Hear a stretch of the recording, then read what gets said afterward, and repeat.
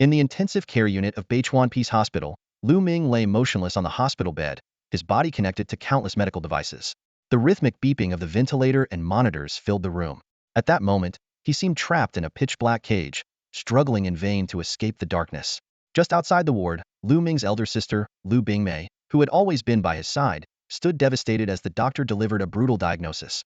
"I'm sorry, we've done everything we can. The patient is in a vegetative state, and the chances of recovery are extremely slim." Clenching her fists tightly, Lu Bingmei resolutely declared, "Well, continue the treatment, no matter the cost." But the doctor only shook his head with a sigh before turning and leaving. Meanwhile, within the darkness that enveloped Lu Ming, he faintly sensed a mysterious call. Though distant, it was distinct and resonant. The source of this voice originated 69 meters below Peace Hospital, in a secret research facility. Inside the lab, all eyes were fixed on a mysterious black box resting on a central platform. This enigmatic object, brought back from Pluto by the Blue Spirit Star Explorer, resembled a rectangular DVD player. Its surface was jet black, unblemished, and adorned with intricate patterns that occasionally shimmered with an eerie blue glow. Dubbed the Black Box, this artifact was made of unknown materials not native to Blue Spirit Star, and its age was impossible to determine. It appeared perpetually pristine. Since its arrival on Earth, it had caused a global sensation among scientists, yet its secrets remained elusive. The object was a solid mass of a peculiar metallic substance, without seams or openings, impervious to damage, and resistant to internal scans. While researchers were at their wits' end, a specially crafted brainwave detector unexpectedly printed outlines of incomprehensible code. When the uniquely designed detector was connected to the black box, something extraordinary occurred. The lab was suddenly engulfed in flashes of electricity before plunging into darkness, leaving only the black box emitting a dazzling blue light. Within the glow, a vision of a collapsing world emerged. The energy ripple extended upward to Beichuan Hospital. All lights flickered off and on again, unnoticed by most. Yet, a faint trace of blue light silently traveled along the electrical circuits. In the ICU, Lu Ming, still trapped in darkness, heard a strange screeching sound. Moments later, a burst of blue light exploded before his eyes, banishing the darkness and leaving him dazed. When his vision returned, Lu Ming found himself standing outside an imposing ancient castle.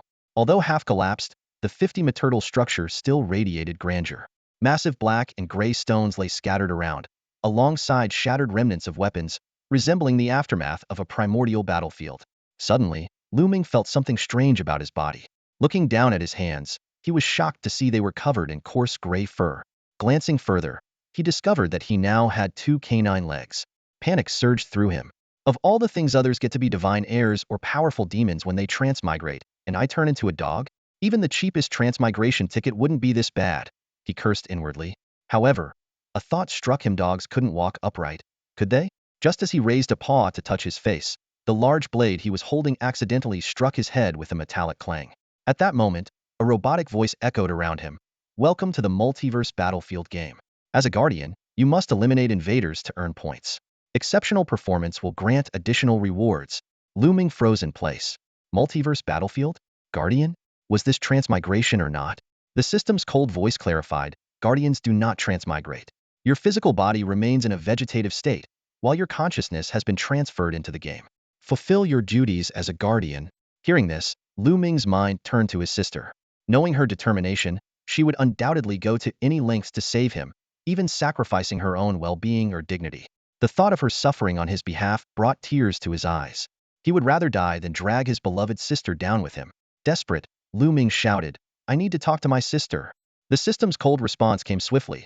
Guardians with high performance ratings have a chance to earn rewards that include limited communication with one person in reality. However, revealing any details about the multiverse battlefield will result in immediate erasure. Lu Ming's eyes burned red with emotion, his breathing heavy. A defiant grin spread across his face. "Fine. Then let's start this damned game already." The system replied indifferently, "The multiverse has not yet been activated. Please wait." Stunned, Lu Ming bent down, picked up the blade, and hurled it skyward in frustration. "Screw you and your stupid system. Just wait till his tirade was cut short as the blade landed point first in the ground beside him. He slumped to the ground in defeat, only to yelp and leap up when his tail got caught beneath him. Muttering curses under his breath, he retrieved the blade and began to assess his situation. How am I supposed to guard anything if the game hasn't even started? What am I supposed to do? Fight the invaders? He soon calmed himself and began to analyze his predicament.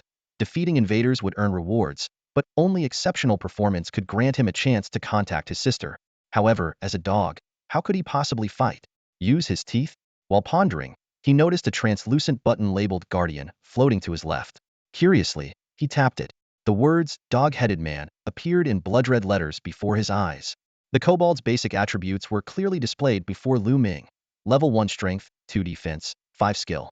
Among them, the Mad Dog Blade technique could increase strength by 1 point, and the stronger the strength, the higher the damage. This unique skill, if mastered to its peak, could dominate battles. Additionally, the kobold possessed the innate talent, keen sight and hearing, granting exceptional visual and auditory abilities. Its initial kill points were 10, with an experience value of 0-100. Looking at the attribute panel, Lu Ming frowned. Although he understood that the kobold was a purely physical damage dealer with no need for magical abilities, the negative intelligence score deeply displeased him. Without hesitation, he allocated 1 point to intelligence and the rest to strength. The updated attributes now read: Strength 11, Intelligence 1. After closing the Guardian's information panel, Lu Ming lowered his gaze to examine the weapon in his hand. The system immediately displayed: Refined Steel Great Cleaver, Attack 5. He gave the meter-long cleaver a few test swings, finding the grip satisfactory. However, with no one around in the immediate vicinity, he wondered when he might finally encounter an opponent. Meanwhile, in the underground research facility outside, the backup power supply had activated, restoring normal lighting. A group of researchers gathered around a now deformed black box, engaged in heated discussions. The box had automatically opened, revealing a dense array of connection ports, though no one could discern their purpose. Some speculated they were for plugging in headphones or video cables, while others guessed they might be data transfer interfaces. Amidst the ongoing debate, a young research assistant suddenly widened his eyes in realization. Isn't this the connection port for matching brainwaves and neural reflex processors? The room fell silent as every expert turned to stare at him like wolves eyeing prey. What do you mean? Explain. Swallowing nervously, the assistant hesitated before explaining. Have none of you ever played fully immersive holographic games? The kind where you need to wear a gaming helmet to experience it. The experts exchanged bewildered looks, clearly unfamiliar with the concept. An older researcher admitted, "We spend all day buried in research. Who has time for games?" "Wait, I actually brought some equipment with me," the assistant said, dashing out of the room. He soon returned with a professional gaming backpack. From it, he pulled out a palm-sized processor and a gaming helmet, placing them on the table. "Look, this connector is identical to the one on the box." After repeated comparisons, the experts confirmed his observation. As a result, the assistant was immediately promoted to a full-fledged researcher and was honored with the role of the first test subject. When the gaming helmet was forcibly strapped to his head, the newly minted researcher regretted everything. Had he known these cunning old foxes would exploit him this way, he would never have revealed the truth. But it was too late to turn back. Now had become the first guinea pig. As the device powered on, he trembled slightly from nervousness. In the next moment, he found himself standing amidst the ruins of a collapsed ancient castle. Massive stone blocks were scattered around, and a decaying stench filled the air, as if he had stepped onto an ancient battlefield. Being an experienced gamer, he curiously touched the nearby stones, even pressing his face against them to examine them closely. What shocked him was that the tactile and visual effects were flawless and indistinguishable from reality. The researcher kicked the ground and immediately felt a sharp pain shoot through his foot. He greedily took a deep breath, his eyes gleaming with excitement. Now this is a real gaming experience. Way better than those laggy, blurry knockoffs on the market. Before he could finish his thought, a startling realization hit him. Had appeared here directly, without going through any character creation, face customization, class selection, or even talent testing. It was as if he had been instantly transported to another world. A sudden chill ran down his spine. He looked down and saw that, apart from a pair of barely there undergarments, he was completely naked. No starting gear at all? Is this some kind of zero-resource survival mode? He glanced around. There's not even a world introduction. Could it be that I'm the first player in this world? To test the realism of this world, he bent down, grabbed a handful of dust, and brought it to his nose for a sniff. A second later, a violent sneezing fit overtook him, tears streaming from his eyes. The discovery left him cautious. Such an authentic bodily reaction far exceeded the limits of any game he'd ever encountered. As he moved forward, he stopped beside a broken blade over 3 meters long. After close inspection, he scraped off some rust, sniffed it, and even gave it a tentative lick. Confirming it was real metal, he was completely dumbfounded. The level of detail and taste and smell was something Blue Spirit Star's current technology could never hope to replicate. To push his experiment further, he used a piece of rock to cut his palm. Blood trickled from the wound, and the sharp pain was undeniable. This goes way beyond the scope of a normal game. Could this really be another dimension? I just wonder if my body in the outside world will show this injury too. As he was lost in thought, a howling sound broke the silence. By now, he had left the ancient castle and was near its outer walls. The sound seemed to come from beyond the wall. Cautiously, he approached a collapsed gate and pressed his ear against it, listening carefully. The surroundings suddenly fell into an eerie silence. Puzzled, he hugged the wall and slowly peeked out. In the distance, a foggy, undeveloped area stretched out like a gray void. To his left, however, a grotesque dog-like head loomed over him, staring down with a chilling grin curling at the edges of its mouth. Holy! The researcher barely managed a startled curse before Lu Ming grabbed him by the neck and dragged him out. As it turned out, Lu Ming had been practicing his blade techniques when he detected movement using a special skill. Since an invisible barrier at the gate prevented entry, he had lured the intruder into revealing themselves. Lu Ming opened his massive jaws, his long tongue hanging out, and asked in a garbled voice about the time in the outside world. To the researcher, however, it all sounded like a series of incomprehensible growls. Are you an NPC or a monster? The researcher stammered, trembling. Lu Ming raised his cleaver and smacked it against the researcher's head with a loud thud. Answer my question, or I'll eat you. Unfortunately, the researcher couldn't understand a word he was saying. Judging from the panicked expression on his face, Lu Ming realized communication was futile. With a slight twist, he snapped the researcher's neck, raised his blade, and swiftly struck. With a crisp crack, the researcher's terrified head rolled to the ground. His body quickly dissolved into scattered points of light. Lu Ming opened the warden's interface to check his kill count had finally gone from 0 to 1100. Lu Ming, who was reviewing the information, suddenly felt an unusual movement behind him. Although he had already patrolled the area and confirmed that there was nothing but the collapsed castle and that the gray mist zone was inaccessible, this strange sensation still put him on high alert. Instinctively, he swung his machete backward, only to strike nothing but air. As he turned, Lu Ming froze and Saprizia miniature kobold stood before him. This creature, just over a meter tall, looked exactly like the kobolds he had encountered before. Canine legs below, a human-like upper body, and a dog's head on top, but its size was significantly smaller. It had a piece of tattered cloth loosely wrapped around its waist, a listless tongue hanging out, and it gripped a wooden stick in its hand. What was even more baffling was that this little creature entirely ignored Lu Ming's presence. It walked past him as if the towering 2.5-meter man was nothing but air. Its behavior was peculiar. It moved mechanically in circles at the castle's entrance, much like a wild animal patrolling its territory. To test it, Lu Ming gave it a direct kick. The small kobold rolled a few times, but showed no reaction. It got back up and resumed its original route, as if nothing had happened. Meanwhile, inside the ancient castle, at the exact spot where the young researcher had previously appeared, a circular area with a 100-meter diameter abruptly became smooth and emitted an eerie blue glow, resembling some kind of coordinate marker. Massive stones were pushed aside by an invisible force, clearing the space for this strange phenomenon. Leaning against a wall, Lu Ming observed the tiny kobold strutting around with its wooden stick, exuding an oddly arrogant demeanor. His mind began to race, pondering the creature's sudden appearance. He speculated that it might be connected to the young researcher who had just been killed. At the same time, in the underground research facility, the young researcher Zhang Chun, known as First Blood, had regained consciousness. Like someone saved from drowning, he gasped for air, his first instinct being to touch his neck. Confirming that his head was still attached, he collapsed into his chair. His unusual reaction immediately drew a crowd of experts, all eager to investigate and question him. As an old professor with a penchant for rambling leaned in, Zhang Chun suddenly erupted. Grabbing the man by the collar, his voice trembled but carried a sharp edge of menace. Do you understand, Professor Tom? I just died. So shut your damn mouth, or I won't hesitate to knock out all your fake teeth. The room fell into dead silence. The shock wasn't just due to a junior researcher daring to insult a senior professor, but also because of Zhang Chen's startling claim of having died once. Once the tension subsided slightly, Zhang Chun steadied his shaky legs and began to speak, his voice still quivering. He recounted how, through the brainwave equipment, he had entered a world that was unbelievably real. Every sensory experience there was vivid, down to the tiniest speck of dust that could make him sneeze. The revelation caused an uproar within the research facility. Everyone struggled to contain their excitement, eagerly awaiting Zhang Chen's next words. With bloodshot eyes, Zhang Chun scanned the faces of everyone present. I thought it was a real world. Zhang Chen's voice trembled slightly. Then I encountered a monster with a huge dog head. It killed me.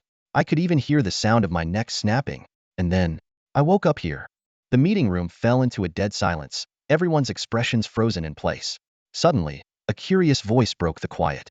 Could it be the legendary concept of a world within a world, where a single flower or blade of grass holds an entire universe? Is there a new world hidden inside, waiting for us to explore? Zhang Chun shook his head with a bitter smile. It's not that simple. My body in the real world is completely unharmed, but the sensation, it felt more real than any game, far beyond the capabilities of our current technology. He stood up and walked over to the projector, quickly operating the computer. Soon, a series of astonishing images unfolded on the wall.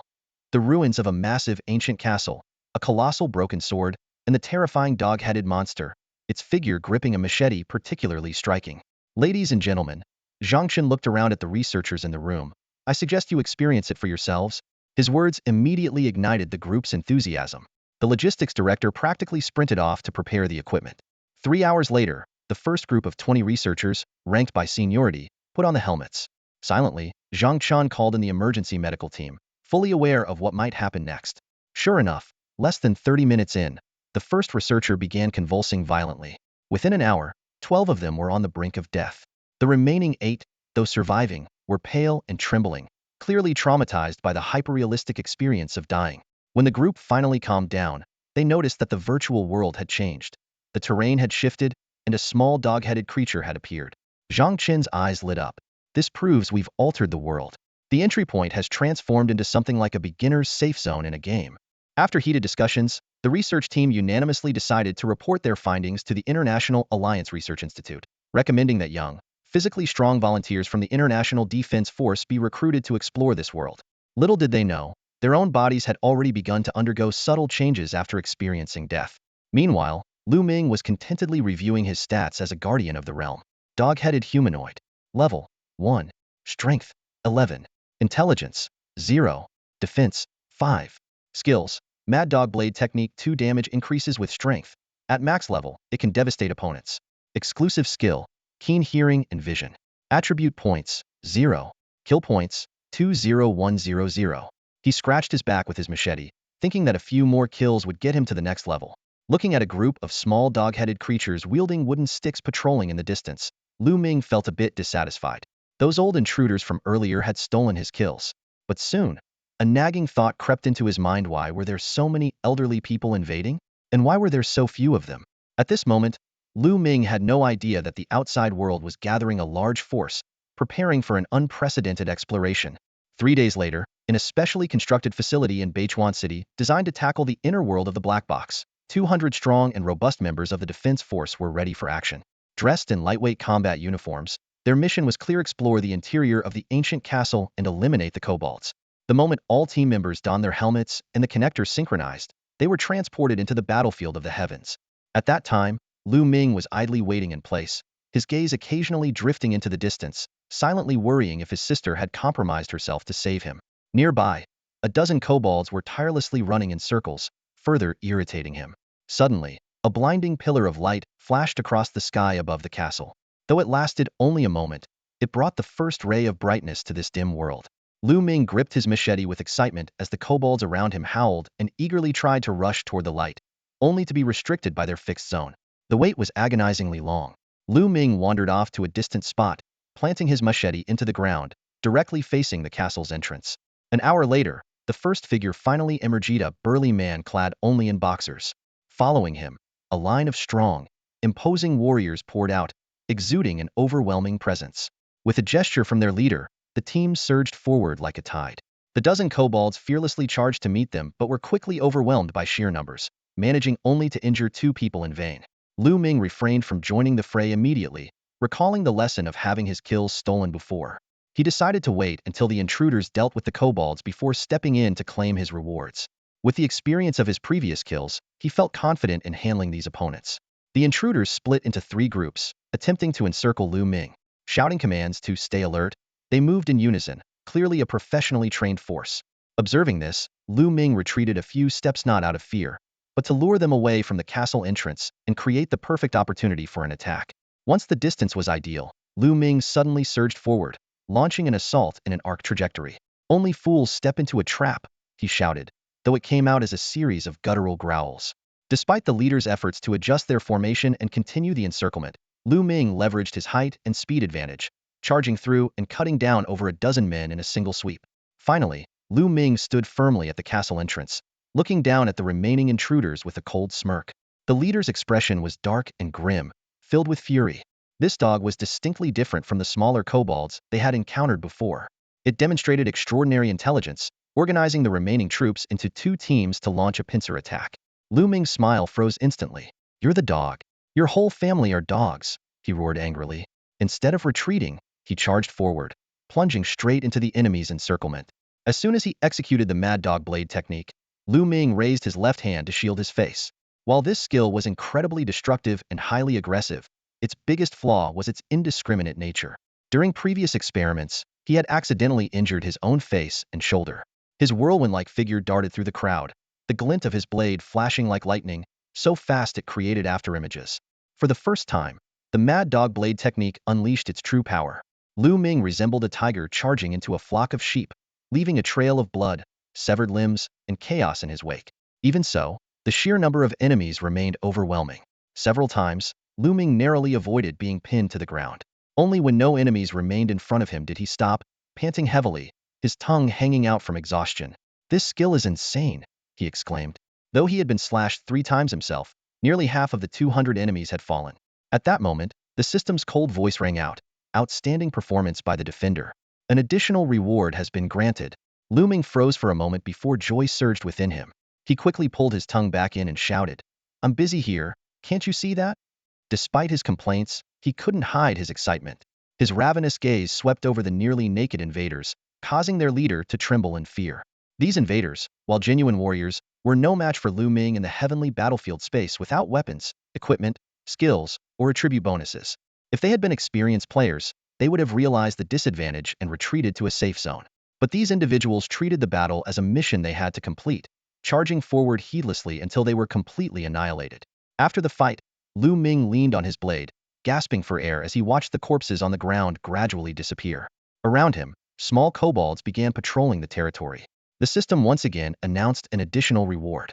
Checking his defender stats, Lu Ming first accepted 2 fist-sized gift boxes and noticed that his kill points had reached 217,100, qualifying him for an upgrade. Upon selecting the upgrade, his stats changed. The kobolds leveled up to level 2, with overall attributes significantly improved, except for intelligence, which remained at 0. This made Lu Ming wonder if this race had traded intelligence for strength. Eagerly, he opened the first gift box, revealing a simple bracelet that granted 1 strength. While it wasn't the item he had most hoped for, it was still a welcome gain.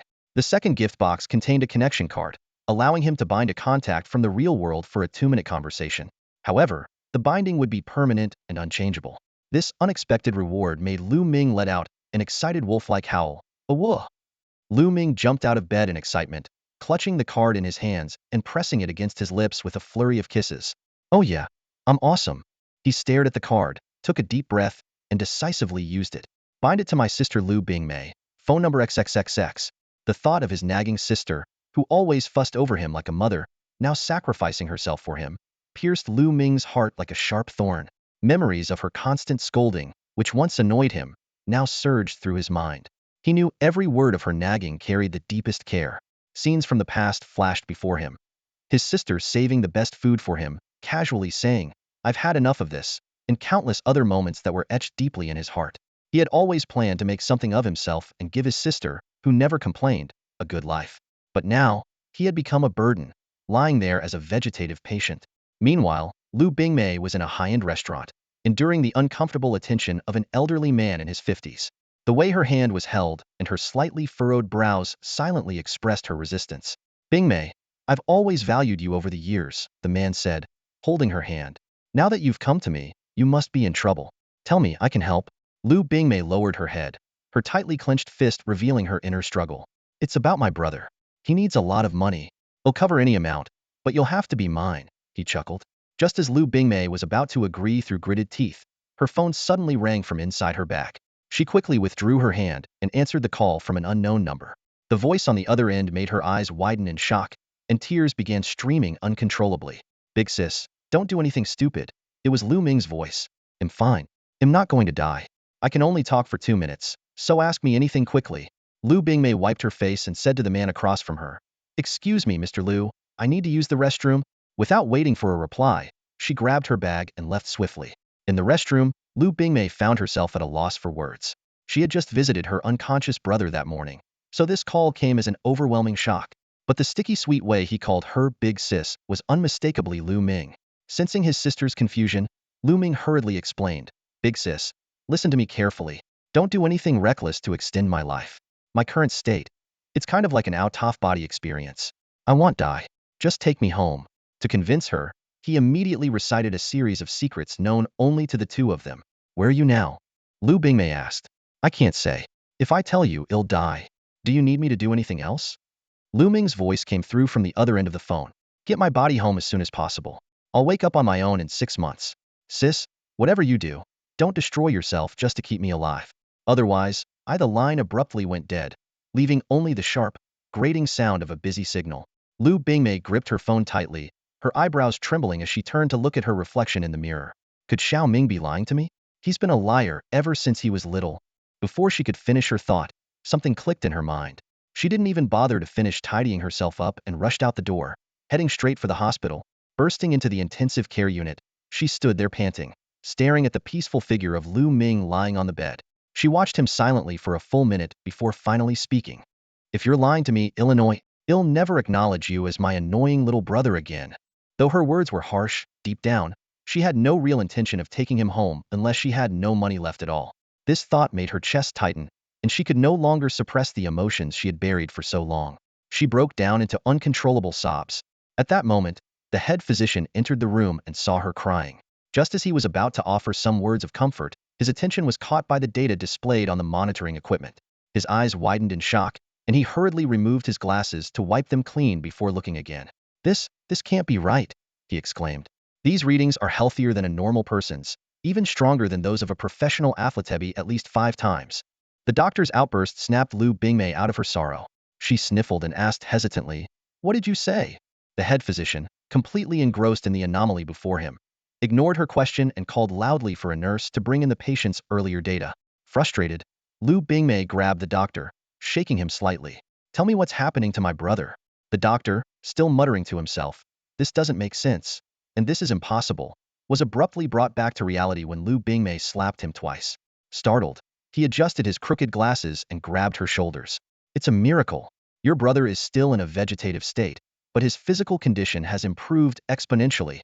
Lu Bingmei froze. "So, he's fine now? Then why hasn't he woken up?" A nurse hurried in with the medical records, and the head physician frowned as he compared the data. 3 days ago, he was critically weak, but today, his stats are nearly 10 times stronger. He strode over to Lu Ming's bedside to examine him.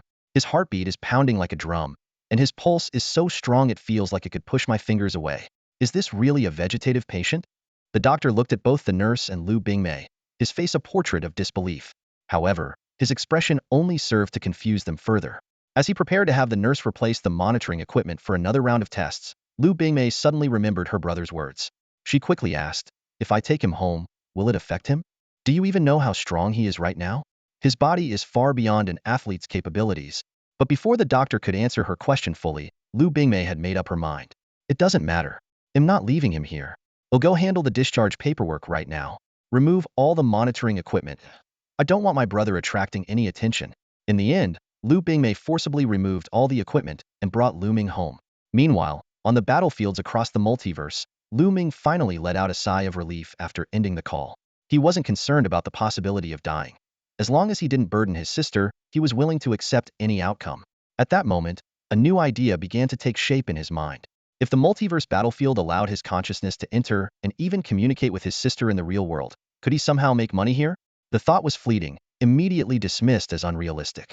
But just as Lu Ming felt a twinge of disappointment, the outside world was already abuzz. A research institute had just announced a high reward for anyone who could conquer the Kobold dungeon. Inside the research institute, a heavy atmosphere weighed on everyone. Though the 200 soldiers of the International Defense Force didn't end up in a near-death state like the elderly professors, the outcome was still devastating: a complete annihilation. Among them, 197 perished in battle, while 3 tragically fell to their deaths while exploring higher ground. This explained why Lu Ming's kill count was only 197.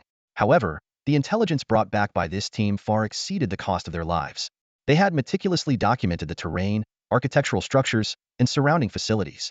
Most importantly, they uncovered the true combat capabilities of the dog-headed creature.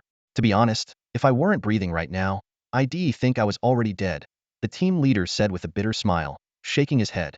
If we had been fully armed, the result would have been completely different. His words were a straightforward summary of the battlefield from a soldier's perspective. Suddenly, the leader seemed to recall something significant. One more thing, the creature appears to possess intelligence. It's entirely different from the smaller dog-headed beings we've encountered before. It showed distinct human-like traits, like baring its teeth. The others present didn't pay much attention to this statement after all. Baring teeth seemed like a typical behavior for a dog-headed creature. Little did they know that soon enough, this so-called dog-headed monster wouldn't just bare its teeth, but would even flip them off with a middle finger to taunt them. Newly recruited researcher Zhang Chen locked eyes with the team leader. If we increase our manpower, could we eliminate this dog-headed creature blocking our path? The team leader contemplated for a moment before shaking his head. Without weapons, increasing numbers won't make much of a difference against such a powerful being. Unless we deploy thousands, tens of thousands, or even more, its speed and strength make it impossible to surround and kill. The room fell into a dead silence. No one had expected to be stopped in their tracks by just one dog-headed creature. Yet, this conversation sparked a new idea in Zhang Chen's mind. I could reach out to a specialist I know, have him sign a confidentiality agreement, and analyze the situation from a professional perspective. If it's feasible, we might be able to solve this problem with a bounty. While most of those present were top-tier researchers, under these unusual circumstances, they had no choice but to give this method a try. Soon enough, Zhang Chen reached out to a middle-aged man through special channels.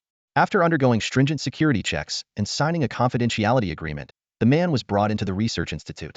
Let me introduce everyone. This is Lin Xiang, a renowned game analyst. Hello, everyone. Lin Xiang greeted them, looking somewhat puzzled. He had assumed he was being brought to a gaming company, but instead, he was met with lab-coated researchers and fully armed soldiers. The scene made him glance at Zhang Chen with suspicion, thinking, "Are you selling me out? This setup looks like some kind of experiment is about to happen." Noticing Lin Xiang's unease, Zhang Chen quickly explained the situation. Once Lin Xiang fully understood, his eyes lit up. "Wait, are you telling me today's technology can create a game like this?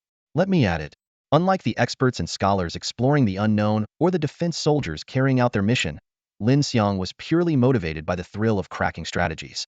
Once all the equipment was set up, the seasoned game analyst completely disregarded the warnings about real-life dangers. To him, it was simple. It's just a game. Who hasn't died in a game? Every guide is built on players dying over and over again. Skills, items, hidden quests, hidden maps, none of these game elements can escape the player's insatiable curiosity.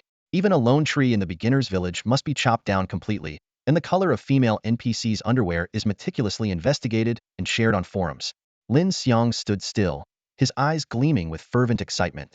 In stark contrast to the cautious, hesitant demeanor of the previous two groups of testers, his enthusiasm was so intense that it made everyone present start to question. Could this be the proper way to experience the black box? Before they could find an answer, Lin Xiang's consciousness had already entered the battlefield of the heavens. Though his heart brimmed with curiosity, as a professional game analyst, he quickly composed himself and prioritized gathering data as his primary objective. He carefully observed his surroundings and began conducting a series of tests. Physical capabilities, sensory perception, gravity feedback, attack responses, everything felt so real it was almost overwhelming.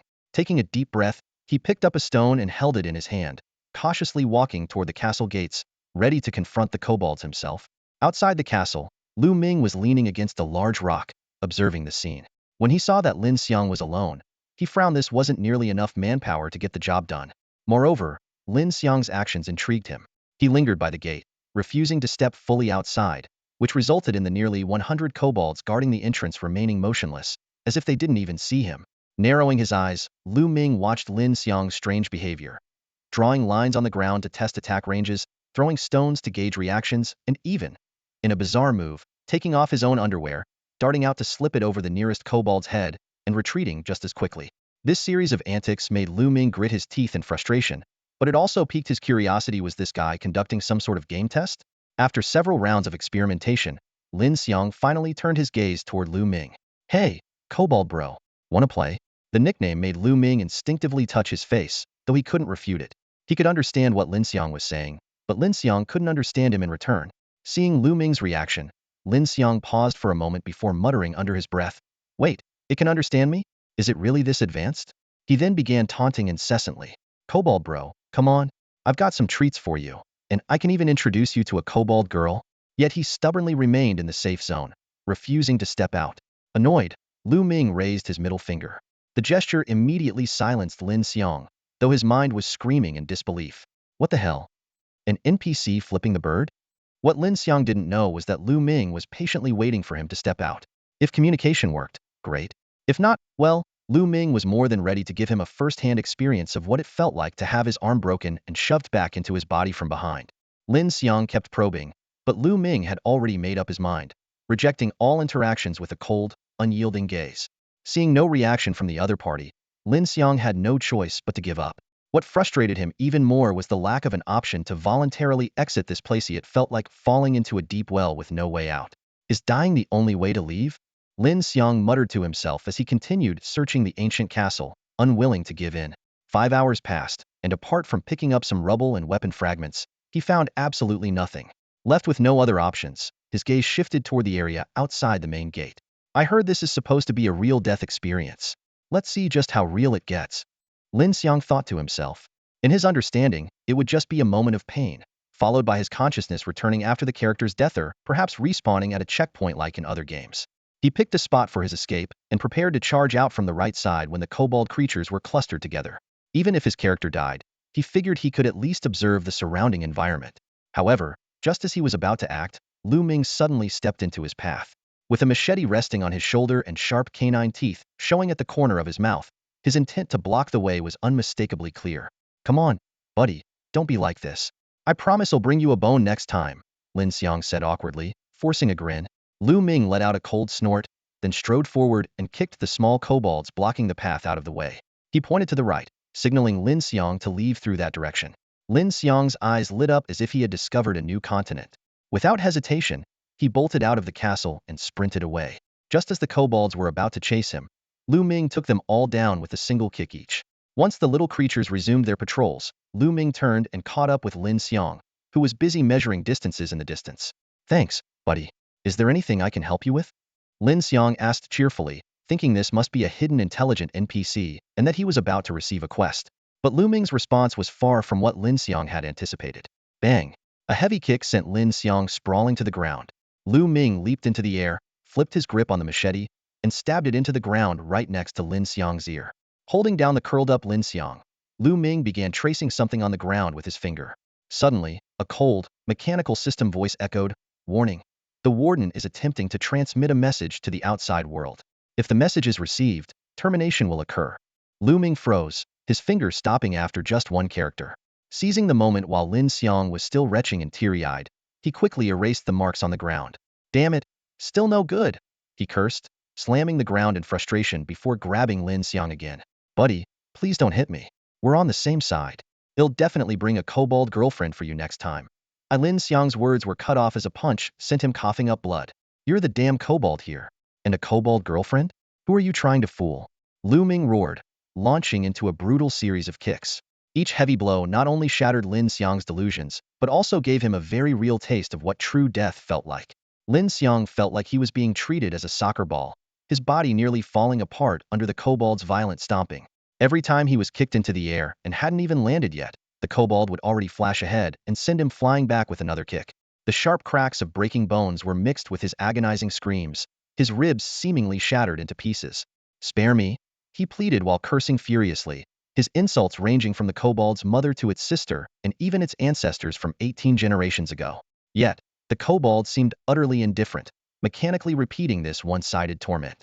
What Lin Xiang failed to notice was that every time he insulted the kobold's family, especially when he mentioned its sister, Lu Ming's eyes grew colder and colder. Suddenly, Lu Ming bent down and grabbed Lin Xiang by the hair. In his terrified gaze, a gleaming machete flashed through the air. With a chilling crack, Lin Xiang's left arm was severed and fell to the ground. His shoulder was already numb, so much so that he couldn't even feel the pain of losing the arm. He stared blankly as the kobold picked up his severed limb. Moments later, a sharp, searing pain shot through him from behind, like an electric current coursing through his entire body. Lin Xiang's eyes nearly bulged from their sockets, bloodshot and wide open. His mouth agape to its limit, but unable to utter a single sound. Just moments ago, he had scoffed at the so-called experts and warriors. Now, he was experiencing firsthand what true death felt like, an enhanced, more excruciating version of it. When it was all over, Lu Ming, holding the blood-stained machete, walked toward the castle gate. This kill not only confirmed the impossibility of communication, but more importantly, it revealed Lin Xiang's identity game analyst.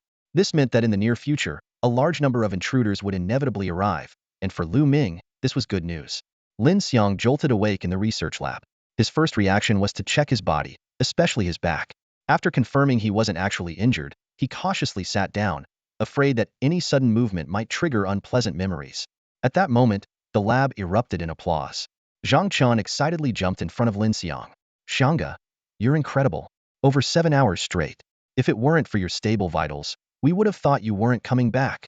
Despite the praise from everyone around him, Lin Xiang suppressed his inner grievances and barely maintained his demeanor as a seasoned expert. Hoarsely, he asked the question that had been bothering him the most. "How? Did you all die before?" The answer only deepened his frustration. Others had either been cut in half or decapitated, all killed instantly. Lin Xiang couldn't help but cry out internally. Why was I the only one subjected to such brutal torture? Once he calmed down, Lin Xiang shared all his findings, carefully omitting the gruesome details of his own death. He described in detail the characteristics of the castle as the starting point, the boundaries of the safe zones, the number of kobolds, and the available weapons. Finally, he took a deep breath, suppressing the painful memories. To develop this world, individual players or small teams won't be enough. I suggest turning it into a game platform, maybe even offering rewards to high-level players to conquer it. With that, he clutched his aching backside and hurried off to the restroom. After Lin Xiang left, his suggestion was quickly approved. The reason was simple. The black box was in the hands of the International Research Institute, which was the key. No one would be allowed access to the core system. With an existing platform and the influence of the International Alliance, global coverage could be achieved within months. All they needed to do was set up the data output interface and a forum. As for the rewards, if it brought in valuable data, it could certainly be considered. After returning from the restroom, Lin Xiang was stunned by the scene before him. A formal employment letter neatly placed on the table, boldly stating the position of part-time planner. The job came with an exceptionally generous salary and benefits, marking his official entry into the ranks of the International Alliance as a civilian gaming expert. However, the offer carried an implicit coercion. Refusal to sign would mean facing imprisonment for confidentiality reasons. Without much hesitation, Lin Xiang signed his name on the agreement. Applause erupted instantly, and Zhang Chun enthusiastically gave him a hug, exclaiming, "Xiang, you never fail to amaze." "Haha." Lin Xiang returned a polite smile, though only he knew that while he wasn't physically injured, a certain part of him still ached faintly. With the backing of the International Alliance, a new game aimed at deciphering the mysteries of the black box world was born. Since it was still in the testing phase, the game remained unnamed and had not been publicly released. Leveraging his connections, Lin Xiang, under the banner of the International Alliance, invited some of the world's top teams to participate in the testing. However, everyone overlooked a crucial detail. Being recognized by the International Alliance was an extraordinary honor. The news spread like wildfire, causing a stir online. Was the International Alliance developing a groundbreaking game? Speculations ran rampant. Some claimed it was alien technology, while others referred to it as the mythical Sumi space left by immortals. These wild guesses, though seemingly absurd, unexpectedly came close to the truth. The controversy escalated, with some even threatening offline confrontations. Fortunately, the International Alliance issued an official statement in time, explaining that the initiative was merely a talent recruitment effort for human health research. This managed to quell the uproar temporarily, though few truly believed the explanation. 7 days later, everything was ready. The new facility was spacious, the equipment state-of-the-art, and the services impeccable. The black box and the experts remained behind the scenes, while Zhang Qian and Lin Xiang, as authorized representatives, stood at the forefront. The first visitors were the Dragon God Guild, the strongest guild from Yin Nation. Renowned for their dominance in international competitions, this team, like other players from Yin Nation, often faced resistance due to their unique gameplay style. They were known for their unity, passion, and fearless determination, but also for their cunning and ruthless tactics. What left a lasting impression on players worldwide was the infamous Last Charge incident. When a Yin Nation player was repeatedly killed by an opposing faction and sought help online, within just an hour, players from Yin Nation, led by the Dragon God Guild, spontaneously organized a breathtaking counterattack against their foes. At the time, few understood the true meaning of Last Charge, but after this gaming war concluded, the weight of the term became enough to send chills down anyone's spine. It turned out, the so-called Last Charge meant the players from Yin Nation surged into the battlefield like an unstoppable tide, their numbers not only unwavering but increasing by the minute. They roared like bloodthirsty beasts, their deafening cries echoing through the air as they charged relentlessly at their enemies. The battle raged on for 3 days and 3 nights until every member of the opposing nation's faction finally withdrew from the game in complete surrender. This epic confrontation not only showcased the unity and ferocity of Yin Nation's players, but also established their unyielding, fight-to-the-death image of iron will. Meanwhile, in the reception room, Dragon God Team Captain Munyo was having an in-depth conversation with Lin Xiang. As a trusted ally, Lin Xiang shared all the internal information without reservation. He spoke of the astonishing combat abilities of the kobolds and their emotionally charged gestures, such as flipping the middle finger, which hinted at a certain level of intelligence. He particularly emphasized the terrifying realism of the in-game death experience. After hearing all this, Munyo fell into deep thought. The next day, the operation officially began. In the morning, the King Guild from the Free Nation arrived on time, and by noon, Europa's Son of God also appeared as scheduled. Lin Xiang distributed detailed dossiers to everyone present and, after a brief explanation, initiated a discussion about the entry sequence. Being leaders of their respective factions, none of them were willing to concede priority. Ultimately, they decided to take turns entering the battlefield. The two visiting leaders both glanced at Munyo, but he simply leaned back leisurely on the sofa and remarked, "This is my territory. As the host, it's only proper to let the guests go first." With that, the King Guild's leader, the knight, eagerly led 300 elite members as the first group to enter the heavenly battlefield. Meanwhile, Lu Ming, who had been waiting on the battlefield for some time, saw a white beam of light rising from the direction of the ancient castle. He immediately sprang to his feet, gripping his machete tightly as he dashed toward the entrance, determined not to miss the chance to score a kill. Inside the ancient castle, however, the knight and his team found themselves in a dire situation. Clad only in undergarments, they had no equipment, no potions, and not even the most basic game tutorials to guide them. What was even more unsettling was how disturbingly real everything felt. Tests confirmed that falling from a height would result in actual death, stones striking the body would cause real bleeding, and the pain was indistinguishable from reality. After confirming the environment's authenticity, the knight immediately ordered everyone to search for usable weapons. Soon, all 299 members managed to arm themselves with stones. They had hoped to find weapon fragments, but even the smallest pieces were over 2 meters long, a meter wide, and weighed hundreds of pounds, completely impractical to wield. When the group assembled at the castle entrance, the knight raised his basketball-sized stone high and shouted, "For glory!" as he led the charge out of the safe zone. However, before he could finish his rallying cry, a sudden flash of a blade sliced through the air, cutting him cleanly in half. The moment the chaotic battle erupted, the air was filled with deafening roars and agonized screams. Blood splattered everywhere, severed limbs flew through the air, and the scene was utterly gruesome. The 299 warriors of the Knights Guild were utterly annihilated in less than 20 minutes during this one-sided massacre. Although the kobolds emerged victorious, their losses were severe as well, leaving only 7 survivors. Rubbing his head, which was still aching from being struck by a rock, Lu Ming felt a strong sense of dissatisfaction with the kobolds who had stolen his kills. Opening the Guardian information panel, he saw the progress. Kill points 316150 to level up. So many enemies, and I barely got 200 kill points? He muttered angrily, glaring at the kobolds patrolling the territory. If he could, he would have taken them all down for stealing his kills. Adding to his frustration, there wasn't even an extra reward this time. Feeling somewhat reluctant, Lu Ming chose to level up. The information panel glowed brightly, revealing the updated stats. Kobold, level 3. Strength, 151. Intelligence, 0. Defense, 7. Skills, Rapid Blade Technique 5 Attack 10. The stronger the strength, the greater the damage.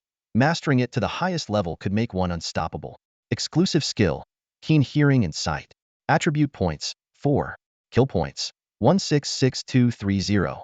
Looking at the panel, Lu Ming suddenly remembered that he had forgotten to assign attribute points last time in his rush to contact his sister. Without hesitation, he allocated all 4 points to strength, bringing it up to 20. This upgrade continued the trend of improving all attributes except intelligence. Closing the panel, Lu Ming began pondering 2 questions. Why he hadn't received any extra rewards, and how this group of foreigners had managed to enter this place. Meanwhile, the members of the King Guild, who had just been completely wiped out, were in utter disarray. The fear of death had driven many to the brink of losing their sanity, with some even breaking down in tears. As the guild leader, the knight was particularly frustrated, recalling how he hadn't even seen the enemy clearly before being struck down. Clenching his fist in regret, he muttered, "No decent equipment, and they call this a game?" The Son of God from Europa, though equally tense, managed to maintain some semblance of composure. "It's just a game. Even if it's our first run, it shouldn't scare people into losing their minds," he reasoned. However, The terrifyingly realistic experience of death left the entire King Guild reluctant to discuss it further. Just as the Son of God was preparing to rally the group, Munoz suddenly came up with a brilliant suggestion. Since we have that pair of underwear, why not use it to win? Maybe it's the key to clearing this level. The knight and the Son of God exchanged incredulous looks, their expressions clearly saying, "Don't even try to trick me." But upon further thought, the knight realized it was the only usable item they had. Reluctantly, he decided to take the lead and gather information to share with the team. When the knight re-entered the battlefield, Munyo and Lin Xiang couldn't contain their laughter, tears streaming down their faces. The Son of God rubbed his face in exasperation. "Mu, you're obviously messing with him, aren't you?" However, to everyone's surprise, the knight's venture actually led to a new discovery. When he returned, his expression remained dark and grim. Without a word, he delivered a heavy punch to his old acquaintance, Munyo. Yet, in an uncharacteristic shift, he began sharing his discovery in an exaggerated tone. That pair of briefs wasn't entirely useless after all, at least it had a little stat boost, defense one. More importantly, we now have an identity invaders. The most critical part is that the game has already set up a resurrection point inside the castle in such a short time, and we can now voluntarily exit the game. After finishing his explanation, the knight immediately turned to Lin Xiang, his eyes filled with inquiry. Was there an upgrade in the background? Although Lin Xiang was equally puzzled, he answered according to the original plan. No, this game is entirely autonomous. You can think of it as intelligent evolution or something similar. The developers only handle maintenance and don't participate in any management. These words sparked different interpretations among Munyo and the other two. No operators, no hidden masterminds monopolizing the market, everything seemed free. But could something this good really exist? As a local player, Munyo voiced the question on everyone's mind. No in-game store? No monopolization of funds or items? Not even restrictions on playtime? Lin Xiang spread his hands. Completely open, no restrictions of any kind. The only prerequisites are being in good health and signing a waiver. This statement instantly ignited enthusiasm among the three guild leaders. No official restrictions meant a brand new, untapped world waiting to be developed. As the first wave of pioneers, they could even carve out their own territories and construct buildings. Just as Munyo was about to rise, he was stopped by the Son of God. "Mu, it's my turn now." 2 hours later, the Son of God returned, his attempt with 300 members ending in failure. "Oh God, we can build houses in the safe zone, but we can't get past that kobold outside the gate. Going out there means instant death." The despair of being killed in a blink. Munyo then led his team to try as well, only to return with nothing but a beheading experience. Rubbing his neck, he chuckled bitterly. By this point, all three guilds had suffered crushing defeats at Lu Ming's hands. Meanwhile, within the battlefield of the heavens, Lu Ming, having just dealt with 2 waves of invaders, was reviewing his guardian stats. Kill points, 520,230 upgradable. Stats after leveling up twice. Kobold, level 5. Strength, 271. Intelligence, 0. Defense, 9. Skills, Mad Dog Blade Technique, 7. Attack, 16. The stronger the strength, the greater the damage. Mastering it to the highest level enables indiscriminate slaughter. Exclusive skill, Keen Hearing and Vision. Attribute points, 0. Kill points, 20500. He allocated the newly acquired 4 attribute points into strength, increasing it to 271. Additionally, he obtained a new communication card that allowed for a 2-minute call. Lu Ming carefully stored it away, intending to save it for a critical moment. What Lu Ming didn't know was that his real-world self was growing stronger by the moment. The 3 major guilds had been forced to unite, vowing to eliminate the kobold blocking their path. Meanwhile, the International Alliance had approved a special bounty. Although the initial reward was only 2 million and had not yet been announced, with the battlefield of the heavens not fully operational, all factions were gearing up, ready to take down Lu Ming outside the castle. The first wave of intruders who ventured into the ancient castle met their demise, not a single one escaping the deadly swing of Lu Ming's massive cleaver. Even after reviving, the despair of experiencing true death lingered in their hearts. After a heated discussion, the 3 major guilds resolved to launch a united assault the next day, vowing to take Lu Ming's head. The following morning, Lu Ming was casually using a few kobolds as cushions to rest when a brilliant pillar of light shot up from within the castle. "Visitors," he muttered softly, rising to his feet. With a wave of his hand, he signaled nearly 500 kobolds to form ranks at the castle gate. Before long, the 3 guilds' neatly organized forces came into view. Over 900 players stood facing Lu Ming from a distance, exuding murderous intent. Little did they know, Lu Ming had leveled up twice more since the previous day, with his defense stat now reaching 9, making it virtually impossible for this unarmed horde to break through. Standing behind the kobold formation, Lu Ming's gaze swept over the intruders who had screamed and wailed under his blade just the day before, now regrouped for another attempt. He slowly turned to the side, raised his chin, and glanced down at the three guilds. Suddenly, a grin spread across his face. Sticking out his tongue, he raised his right arm and flipped them all a thick, unmistakable middle finger. Son of a... Furious curses erupted from the crowd. We've dominated countless games, and now we're being disrespected by a kobold? Is this guy sentient, or what? A player named Gue Lang shouted. Leaders, when we catch him, don't kill him right away. Let me use my family's ancestral veterinary skills to neuter him first. Laughter rippled through the group. Gue Lang, you're savage, but I like it. Someone nearby quipped. Lu Ming locked eyes with Gue Lang, slowly lowering his middle finger to point at the ground. This blatant provocation ignited the invader's fury. Stones rained down on Lu Ming like a hailstorm, but he remained motionless, letting the projectiles strike his body without flinching. The kobolds, however, scattered in disarray under the barrage. Seizing the opportunity, the 900 invaders surged forward, 200 of them breaking off to engage the kobolds while the rest, armed with stones, charged straight at Lu Ming. Watching these kill-stealers spread out, Lu Ming silently thanked them in his mind. Gripping his cleaver, a smirk tugged at the corner of his lips as he dashed into the fray, undeterred by the hail of stones. His target wasn't the guild leaders leading the charge, it was Gue Lang, the one who had so boldly threatened to neuter him. With a powerful leap, Lu Ming soared 15 meters into the air, descending like a tiger on its prey. He grabbed Gue Lang by the neck and, with a mighty upward slash of his cleaver, split him in two. A blood-curdling scream pierced the air as Gue Lang's body was cleaved in half. The battle erupted in full force. Lu Ming found himself surrounded, enemies attacking from every direction, with some even attempting to strike his vital points. At that moment, he activated his rabid blade technique. Blinding flashes of blade light erupted among the crowd, resembling a flower of lightning blooming amidst the chaos. The sound of slashing filled the air as Lu Ming's figure became engulfed in the dazzling light. Like a tiger descending the mountain into a flock of sheep, he unleashed the opening act of a brutal massacre. Blades flashed and blood splattered. The area in front of the ancient castle had turned into a hellish battlefield, littered with severed limbs and corpses. The air was filled with the cacophony of battle cries and agonized screams. Lu Ming, like a frenzied beast, broke through the encirclement. His fur was soaked in blood, with thick, viscous drops trailing down onto the ground, leaving streaks of crimson behind him. Slowly, he turned around, gripping the blade embedded deep in his left shoulder with his right claw. With a fierce pull, he yanked it out. His left arm hung limp, completely numb self-inflicted injury caused by the chaotic frenzy of his own Mad Dog Blade technique. As his strength attribute increased, the destructive power of the Mad Dog Blade technique had become terrifying. In just a few minutes of carnage, over 300 bodies now lay motionless on the ground. A cold and detached system notification chimed. Outstanding performance by the defender. Extra rewards granted. But Lu Ming paid no heed. He had already succumbed to a berserk state. Gazing at his useless left arm, a chilling thought crept into his mind. If he were to die, would he revive like the other players? If not, it would be a true death. This idea didn't deter him. Instead, it awakened an even fiercer bloodlust. Come on, bring it on. Lu Ming roared, though to the players, it sounded like the savage howl of a wolf. His blood-drenched figure, with fangs stained crimson, stood amidst a sea of corpses, resembling a hound of hell.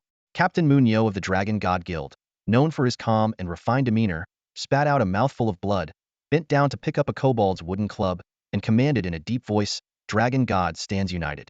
One final charge. No one spoke. The surviving Dragon God players silently stood behind Munyo. The Knights of King, though fearful, gritted their teeth at the sight of Dragon God's resolve. Damn lunatics from Yin Nation. One of them cursed before joining the charge. Members of Hand of God followed suit. No one wanted to show weakness at such a critical moment. Munyo locked eyes with Lu Ming, his gaze steady. Though Lu Ming didn't fully grasp the meaning of final charge, he could feel the unyielding determination radiating from his opponents. Straightening his hunched posture, he licked the blood off the edge of his blade, spat it out, and with the blade clenched in his teeth, raised his right claw's middle finger in a mocking gesture. Munyo chuckled softly at the provocation. Charge! Munyo bellowed, leading the assault with the wooden club in hand. Lu Ming raised his blade to meet them, once again unleashing the Mad Dog Blade technique. In the blood-soaked haze, he cut down the last wave of enemies. However, the relentless use of the technique left him utterly drained, forcing him to lean on his blade to catch his breath. He yanked out fragments of flesh and broken fingers lodged in his nostrils, barely managing to stand. The Dragon God players had been completely annihilated, and only a dozen trembling survivors from the other two guilds remained. Yet what weighed heavily on Lu Ming's heart was the sight of revived players continuously emerging from the castle entrance. At this rate, his strength would inevitably run out, and death would be unavoidable. Lu Ming's entire body tensed, his eyes narrowing into slits. The looming fear of the unknown and the threat of death clung to him like a shadow, had no idea if he would resurrect like these invaders after dying. Watching the invaders in the distance gradually closing in, Lu Ming was acutely aware that the Mad Dog Blade technique was no longer an option. That high-intensity fighting style would exhaust him to the point of collapse before the enemy could even land a fatal blow. Seizing the advantage of their current distance, Lu Ming quickly opened the Guardian information panel. Kill points: 617500 eligible for an upgrade. Without hesitation, he chose to upgrade, and the familiar cold, indifferent voice echoed. Notice: the Guardian is in a severely injured state. Each upgrade restores injuries. A warm current surged through his body, and for once, Lu Ming found that mechanical voice oddly pleasing. But immediately, he asked the question that weighed most heavily on his mind. If I die from severe injuries, will I resurrect like the invaders? The system remained silent. Though the answer was unknown, Lu Ming had begun to form some suspicions, though he couldn't yet confirm them. Taking a deep breath, he flexed his now fully healed left arm and quickly reviewed his upgraded attributes. Kobold, level 6. Strength, 29-1. Intelligence, 0. Defense, 10. Skills: Mad Dog Blade Technique, 9. Attack, 20. Attribute points, 2. Kill points, 117700. After assigning the attribute points to strength, Lu Ming, now back in peak condition, gripped his massive blade tightly. Letting out a furious roar, he charged toward the oncoming tide of invaders. Kill. The battle raged on for 4 brutal hours. By the end of the second hour, King and God's Son, along with 600 players, had withdrawn, most logging off entirely. Yet, the Dragon God Squad, led by Munyo, continued their relentless assault. The continuous high-intensity combat dulled Lu Ming's thoughts, turning him into a pure killing machine. Threat of death? Fear of the unknown? All of it was cast aside. He even forgot to use upgrades to heal his injuries, standing resolutely at the entrance of the safe zone, cutting down every enemy who dared to approach one after another, 2 at a time if needed. By now, Lu Ming was covered in wounds. A triangular gash marred his face, exposing bone beneath the torn fur. His body was riddled with dozens of injuries, all obscured under layers of congealed blood, making it impossible to discern the severity of each wound. It was then that the resurrected Munyo emerged, picking up a stone and hurling it at Lu Ming. The stone missed its mark, but Munyo immediately lunged at the dazed Lu Ming, sinking his teeth into him. The sudden, searing pain jolted Lu Ming awake. Acting on instinct, he raised his blade, only to stop it mere inches from cleaving Munyo's skull. Watching Munyo bite into him like a rabid dog, shaking violently as if trying to tear off a piece of flesh, Lu Ming fell silent. He shook his head vigorously, his gaze sweeping over the numb crowd standing behind Munyo. With a sudden burst of strength in his left hand, Lu Ming flung Munyo off, who was still clinging to him. Noticing the dog hair in Munyo's mouth, Lu Ming thought to himself that this man seemed more like a dog than he did. Under the watchful eyes of the crowd, he slammed the dazed Munyo onto the ground with force and then slowly raised his right thumb upright. Though unfamiliar with these people, Lu Ming couldn't help but respect their unyielding, relentless spirit. Besides, he was already exhausted from the battle and desperately needed a break. Glancing behind him, he noticed the number of small kobold minions had reached nearly 1,000. Turning away from the battlefield, Lu Ming left the remaining fight to the kobolds.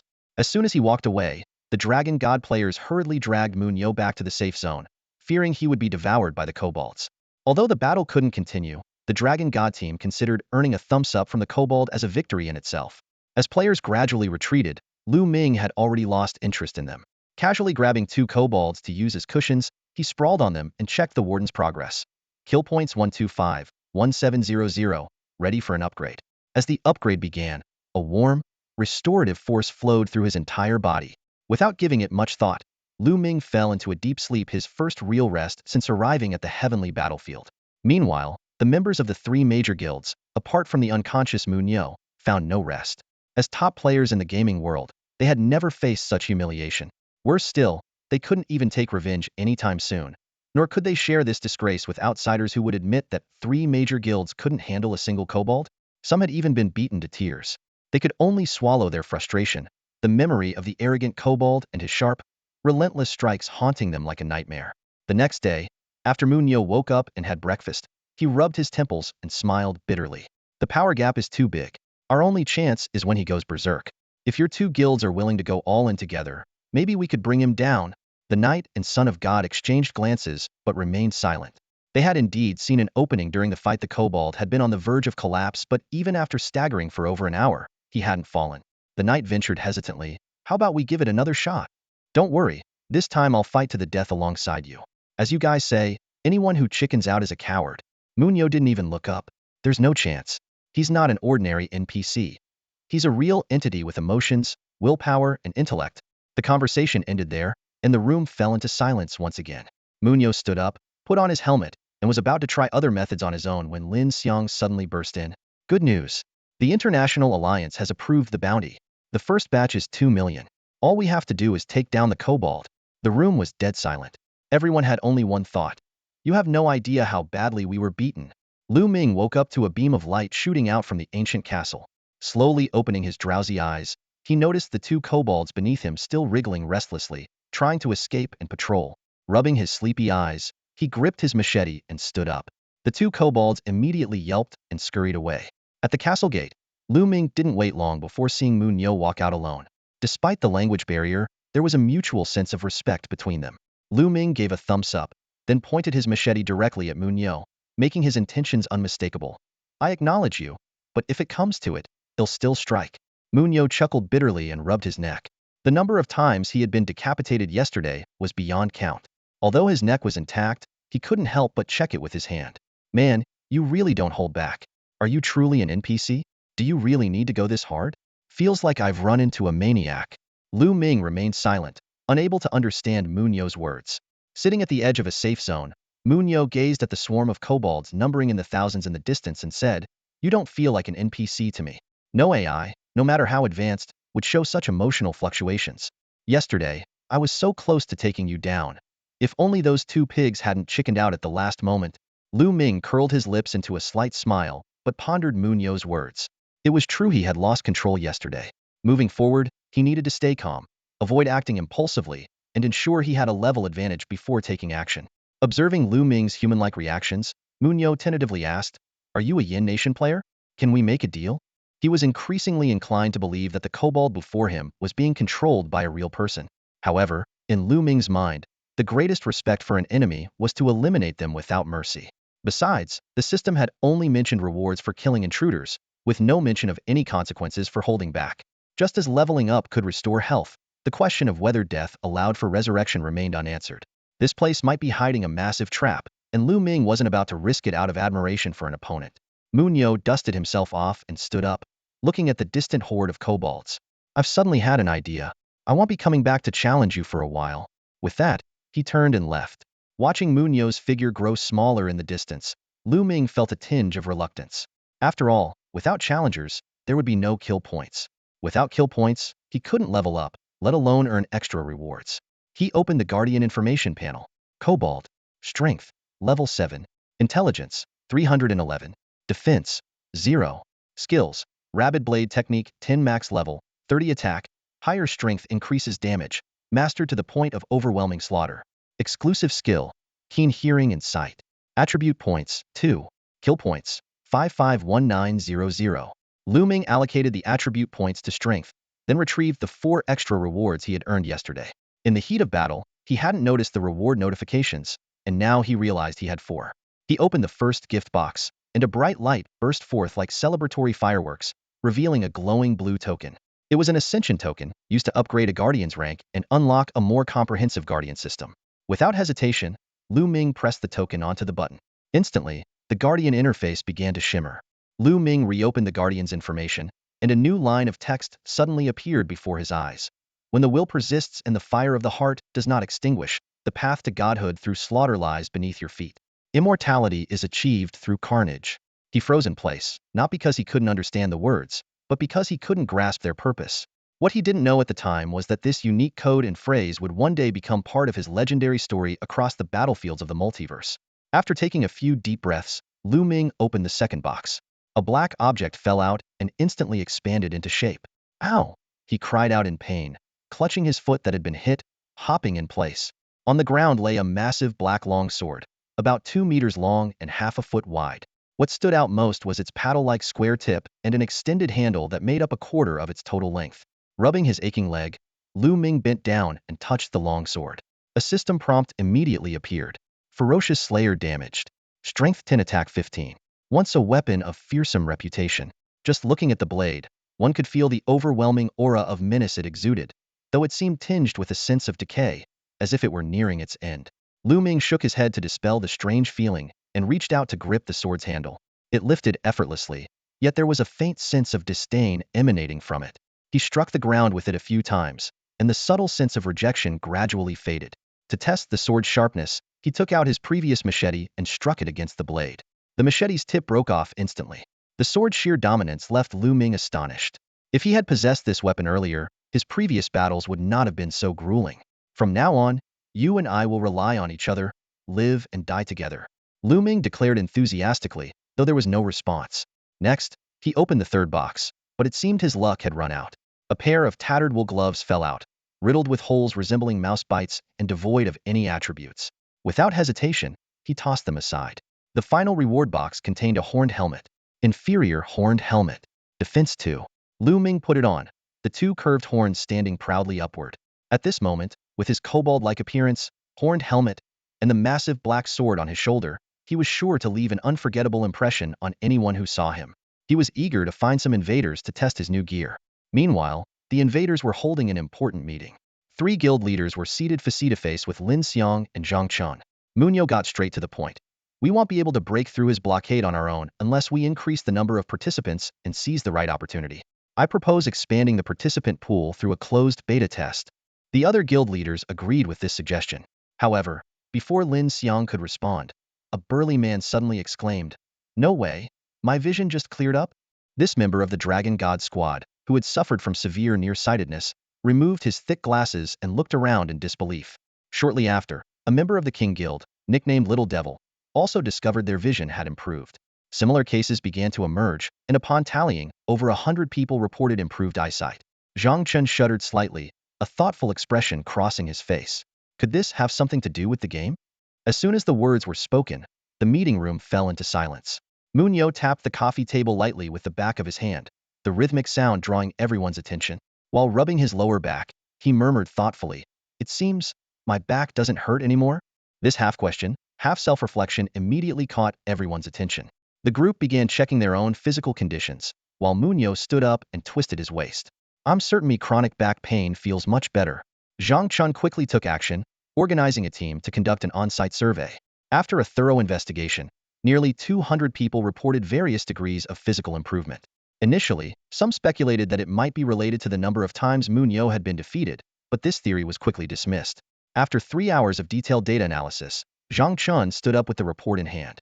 Everyone who experienced physical improvements shares one common factor: TVE, all killed varying numbers of kobold creatures. And Munyo, who shows the most significant improvement, has killed the highest number. This discovery plunged the room into deep thought. Could killing monsters in the game actually improve real-world physical conditions? As unbelievable as it seemed, the data was undeniable. While everyone was still processing this revelation, Zhang Chun approached the blackboard to analyze further. Initially, there was only 1 kobold in the game. But with player deaths and ongoing testing, the number has now multiplied to nearly 1,000. The game environment has also evolved, progressing from ruins to include spawn points, safe zones, and player interfaces. Lin Xiang quickly grasped the connection. So, this game is not only improving itself through player participation, but also enhancing players' physical abilities? Like a mutually beneficial exchange? Realizing the significance of the situation, Zhang Chun immediately contacted the defense team and the research institute. The institute responded swiftly, locking down the entire building and dispatching experts armed with 900 top-level confidentiality agreements. They conducted full-body examinations and data backups for everyone. Members of the 3 major guilds were thrilled, realizing they were about to become the first to benefit from this groundbreaking discovery. Under the supervision of the experts, everyone, including Zhang Chun and Lin Xiang, entered the All-Heavens battleground. However, just as Munyo, leading the charge, reached the gates of the ancient castle and suddenly stopped in his tracks, everyone sensed that something was amiss. Right outside the safe zone, the fearsome dog-headed creature that brought terror and death had indeed evolved. At this moment, Lu Ming stood at the gates of the ancient castle, wearing a horned hat and carrying a jet-black, 2-handed greatsword named Fierce Butcher on his shoulder. His eyes gleamed with anticipation, eager to use this new weapon to give the invaders a special welcome. However, reality turned out to be disappointing. The invaders, who once charged forward relentlessly, now huddled in the safety zone, not daring to take a single step outside. Even the previously aggressive Munyo stood calmly, merely observing. Lu Ming shifted his stance, casting a disdainful glance at the crowd inside the gate. After waiting for 10 seconds, he switched the greatsword to his left hand, raised his right, and extended his middle finger, lifting his chin in an unmistakable gesture of provocation. Yet, no one dared to move. The atmosphere within the safety zone was strikingly unanimous. This dog-headed creature had upgraded to even more fearsome equipment, and anyone who stepped forward would be a fool. The ordinary machete he wielded before had already caused them significant trouble. Now, with this longer, thicker two-handed sword, the threat was undeniably greater. No one wanted to be the first to step out. The standoff dragged on for 10 minutes before Lu Ming finally shook his head and walked away. No sooner had he left than murmurs and discussions erupted within the safety zone. Many boldly claimed they would form a team to settle the score. At that moment, Munyo spoke up. Get ready. Strong ones to the front. Seize the opportunity to let the weaker ones finish the job.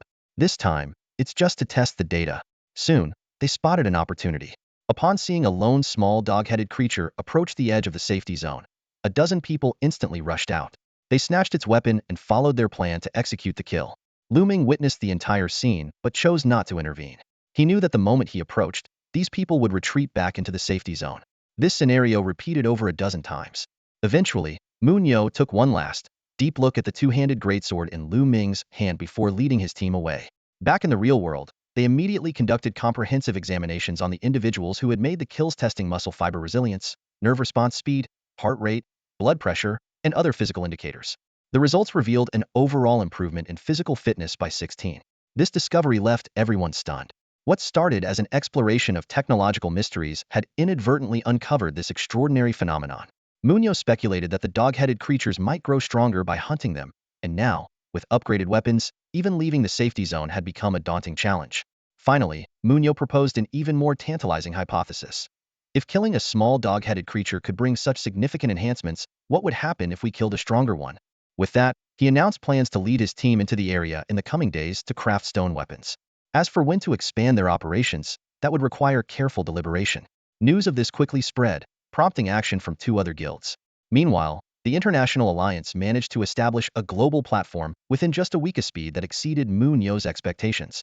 He had initially worried that the Alliance might choose to hoard the discovery due to the potential for physical enhancement and disease recovery. Thinking about the ferocious dog-headed creature, Munyo reflexively touched his neck, which had been severed over a dozen times in the past, and chuckled bitterly. Little did Lu Ming know, a tidal wave of invading armies was about to descend upon the battlefield of the heavens. During the week, Lu Ming found himself bored to death within the ancient castle. The incessant clanging of the 3 major guilds members hammering away at rocks in the safe zone echoed relentlessly, even louder than the late-night square dances of elderly folk. Not only was he unable to gain any kill points, but the noise also made it impossible to sleep. If it weren't for the fact that he couldn't enter the castle interior, Lu Ming would have already swung his blade and wiped out these invaders, leaving them to bash their own heads with rocks and broken weapon fragments. Just as Lu Ming was drowning in frustration, a sensational piece of news erupted outside. The International Alliance and the Institute of Human Health Research had joined forces to launch the first-ever world-class game, Battlefield of the Heavens, and announced the commencement of a global closed beta. The first wave of testing would only include 10,000 slots, and applicants simply needed to sign an application form and a waiver at their local center to gain entry into this realistic, unknown world through a specialized headset. Simultaneously, the Battlefield forum went live, featuring discussion boards, strategy sections, and trading areas. The International Alliance made a solemn promise not to interfere with the game's internal management. All rules would be player-driven, and the leveling system would be automatically managed by intelligent algorithms to ensure absolute fairness. What shocked everyone most was the announcement of a 10 billion prize pool. Players who achieved any kind of first in the game at clearing levels, discovering new maps, or accomplishing other milestones would be handsomely rewarded. This unprecedented global gaming initiative, particularly under the banner of restoring health, was met with a mix of excitement and skepticism. After all, it was common knowledge that excessive gaming often led to health issues like deteriorating eyesight and declining physical fitness. Many dismissed the health restoration claim as mere marketing hype. Yet, the sheer scale of the closed beta and the allure of the massive prizes drove countless people into a frenzy. Within just 3 hours of opening, all testing slots were snatched up. As Lu Ming teetered on the brink of madness from the monotony, A sudden pillar of light shot skyward from within the ancient castle. Grabbing his weapon, Xiongtu, he rushed to the castle gate. Emerging from the light were invaders of various skin tones, all clad only in undergarments. They shuffled out of the castle, their faces filled with awe and curiosity about their surroundings. Even tripping over rocks elicited exclamations like, "Wow, that actually hurts," and "Oh my god, is this a divine creation? Why is it so run down?" They quickly noticed the three legendary giants of the gaming world: Cowherd, Knight, and Son of God. These three, also dressed only in undergarments, were drenched in sweat as they ground away at stones, surrounded by crude stone tools and weapon fragments. They looked like primitive cavemen. Some newcomers attempted to strike up a conversation, only to be blocked by members of the three major guilds. "Feel free to explore, but do not disturb us," they warned. "Whatever, who cares? You look like savages grinding stones out here," someone scoffed dismissively. The newcomers eagerly began to explore the castle, their excitement palpable until a blood-curdling scream tore through the air. At the castle gate, a lifeless body, cleaved cleanly in two, lay before Lu Ming. Blood splattered over 5 meters away, landing inside the safe zone. The gut-wrenching screams instantly drew a crowd of players rushing toward the scene. "Whoa, a monster! Kill it! Everyone, let's be the first to take it down." The crowd erupted into a cacophony of battle cries, and even the members of the three major guilds in the distance turned their attention to the commotion. The second wave of victims? Munyo shook his head and remarked. A knight who was sharpening a spear looked up and sighed. "Why does it sound like you're enjoying this?" "Because I am," Munyo replied with a smirk. Before he could finish his sentence, another blood-curdling scream echoed from the castle gates. Lu Ming swung his long blade lazily, boredom etched across his face. These newcomers were far too weak. Each one fell with a single strike, scaring the others off. Just as he was starting to lose interest, a rock flew out from the safe zone and struck his horned helmet squarely. "Everyone, come back! Throw rocks at this ugly freak until it's dead," a female voice shouted defiantly. Lu Ming let out a cold laugh, took a few steps back, and raised his middle finger toward the dense crowd. The provocative gesture infuriated everyone. "What the hell? Did you see that? This kobold is mocking us. Is this even a game anymore?" "Don't doubt it's absolutely mocking everyone," Munyo said calmly, and the knight beside him nodded in agreement. "Boss Munyo, what should we do?" someone asked, trying to muster up some courage. "Figure out a way to kill him." "Of course," Munyo replied, resuming his focus on grinding weapon fragments into iron rods. A few clever players followed suit, preparing weapons to gain an early advantage in this global beta test. However, most players were just there to explore and experience the game, hoping to post first-hand impressions on forums for clout. The castle was crowded with people, and soon their attention shifted back to the scene outside the gate. "Let's spread out and charge together. Even if we die, it'll be worth it," someone suggested, and the crowd quickly rallied behind the idea. Lu Ming had anticipated this. He stationed smaller kobolds on the right to block any escape routes and positioned himself on the left. As the crowd charged forward with a roar, they were greeted by Lu Ming wielding a tumper-long black blade. Swoosh! The blade flashed, blood sprayed, and heads rolled. By the time they tried to retreat, it was already too late. Lu Ming's speed and strength far surpassed these rookies. The slaughter unfolded in an instant, blood raining down as the stunned onlookers at the castle gates froze in horror. This feels like a horror movie. Pinch me. I must be dreaming." Smack. Someone actually delivered a slap. "Ow, that hurt. It's real, all of it." Nearly 1,000 players had charged, and now they were annihilated. Dragging his blood-soaked blade behind him, Lu Ming strode toward the edge of the safe zone near the castle gate. He stabbed the blade into the ground at his feet, bared his blood-stained fangs, and raised his middle finger once more.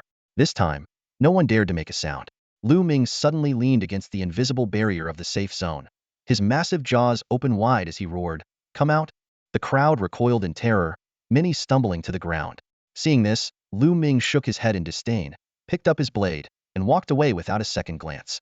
Meanwhile, the game's forums, only 2 hours after launch, were already overwhelmed with traffic. Beta players flooded the boards with complaints. "This game is terrifying. The monsters don't just kill you, they mock you. And the worst part is how hopeless you feel when you die. I miss my mom." One such post quickly became pinned at the top. Some users offered sympathy, while others mocked the player's misfortune. Amid the chaos, a post from a certified game reviewer gained widespread attention. That was a kobold wielding a massive blade. "When it beheaded me, I didn't just feel despair, I swear I could hear the sound of my neck snapping." The post quickly shot to the top of trending topics, sparking a massive uproar. In the comments section, countless players flooded in with absurd questions and witty remarks. "A kobold? That tiny creature sent so many people packing? Just gang up on it. You could probably bite it to death. How real is this even? Wait till I get in there, I'm turning it into hot pot. Yet, despite the overwhelming barrage of questions, the original poster remained silent, as if too shaken to respond. This unusual silence only fueled the players' curiosity, creating a stark contrast between two worlds. Inside the game, players were being beaten to the point of wailing, huddling in the safe zones trembling in fear. Outside the game, those who couldn't even get in could only stew in frustration. In just a few hours of beta testing, the game had sparked street protests across the globe. Those unable to join the game mocked the beta testers mercilessly. Move aside, you cowards. Let me handle that kobold. Meanwhile, the players who had experienced it firsthand could only remain silent, unable to retort. Their explanations, no matter how many, seemed utterly insignificant in the face of billions of spectators. Defeated, they could only sulk and wipe away their metaphorical tears in secret. Amidst the escalating storm of public opinion, Lu Ming, at the center of it all, was busy inspecting his additional rewards. Eagerly, he opened the first reward, only to find a ridiculous, foul-smelling sock. Undeterred, he quickly moved on to the second reward. This time, Lady Luck smiled upon him, caught a glimpse of a golden communication card gracefully drifting out, and with quick reflexes, he snatched it. The card granted him 10 minutes of call time, which, combined with his previous rewards, now totaled 12 minutes of communication. Just as Lu Ming was overjoyed and planning to use the card to contact his sister to inquire about his physical condition, a cold, mechanical system voice suddenly rang out. Due to the exceptional performance of the Warden, the battlefield of Myriad Realms will undergo its first active upgrade. Before the voice had even faded, the scene before his eyes began to transform. The castle's exterior walls were not only restored but extended outward. A 20-meter-wide, 5-meter-high walled corridor stretched from the castle's main gate for about 200 meters. The safe zone's boundary advanced to the midpoint of this enclosed passage. This change made the player's situation even more dreary. Being blocked at the open gate was already bad. This narrow, enclosed space was practically a death trap. Soon after, however, the players noticed some changes to themselves. Their previously bare bodies were now modestly clad in simple tank tops and shorts. While this meant the end of any eye candy from the opposite gender, the more important discovery was the appearance of personalized stat panels for everyone. These panels displayed attributes such as strength, intelligence, defense, and attack, though the values were laughably low, mostly 1 or 0, akin to a newborn. Yet, even these small improvements sparked a glimmer of hope among the players. But for Lu Ming, these changes were far from his focus. At the moment, he was frowning at a newly appeared forum, where the hot topic of discussion revolved around how to deal with the infamous kobold. Some advocated for steaming it, others suggested braising it, and a few even uploaded drawings of the creature. Instinctively, Lu Ming touched his face and then felt the horned helmet on his head. Lu Ming finally recognized the terrifying and ferocious figure from the forum post. It was himself. As he recalled wielding his long blade, he felt puzzled.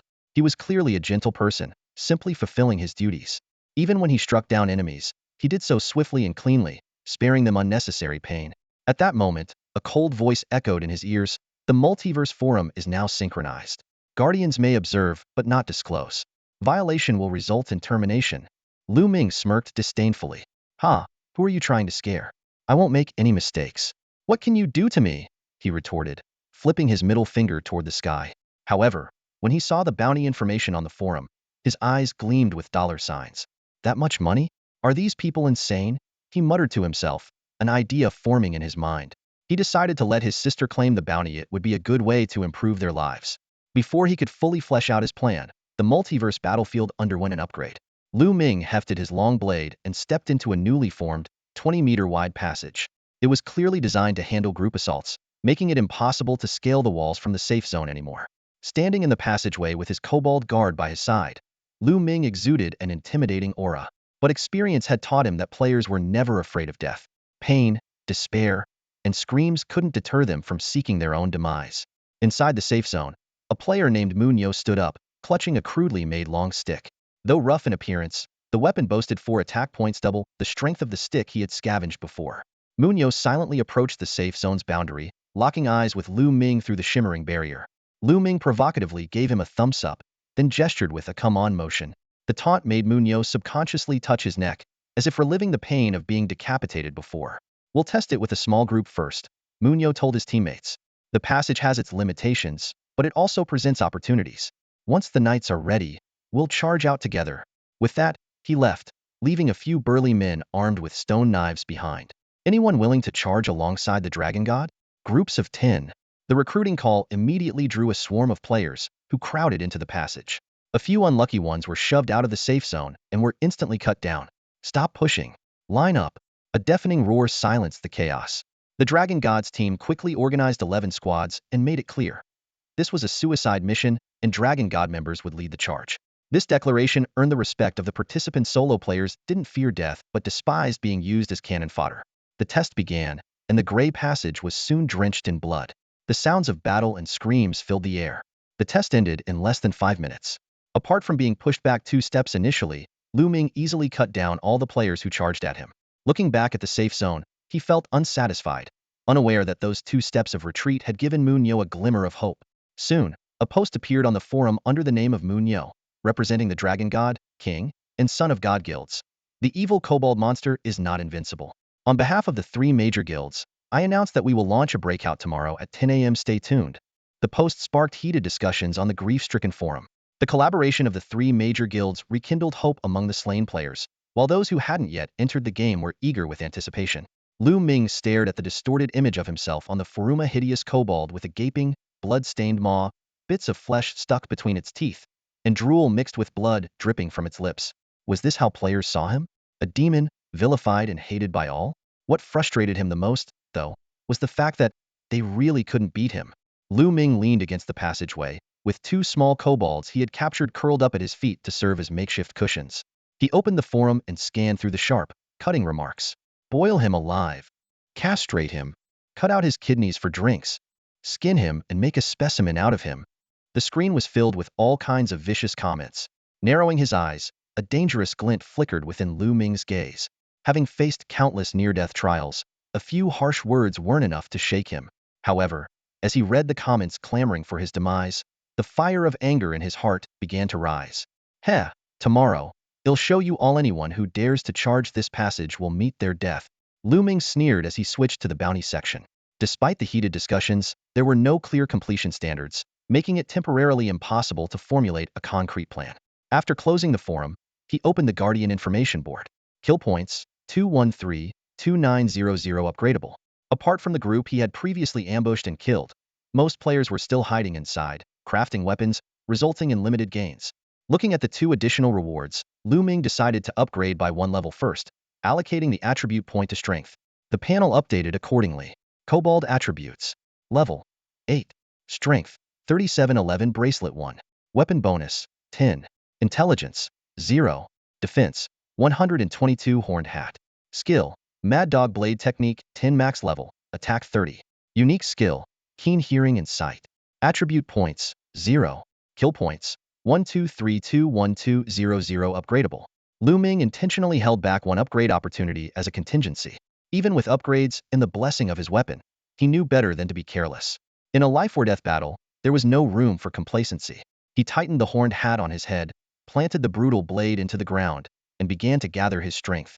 The next morning at 9 a.m., the forum remained abuzz with activity. Supporters from the 3 major guilds flooded in, some even compiling a list of 108 most painful deaths.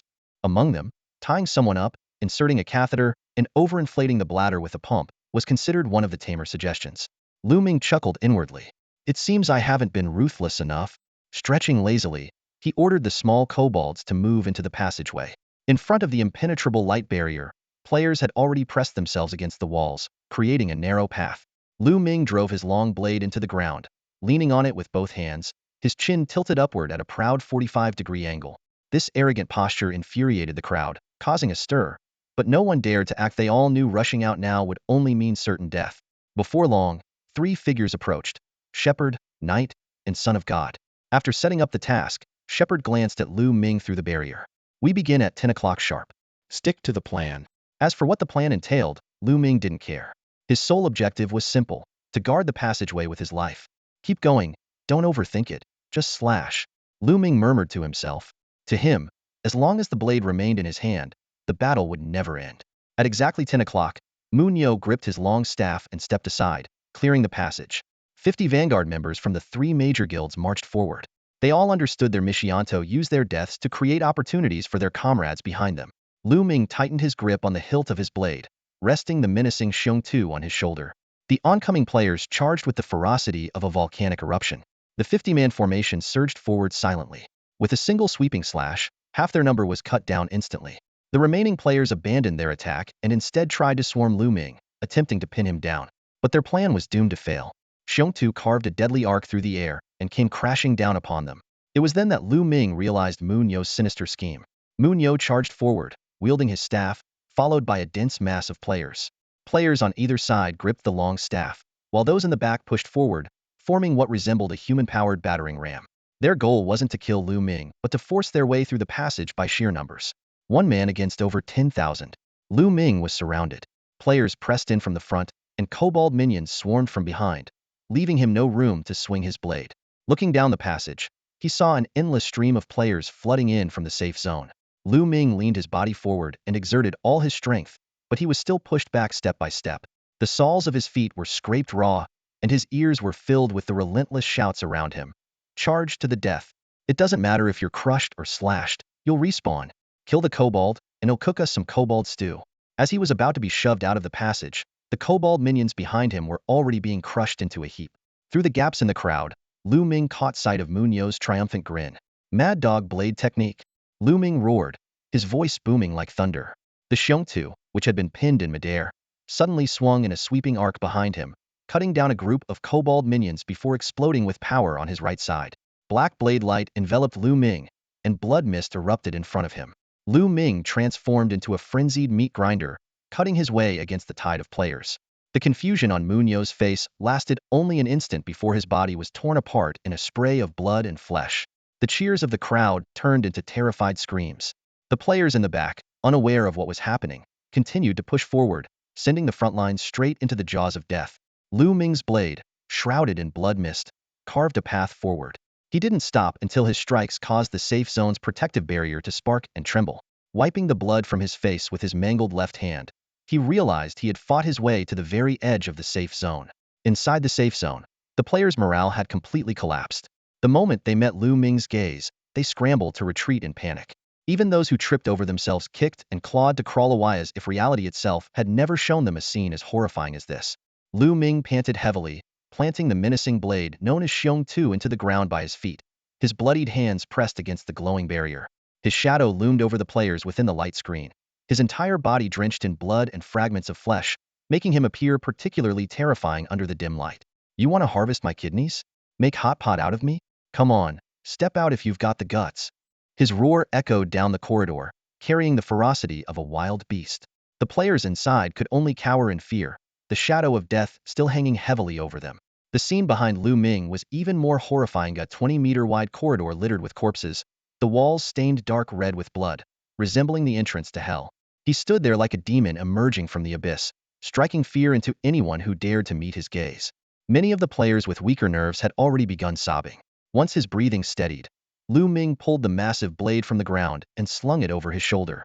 His sharp, blade-like eyes swept over the players in the safe zone. Even though logic told them the barrier would protect them, fear still drove everyone to instinctively retreat. Seeing their reactions, Lu Ming, unable to communicate in their language, simply raised his blood-soaked middle finger high in the air before turning to leave. Just as the players began to breathe a sigh of relief, he abruptly turned back, slamming into the barrier with force. He spread his bloodied hands wide and let out a ferocious roar, baring his fangs. This final act completely shattered the players' mental defenses, sending them screaming and fleeing deeper into the castle. Only after witnessing their panic did Lu Ming finally leave. He found 2 kobold corpses to sit on and, at last, had a moment to check the system notifications he'd missed earlier in the heat of battle. The Warden's information panel displayed, kill points, 4120-1200 upgrade available, plus 5 bonus rewards. This haul brought a grin to Lu Ming's face, instantly lifting the gloom that had been weighing on him. Meanwhile, on the Multiverse Battlefield forum, a new post by user Mu Nyo appeared. We failed this time, but players will rise again. We will never bow to the kobold menace. However, the forum was unusually quiet. The shocking reality that 3 major guilds and tens of thousands of players couldn't even break through a single corridor left everyone stunned. No game had ever dared to torment its players like this, trapping them at the starting point with no way forward. As players began to demand answers from the International Alliance about why the game was designed this way, a post by a user named ShaoXianNV sparked a new wave of discussion. I'm never playing this stupid game again. That hideous kobold monster killed me without even a second glance. No pity, no mercy. What followed was even more shocking, a post claiming that after killing 3 kobolds, a player's vision seemed to improve, complete with attached medical data to back up the claim. The game's effectiveness was indeed remarkable, but this fact was initially met with widespread skepticism. The forums were flooded with voices of distrust. Some accused it of being staged, while others declared it a scam. However, as more players from around the world shared concrete data, the doubts gradually dissipated. Even the International Alliance, which had prepared an explanation, chose to remain silent. The atmosphere on the forums shifted dramatically. Players who had entered the game complained about being tormented, yet paradoxically wished for more people to join in their suffering. Meanwhile, those who hadn't received access protested loudly, demanding equal opportunities to participate. Faced with such polarization, the International Alliance continued on its set course, simply announcing the next steps. A second batch of 30,000 beta testing slots would be released in a week, and a reward of 5 million would be offered to players who broke through the Kobold blockade and unlocked new maps. This announcement immediately altered the strategies of online players. Why risk challenging the terrifying boss when they could focus on hunting smaller kobolds for rewards? Thus, the focus of the conflict quietly shifted from Lu Ming to the smaller kobold creatures. At this moment, a chilling hand-drawn image went viral. It depicted a dimly lit passageway. The walls were smeared with blood and flesh, the ground littered with severed limbs, and a black longsword was stabbed into the floor. At the center of the scene stood a grotesque kobold, drenched in blood, slamming against a shimmering barrier with a thunderous roar, its mouth stained with flesh and gore. Dubbed the Hell Passage, this artwork was mistaken by many as a horror movie poster, but players who had experienced it firsthand knew it was a vivid reflection of reality. From then on, the passage outside the ruined castle earned its infamous name. Meanwhile, Lu Ming paid no attention to the uproar on the forums. He was fully focused on examining his attribute panel. Kobold, level 9. Strength, 3,911. Intelligence, 0. Defense, 122. Skills, Mad Dog Blade Technique, 10 max level, attack 30. Exclusive skill, the stronger the strength, the greater the damage. Mastery allows for indiscriminate slaughter. Enhanced perception points, 2. Kill points, 29201800 ready for upgrade. Following the creed of unyielding will, undying flame, ascend through slaughter, Lu Ming allocated 2 attribute points to strength.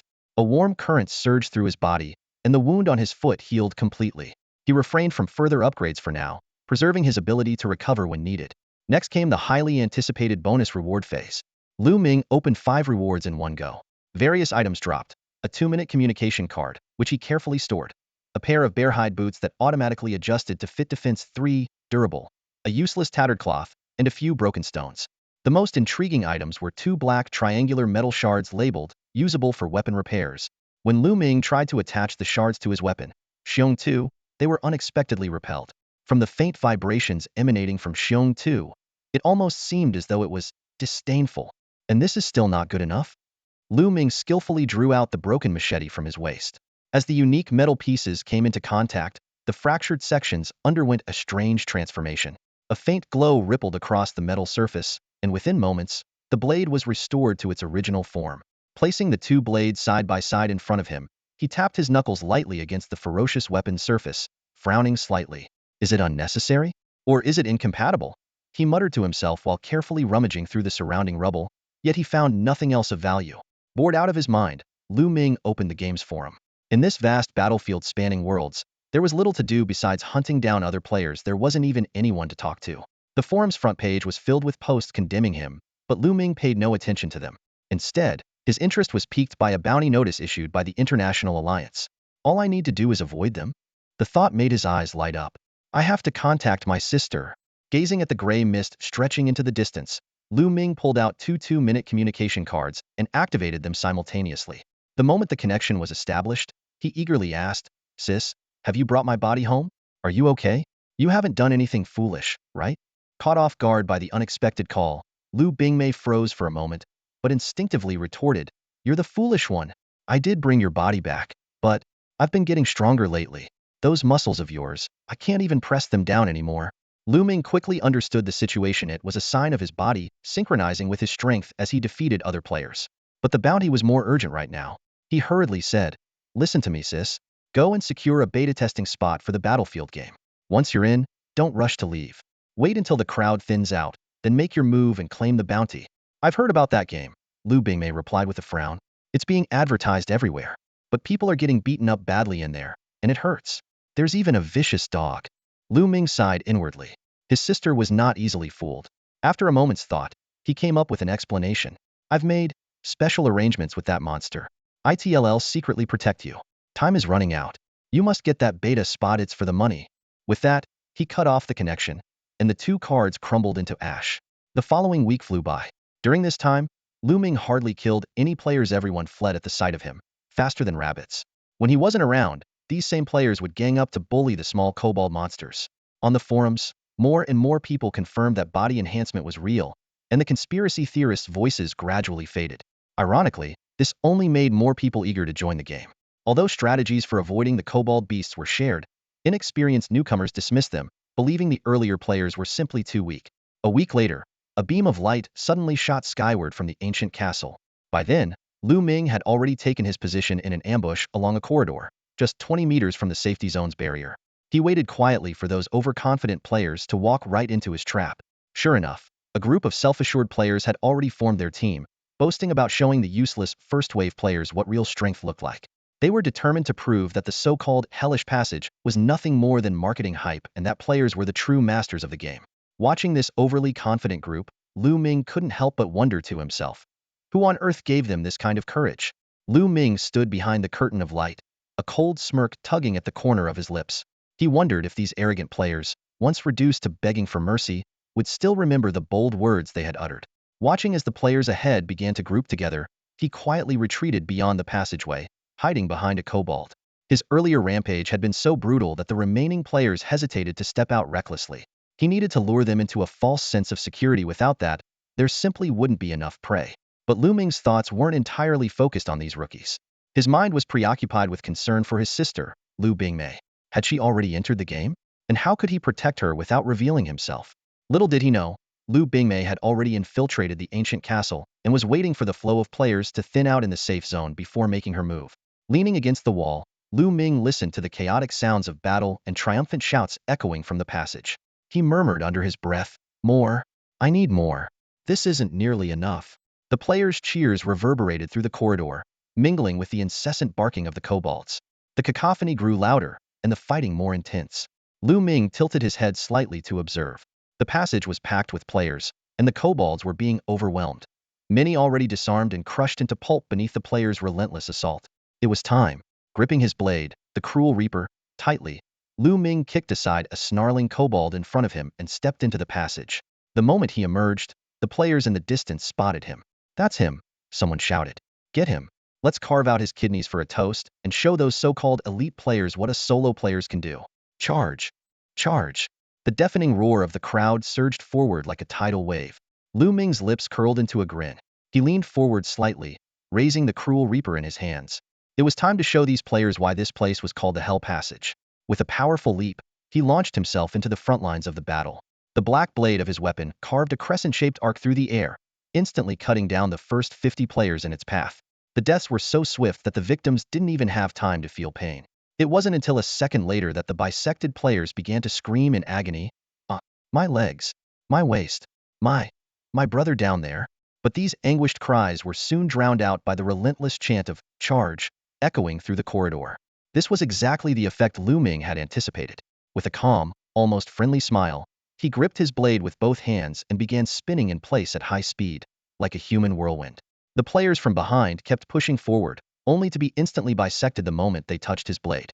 Lu Ming had transformed into a ruthless, high-speed meat grinder, needing only to stand his ground and wait for his prey to throw themselves at him. This stationary strategy was a calculated move. If he advanced, the players in the safe zone might stop coming out, and those who had already fallen, even if resurrected, would be too humiliated to share their gruesome experience. After all, who would willingly admit to such a shameful defeat? Amid the thunderous chants of "Charge!", the players at the rear continued to surge forward, only to be reduced to pieces as they reached the spinning blade. The game system struggled to keep up with clearing the bodies, as Lu Ming's carnage far outpaced it. Piles of severed limbs and torsos accumulated on either side and behind him, while the front remained relatively clear because anyone who faced Lu Ming Heiden was shredded into unrecognizable fragments. Blood and bits of flesh splattered across the walls and ceiling, becoming a part of the Hell Passage's grisly decor. At this moment, the players who were forcibly pushed to the front line finally understood the true meaning of the term Hell Passage. Retreating was no longer an option, as the crowd behind them continued to shout, "Go for it! Charge ahead!" Their bodies were relentlessly shoved forward, forcing them closer to that sinister black blade light that symbolized death and despair. The agonizing screams and wails nearby clashed sharply with the enthusiastic chants from afar, creating a jarring contrast. Lu Ming was caught in a spinning frenzy. At first, he could still control his direction and angle, but after half an hour, he was completely at the mercy of inertia. His body spun faster and faster, nearly to the point of whirling out of control.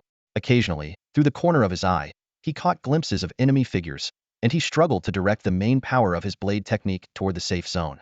Another half hour passed before the rotating black blade light abruptly came to a halt. It wasn't due to exhaustion, but because Lu Ming had spun himself into nausea. He leaned against the wall, dry heaving uncontrollably as the world around him spun wildly. A kobold in his field of vision fragmented into 9 overlapping shadows, and his eyes couldn't even distinguish left from right. Propping himself up with his blade, he shook his head vigorously until his tongue nearly flopped out, finally feeling slightly better.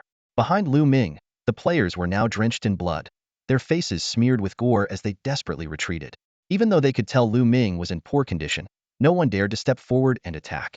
Meanwhile, the players in the safe zone remained completely oblivious to the situation, continuing their relentless advance as deafening chants echoed through the air. As his vision gradually returned to normal, the surroundings still swayed slightly, but at least there were no more double images. Lu Ming straightened himself and looked ahead in confusion, only to realize that he had been facing away from the group of players the entire time. At that moment, a burly man with a beard was shoved forward and accidentally bumped into Lu Ming's back. The man forced a sheepish smile and stammered, "Sorry about that. It's the crowd behind me, not my fault." Lu Ming nodded slightly before swinging his brutal blade, slicing the man in half. Watching the expressions of fear and despair spreading across the faces of the other players, he decided it was time to end this charade. With a kind smile, he unleashed his mad dog blade technique, the black blade light wrapping around him like silk. He charged straight toward the boundary of the safe zone, cutting a bloody path through the crowd. The blade light sent showers of blood into the air, scattering severed limbs and chunks of flesh against the walls, ensuring every player left their mark on this passage.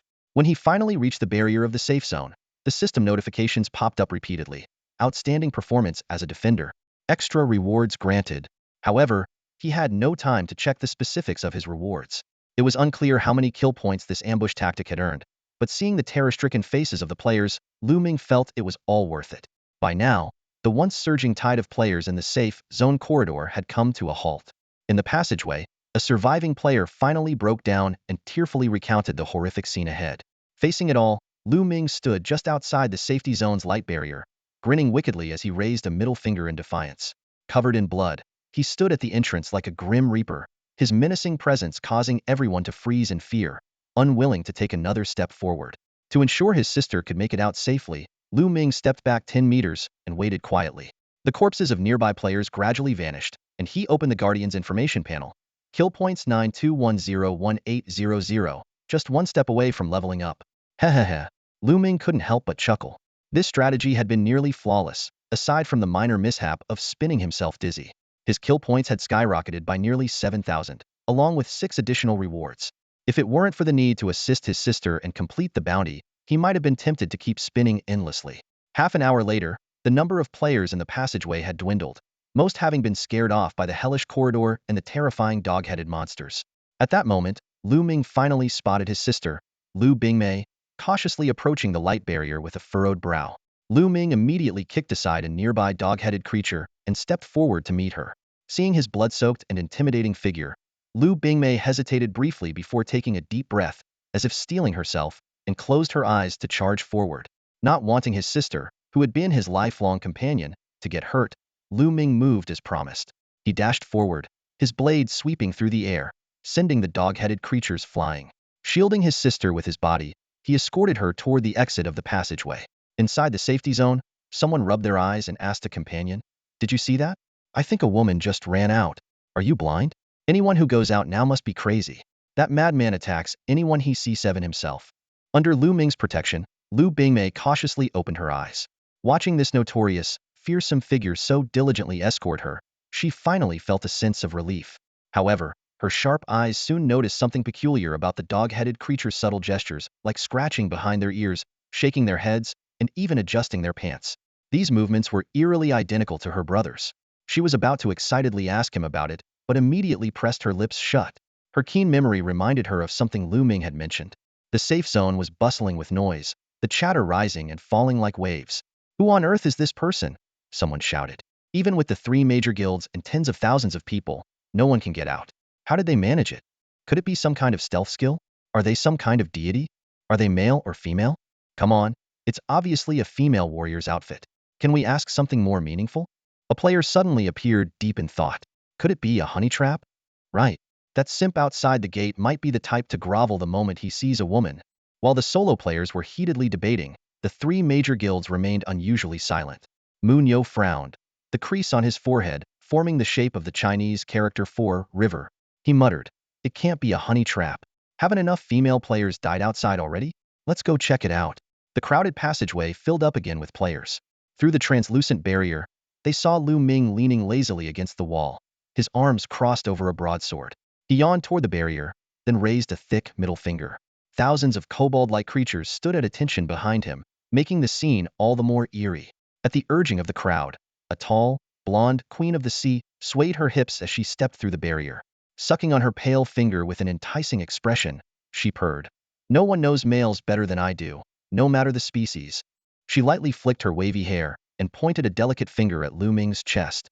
"Hey there, handsome." Before she could finish, a flash of cold steel cut through the air. In an instant, the woman exploded into a mist of blood.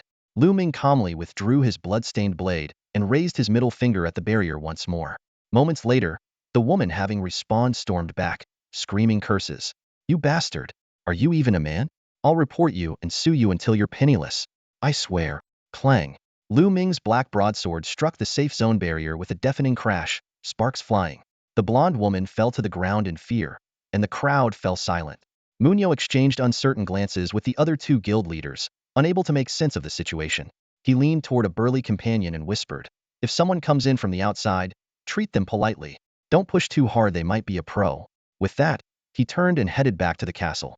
Outside the game, Munyo immediately contacted Lin Xiang, briefly explaining the situation and hinting that he wanted to meet this mysterious player when the prize money was awarded.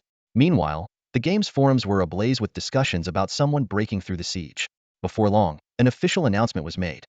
The mysterious player's identity had been confirmed, and the 5 million reward would be issued as soon as they logged out. The player would also be invited to share their experience. At that moment, Lu Bingmei was standing in a dilapidated manner, clad in a metallic ice blue short skirt and armored boots, her head adorned with a helmet intricately etched with floral patterns. She held a broad sword and stared blankly at her surroundings. Lu Ming had given her no instructions and hadn't mentioned the reward at all. Lu Bingmei, who had never played a game before, quietly waited for a while before deciding to exit the game. As she removed the gaming helmet and regained her bearings at home, her phone rang at just the right moment. The call informed her to bring her identification to claim the reward money.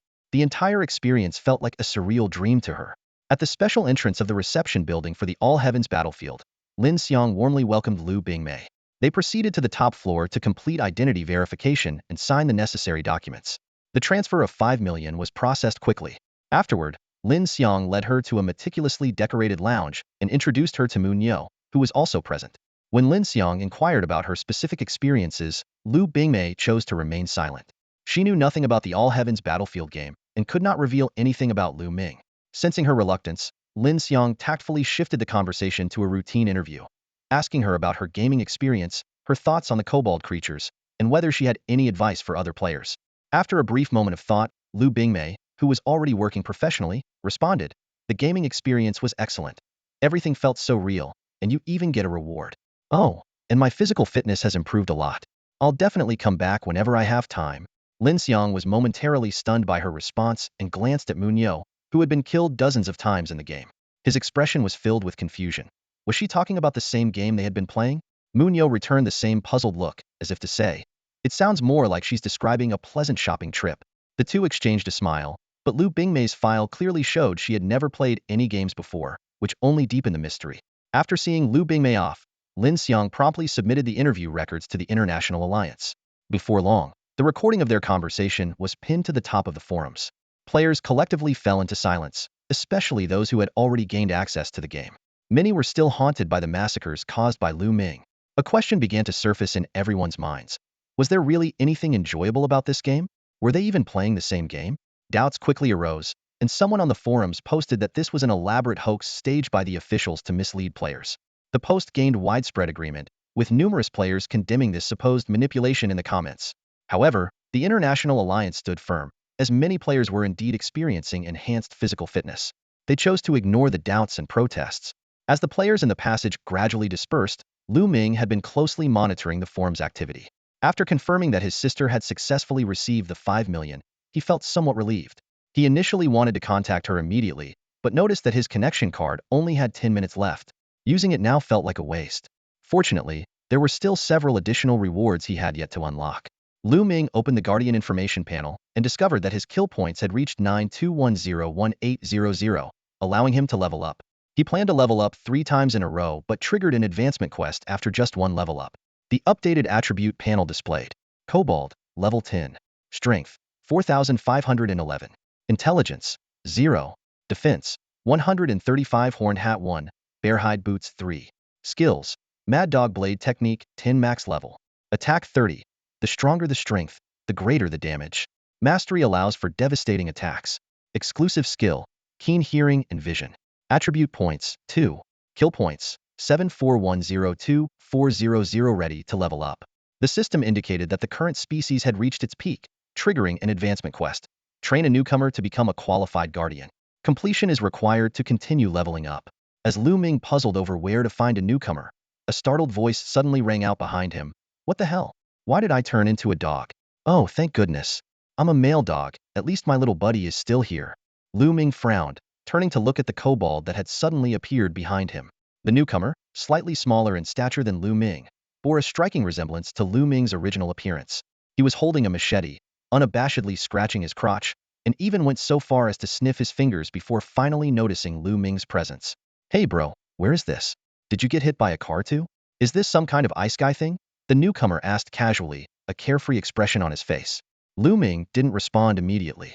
Instead, he quickly sorted through the progression information in his mind. Clearly, he wasn't an exception. This overly familiar guy must be a newcomer. It didn't take long for Lu Ming to figure out the reason. With the appearance of a new map, it would be impossible to complete the defense mission alone, so the system had introduced fresh recruits.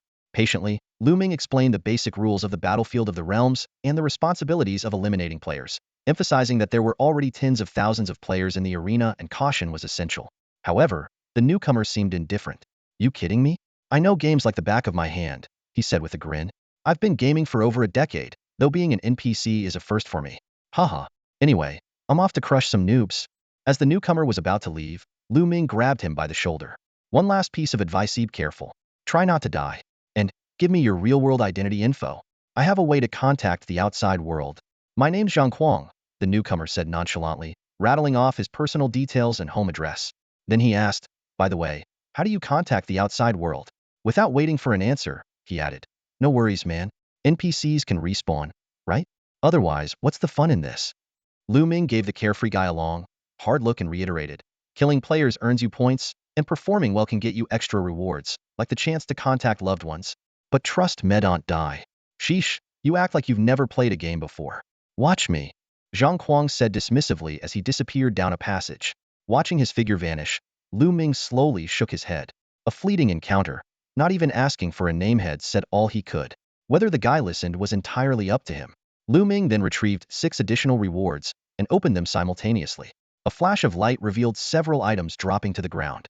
He quickly discarded the useless gloves and broken stones, picking up a pair of dark red bramble greaves. The metallic greaves were covered in sharp spikes, heavy to the touch, and added 5 to defense, offering effective protection against long weapons. Next, he stored 2 5-minute connection cards as emergency supplies. Lastly, he picked up an irregular piece of metal. Before he could examine it closely, the weapon in his hand, the ruthless slayer, began to tremble with anticipation. Without hesitation, Lu Ming pressed the palm-sized, jagged-edged weapon fragment against its blade. The fragment fused instantly with the weapon, leaving behind a few shards that fell to the ground. The ruthless slayer's attack power increased by 7, elevating it to a formidable, though still incomplete, weapon of renown. The blade of the weapon grew sharper, and its weight seemed to increase. Most intriguingly, a sense of gratitude emanated from the blade itself. Lu Ming smiled and patted the body of the weapon. Xiong Tuesday, I told you, from now on, it's just the two of us against the world. He carefully ran his fingers along Xiong Tu, deeply appreciating how the weapon's enhancement directly translated to his own strength. This weapon worked seamlessly with him, especially in combat. It was as if they shared a connection, always unleashing an unstoppable momentum together. As Lu Ming was basking in his joy, a cold, detached voice suddenly pierced the air. The new guardian has fallen. Advancement failed. The next recruit will enter in 24 hours. Lu Ming froze for a moment, then immediately grabbed Xiong Tu and dashed into the passageway. Outside the shimmering barrier, several players were dragging a bloodied and mangled Zhang Kuang towards the safe zone. By the time Lu Ming arrived, Zhang Kuang had been stripped clean his belongings, and even his machete had become trophies for others. Unable to change what had already happened, Lu Ming turned and rushed out of the passage. He quickly took out a communication card and activated it. Sis, don't ask why. Just write this down name. Zhang Kuang address. I need to know if he's alive in the real world. Lu Bingmei, who had been ready to share the excitement of receiving her bounty reward, immediately sensed the gravity in her brother's tone. She jotted down the information and asked anxiously, Xiao Ming, what's going on? I'm not sure yet. Just some suspicions. Are you okay? I'm fine. But there are things I can't say. Saying them could get me killed. Please, just look into this for me. Hearing the weight in his voice, Lu Bingmei hung up and drove straight to the neighboring city. Upon arriving, she learned that Zhang Kuang had been hospitalized after a car accident. Using money to grease the wheels, she managed to obtain all the hospital records. After reviewing the documents, Lu Bingmei felt a chill run down her spine. Zhang Kuang's condition was eerily similar to Lu Ming's. Both were in a vegetative state, with doctors unable to provide any solutions. The only difference was that Lu Ming's body was still undergoing some form of enhancement, while Zhang Kuang had already passed away. Returning home, Lu Bingmei anxiously waited for Lu Ming to contact her again. It wasn't until nighttime that Lu Ming finally used a 5-minute communication card to call her. Zhang Kuang is dead. He died suddenly right after you contacted me. He was hit by a car and had been in a vegetative state for 5 days. Sis, do you think I might also? Lu Ming's breaths came quickly, but he forced himself to stay calm. Sis, you'll be careful. Don't tell anyone about this. I've decided not to enter the game anymore. We have enough money now. I don't want to risk. No, you must enter. And you have to find a way to get stronger, Lu Ming said firmly. Why? If I stay out, you'll be safer. If I see you being attacked, I might not be able to control myself and could expose your identity. Lu Ming took a deep breath and looked up at the dim sky. Sis, have you ever wondered why this game, the battlefield of all realms, even exists? Lu Ming spoke calmly, his gaze occasionally drifting toward the sky, remaining vigilant for any potential warnings from the battlefield of the heavens. He recounted his experiences from recent times, his voice steady and restrained. At first, it was just me here. It wasn't until I killed the first invader that the first small kobold appeared, Lu Ming recounted slowly, explaining how every change in the battlefield was tied to his numerous eliminations of other players. As someone who had arrived here earlier than anyone else, no one understood the rules of this place better than he did. This game feels more like a breeding ground for conflict, designed to enhance physical capabilities and provoke the desire to fight. As for the ultimate goal, I still haven't figured it out completely. After saying this, Lu Ming tensely watched the sky, but the cold, indifferent voice did not issue any warnings. Lu Bingmei listened intently, though she couldn't fully grasp everything yet. She asked directly, so, what are you suggesting? Keep playing and find a way to grow stronger, Lu Ming advised. You could join Munyo's group. They're definitely brave. Understanding the urgency of the situation, Lu Bingmei responded succinctly, I'll follow your lead. But if there's fighting to do, you have to take me with you. After all, it's not like we truly die here. She paused, her tone turning serious. And one more thing, don't hesitate, don't show mercy, and don't fear criticism. Staying alive is what matters most. Lu Ming froze for a moment before replying softly, I understand, big sis. After the call ended, Lu Ming lowered his head and murmured, Thank you, sis. His gratitude stemmed from the fact that his sister always prioritized his survival above all else, reminding him not to be soft-hearted. Now that it was confirmed that in-game death resulted in real-world death, Lu Ming became even more cautious. Taking a deep breath to compose himself, Lu Ming gripped his blade and entered the corridor. He made a quick sweep, eliminating a few players who failed to escape in time, then settled into a resting state, waiting for new challengers to arrive. Meanwhile, on the other side, Lu Bingmei donned her headset and entered the game, immediately causing a stir. Among the crowd of players dressed in simple tank tops and shorts, she stood out in her elegant, metallic warrior outfit, wielding an exquisite broadsword that drew all eyes to her. Voices erupted around her. Whoa, is this the female player who unlocked the map? Boss, please carry me. Share your strategies and gear stats. Ahem, allow me to introduce myself. I'm with the Jiang Tian Corporation. Frowning slightly, Lu Bingmei leaned forward, pushing through the crowd that surrounded her. Ignoring the envious jeers behind her, she headed straight for the headquarters of the 3 major guilds. Upon meeting Munyo, She got straight to the point. I'm here to join. I heard your group is brave, and I want us to grow stronger together. Having met Lu Bingmei in real life, Munyo was well aware of her unique qualities and particularly admired her straightforward and decisive demeanor. While game strategies could eventually be figured out, the gear she carried undeniably piqued everyone's curiosity.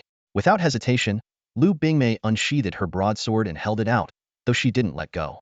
Munyo placed his hand on the blade, carefully examining its stats.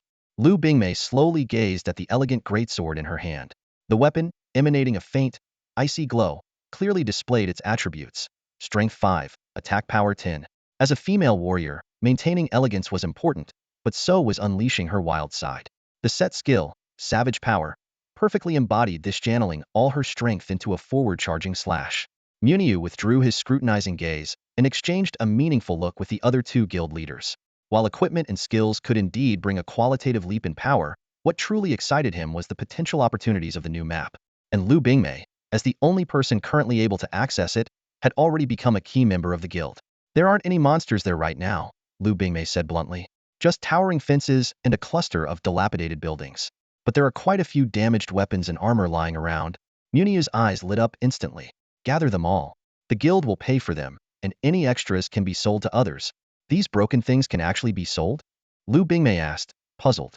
Munyo pointed at the raggedly dressed players around them and gave a wry smile. Look at us, we don't even have decent equipment. Of course they're valuable. As long as you can bring them back, I'll pay you on the spot. At the mention of money, Lu Bingmei's eyes curved into crescent moons. Thinking of the tight financial situation she and her younger brother were in, she didn't hesitate for a second. I'll go right now. Before she even finished speaking, she was gone. 2 hours later, Lu Bingmei reappeared at the guild's base and dumped a pile of weapons onto the ground with a loud clang. Although the swords, spears, and axes were covered in rust, their attributes were clearly superior to stone weapons. After carefully inspecting them, Munyo quickly gave a valuation. Over 30 weapons, totaling 1 million. The number left Lu Bingmei utterly stunned. She instinctively glanced at her own greatsword and almost couldn't resist the urge to sell it. And so, Lu Bingmei began her porter career. While these damaged weapons were good enough for fighting minor enemies, challenging Lu Ming with them would be suicidal. Anyone attempting it would likely end up cleaved in two, weapons and all. Even these weapons' attack power couldn't rival Lu Ming's defense. The next day, as Lu Ming walked out of the passageway, a timid voice nearby asked, "Where is this place?" Lu Ming turned to see a newcomer, slightly smaller in stature than himself. He approached and directly asked, "Do you know what you're supposed to do?" I need to kill the intruders," the newcomer stammered. Lu Ming motioned for the newcomer to follow him. Leading him to a quiet spot, he carefully explained all the known information and precautions. Finally, he leaned forward, pressing his forehead against the newcomer's, and said in a low voice, "Remember, if you're killed here, your real body dies too. Either kill them, or be killed. No one here can help you. If you're scared, use the Mad Dog Blade Technicite will heal injuries as you level up." With that, Lu Ming turned and walked toward the passageway, the newcomer trailing close behind. At the passage's entrance, Lu Ming halted, his long blade pointing forward. "That's the battlefield ahead. I'll save you once. After that, whether you live or die is up to you." Following the path of the blade held by the brutal executioner, the newly arrived guardian had no choice but to press forward, his machete trembling slightly in his grip. Lu Ming didn't even bother to ask the newcomer's name this time here. Only those who survived were worthy of being remembered. Leaning against the damp, shadowy wall, Lu Ming didn't follow him in. He knew all too well that if he showed himself, the players inside would scatter in all directions. Instead, he sharpened his ears, listening closely to the rookie's movements. Given the disparity in attributes and skills, as long as he didn't venture too deep, the newcomer should be able to retreat unscathed, even if he couldn't win. Leaving the rookie to face the challenge alone wasn't cruelty. If Lu Ming stepped in to help him kill, it would only breed dependence. What Lu Ming needed wasn't just his own growth but guardians who could hold their own. After all, this was only the early phase of the game, with just tens of thousands of players. If it ever grew to hundreds of thousands, or even millions, he couldn't possibly handle it all on his own. Suddenly, a startled cry echoed from the passageway. "Ah, I killed someone." Lu Ming remained indifferent. Unless the rookie faced mortal danger, he wouldn't intervene, no matter how dire the situation. Only by personally enduring hardship could one truly learn a lasting lesson. Before long, the tunnel erupted with chaotic shouts and clashing sounds. "Another welfare dog. Take his blade. Skin him alive." This was followed by the rookie's heart-wrenching screams. Lu Ming almost burst out laughing, not out of malice, but reminded of the many times he had suffered at the hands of the frenzied dog blade technique in the past. listening to the rookie and the players cry louder than each other in the tunnel. Lu Ming shook his head with a faint smile. He hefted his blade and walked inside. As soon as the players saw him, they panicked and fled in disarray. The big one's here. Run. Everyone scrambled back to the safe zone. The rookie chased them all the way to the radiant barrier, tears streaming down his face, waving his blade defiantly. Boo-hoo. Come on then. Come fight me. I'm not afraid of you. Lu Ming approached and tapped the rookie's head lightly with the flat of his blade. They can't hear you. So, how is it? The rookie turned to respond, trying to force a smile, but as soon as his eyes landed on the bloodied, mangled remains around him, he immediately doubled over and vomited. 10 minutes later, outside the infernal corridor, Lu Ming sat atop the corpses of two kobold-like creatures, watching the rookie crouched on the ground. Feeling better now? Yeah. The rookie replied weakly. They were cut up so badly. Good thing it's just a game. I saw some of them respawn. Lu Ming smirked. Trust me, if they caught you, you'd have ended up worse. Your kidneys would have been sliced out for hot pot, your little buddy roasted, and your skin turned into clothing. No way. Lu Ming gestured to the rookie's left shoulder. Check the forums. See for yourself. After a moment, the rookie stood, gripping his blade tightly. Big bro, let's go kill them all. Lu Ming burst into hearty laughter. Ha ha ha, we can't get in there. The only thing we can do is grow stronger. Now, tell me your name. My name is Zhao Ziheng, and I just graduated this year. Zhao Ziheng introduced himself enthusiastically. However, Lu Ming simply observed him attentively without revealing his own name. Under Lu Ming's guidance, Zhao Ziheng opened the Guardian Information Board and focused on completing his upgrades and skill allocations. Since there were no extra rewards, Lu Ming could only verbally explain some important tips. Once everything was covered, Zhao Ziheng looked at Lu Ming with admiration in his eyes. Big brother, you're amazing. Will I ever be as strong as you? The forums are full of people trying to take you down, but they can't do anything about it. Some even posted bounties. Zhao Ziheng exclaimed excitedly. Lu Ming gently ruffled Zhao Ziheng's hair and replied calmly, just survive. As long as you're alive, there's always hope. Do you think we can ever return to the real world? I kind of miss home, Zhao Ziheng said softly, his voice tinged with longing. Maybe. Lu Ming responded briefly, withholding the fact that he was actually 2 years younger than Zhao Ziheng. To him, such details were irrelevant. In Lu Ming's mind, the only things that mattered were cutting down enemies and growing stronger. Once you're healed, head back in and keep fighting. If there are too many, lure them out and I'll handle the rest. Got it, big brother. Watching Zhao Ziheng eagerly rush into the passage, Lu Ming allowed a faint smile to appear on his face. This seemingly naive newcomer showed remarkable adaptability and potential. If he could survive, he was bound to become an outstanding guardian. Besides, having someone to talk to eased some of the burden in Lu Ming's heart. Just then, a cold, mechanical voice echoed in Lu Ming's ears. Guidance mission complete. Advancement achieved. Guardian upgraded to Tier 2. Level progressing. At the same time, the International Alliance's official forum released a new announcement. The third closed beta test, with a capacity of 100,000 players, would begin in 1 week.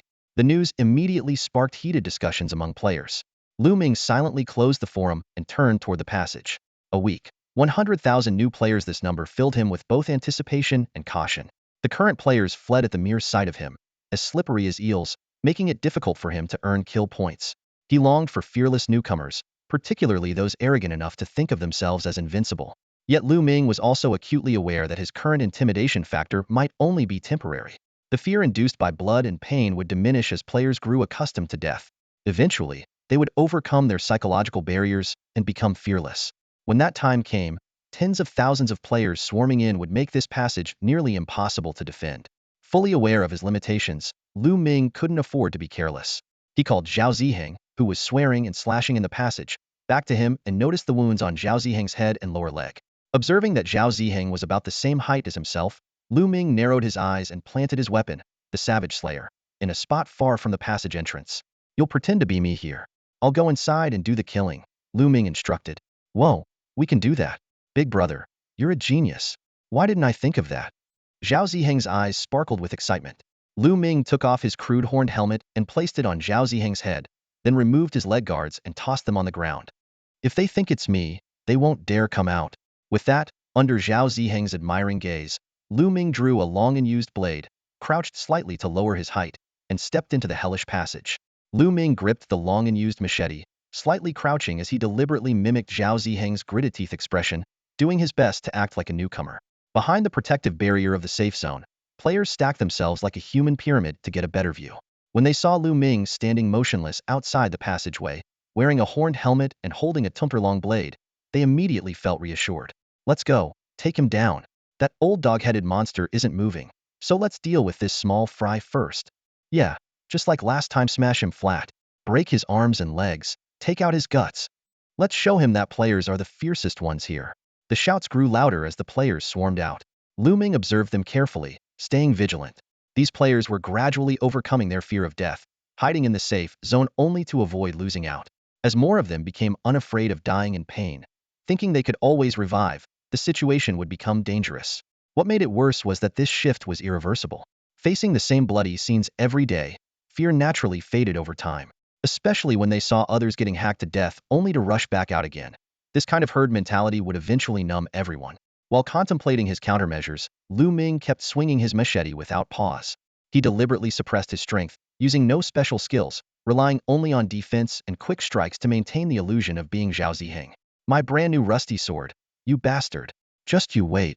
A player's rapier was cut in half, and in the same instant, the player himself was sliced cleanly at the waist. Lu Ming continued his charade, cursing while fighting, but he noticed more and more players pouring out. They had started seeing him as an easy target, not only losing their fear but even stationing someone inside the safe zone to keep watch on the real Lu Ming outside. Don't be scared. The big guy out there isn't moving at all. Let's finish off this small one quickly. Seeing that Lu Ming's attacks weren't particularly fierce and that he was even retreating, more hesitant players joined the fray, their battle cries echoing. Lu Ming had no choice but to press himself against the wall to reduce the angles of attack, feigning labored breathing and unsteady movements. Quick, he's about to collapse. Get the kill for yourself. That shout spurred the players on, making their attacks even more frenzied. Those in the back shoved forward desperately, eager to land the final blow. Lu Ming leaned against the wall, his steps seemingly faltering, his breathing growing heavier and more ragged. Experienced players immediately warned, watch out, he's about to use that technique that even cuts himself. Stay alert, everyone. Yet the swarm of players, undeterred, continued their relentless assault, their attacks showing no signs of slowing down. They believed that as long as they kept pushing forward, only the front lines would suffer, and they could take him down just like the last boss. The Guardian has shown exceptional performance and earned an additional reward. The cold, mechanical system notification echoed. A faint smile tugged at the corner of Lu Ming's lips, but it quickly vanished, replaced by his usual stoic expression. The passageway was filled with the guttural roars of a dying beast. The players' excitement had reached its peak, with some even climbing onto their comrades' shoulders to launch aerial attacks. But Lu Ming's blade swept across with a single horizontal slash, sending them crashing down. The fierce battle dragged on, with Lu Ming completely surrounded. But for those who could observe calmly, there was something off. His body swayed as though exhausted, yet his eyes remained sharp and focused. This seemingly unstable state had persisted for half an hour, but he never fell. Damn it, push harder. Why is this monster so tough? Move aside. Let me through. I've got a sword. Something's not right with this thing, it's way too durable. Some players began to sense that something was amiss, but amidst the chaos, their warnings were drowned out. Everyone was convinced that this kobold was on the verge of death. Lu Ming's wide, sweeping blade strikes sent blood splattering with every swing. He panted heavily, spit flying as he feigned desperation, darting left and right like a cornered beast. In truth, this was all an Act 1 designed to make it easier to harvest lives. His performance was so convincing that it only fueled the players' frenzy. It's panicking. It's almost done for. This is its death throes, don't be afraid, someone shouted. Lu Ming chuckled inwardly. Death throes, my ass. Yet the players took this as a rallying cry, shoving and scrambling over one another in their eagerness. Amid the chaos, the system continued to chime with additional reward notifications. 2 hours passed. Though his kill rate wasn't as fast without using skills, his endurance more than made up for it. The players showed no signs of retreating. In fact, they became even more frenzied, surging forward like a tide. Despite his unsteady appearance, Lu Ming's lethality only grew with time. Finally, someone pieced together the truth. Holy, this isn't new. This is that insane kobold boss. But before his warning could spread, he was cut down. Lu Ming narrowed his eyes, sensing that the endgame was near. Straightening his posture, a full smile spread across his face. His mad dog blade technique glowed with a silvery light, carving through flesh and bone as it pushed the chaos towards the edge of the safe zone.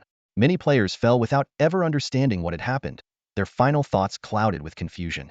Weren't we about to win? Lu Ming slashed his way forward, his long blade carving countless cold arcs through the hellish passage. Blood splattered everywhere, staining the walls of the corridor with a fresh layer of deep crimson.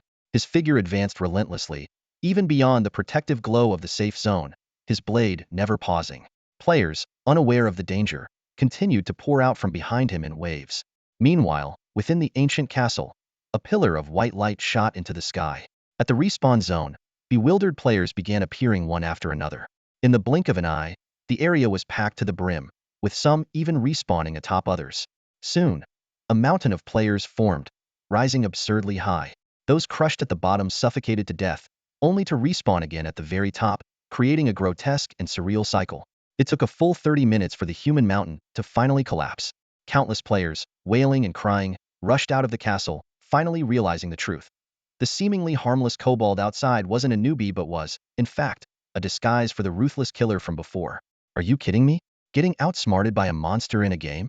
It can disguise itself? Does nobody regulate this? One player covered their face with a bitter laugh. The acting was too convincing. It stayed undercover for 3 hours before revealing itself. We all thought we had it in the bag. The sudden and massive slaughter quickly went viral on the forums. A top post titled "Ruthless Kobold Disguises as New Bee" pulls a monster version of luring the snake out of its hole, garnered tens of thousands of replies in no time. Players flooded the comment section, venting their frustration. If I knew it was him, I wouldn't have left the safe zone. That black blade was just sitting outside the passage, and the kobold even had a bullhorn hat. Who would have thought a monster could play psychological games? I feel like my IQ's been crushed. Is there any hope for me? The most infuriating part is that we all thought we had already won. Though some suspected this was a setup by the game developers, even the International Alliance responded with, "A setup? You're giving us way too much credit." Outside the ruins of the castle, the passageway was now completely deserted. Even though everyone knew Lu Ming couldn't cross the safe zone's protective barrier, they all retreated behind the castle walls because who could say for sure that this cunning kobold wasn't bluffing? Lu Ming wiped the blood from his face, revealing a satisfied grin. The kill streak and rewards had been substantial. He turned to the dozen or so players who had narrowly survived, a friendly smile on his face. One of the players, who had previously boasted about having a weapon, was now trembling, nearly wetting his pants. "Don't kill me, big bro. I just managed to get myself a weapon." Step by step, Lu Ming advanced, herding them out of the passage. At the same time, he waved toward Zhao Ziheng, who was disguised as him outside the corridor. "Take them out." As soon as the words left his mouth, Zhao Ziheng charged forward with a machete in hand. 5 minutes later, a group of small kobold-like creatures had been subdued, forced to lie on the ground, serving as human cushions. Lu Ming reclined comfortably on top of them, opened the Guardian information panel, and the data immediately appeared before him. Kill points 164102400 for upgrade. Bonus rewards 11. We've struck gold. Lu Ming grinned widely but didn't rush to upgrade. Instead, he extracted the 11 bonus rewards and handed 6 of them to Zhao Ziheng. "These 6 are yours, big brother. I don't need them. I didn't even do anything." Zhao Ziheng quickly waved his hands in refusal. "Take them. Without your support, I wouldn't have gotten this much," Lu Ming insisted, shoving the rewards into his hands. "Remember, if you want to survive, you must seize every opportunity to grow stronger." Moved, Zhao Ziheng wiped the corner of his eye. "Well, thank you, big brother." Without saying more, Lu Ming placed the remaining 5 rewards in front of him and opened one of the boxes. A strange scene unfolded. A puff of green smoke emerged from the box. "Seriously?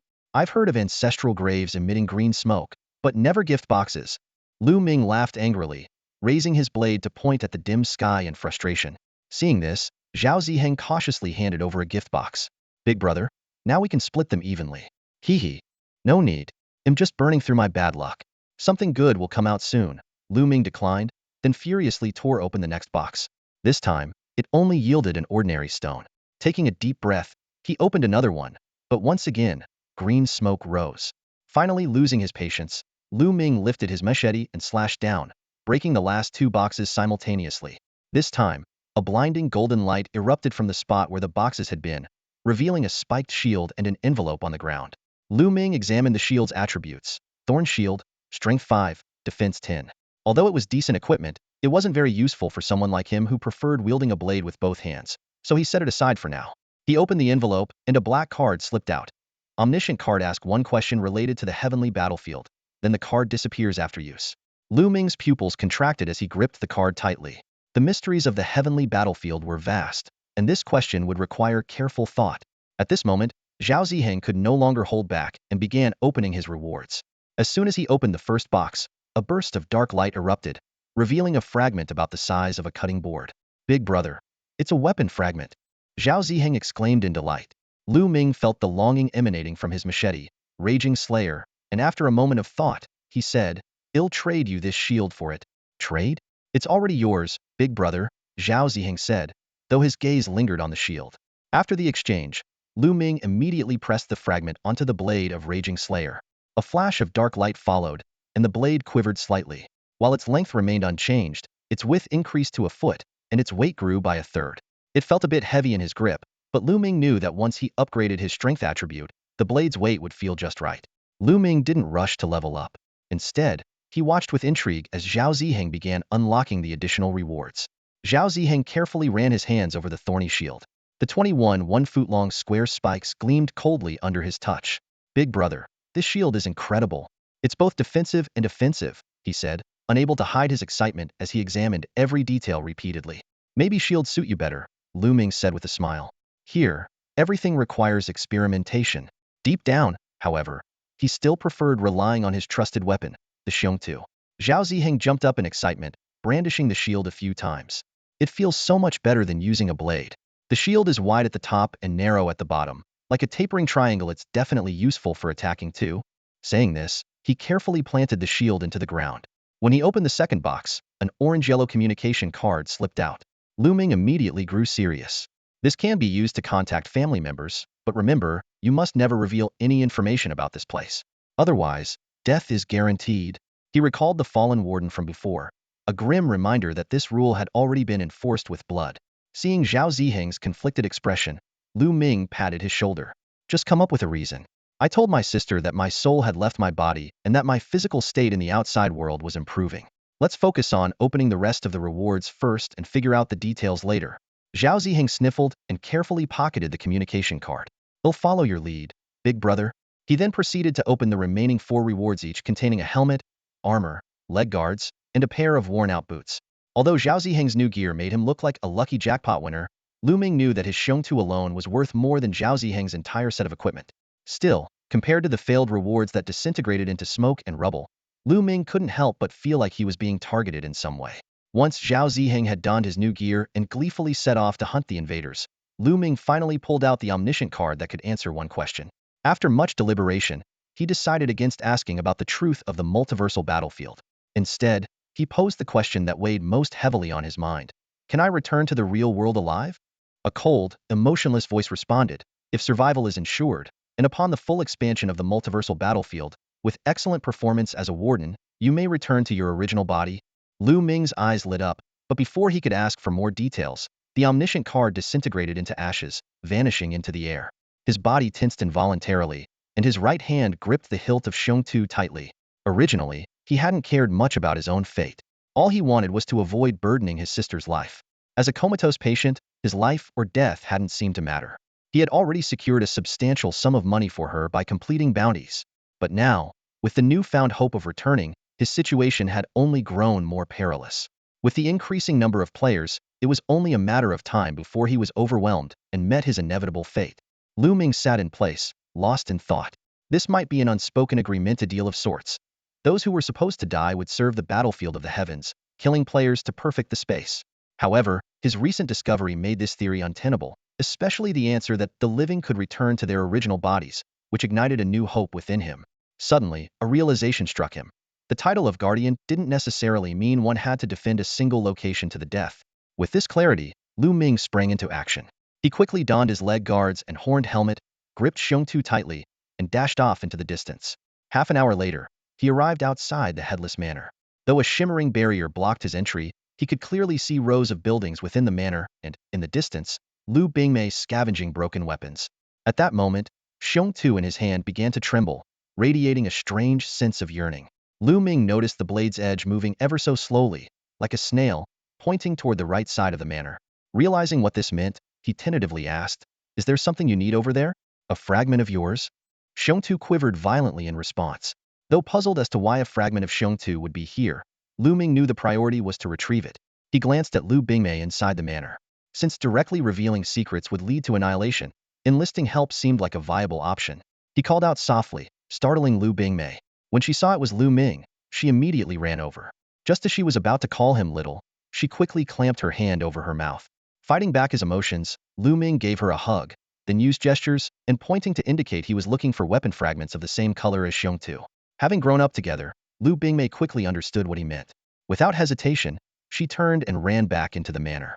Over an hour later, she returned with an armful of metal shards, her face smudged with dust. See if there's anything you need. If not, they'll go look again. Lu Ming placed Xiongtu atop the pile of fragments. The blade trembled a few times before a flash of black light surged through it. A system notification promptly appeared. Incomplete Xiongtu, Strength 20, Attack 35. This was once a weapon of notorious fame. Overjoyed, Lu Ming threw his arms around his sister and kissed her.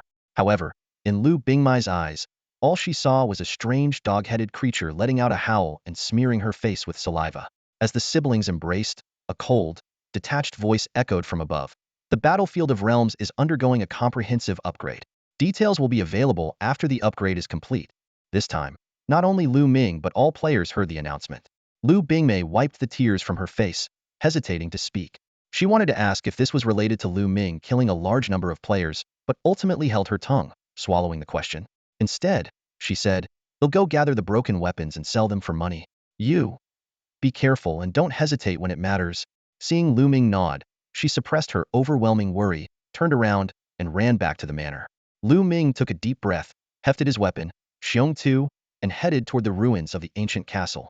As he approached the castle's entrance, the sight before him made him frown. Those originally small kobolds were now swelling in size, their bodies growing to match the stature of Zhao Ziheng.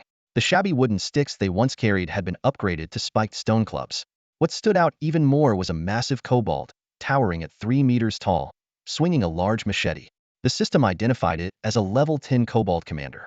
The surrounding gray mist was dissipating, revealing jagged rocky slopes. Lu Ming realized these changes were triggered by his massive elimination of invaders, creating a new terrain more conducive to hunting. At that moment, Zhao Ziheng, covered in blood, came running out of the passageway. Seeing Lu Ming, he quickly approached and asked, "Big brother, what's with the upgrade?" Everyone's retreated to the safe zone and stopped fighting. Lu Ming glanced at the swirling lights in the sky and explained, "It's because we killed the invaders." This allowed the Battlefield of Realms to upgrade and improve. As he finished speaking, he noticed text flashing above Zhao Ziheng's head. Guardian number 2, level 4. Meanwhile, Zhao Ziheng saw the text above Lu Ming. Domain Keeper Sha, level 10, with smaller text below reading, "Will unyielding, heart ablaze." Lu Ming checked the button on his left shoulder and confirmed that Guardian had changed to Domain Keeper. This was likely a result of his rank advancement, only now revealed after the overall upgrade. However, the phrase "will unyielding, heart ablaze" left him momentarily puzzled. At the same time, the weapon Xiongtu displayed its own level. Xiongtu fragmented, black gold tier. Comparing it to Zhao Ziheng's equipment, it became clear that the current equipment tiers ranged from lowest to highest: rotten wood, gray iron, refined steel, blue silver, gold, and black gold. Meanwhile, within the safe zone, all players were bewildered, examining the changes in themselves. Cries of astonishment echoed everywhere. What the hell? A game upgrade without logging players out. This real-time upgrade left everyone in disbelief, happening quietly yet unmistakably before their eyes. A sudden upheaval swept through the entire game world. Buildings, player panels, level systems, and character naming functions all underwent changes. Countless players, panicked and confused, logged out and flooded the forums with posts. This commotion lasted for a full hour before all the changes abruptly ceased. A cold voice echoed in their ears. "The preliminary upgrade of the Battlefield of the Heavens is complete. Do your best to slay the invaders." These brief words were heard only by Lu Ming and Zhao Ziheng. As the gray mist dissipated, the terrain surrounding the ancient castle was fully revealed before Lu Ming. He stood in a low-lying area atop a mountain, with the entrance to a passage towering above. Outside the entrance, over 10,000 kobolds, their bodies grotesquely enlarged, crowded together. Armed with new weapons, they lacked intelligence but still held some value. Lu Ming felt slightly reassured. Even if the 10,000 players arrived, these kobolds could hold them off for a while. The immediate priority was to enhance his own strength. He quickly opened the Warden information panel and found a significant accumulation of unused kill points. After upgrading 3 times consecutively, Lu Ming's attribute panel was completely refreshed. Kobold, level 13. Strength, 5,321. Intelligence, 0. Defense, 167. Skill, Mad Dog Blade Technique, 10 max level attack 30. Exclusive skill, Keen Hearing and Sight. Attribute points, 6. Kill points, 55107350. He allocated all the attribute points to strength.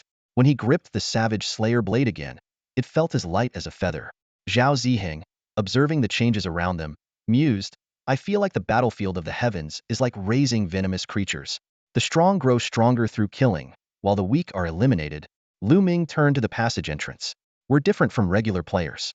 Death for us means real death because our bodies are still in a vegetative state in the real world. He tightened his grip on the Savage Slayer blade and stepped forward. Precisely because there's no way out, we have to be more ruthless than them. Zhao Ziheng watched Lu Ming's imposing figure and swallowed nervously. I'll follow your lead, brother. Live or die together. Actually, I'm 2 years younger than you, Lu Ming said with a smile as he continued walking. Zhao Ziheng, clutching his thorn shield, caught up and scratched his head. Who cares about age? I'm calling you big brother anyway. The two entered the passage. Lu Ming abandoned the idea of sneaking around and walked straight to the light barrier. Facing the numerous players within the passage, he took a deep breath and let out a deafening roar. The sound waves rippled outward, forcing nearly 1,000 players to stagger back. Panic-stricken shouts echoed from within the ancient castle. Is Dog Bro charging in? Call for reinforcements. Get the 3 major guilds here, or we won't hold them off. Hearing this, Lu Ming sneered, raised his head proudly, and extended his middle finger at the players in the passage. Zhao Ziheng, emboldened by the sight, stood beside Lu Ming, puffed out his chest, and mimicked the gesture. With just the two of them, they brazenly challenged tens of thousands of players in the safe zone. On the other side of the light barrier, an eerie silence fell. The passageway was already packed with people as countless players, drawn by the commotion, surged in. However, when they saw Lu Ming and Zhao Ziheng making provocative gestures, not a single one dared to step forward. Having endured countless instances of being killed, ambushed, and deceived, the players had long grown accustomed to being looked down upon. Don't pay them any attention. This is just another trick to lure us out to die. Anyone who goes out is a fool, someone whispered in caution. Revenge is a dish best served cold. Just wait a few more days when our 10,000 brothers arrive. We'll deal with those two then. Exactly. It's all because of that Dog Bro leading them astray. The nickname Dog Bro had an interesting origin. It started when Lu Ming's reckless, mad dog blade technique caused him to injure even himself, earning him the moniker Ruthless Dog. Later, when he went on a killing spree in the Hell Passage, smashing people against the walls and fighting to the death even when barely standing, cutting so fiercely that sparks flew from the safe zone's protective barrier, Ruthless Dog gradually evolved into Dog Bro. No one used derogatory terms like vicious dog, dog-headed freak, or dog crap anymore. The respect he commanded had been carved out through sheer strength. Seeing that the crowd of players not only refrained from responding but even retreated a few steps, Lu Ming lowered his hand and rubbed his nose, feeling slightly awkward. He had come expecting a big fight, but their politeness, no insults, no glares made him feel like he was the one being unreasonable. After a moment of thought, he gave them a thumbs up, turned around, and dragged his blade as he walked away. This simple gesture, however, caused an uproar among the players. Whoa, did you see that? The Ruthless Dog Bro just gave me a thumbs up. Shut up. That was clearly directed at me. Stop flattering yourself. Dog Bro is so cool, but man, he's brutal. Lu Ming had no idea that his casual action would spark such a heated discussion. He had merely thought that since they weren't hurling insults, flipping them off would seem inappropriate. So he opted for a thumbs up as a gesture of apology. But that didn't mean he would show mercy. This was still a matter of life and death. In the following days, Lu Ming didn't kill anyone. It was evident that the players were biding their time, waiting for the arrival of the 10,000 newcomers before making a collective move. During this time, he patrolled the area, familiarizing himself with the terrain and observing the movements of both the players and the dog-headed monsters. From his observations, a single dog-headed monster could easily handle 1 player, but it struggled against 3 and was doomed against 5. By this ratio, the over 10,000 dog-headed monsters should be able to hold their ground for a while in a large-scale battle. As long as the 10,000 new players didn't recklessly charge in all at once, the terrain of the passageway could be leveraged to reap some substantial gains. As Lu Ming was deep in thought, Zhao Ziheng came running over in a hurry. Boss, check the forum. There's only an hour left until the new players arrive, and they're already making preparations. Lu Ming immediately opened the forum. The title pinned recruitment post turns out to be a blood oath flag caught Lu Ming's attention. He quickly skimmed through the post, noticing the densely packed comments below. Defeat Go-Go. Anyone who backs out is a coward. Count me in. Zhang Fengqiao. No retreat. No surrender. If I die, I'll respawn and fight again. Go-Gu, I love you, but please fall to my blade Han Chia. Lu Ming frowned deeply. The post had tens of thousands of comments, from players already in the game to newcomers still waiting for access. Unlike the initial fear, these people were gradually gaining courage. The only reason they hadn't launched an attack yet was that some online players remained hesitant, unable to coordinate a unified action. Posts like this were not uncommon. The three major guilds of the pasture faction were forming suicide squads, and other guilds were following suit, treating this hunt as a guild versus guild competition. This was far from a good sign. Yet Lu Ming suddenly laughed. Ha ha ha. Interesting. You want to use my life as a trophy? Let's see if your skulls are hard enough. He turned to Zhao Ziheng, who looked grim. Stick close to me later and kill as much as you can. When I say run, head toward that first cluster of boulders and use the terrain to scatter them. Got it? I'm not running, big bro. Zhao Ziheng slammed his shield into the ground. I said we live and die together. We're already vegetative in real life, so what's there to fear about dying here? The past few days of bloody battles had transformed this once nauseated billing boy into a dependable comrade.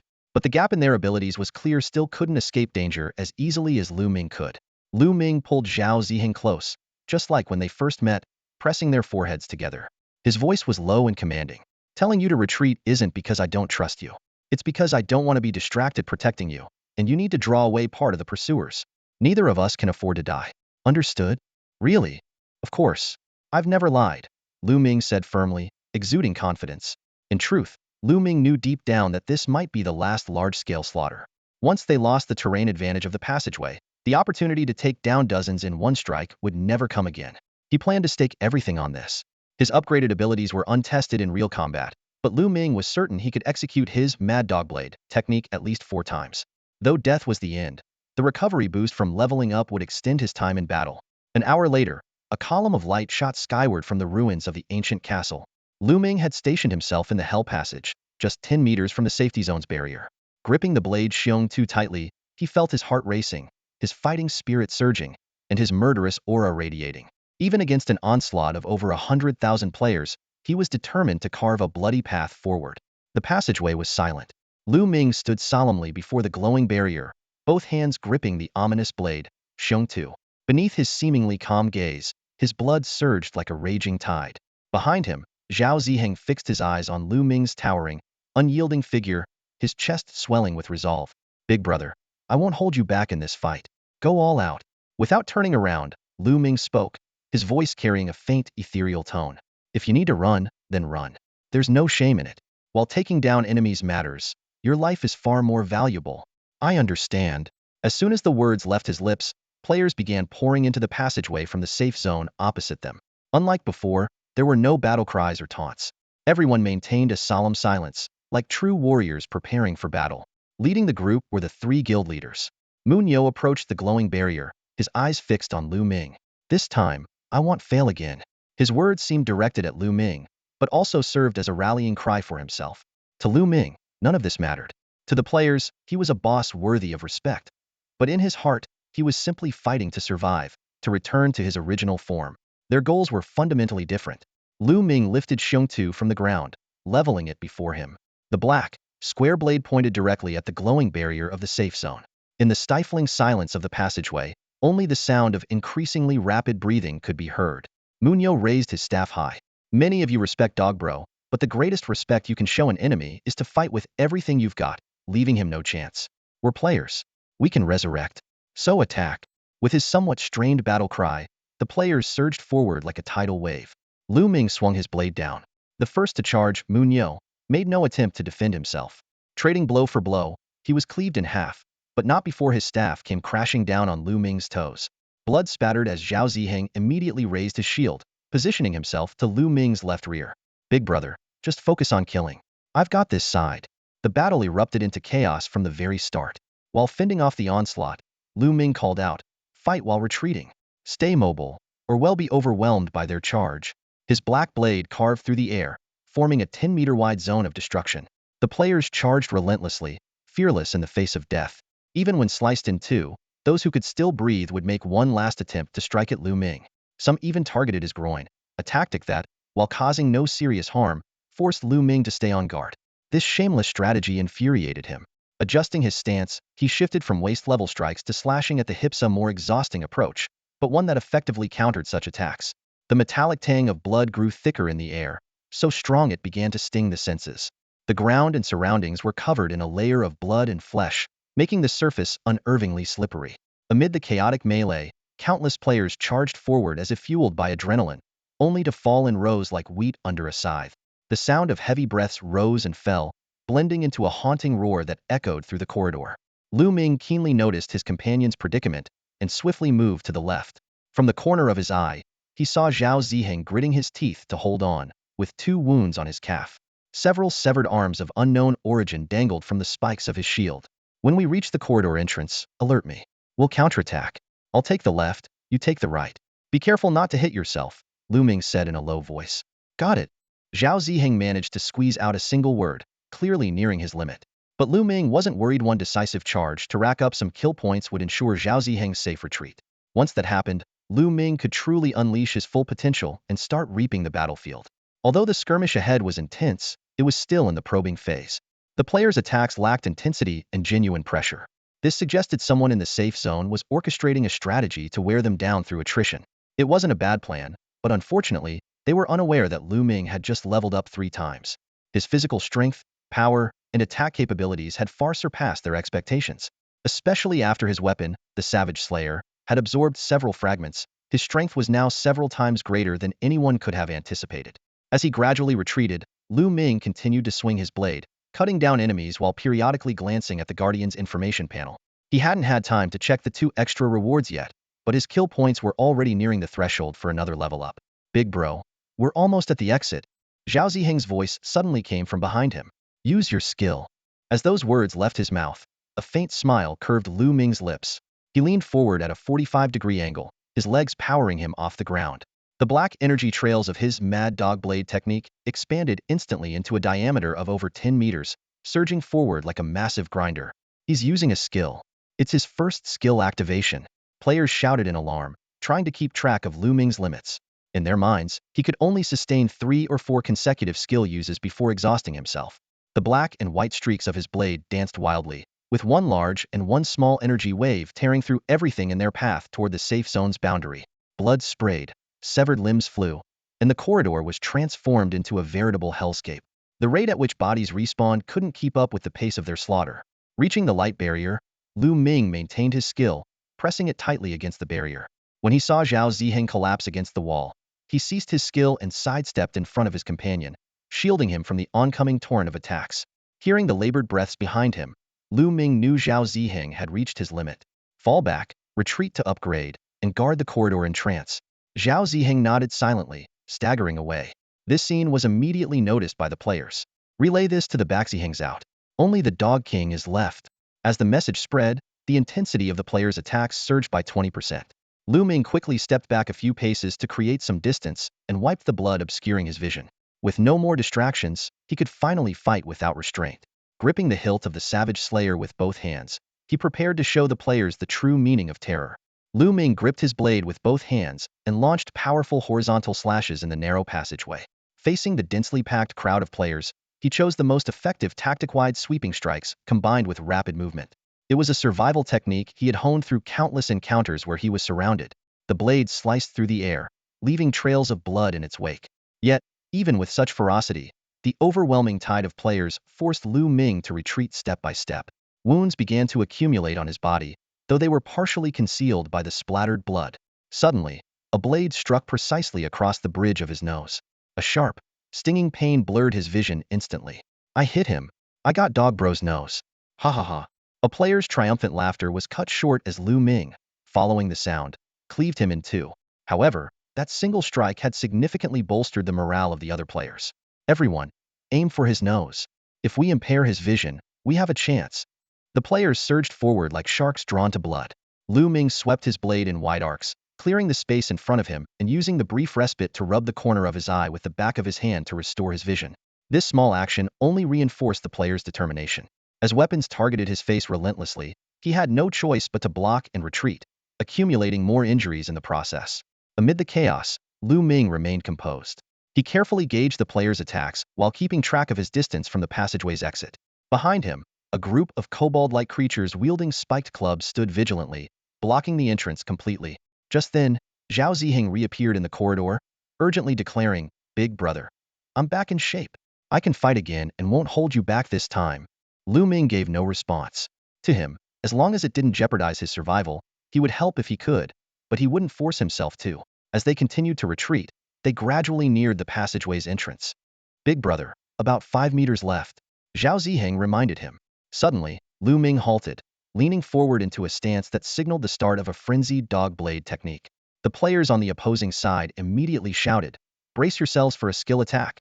Hold steady. Weapons forward." But Lu Ming merely blinked without executing any skill, instead gripping his blade tightly and beginning to spin. By the time the players realized they had been deceived, Lu Ming unleashed the true frenzied dog blade technique without warning. Zhao Ziheng quickly followed suit, activating his own skill to coordinate with Lu Ming. The two of them, one leading and one following, resembled high-speed threshing machines, cutting their way through the crowd and advancing toward the glowing barrier. The players, having been thoroughly outmaneuvered, could only hurl curses from behind the barrier as Lu Ming and Zhao Ziheng disappeared through it. "Brother Go, you're such a sly dog. Did you really just fake us out?" The furious shouts of the players echoed through the corridor. Lu Ming remained unfazed, his long blade flashing coldly as it sliced through the players who had charged out of the safety zone barrier, cutting them into pieces. Casually wiping the blood splattered on his face, he began retreating under the relentless assault of the advancing players. Zhao Ziheng had already limped away earlier. This guy had nearly gotten his leg chopped off in the chaos. Lu Ming was no stranger to this. The Mad Dog Blade technique lived up to its name. Its reckless execution often resulted in collateral damage, something unavoidable. Facing the surging tide of players, Lu Ming maintained his composure, blocking and retreating step by step until he reached the corridor's entrance. This time, the players were all in, disregarding skill cooldowns as they swung their weapons wildly. After all, they could respawn after death, so they might as well go all out. Every one of the hundreds of thousands of players shared the same determination. "Today, we're sending Brother Go to his grave." Lu Ming leaned forward slightly, unleashing another skill that sent the players reeling back as he fought his way past the safety zone barrier once more. Inside the safety zone, the players began counting. That's the third skill. At most, he has one more. Once he uses the last one, it's our chance to strike back. He licked the corner of his mouth and retreated in sync with the players' attacks, carefully monitoring his stamina. After another round of skill usage, a deafening roar erupted from within the safety zone. That's the fourth skill. He's maxed out. Charge. But just as Lu Ming reached a point 5 meters from the safety barrier, he suddenly turned on his heel and bolted. The shouts of pursuit came to an abrupt halt as the players were momentarily dumbfounded. "Brother Go. Chicken out? Chase him. He's killed me at least a dozen times. Now's our chance for revenge." The battle cries once again filled the corridor. As the players closed in on the corridor's entrance, a thunderous roar suddenly erupted. A massive black blade light, over 10 meters in diameter, burst forth from the left side, slamming straight into the hellish corridor. What the hell? Wasn't it supposed to be a maximum of 4 skills? This is the 5th. Amidst the terrified cries, the once confident players were reduced to a pile of shattered remains. That unexpected 5th skill utterly shattered the players' morale. Covered in blood and gasping for air, Lu Ming leaned on his blade, standing just outside the safety barrier, locking eyes with the players inside. Time seemed to freeze. He cracked a grin, revealing teeth stained red with blood. His smile twisted with an unspoken ferocity. Lu Ming was at the end of his rope. His calf muscles twitched violently, every nerve screaming in pain, as if he were on the verge of a cramp. The Mad Dog Blade technique, while immensely powerful, had a glaring weakness: its extreme toll on the user's stamina, sometimes even causing self-inflicted harm. The players' attacks came to an abrupt halt. They stared at the faint, enigmatic smile on Lu Ming's face, unable to gauge how many more skills he could unleash. Fear and hesitation began to spread, and arguments broke out among them. Whose lousy idea was this? This is just a death trap. We've died so many times, and we haven't even scratched dog bro. Maybe we try one last time? Why don't you go? My hip still hurts. Taking advantage of their endless bickering, Lu Ming swiftly opened the Guardian interface. Without wasting a second, he selected the upgrade option. A surge of warm energy coursed through his body, rapidly healing all his wounds, including the deep gash on his leg from the brutal strike earlier. Although his strength was fully restored, Lu Ming deliberately feigned weakness. He hunched over, staggered as he wiped the blood off his head, and limped toward the passageway with his long blade dragging behind him. "Dog bro looks like a washed-up hero about to retire," someone murmured. "Are you dumb? His jaw was shattered just a moment ago. Should we? Anyone who goes now is an idiot." Lu Quandan suddenly cut off the hesitation with his loud declaration. Before the words had even fully landed, Lu Quandan charged forward, shouting as he ran, "Yeah, I'm an idiot, but am a real man." This seemingly reckless act acted as a catalyst, igniting the burning spirit in everyone present. Even Mu Niu, who had already died 5 times, led the members of the 3 major guilds in a charge. This time, they weren't fighting for victory or defeat, they were fighting to prove the unyielding fire in their hearts. I might lose, but I refuse to back down. Their battle cries shook the air. Just as Lu Ming was about to leave, he suddenly stopped in his tracks. This time, the shouts and roars were entirely different from before. They were no longer mechanical, task-driven charges but raw, primal cries from deep within. These players might not even understand why they fought, yet they charged like untamed wild horses. In that moment, Lu Ming recalled a line from the interface that had always puzzled him. As long as the will remains, the fire of the heart will never die. He repeated the words softly to himself, as if he had finally grasped their true meaning. Standing at the entrance of the passage, Lu Ming's gaze fell on Lu Quandan, who called himself a real man. In his eyes burned not only fervor, but also the semblance of a faith yet to awaken. At that moment, Lu Ming understood clearly. The Hell Passage could no longer be held. The players before him had already transcended the notions of success and failure. They had become a group of madmen following only their hearts. They cared nothing for the rules of the game, for victory or defeat, or even for any clear objective. The only thing they clung to was the unextinguished flame within their souls. It was this purity of spirit that earned Lu Ming's respect. He realized that relying on the terrain to rack up kills was now a futile endeavor. To these players, winning or losing no longer mattered. All they wanted was to prove to the world, we are neither cowards nor weaklings. This unyielding determination would undoubtedly inspire others to reignite their passion. Lu Ming straightened up and gave a thumbs up to the charging players. This gesture immediately prompted Lu Quandan to shout at the top of his lungs, "Dog bro, I'm coming for you. I'm not afraid of you." In a flash of steel, Lu Ming and Lu Quandan crossed paths. Blood gushed from Lu's waist as his stone club shattered, and his body fell apart. Before succumbing, he turned his head with great effort to look at Lu Ming's retreating figure. "Dog bro, you're awesome. Wait for me to resurrect and come back." Lu Ming didn't look back, only gave a slight nod in acknowledgement before brandishing his weapon, Feng Tu, to meet the oncoming player army. This battle was unlike any he had fought before. The players still felt pain and screamed, but their words were entirely different. "Dog bro, you're amazing. Just wait, I'll get a piece of you too. Why doesn't it hurt as much? Did I unlock some hidden attribute?"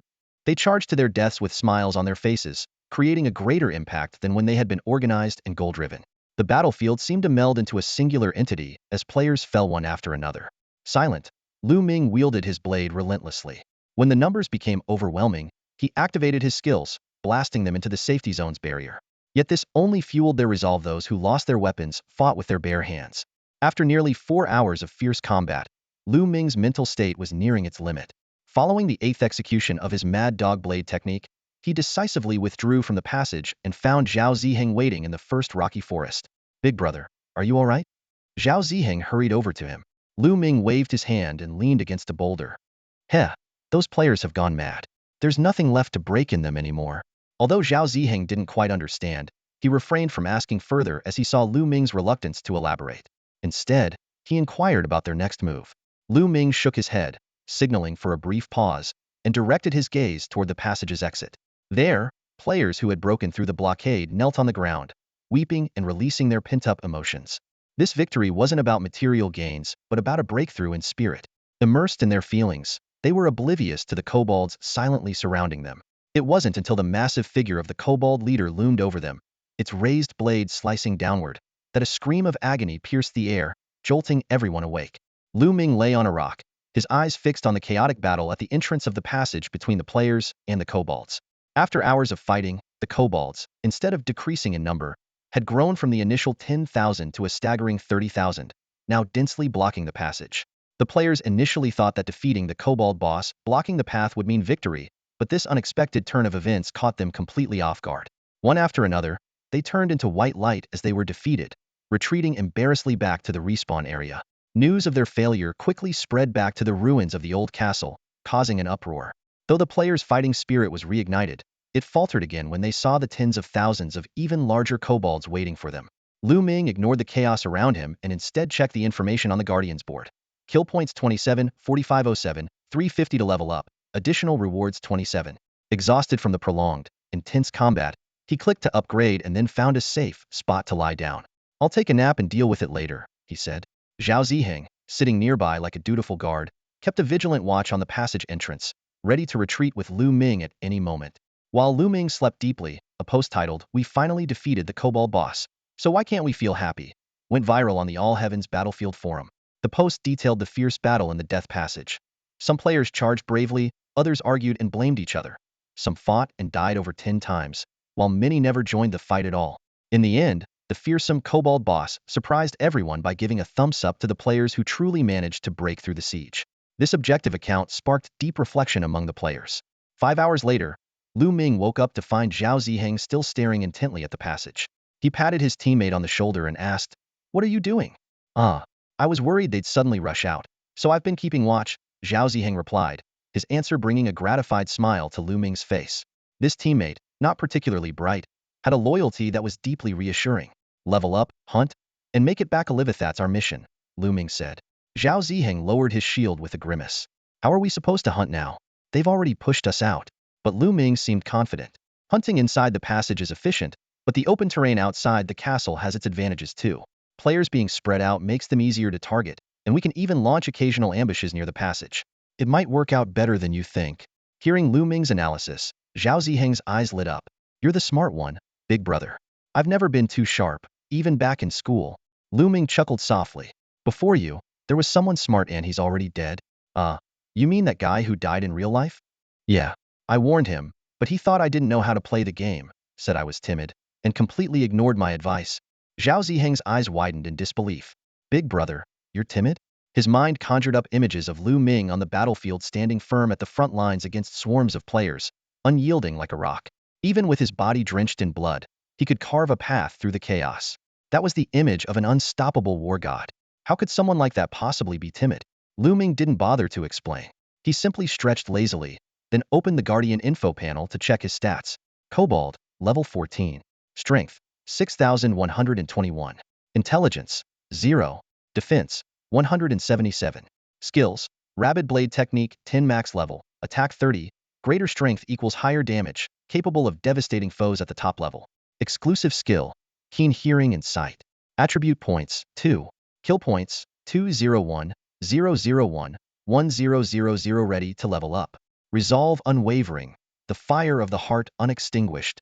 The path to godhood through slaughter lay before him, and the chance for eternal life through killing was within reach. He could still level up once more, but Lu Ming restrained the urge.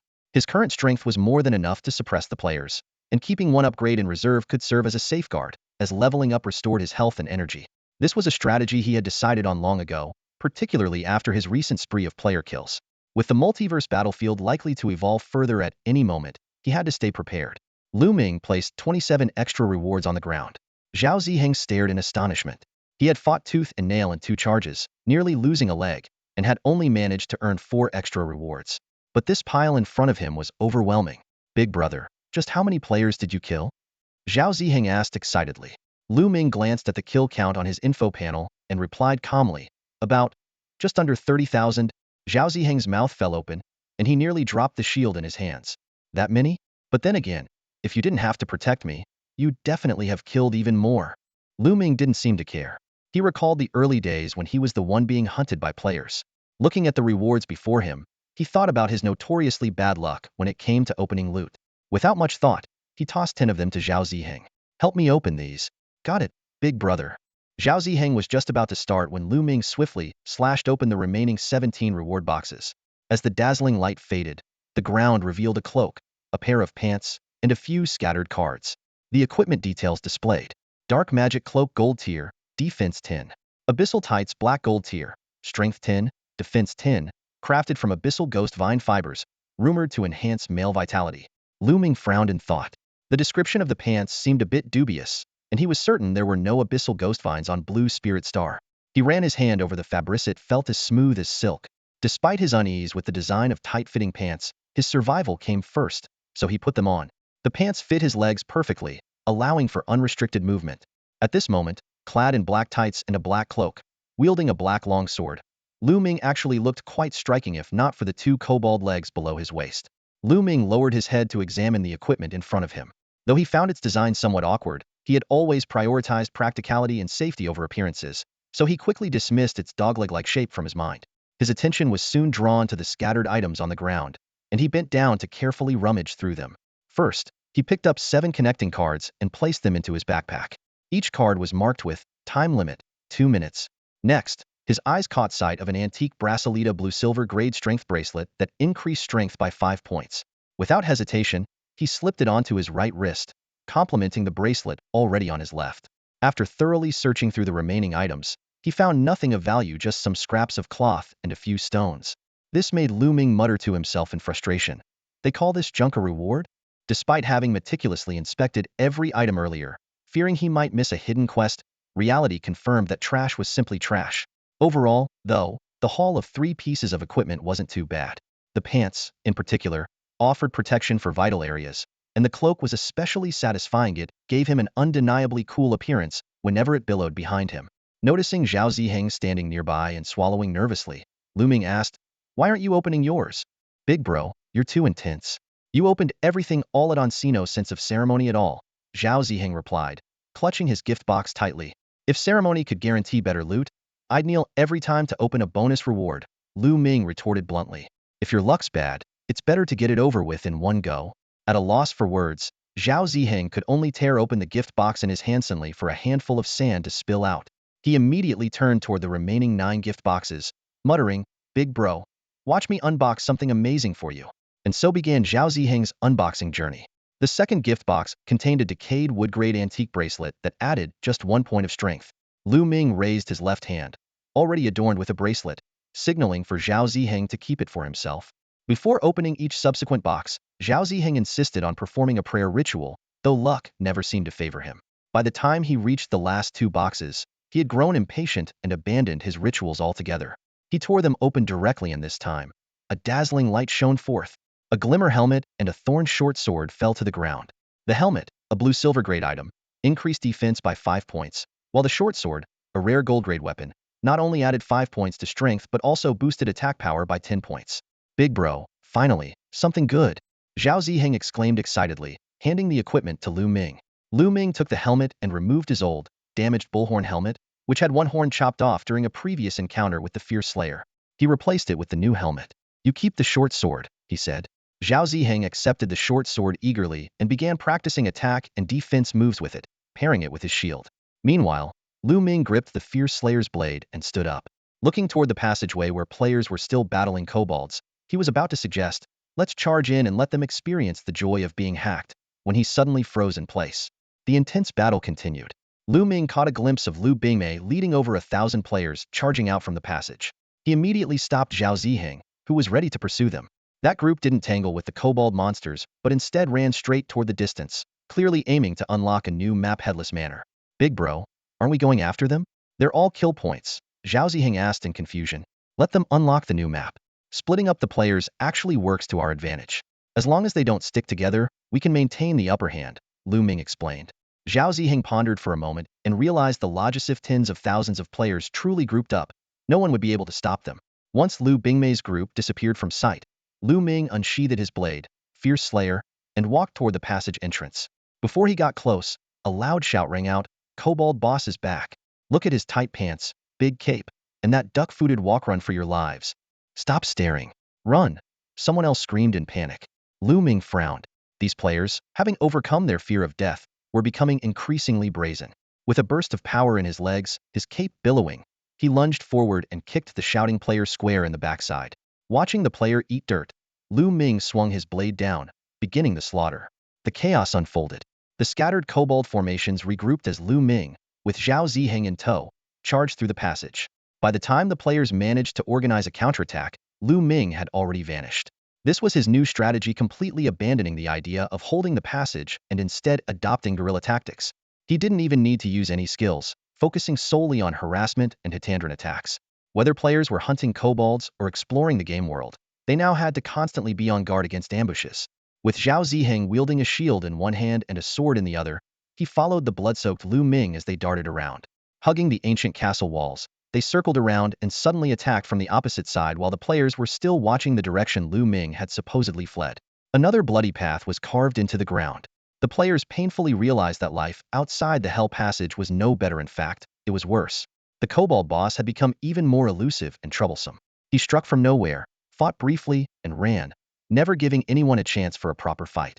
By the time players called for reinforcements, he was already gone. Despite his overwhelming strength, he deliberately chose guerrilla warfare, leaving players utterly frustrated. Given the immense scale of the heavenly battlegrounds and the developers' unyielding stance, players couldn't even find a way to lodge formal complaints.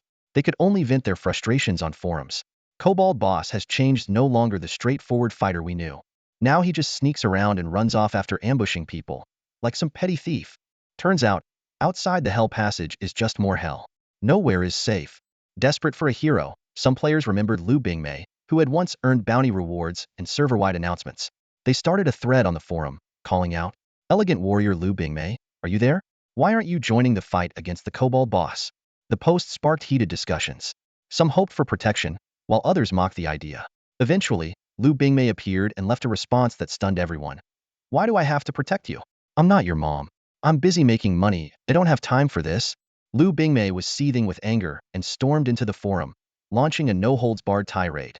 Her sharp words cut deep. "You attacked my little brother and still expect me to help you? You want me to protect you? Keep dreaming."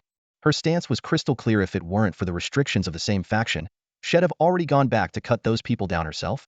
As for others' opinions, in Lu Ming's eyes, aside from her younger brother Lu Ming, no one else in this world was worth her attention.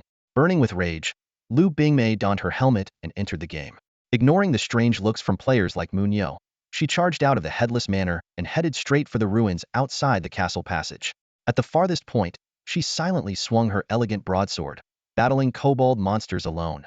Thanks to the attribute bonuses from her gear and her skills, she fought with the strength of dozens of players, taking down over a dozen kobolds in no time.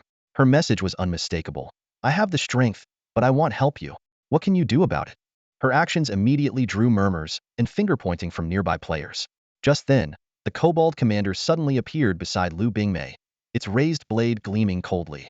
Players at the passage entrance swarmed forward, already eyeing the potential loot she might drop. At the critical moment, a dark figure darted in from the side, slamming the kobold commander to the ground. The shadow carved a bloody path through the crowd, taking down hundreds of opportunistic players before vanishing into the distance. Lu Ming froze for a moment, but quickly seized the opportunity to unleash a relentless assault on the fallen commander. Even when her calf was bitten, she didn't flinch, wielding her broadsword like a long blade and hacking away madly. The system announcement echoed in the air. Intruder Lu Ming has become the first player in the celestial battlefield to slay a commander-level monster. Reward: Golden Tier Equipment Blue Moon Cloak, Defense 10. A blue and white cloak appeared in her hands. When equipped, it perfectly complemented her elegant silver-white warrior set, making her look both valiant and graceful, sparking envy and jealousy among onlookers. Lu Ming let out a cold snort and turned back toward the Headless Manor. The players who had been criticizing her moments ago fell silent.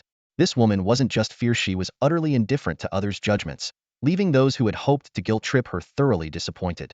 No one noticed that as Lu Ming walked away, her entire body was trembling, not from fear, but from the natural reaction of seeing blood for the first time and being completely drained of energy. She cursed herself inwardly. All this just to vent my anger, and I even dragged Xiaoming into it. What an idiot. As for Lu Ming, the one she was worried about, he didn't mind at all. When he saw his sister's post on the forum, he had already guessed what she would do and had been waiting nearby. His only regret was not bringing Zhao Ziheng along, though he didn't bother explaining. There was no need to reveal his secrets. Fortunately, Zhao Ziheng was perceptive enough not to ask questions, instead eagerly preparing to continue the slaughter. After all, the kill points gained outside the passage were indeed higher. Looking at the crowd still gossiping near the passage, Lu Ming said to Zhao Ziheng, "Go ahead, they'll rest for a bit." Before he could finish his sentence, a cold, indifferent voice echoed through the air, reaching everyone's ears. As the voice resounded, the dim sky suddenly burst into a display of vibrant, colorful light bands, with countless specks of starlight falling like rain. Outside the ancient castle, green buds began to sprout from the jagged rocks, bringing a hint of vitality to the monotonous world. The battlefield of the heavens is undergoing an upgrade. Further details will be available after the update. This scene was no surprise to Lu Ming. Every time he had a significant kill streak, the battlefield of the heavens would undergo some sort of refinement. As he pondered the implications of these changes, an unexpected notification sounded in his mind. As a guardian, your exceptional performance in the battlefield of the heavens has earned you a special reward: a one-time choice of race. Once selected, this choice is permanent. 1. Blue Spirit Star Human Race retains current attributes. 2. Abyss Ghost Vine Race attributes will be reassigned. 3. Infinite Void Flame Demon Race attributes will be reassigned. Lu Ming froze in place. The long-held desire to regain his human form had come so suddenly. However, his face quickly darkened as he frowned, had never even heard of the latter two races. Considering the name Battlefield of the Heavens, a startling possibility surfaced. This seemingly game-like world might actually connect to a universe far beyond Blue Spirit Star. Do these races truly exist? Lu Ming nervously asked in his heart. Yes, came the curt, emotionless reply.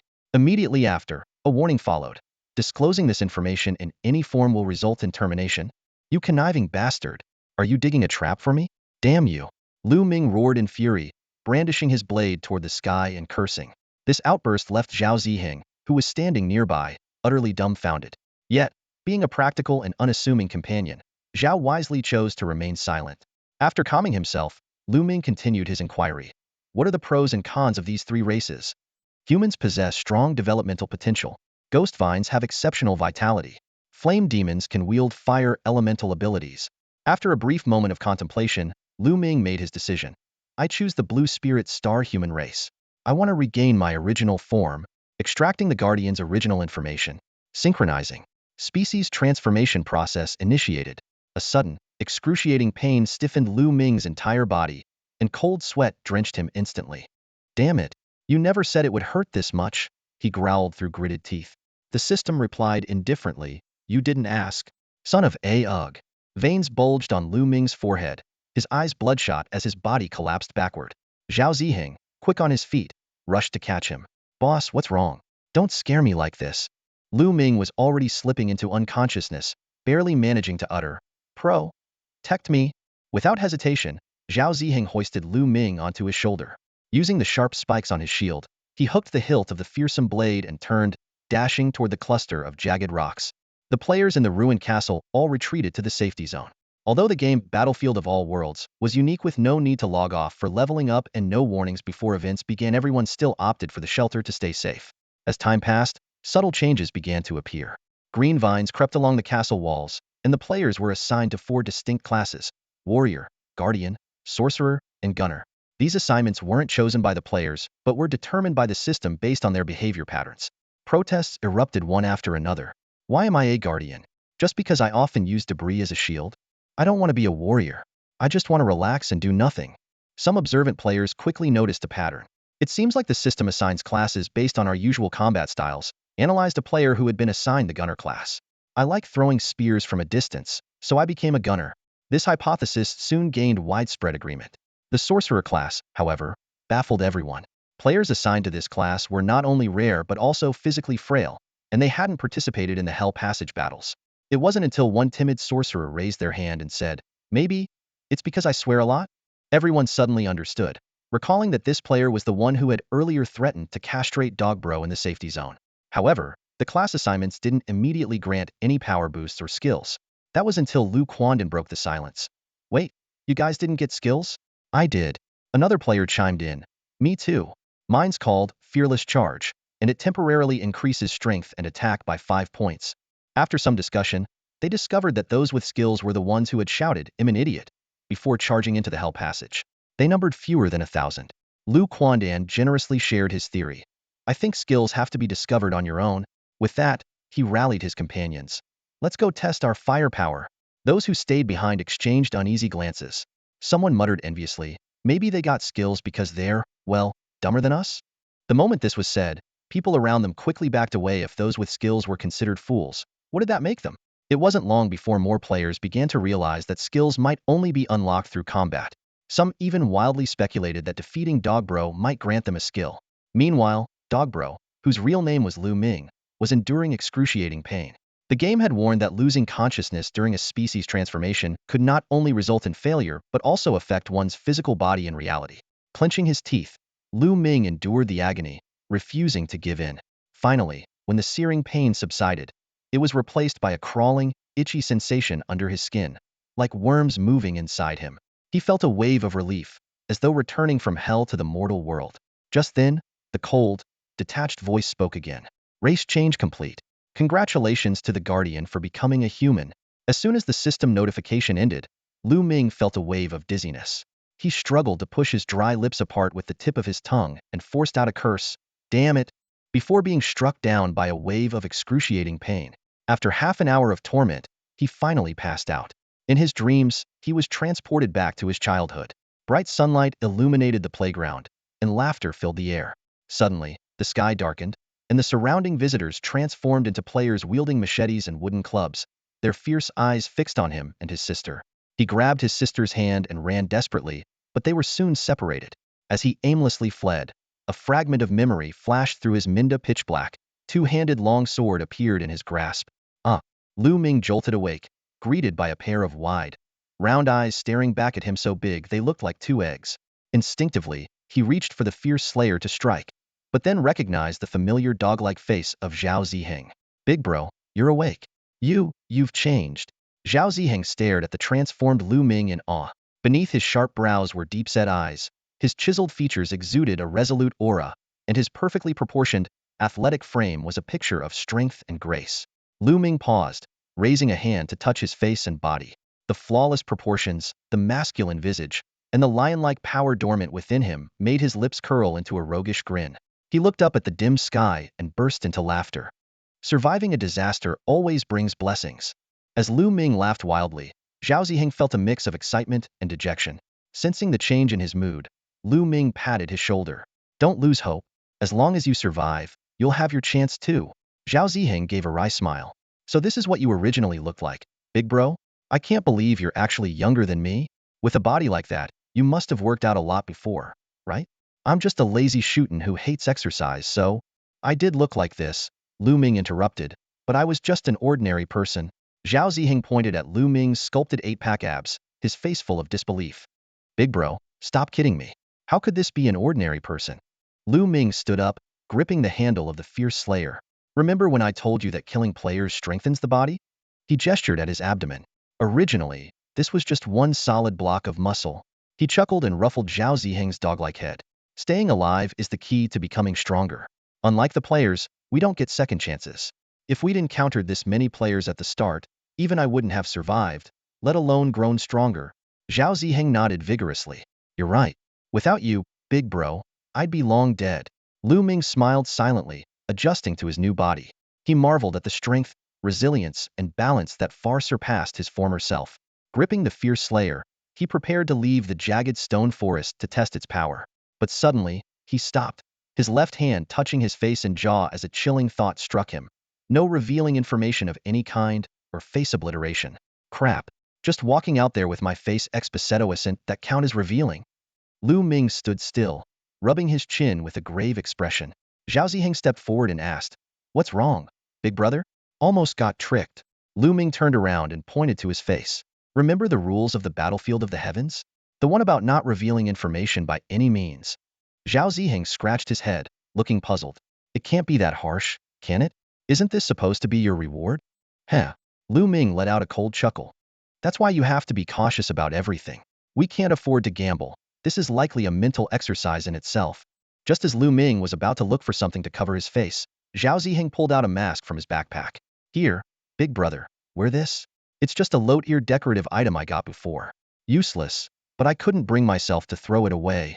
Lu Ming took the mask and examined it closely. It was a crying clown mask, with its attribute description reading, disguise item, no attributes, no grade. Though simple, it was exactly what he needed at the moment. The instant the mask adhered to his face, it fit perfectly, concealing his handsome features. In their place was an exaggerated, smiling clown face streaked with bloody tears. Paired with his dual-handed long-blade fierce butcher, black slim-fit pants, a flowing cape, and his exposed 8-pack abs, Lu Ming's appearance instantly became eerie and unsettling. He seemed particularly pleased with the mask, tilting his head slightly as the grotesque smile stretched, the blood-like tears adding a chilling effect that made Zhao Ziheng shiver.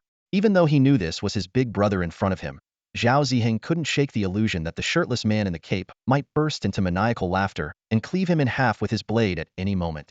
This mask is pretty decent, Lu Ming said, playfully punching Zhao Ziheng on the shoulder. What's with that expression? Zhao Ziheng swallowed hard. Big brother, you look kind of scary right now. Like a lunatic. Really? Lu Ming held the fierce butcher upright, using the blade as a mirror to check his reflection. Hiss. You're right, there's a bit of a rainy night killer vibe going on. With that, he let out a low, sinister chuckle, which sent chills down Zhao Ziheng's spine. Big brother, You've nailed the creepy vibe. It's unsettling. Haha. Lu Ming straightened his posture, resuming his usual sunny and resolute demeanor. Come on, let's go scare them. With that, he grabbed the fierce butcher and strode out of the jagged stone forest. 500 meters away, chaos unfolded at the entrance of an ancient castle passage. A fierce battle between kobolds and players was raging, the scene utterly chaotic. One player in particular, Lu Quandan, drew attention. Having lost his weapon, he was wrestling on the ground with a kobold. His hands gripped the creature's jaws tightly as he bit into its neck, thrashing wildly. The savage fighting style blurred the line between man and beast. But the struggle was short-lived. Another kobold struck Lu Quandan's head with a single blow, shattering it. Before collapsing into a pool of blood, Lu Quandan managed to tear a piece of hide from his opponent with his teeth. Let's go. Charge. Lu Ming commanded, his cape billowing behind him as he led the charge into the battlefield. Zhao Ziheng gripped his shield tightly, maintaining a distance of about 10 meters from Lu Ming as he took advantage of the chaos to swiftly charge into the fray. The scent of blood filled the air, and the players locked in combat paid no attention to the looming danger. A flash of steel was all it took before anyone could react. They were sent back to the castle's respawn zone. The forums quickly erupted. It's Goga. He's taken on human form and is wearing a creepy clown mask. The news spread like wildfire. Players buzzed with heated discussion. Some condemned his Hitandrant tactics as shameless, while others defended it as a brilliant strategy. The arguments raged on, but they only fueled the players' excitement. Gogu is improving way too fast. What do we do now? Maybe we should all just hide in the safe zone. I don't even dare step past the light barrier anymore. Panic-filled posts flooded the forums. Meanwhile, Lu Ming and Zhao Ziheng continued their ruthless slaughter, all while browsing the forum comments. Lu Ming smirked with satisfaction. See? This kind of discord is exactly our opportunity. He stood up and pointed to the narrow mountain path connecting the castle to the Headless Manor. This will be our prime harvesting ground. Zhao Ziheng's eyes lit up. Got it, big bro. We'll take turns guarding this path. Lu Ming nodded in agreement, already calculating how to help his sister grow stronger, possibly even planting her as an undercover agent. Wearing the weeping clown mask, Lu Ming seemed like a completely different person, his demeanor growing increasingly dangerous. Dragging his massive slayer blade, he charged directly into the crowd of players. Suddenly, a tumter-long stone spear came hurtling toward him. Lu Ming effortlessly shattered it with a single swing and let out a chilling, guttural laugh. Hehehe. The eerie laughter sent shivers down the spines of players watching from afar. Damn, GoGe's new style is terrifying. You guys hold him off, I'm outta here. Lu Ming darted forward like a phantom, his laughter echoing incessantly. The entire game world seemed to darken under his presence. He moved with astonishing speed, the blood tears on his mask swaying as he ran, adding to the horror. Players retreated repeatedly, unnerved by both the sinister atmosphere and Lu Ming's unpredictable state. Seizing on their hesitation, Lu Ming stormed into the passage, his unsettling laughter never ceasing. The players, disoriented, could almost feel the presence of vengeful spirits encircling them. A chill running down their spines, though in reality, it was the fleeting touch of the Slayer blade's edge grazing past them. Dog bro has gone crazy. The forum exploded in an instant. Players were frantically discussing Lu Ming's wild appearance, barricaded, draped in a trench coat, and radiating madness. In the dimly lit scene, his maniacal laughter indeed gave off the impression of a deranged lunatic. Lu Ming almost burst out laughing at the imaginative comments from these players. While his eerie laughter did have a strong psychological impact, scaring off quite a few players, it clearly came at a cost. After taking down the last target at the edge of the light screen and retreating quickly, he couldn't help but shake his head. That was definitely a misstep, but he couldn't entirely blame himself. Anyone would be ecstatic after reverting to their original form from a bizarre half-human, half-dog state. Besides, given his age, occasionally doing something over the top wasn't out of the ordinary. Still, missing out on some kill points stung a little. What made it even more amusing was how the players, upon returning through the passage, became unusually cautious, as if the battlefield had truly become haunted. This left Lu Ming both amused and exasperated, but it also got him thinking about new strategies. Although he no longer camped by the passage, a large number of players remained watchful, refusing to stray far from the safe zone. At most, they would sneak in a few kills on dog-headed creatures before retreating quickly. The only ones truly fearless were Lu Quandan and his crew. Not only were they unafraid of death, but they would enthusiastically greet Lu Ming whenever they saw him be charging at him with loud whoops and attempting to gang up on him. Even when sliced in half, these players would still crack jokes before dying. Dog bro, do you have a crush on me? You always target me first. Or dog bro, don't leave. Let's go another 300 rounds. These light-hearted remarks almost made Lu Ming hesitate. But survival came first, and kill points were essential.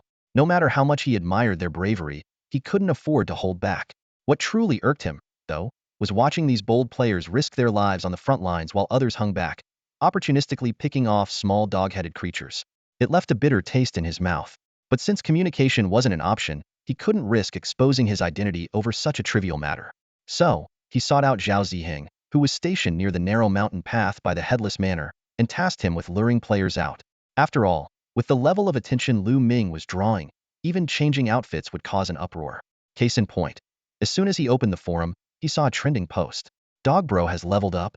Not only has he turned into a humanoid monster, but he's also embraced a horror aesthetic. He's basically a psychopathic killer straight out of a rainy night thriller. This post instantly went viral, transforming Lu Ming's image from a tough warrior into a deranged maniac. And it seemed that the nickname Dog Bro was here to stay for a long time. To make matters worse, some horror game enthusiasts were now clamoring for the public beta to open as soon as possible. They couldn't wait to hunt down the infamous Dog Bro themselves. Human curiosity knows no bounds. Lu Ming watched as players continuously poured into the battlefield of the heavens, fully aware that this tide was unstoppable. After all, the battlefield itself depended on the participation of players to improve. Weighing his options, he decided to adopt a strategy of balancing leniency and strictness. Holding 3 connection cards in his hand, Lu Ming first reached out to his sister, Lu Bingmei, who had gone on a killing spree following a forum incident. "Big sis, are you okay?" he asked.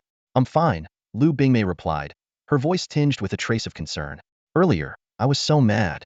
Did it cause any trouble for you?" Lu Ming hadn't expected his straightforward and bold sister to still be worried about this. "No trouble at all. I just took the chance to eliminate a few players." After a brief pause, Lu Bingmei cautiously asked, "I saw on the forum that you seem to have returned to your original form. Is that a good thing for you?" Lu Ming glanced up at the gloomy sky, his tone heavy. "I can't talk about it. If I do, it could cost me my life." Then, Lu Bingmei shifted the topic. "About that cloak I got earlier, Simone's offering 3 million for it. Plus, I killed that commander, and the official reward was 2 million. We're not short on money now." Knowing his sister was worried about whether he could regain his true form, Lu Ming chose to avoid the subject. "Don't sell it. Keep it for yourself.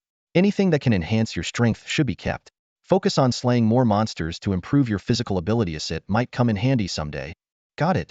Do you need me to lure out the 3 major guilds for you to kill?" Lu Ming almost burst out laughing.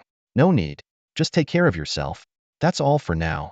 After ending the communication, Lu Ming couldn't help but imagine the expression on Munyo's face if he were actually tricked out and killed. It would certainly be priceless. But with so many players already available to target, there was no need to resort to trickery.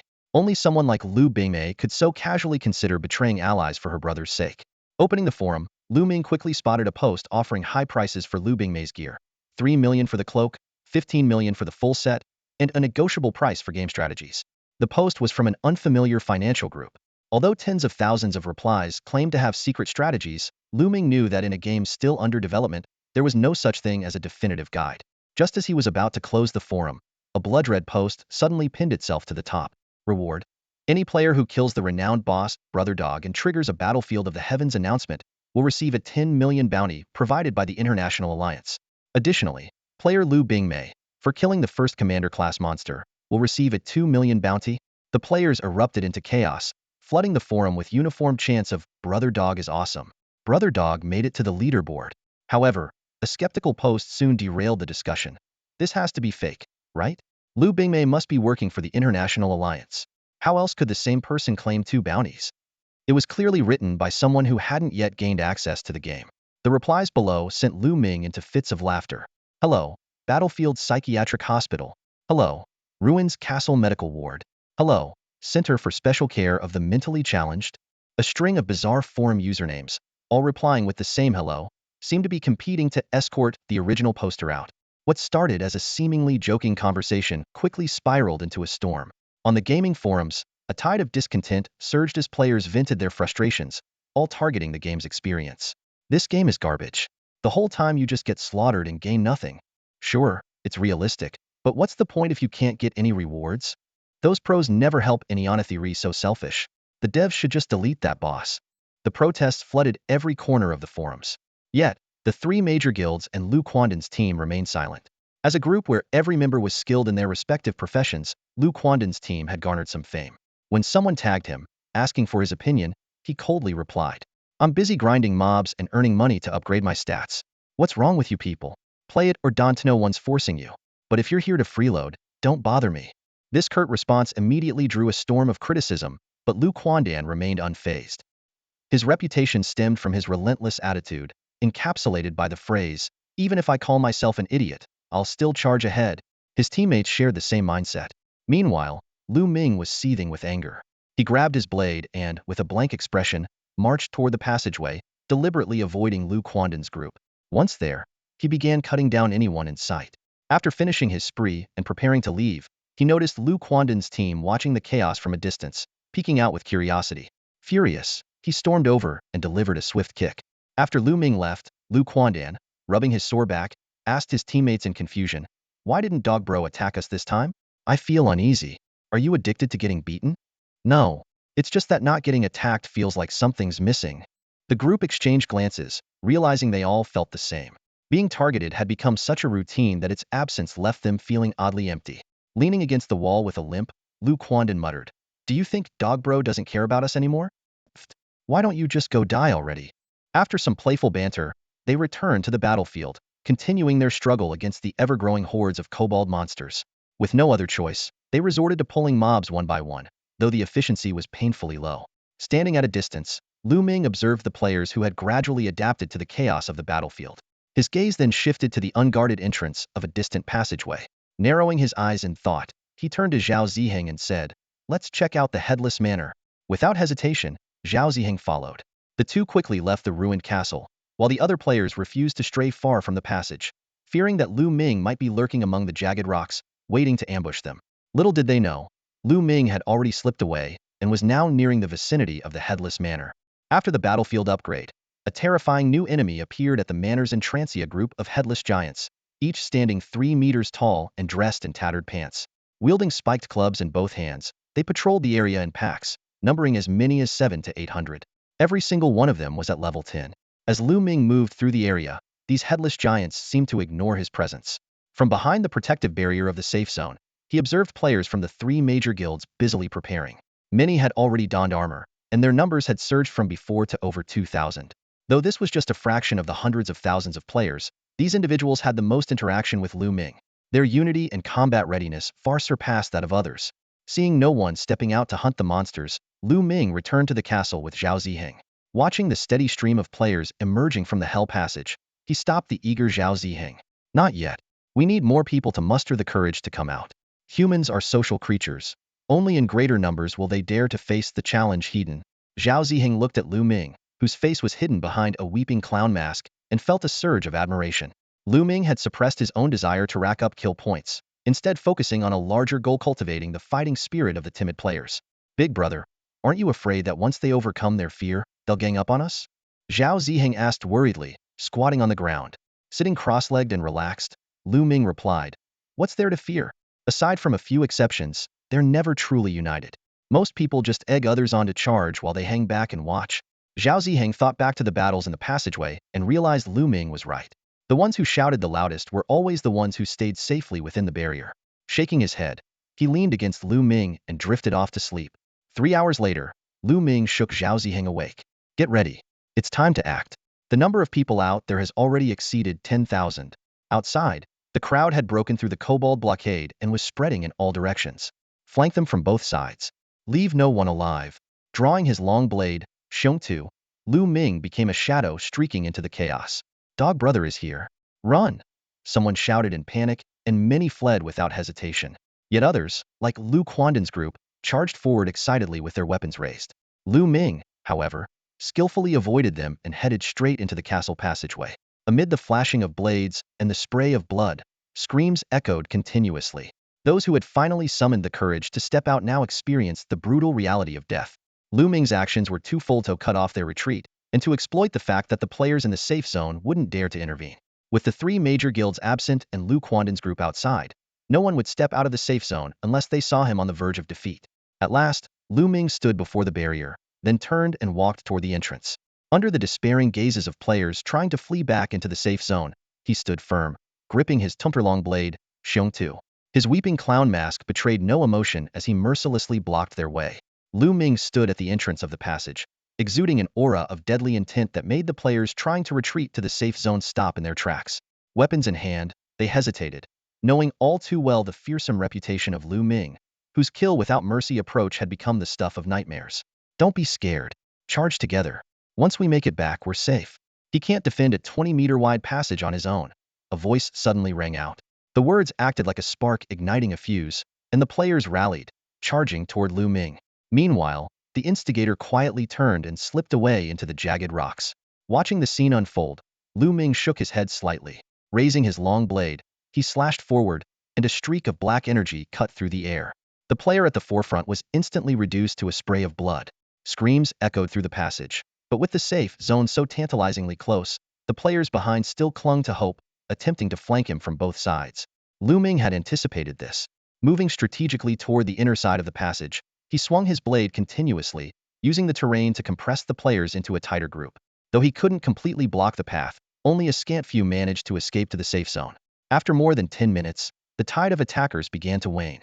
The anguished cries within the passage deterred newcomers, but danger loomed outside as kobolds roamed freely, hunting down isolated players. Wiping the blood off his blade, Lu Ming stepped out of the passage and spotted Zhao Ziheng sprinting ahead. Behind him was a coordinated group of over 2,000 players, led by Lu Quandan. These players took turns using charge skills to batter Zhao Ziheng, who carried a shield for protection. Whenever Zhao Ziheng showed signs of counterattacking, they would immediately scatter, forcing him into a defensive stance. Although these level 7 players posed no real threat to Lu Ming, who was already level 14, he still called out to Zhao Ziheng, "Turn around and use your skills. Take them out." Hearing the support, Zhao Ziheng immediately activated his rapid blade technique, a skill he had been hesitant to use earlier for fear of exhaustion and being overwhelmed. But now, with Lu Ming backing him up, he unleashed it without reservation. White blade shadows swept out as his thorn shield transformed, forcing the players prepared for this tactic to scatter swiftly. It was all according to Lu Quandan's strategy. Whoever was targeted by Zhao Ziheng's skill would face him heat. If we're going to die anyway, we might as well make a contribution and create opportunities for others. This plan was indeed a good one, and exactly why Zhao Ziheng had been hesitant to use his skills recklessly. But now, with Lu Ming backing him up, that concern could finally be set aside. The scattered players were preparing for a fearless charge when they suddenly noticed a figure clad in a black cloak and wearing a crying clown mask. It was Lu Ming. "We're doomed. The dog boss is here to back him up." Lu Quandan slapped his thigh hard and then shouted, "Someone come with me to take on the dog boss. The rest, stick to the plan and make sure we take him down." Lu Ming stared at the aggressive Lu Quandan, feeling a faint sense of admiration. While this man's strength might not be worth mentioning, at least he had the courage to fight. Unfortunately, in Lu Ming's eyes, the greatest respect one could give an enemy was to kill them with full force. Without hesitation, Lu Quandan charged fearlessly, colliding directly with Lu Ming's long blade, Ruthless Slayer. The blade flashed, and Lu Quandan's waist was severed in an instant. "Damn it! What a humiliating way to die. Dog boss, couldn't you at least give me some dignity?" Lu Quandan cursed even as he drew his last breath. Lu Ming ignored him. With a horizontal sweep of his blade, he precisely shattered the skull of another player who had rushed toward him. Turning back, he delivered a final blow to Lu Quandan, ending his suffering. 10 minutes later, the battle was over. Lu Ming stood in the gentle breeze, gazing into the distance as calm returned to the area near the passageway. Around the castle, only a few players could be seen fleeing in panic, trying to escape the kobold's pursuit. Not long after, Lu Quandan and his group reappeared, resuming their hunt for the surrounding kobolds. Some players followed them but dared not stray too far from the passageway. Others simply observed from the sidelines, waiting until a kobold was nearly dead before rushing in to steal the kill, taking advantage of the rule preventing players from attacking one another, and then fleeing immediately after. Lu Ming instructed Zhao Ziheng to rest where he was and walk to a secluded spot to take out a communication card. "Big sis, find a way to recruit Lu Quandan and his group under Niu Mu's command. Why? With them around, other players will only keep trying to take advantage. I want everyone in the safe zone to come out. But won't that put you in danger?" Lu Bingmei asked with concern. "No, it will only make me stronger." Lu Ming shook his head with a smile. Reassured by his answer, Lu Bingmei immediately began making arrangements and hung up the call promptly. Soon after, Lu Ming saw a forum post where Niu Mu tagged Lu Quandan, inviting his group of over 2,000 players to join forces and promising to provide equipment and weapon support. Lu Ming closed the forum, calculating his next move. Most of the players in the castle were only interested in reaping benefits without taking risks. They neither dared to venture far from the passageway nor had the courage to face danger. Every time Lu Ming appeared, their first instinct was to flee back to the safety zone rather than fight. This behavior was severely hindering the speed at which he could accumulate kill points. To break the current situation, Lu Quandan's group had to be sent away, forcing a division among the players. Only by removing the opportunity for others to follow and profit would the remaining players be compelled to step out of their comfort zones and face the challenges heed. To Lu Ming's surprise, Munyo returned to the ruined castle with reinforcements so quickly. Watching the group of over 500 people pass swiftly through the mountain path, their numerous wounds made it clear they had just fought fiercely against the headless beings outside the manor. Even with their average strength at level 7 or 8, it was obvious that dealing with those monsters was no easy task. Hiding among the jagged rocks, Lu Ming quietly observed the group. They headed straight toward Lu Quandan's location, and within half an hour, the two teams had regrouped. Laughing and chatting, they began heading back to the headless manor. As for the other players, most stayed huddled in the safe zones, too afraid to make a move. Some wanted to take the opportunity to slip away, but they couldn't break through the line of headless beings guarding the manor's entrance. In the end, they could only revive inside the castle. The narrow mountain path outside the ruined castle, along with the swarming headless beings, formed a natural barrier for ordinary players. Watching as Munyo and Lu Quandan's teams disappeared into the distance, Lu Ming turned and approached Zhao Ziheng, who had just finished resting. Time to put on a good show. Zhao Ziheng rubbed his sleepy eyes. What's up, big bro? After listening to Lu Ming's explanation, Zhao Ziheng instantly perked up. Grabbing his shield, he jumped up with excitement. So you're saying no one's going to be chasing me around anymore? This unexpected reaction made Lu Ming stroke his chin thoughtfully. Not in the short term, no. But him hoping to lure the players inside out. For Lu Ming, gaining kill points was the priority. The problem was, the moment he showed up, he scared everyone away. Leave it to me, big bro. Zhao Ziheng patted his chest confidently. They'll pretend I can't handle them. I mean, I do get beaten up a lot anyway. He scratched his head sheepishly after saying that. His enthusiasm, however, made Lu Ming a bit wary. You can go, but you have to get stronger quickly. The next time players join, they'll be at least level 100,000. I don't want you disappearing mid-fight.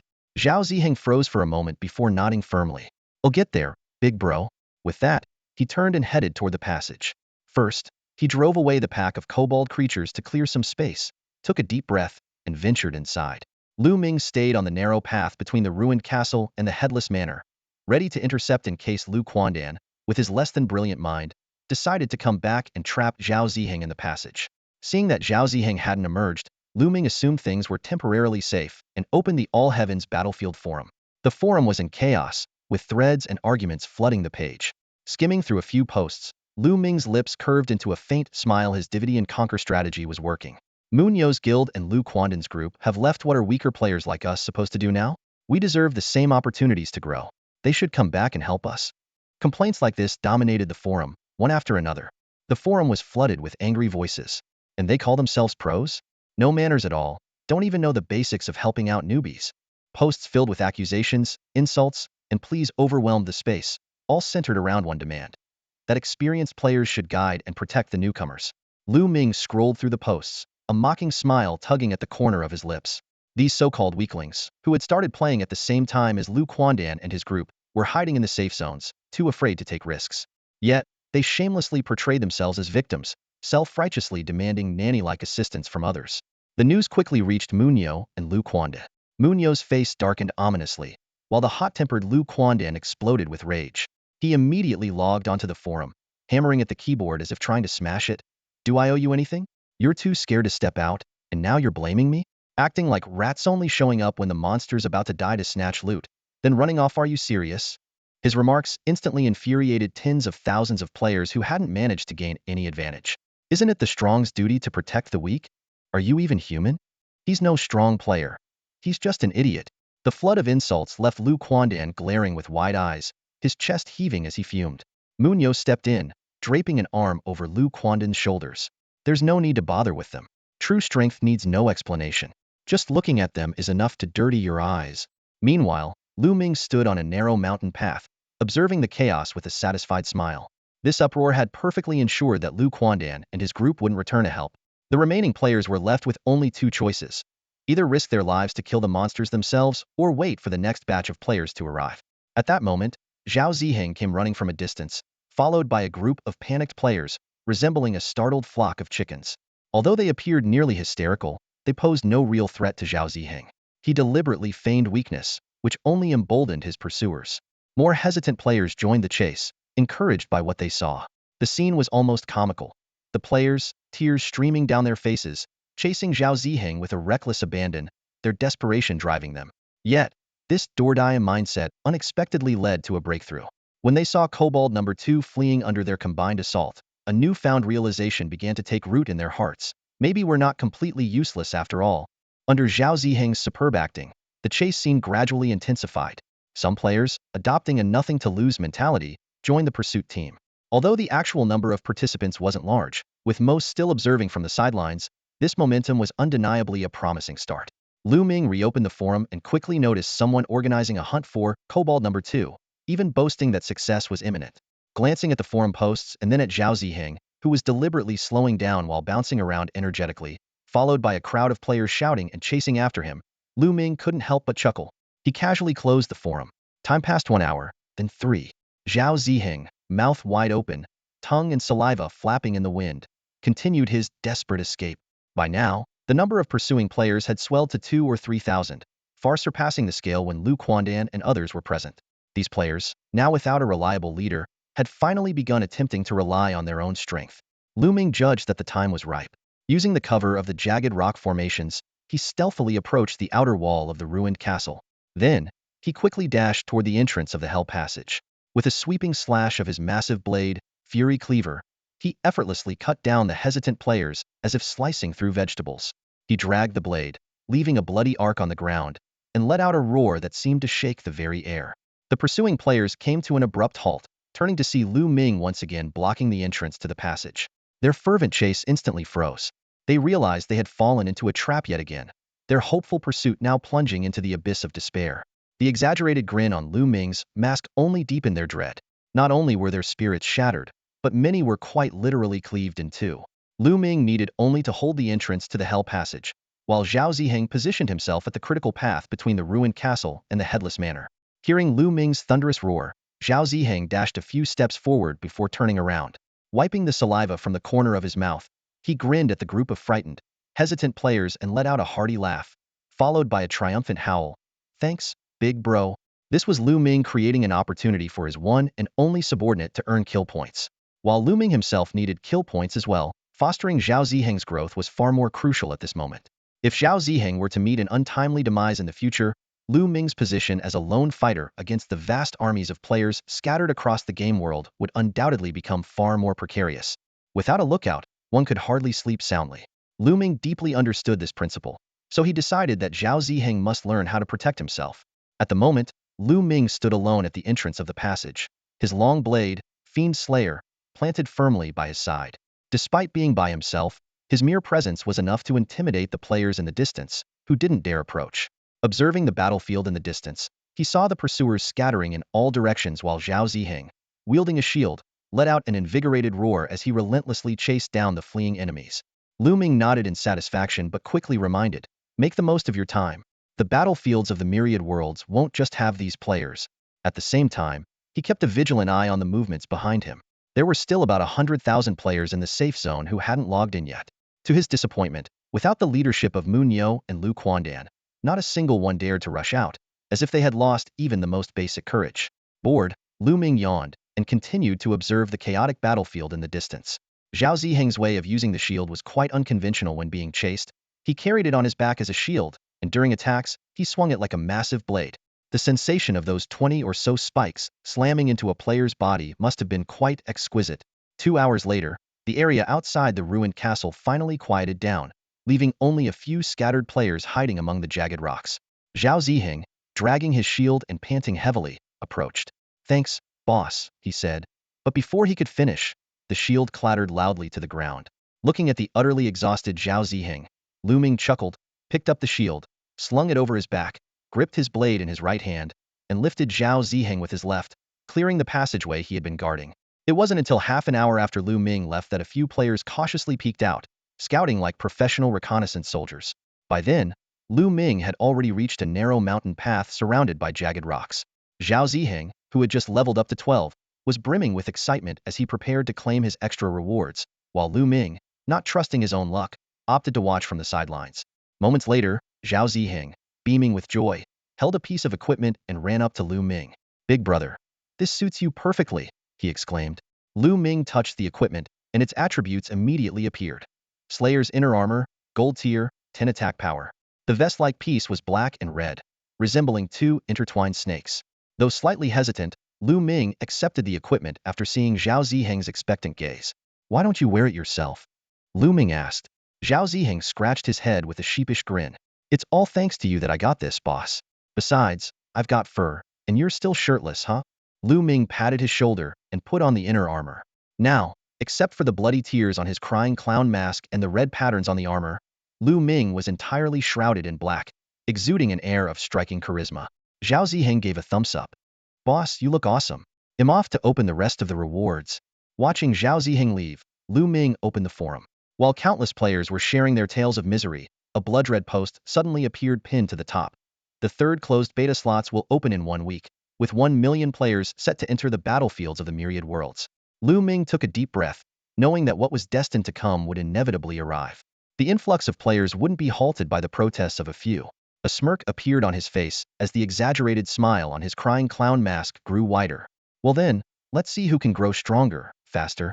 As soon as the title official beta test with 1 million slots was announced, it caused an uproar on the forums. The discussion threads, once filled with complaints and grievances, instantly heated up. Countless players cheered and celebrated, their excitement drowning out all previous discontent. "If even a third of us stick together, we can crush everything in our path." Statements like this echoed throughout the forums. Players eagerly envisioned the scene of a million-strong army descending upon the battlefield, imagining themselves sweeping through the maps like an unstoppable tide, smashing Dog Bro and even Dog Grandpa to pieces. Lu Ming couldn't help but laugh as he read these fervent declarations. The previous batch of players had made similar bold claims, yet most of them were now cowering in the safe zones, too afraid to venture out. However, his smile carried a hint of seriousness. If a million players truly united, they would indeed be a force to reckon with. Still, he knew that with his attributes and mobility, as long as the map was large enough, he could adopt guerrilla tactics and ensure these newcomers wouldn't even catch a glimpse of him. While Lu Ming was deep in thought, Zhao Ziheng rushed over, his eyes filled with concern. "Boss, have you seen the forums? 1 million players are coming in a week. What are we going to do?" "Don't panic. This is good news," Lu Ming replied, a sly grin forming at the corner of his mouth. "Think about it, killing points will be everywhere.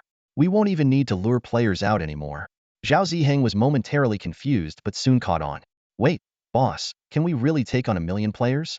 "Of course not," Lu Ming said with a laugh, draping an arm around Zhao Ziheng's shoulders and gesturing toward the ruins of the surrounding castle. "But who says we have to face them heathen? We can ambush. We can strike unexpectedly. Why would 2 people go toe-to-toe with an army of 10,000? Though Zhao Ziheng still felt uneasy, his years of trust in Lu Ming led him to follow without question. "Boss, whatever you say, I'll go along with it." Lu Ming pondered for a moment, rubbing his chin as he spoke. "We need to grind for more kill points in the next few days and stock up to prepare for the influx of new players." With that, he pulled out a rare golden communication card with a generous 10-minute usage limit. Zhao Ziheng immediately fished out several 2-minute cards and handed them over. "Here, boss, use these instead. Aren't you going to need them? I told my mom that my soul left my body and was saved by a master. It'll come back to life in 3 years." Lu Ming froze for a moment, then took the cards and gave Zhao Ziheng a pat on the head. "Your excuse is exactly the same as mine, but I've only been saying it for 6 months, and you've already pushed it 3 years into the future." Listening to Zhao Ziheng's hearty laughter, Lu Ming quietly stepped aside and activated 3 communication cards. "Xiao Ming," a familiar voice came through. "It's me, sis. Have you checked the forums lately?" "No, I'm actually making a face mask for you right now." Lu Ming paused and rephrased his words. "I need your help steering the public opinion. The monsters are manageable for now, but once a large influx of players arrives, we might not even get a chance to fight them. Also, if possible, try to open up new maps.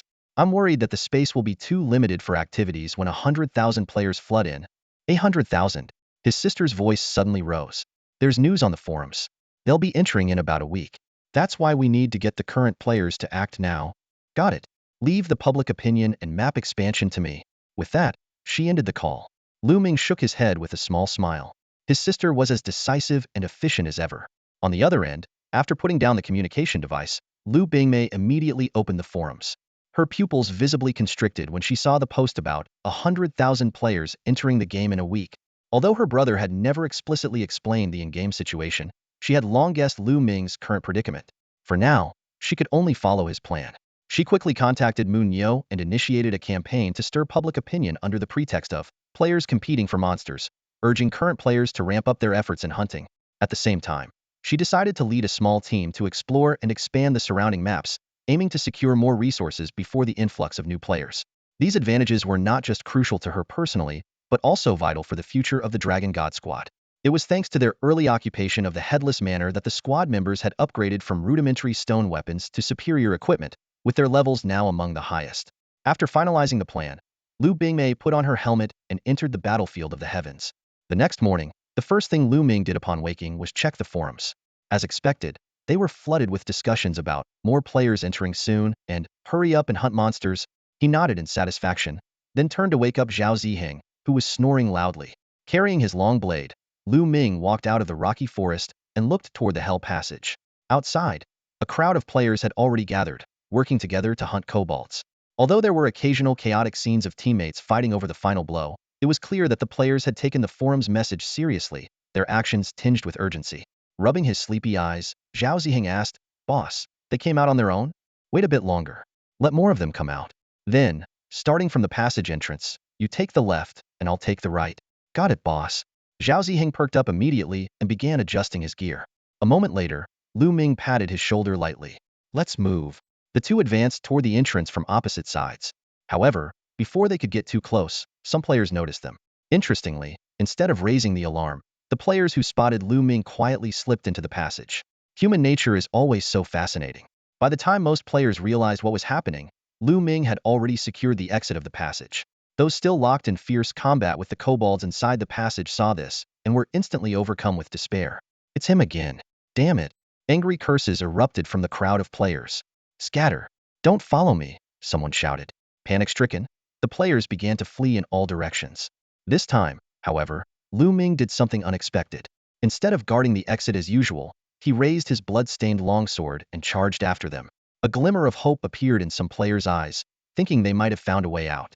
But in the next moment, Zhao Ziheng emerged from the other end of the passage, forming a perfect pincer attack with Lu Ming.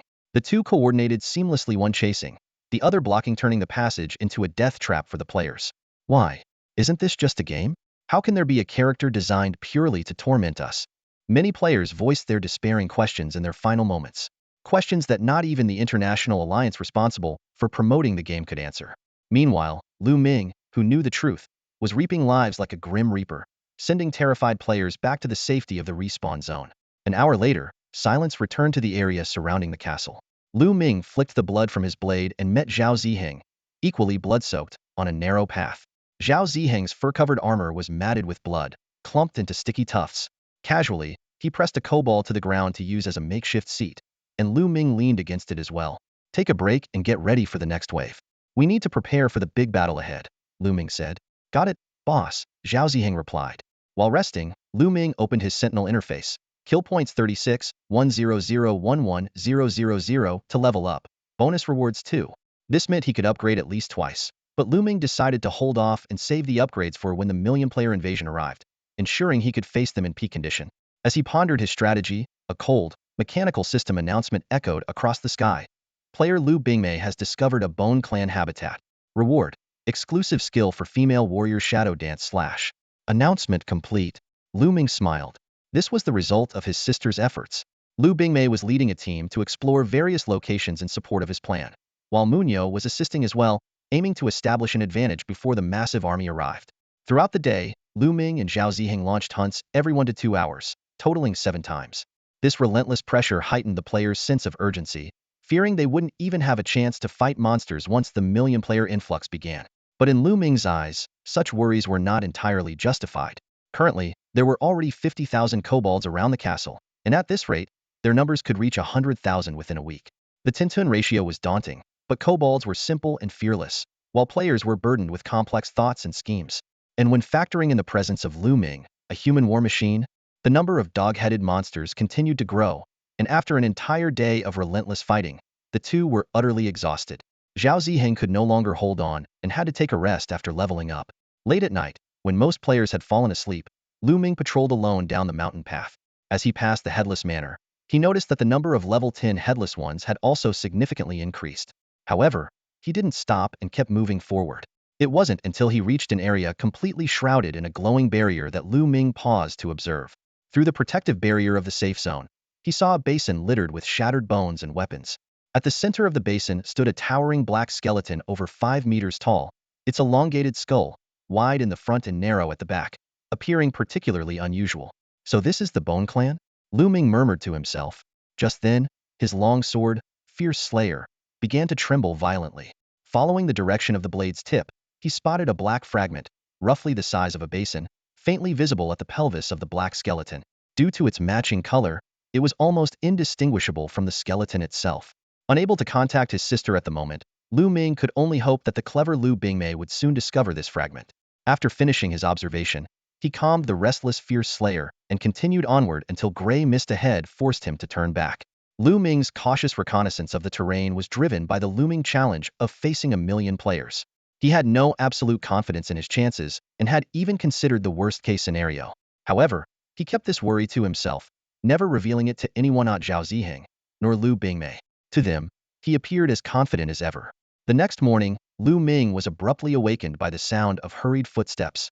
Instinctively gripping the hilt of Fierce Slayer, he opened his eyes to see Lu Bingmei approaching. She seemed to have something to say, but, upon noticing Zhao Ziheng standing behind Lu Ming with his shield ready to strike, she bit her lip, threw 2 fragments to the ground, and left in haste. Lu Ming quickly stopped Zhao Ziheng, who was about to give chase. Picking up the fragments, he saw that the larger one was the exact piece he had spotted the previous night, while the smaller one, though similar in shape, was not part of Fierce Slayer. He pressed the larger fragment against the blade of Fierce Slayer, watching as a black light flashed and the fragment was absorbed. Seeing Zhao Ziheng's confused expression, Lu Ming finally spoke. That was my sister, me biological sister, and the only person currently capable of cooperating with and helping us. Wow, big bro, you're incredible. The strongest player out there is actually your sister. Zhao Ziheng exclaimed with excitement. Ahem, she's my sister, not yours. Lu Ming corrected, then added seriously. If this gets exposed, it'll mean mutual annihilation. After sitting down, Lu Ming examined the upgraded attributes of Fierce Slayer. Fierce Slayer incomplete, Azure grade. Strength 26. Attack 40. Skill. Bloodthirsty Berserker restores a portion of health upon killing an enemy. Looking at this skill, which perfectly compensated for his own weaknesses, a glimmer of excitement flashed in Lu Ming's eyes. With the challenge of facing 1,000,000 players looming ahead, this enhancement undoubtedly gave him a greater edge. Lu Ming gently ran his fingers along the blade, a faint smile flickering in his eyes. The looming sense of crisis brought by the imminent arrival of 1,000,000 players was slightly alleviated by the new skill he had just acquired with the Fierce Slayer. Not only had the attribute boost from absorbing fragments been substantial, but this new skill had also multiplied his combat effectiveness several times over. Though Bloodthirsty Berserker didn't directly enhance his attributes or attack power, its unique trait of restoring health upon killing enemies was a perfect match for Lu Ming. It was nothing short of a divine skill, giving his endurance in battle a qualitative leap. As long as his mental strength held out, he could sustain a relentless killing spree, functioning like an unstoppable machine of carnage. His fingers traced lightly over the blade as he contemplated the upcoming chaos. While the new players would arrive in overwhelming numbers, they lacked the tempering of the all-heavens battlefield and had never faced the terror of true death. They couldn't possibly fight with the same unyielding resolve as seasoned veterans like Mu Niu or Lu Quandian. Perfect timing. This time, while fight side by side and unleash destruction together, Lu Ming said gleefully, patting the blade of Fierce Slayer. You got it, big brother. Zhao Ziheng suddenly chimed in, his eyes brimming with battle spirit. Lu Ming didn't bother explaining further. Instead, he raised his hand and pointed toward the ancient castle. Go. Keep killing and accumulating. We have 6 days to prepare. As he watched Zhao Ziheng leave, a previously overlooked detail suddenly came to mind. Lu Ming immediately opened the All Heavens Battlefield forum and, as expected, discovered that numerous guilds were also joining the fray. These organizations posed a greater challenge than individual players, as their shared interests bound them together, driving them with a determination far beyond that of ordinary players. Scrolling through the forum, Lu Ming noticed that many guilds had set their sights on him. The bounty on his hiata, staggering 10 million, was enough to drive anyone mad. Such a life-changing sum naturally drew countless greedy eyes. Whether they sought fame or were simply lured by the reward, they all now saw him as the ultimate prey. Narrowing his eyes, Lu Ming rubbed his chin thoughtfully, a sly smile spreading across his face. Being targeted as prey was actually an advantage. It meant he could more easily rack up kill points. The Fierce Slayer, resting across his lap, seemed to resonate with his thoughts, its entire blade quivering in anticipation. Don't rush. When the 1,000,000 players arrive, we'll drink the blood of our enemies together, Lu Ming murmured, soothing the weapon. Just then, A cold voice echoed from the dim sky. Player Munyo has discovered the human palace. As a reward, the Blood Fury Blade, a golden grade weapon, is granted. Another section of the map had been unlocked. A confident smile tugged at the corner of Lu Ming's lips. But then, Lu Ming's smile froze. Various questions flashed through his mind. The Human Clan? The Bone Clan? And the Abyssal Ghost Vine Clan? The Fire Demon Clan he had encountered earlier. Where did these races even come from? However, he quickly stopped this train of futile thought. There were more pressing matters to attend to. Lu Ming stood up, glanced at Zhao Ziheng, who was still chasing down players, and then turned to walk away. To increase his chances of survival, he needed to first familiarize himself with the surrounding terrain. He hadn't walked far before he came to a solitary mountain peak. Halfway up the mountain stood a golden palace. Though it bore the scars of warfare, with parts of the structure damaged, it was far more intact than the completely collapsed ruins of ancient castles scattered nearby. From his vantage point, he could see players from the Dragon God Guild bustling about inside the palace, transporting various supplies. It was clear they intended to occupy this place for the long term. Looking around, there were no monsters respawning in the immediate vicinity for now. However, near the Bone Clan's habitat, various skeletal monsters had already appeared. Some were humanoid, while others were beast-like, and their movements emitted unsettling sounds of bones grinding against each other. These level 15 monsters, though not numerous, were actually good news for Lu Ming. They could at least divert some of the hostile players' attention. On his way back, Lu Ming encountered Zhao Ziheng on the path through the ruins of an ancient castle. Zhao was covered in blood. "Big brother, where did you go?" Zhao Ziheng rushed over as soon as he saw Lu Ming. Lu Ming briefly explained the situation in the area, then locked eyes with Zhao Ziheng. "A million players scared? As long as you're here, I'm not scared," Zhao Ziheng replied with determination. Lu Ming smiled and ruffled his hair before leading him to a forest of strange rocks by the roadside. Watching Zhao Ziheng rummage through the area for bonus rewards, Lu Ming said, "Take a break. We'll go for another round of harvesting later. When the million players arrive, leisurely hunts like this won't be possible anymore." Just as Lu Ming leaned back against a jagged rock and closed his eyes for a brief rest, a startled exclamation came from beside him. "Dog? Dog bro?" Instinctively, he gripped his blade, Fierce Slayer, and swung it toward the source of the voice. The blade stopped just short of the wide-eyed kobold's forehead, blocked by a thin layer of light. Simultaneously, a cold voice echoed in his ear. "Temporary mission. Train the newbie. Keep the newbie alive for 10 days, and you will be rewarded with 1 hour of returning to your original body." Lu Ming frowned. "And if he dies?" "If the newbie dies, the reward will be permanently revoked." Exhaling deeply, Lu Ming withdrew his blade and stared at the kobold, who was still sizing him up. "Do you know me?" At that moment, Zhao Ziheng ran up to Lu Ming's side. The kobold blinked hard, disbelief evident on his face, and reached out as if to touch Lu Ming. The latter deflected the gesture with the back of his blade. "You really know me? Whoa, it really is Dog Bro. Of course I know you. I'm Lu Quandan." The kobold excitedly pointed at his own face, then froze. He touched his face, pulling off a tuft of fur, and slumped dejectedly onto the ground. "I got killed, didn't I? And now I've turned into a kobold." But just as quickly, he perked up again, jumping to his feet. "Does this mean I can stick with Dogbro from now on? I'm your fan, Dogbro." "A stainless steel fan. More like a stainless steel pot," Lu Ming retorted, momentarily thrown off by Lu Quandan's erratic personality. What puzzled him more, however, was why Lu Quandan had ended up looking like this.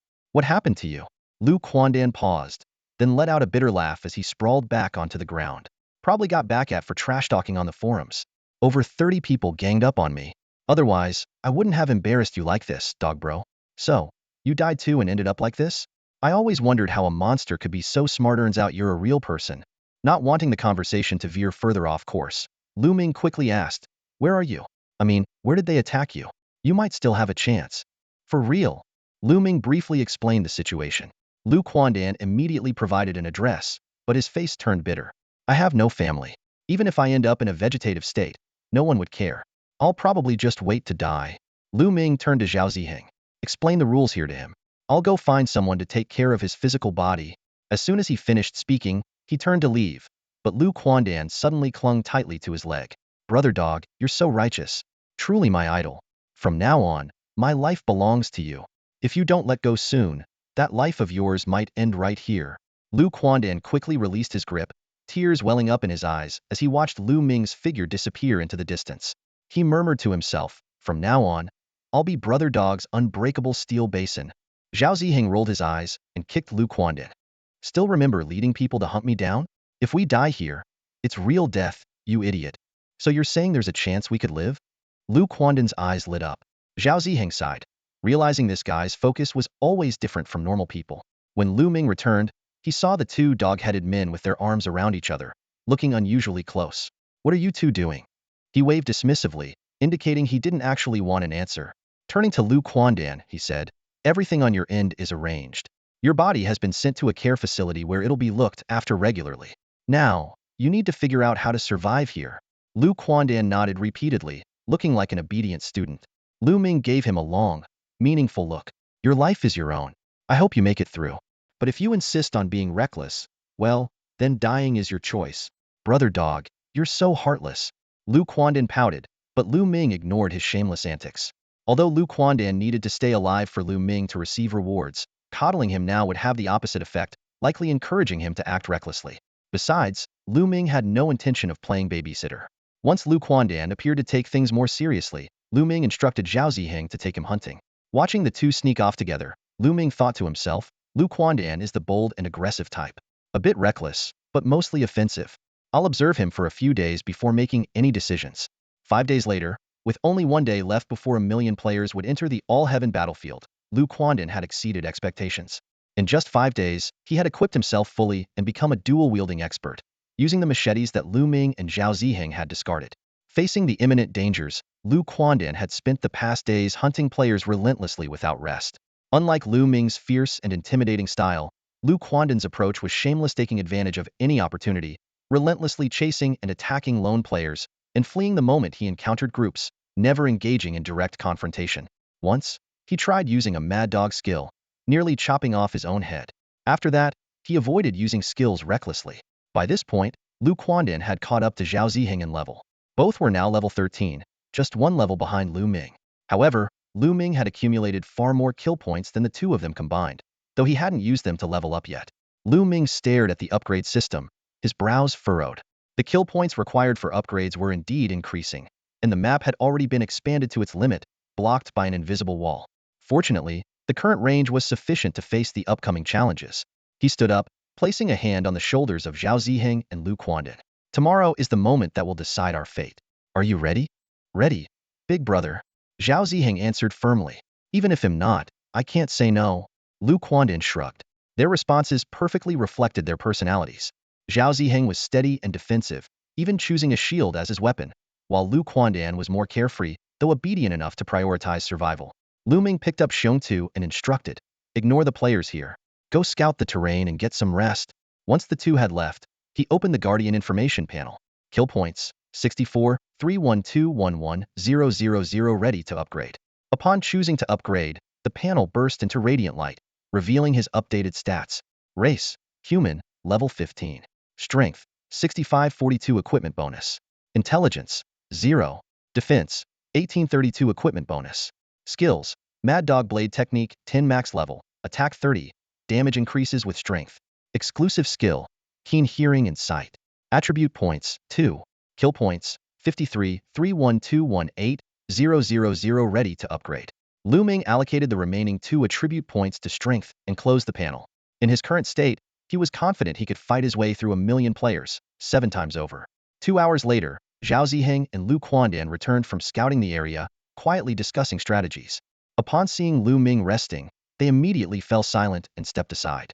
Let's stick to what we planned, Lu Quandan said, using the back of his blade to scratch his back. We'll use the kobolds to hold them off. If it gets too dangerous, we run. Forget about pride. As Zhao Ziheng hesitated, Lu Ming opened his eyes. Are you hiding something from me? No, not at all, Lu Quandan quickly replied, moving to massage Lu Ming's shoulders. We were just discussing where to regroup if things go south. The mountain behind the human palace. Regroup there after the battle, Lu Ming said, pulling Lu Quandan forward. Remember, survival comes first. I can't afford to protect you. If you can fight, then fight. If not, run. Understood? Understood. We won't hold you back, the two chorused. Lu Ming nodded and patted Xiong, which was planted firmly in the ground. This is both a danger and an opportunity. But the key is staying alive. With that, he stood, his gaze burning with tangible battle intent, as he fixed his eyes on the entrance to the Hell Gate. Lu Ming stood proudly, his cloak fluttering in the icy wind. The intense battle spirit emanating from him seemed to electrify the air, stirring the blood of Lu Quandan and Zhao Ziheng. Almost instinctively, the two rose to their feet, positioning themselves on either side behind Lu Ming with seamless coordination. Big brother, just focus on cutting them down. We'll do our best to hold them off around you, Lu Quandan grinned. If things go south, rest assured we'll run for it. We won't let you worry about us. Lu Ming turned to face them, a faint smile appearing on his face as he extended his right fist. Together, we survive. Together, we survive. The two echoed in unison, their fists colliding with Lu Ming's in a simple yet solemn gesture. This small act seemed to seal a sacred bond, and the three exchanged smiles, momentarily dispelling the oppressive weight of the million players poised to descend upon them. The next morning, half an hour remained before the million players would enter the battlefield. Outside the ruins of the ancient castle, an eerie silence hung in the air. All players had retreated to the safety zone. Lu Quandan and Zhao Ziheng were busy herding small goblin-like creatures, attempting to arrange them into a curved wall formation to limit the incoming players' assault. However, the little monsters were not particularly cooperative, scurrying around chaotically. Despite this, the general formation held its shape. Lu Ming stood alone 10 meters from the passageway, his eyes closed as he steadied his mind. Suddenly, a cold, mechanical voice echoed from above. Temporary live stream permission being assigned. Intruder, meow meow scratch you to death, has been granted live stream access. Personal protection activated. Effective until the end of the war. Lu Ming opened his eyes, his gaze flickering as he looked up at the dim sky. A faint blue streak of light descended from above, disappearing into the castle. Lu Quandan and Zhao Ziheng rushed over upon hearing the announcement. Big brother, what's going on? Where did this come from all of a sudden? Lu Quandan asked, puzzled. Lu Ming stared at the desolate hell passage, his tone uncertain. The battlefield of all realms is constantly evolving. This might be a way to screen players or maybe just a marketing stunt. Does this mean I could become a celebrity or something? Lu Quandan mused aloud. Without turning, Lu Ming retorted. When you're about to get hacked to death, will you still run? Of course I'll run. I'd use all four legs if I could. Being alive is way more important than being a celebrity. Not bad. At least your brain hasn't completely rotted yet. Lu Ming quipped as he opened the forum. Sure enough, posts were being updated at lightning speed. Soon, a live stream was pinned to the top, showing a live feed from inside the castle. Countless players were scattered around the passageway, waiting for the army to arrive. The livestream host, meow meow scratch you to death, turned out to be a soft-spoken female player. The camera followed her perspective as she began to introduce herself nervously. Hi everyone. Meow meow scratch you to death, she stammered. Ahem. I'm not sure why I was given this privilege, but, thanks to the officials? Honestly, I don't know who to thank. I'm surrounded by a transparent protective barrier right now, so I'll do my best to bring you a good live stream. Yup. Clearly inexperienced in live streaming, she avoided any dramatic flair, instead providing a straightforward introduction. Her camera casually panned across the safety zone as she gave a brief overview of the castle's interior. The scene shifts to the passageway, where Lu Ming maintains his usual stance, his long blade positioned at his right side, arms crossed over his chest. Suddenly, a trembling figure steps out from the safety zone. It's a live streamer. I've left the hell passage, the live streamer murmurs to himself. And standing before me is the infamous dog bro. I'm so nervous right now. My heart's about to leap out of my chest. The crying clown mask on Lu Ming's face twists into an exaggerated grin, the blood-red tear seemingly ready to fall at any moment. He leans in toward the pale-faced meow meow scratch you to death, tilting his head slightly. This intense moment is broadcast live, streaming directly onto the forum. The forum erupts instantly. Holy crap, Dog Brother's oppressive aura is straight out of a Hollywood thriller. Am I the only one who feels like I'm about to be dismembered? You're not alone. I feel like I'm seconds away from being sliced into pieces too. Did anyone notice his eyes? That cold, calculated stare with a hint of madness. It's like his gaze could kill through the screen. As the discussions heat up, Lu Ming straightens his posture, his mask slowly receding into the distance. He grips the handle of the Ruined Slayer blade and begins to draw it from the ground with deliberate slowness. Before meow meow scratch you to death can utter a word, the long blade sweeps out horizontally. With a loud clang, the live streamer is sent flying, letting out a sharp scream midair. Ayahawk. The live stream feed shifts from an upward angle to a dizzying, spinning view from above. The forum goes silent for a moment before exploding into laughter. The streamer got absolutely yeeted, but is still live streaming. Dogbro is too cool, couldn't even be bothered with the streamer in his way. In truth, Lu Ming had only been testing the protective mechanism's response to attacks. Once he confirmed the impact was limited to non-lethal knockback, he was reassured it wouldn't interfere with combat. There were 5 minutes left until the players arrived. Lu Ming closed the forum and adjusted himself into peak condition. Hearing the uneven breathing of the two behind him, he took a deep breath and said, "Life and death are on the line. You only have one life, so ignore the live streamer." "Yes," came the resolute reply from behind him. As a 10-meter-wide pillar of light shot skyward from the ancient castle, Lu Ming dragged his long blade toward the passageway. "Remember, we survived together." "Got it, big bro." Standing before the shimmering light, Lu Ming gazed at the crowd of players gathering on the other side. Shouts echoed from within. "Wait until there are more of us before charging. Don't waste lives." The ruined castle quickly filled with players. "Charge, charge, charge. Just go for it." The crowd grew restless. Gripping the ruined slayer tightly, Lu Ming turned to glance at Lu Quandan and Zhao Ziheng, who were waiting behind him. Before the players could launch their charge, he activated a skill right where he stood. A pitch-black vortex of blade light surged 10 meters ahead of the safe zone's boundary, instantly engulfing the entire passageway. The players who rushed in barely had time to process what was happening before they were torn to shreds. The passageway was drenched with a torrent of blood and shredded flesh. The space between the shimmering safety zone barrier and Lu Ming's flashing blade had become a complete death zone. Death struck so swiftly that even a player's thigh bone was severed, hurtling through the barrier and landing inside the safety zone. Yet the grisly scene did nothing to deter the players' determination. "Charge. Keep charging. Don't open your eyes. Victory is ours." Roars echoed one after another. Lu Ming's frenzied blade technique was devastating, instantly shredding any player who dared to rush forth. However, the swirling black mass of blade light was steadily pushed back not as a tactical retreat, but simply overwhelmed by the sheer force of the surging crowd.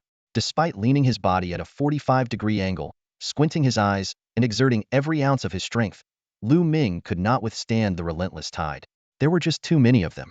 Although the players rushing forward were immediately torn to pieces, their collective momentum kept building, growing fiercer and more unstoppable. The battle had reached its peak from the very start, to the point where even high-speed slashing tactics to break through were no longer possible. Lu Ming's gaze swept over the crowd and toward the safety zone barrier. The sight made him abandon any thoughts of intimidation. The players were charging blindly with their eyes shut, forming human walls within the passageway. Those at the back climbed over their fallen comrades' shoulders, continuing the assault. This scene made Lu Ming realize holding the passage was no longer viable. Through forum discussions and strategy guides, the players had clearly figured out this tactic. Against the onslaught of 1,000,000 players, this method of defense had reached its limit. Still, he didn't retreat immediately. Instead, he continued to maintain his skills, maximizing the kill count. Outside the passage, Lu Quandan, watching Lu Ming being pushed back, tensed every muscle. His two machetes angled like a V at his sides. "Big bro doesn't seem to be retreating on purpose. We need to stay alert." 10 meters away, the streamer Meow Meow Scratch You stared at the flying flesh and blood within the passage, swallowing hard. This is why they call it the Hell Passage. "Look at that leg that flew out, it's still fresh." 10 minutes later, as Lu Ming was forced back to just 5 meters from the passage's entrance, Zhao Ziheng let out an enraged roar. "Big bro, we're at the entrance." While it sounded like a guttural howl to the players, Lu Ming understood perfectly. He took a deep breath, deactivated his skill, and with power coiled in his legs, leaped outward in a sudden burst. Without the resistance of Lu Ming's blade, the players surged forward uncontrollably, collapsing into a chaotic heap. Those still charging blindly from the rear quickly clogged the passage entrance, creating an impenetrable blockade. The players in the front row, twisted and entangled, were forcibly squeezed out of the passage by those behind them. Amid the sickening crunch of shattering bones and the cacophony of screams and wails, a scene unfolded more horrifying than any vision of hella grotesque massacre of their own making. Standing 50 meters away from the passage, Lu Ming observed the carnage with an expressionless face, flicking the blood off his blade with a sharp motion. Meanwhile, Lu Quandan and Zhao Ziheng were left utterly dumbfounded. No one could have anticipated that Lu Ming's sudden and strategic retreat would trigger such a terrifying chain reaction. In the live stream, Meow Meow Scratch You had completely forgotten her role as a host. Her eyes widened, her mouth agape as if it could fit a sweet potato, and her entire body trembled as she staggered backward. "This is too horrifying, too terrifying. Did you see that? This is why he's called Brother Dog. No, I can't handle this." Her every action, every sight she witnessed, and every word she uttered was being broadcast live across the battlefields of the Heavens Forum. The forum fell into a stunned silence, with every viewer holding their breath. The scene unfolding before their eyes was something even the most exaggerated animations wouldn't dare depict. Tens of thousands of players crowded at the entrance of the Hell Passage, being crushed together by the relentless force of those behind them, squeezing out like toothpaste. But what emerged from the passage was no longer intact human forms. It was flesh and blood mixed with shattered bone fragments. The shocking visuals left the world in collective disbelief. When Meow Meow Scratch You turned her head stiffly to look at Lu Ming, she saw him standing there, expressionless, gripping his long blade fierce slayer. His body was slightly crouched in an attack stance, and his clear eyes showed no emotion toward the carnage before him. Inside the passage, the once aggressive players now found themselves in a desperate and tragic predicament. A single person's sudden retreat had thrown the entire group into chaos and self-destruction. Even more horrifying was the relentless surge of players from the rear, trampling and crushing those in the front to death within the narrow confines of the passage. Cries, pleas for mercy, and the sound of bones snapping intertwined to create a nightmarish symphony, turning the scene into a true hell on earth. Lu Ming glanced at the Still Days livestream host and kicked the two brothers behind him to snap them out of it. Start harvesting. Finish off anyone still alive, but don't hack them to pieces. Dragging this out benefits us.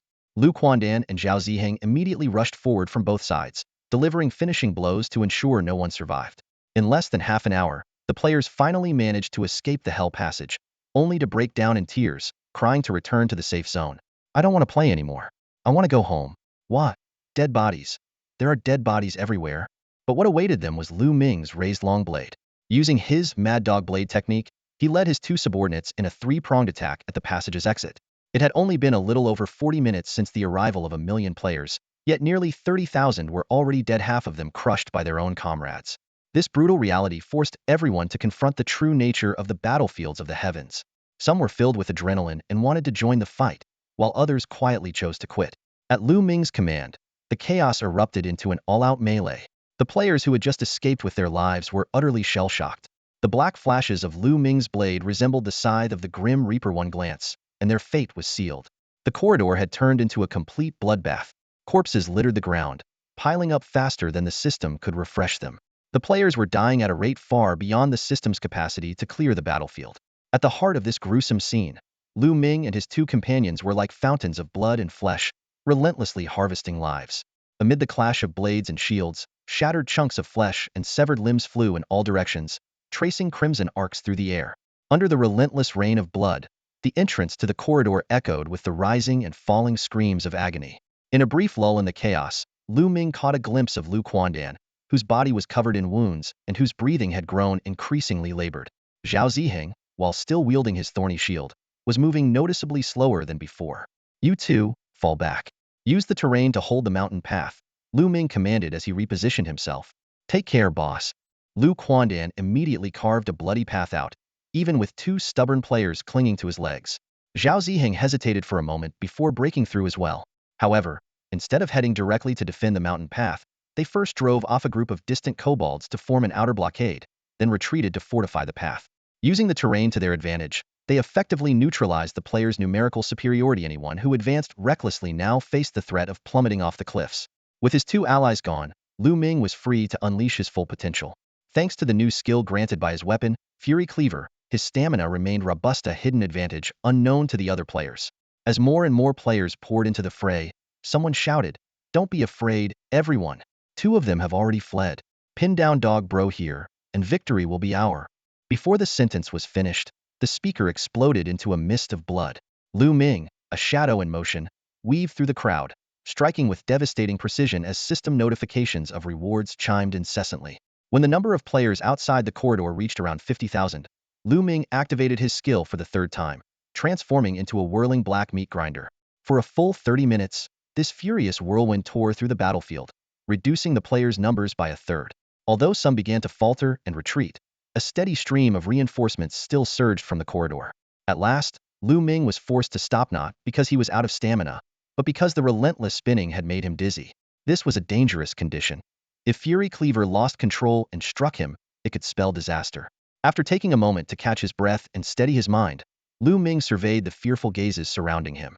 Once his head cleared, a faint smile played on his lips as he leaned forward and activated his skill once more. From a distant hilltop, Meow Meow Scratch You recorded the entire scene. Amid the overwhelming tide of players, Lu Ming's lone figure seemed so small and isolated. Yet, it was this single, seemingly insignificant figure. Lu Ming unleashed wave after wave of slaughter among the crowd. His black cloak, soaked in blood, trailed behind him, scattering crimson rain with every movement.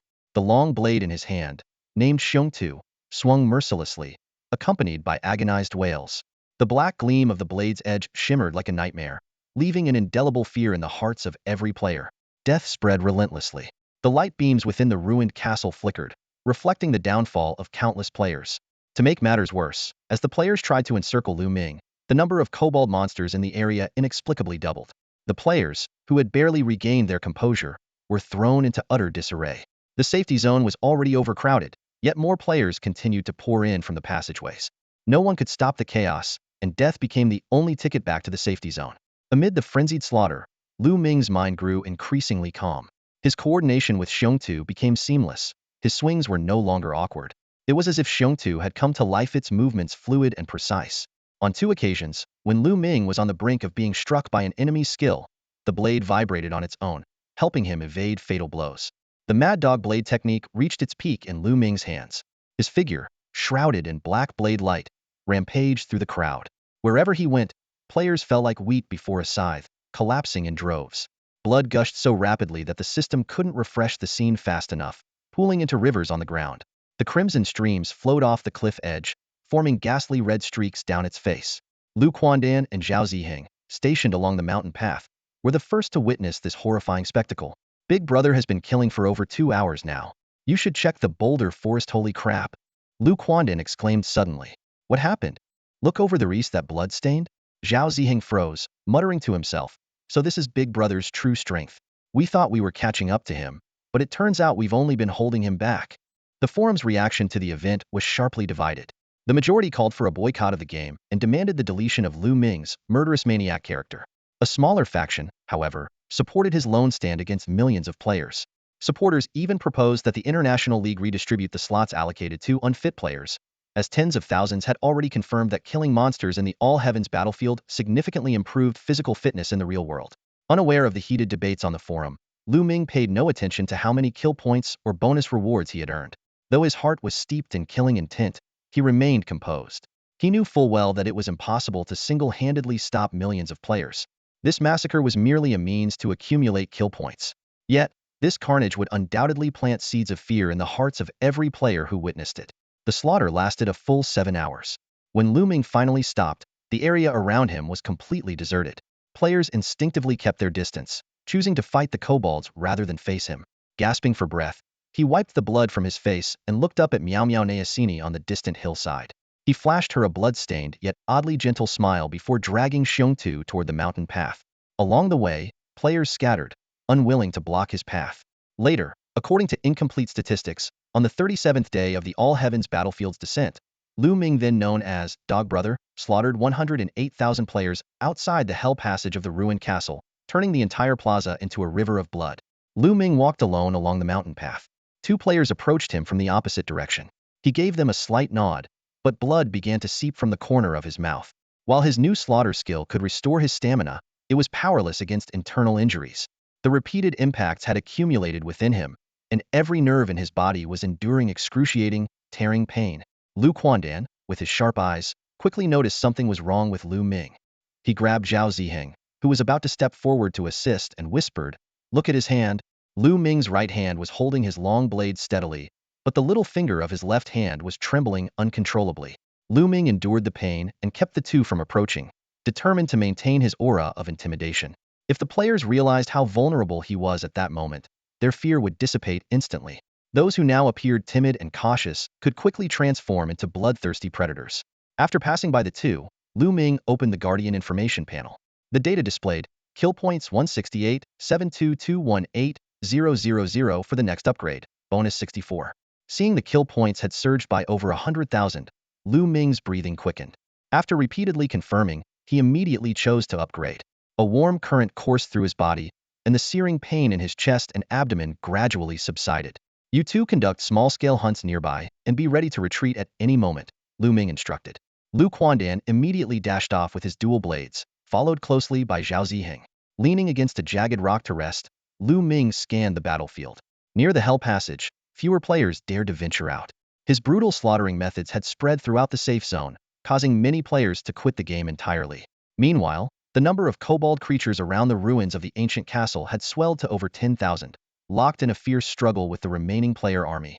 Standing at the edge of the rocky terrain, Lu Ming, with his menacing blade by his side, coldly observed the unfolding situation. He knew this intimidation effect was only temporary. With the sheer number of players, such fear could not last long. The open ground outside the ruins passage was now completely overrun by players and kobolds. Although Lu Quandan and Zhao Ziheng were currently safe as they maneuvered along the outskirts, the situation could shift at any moment.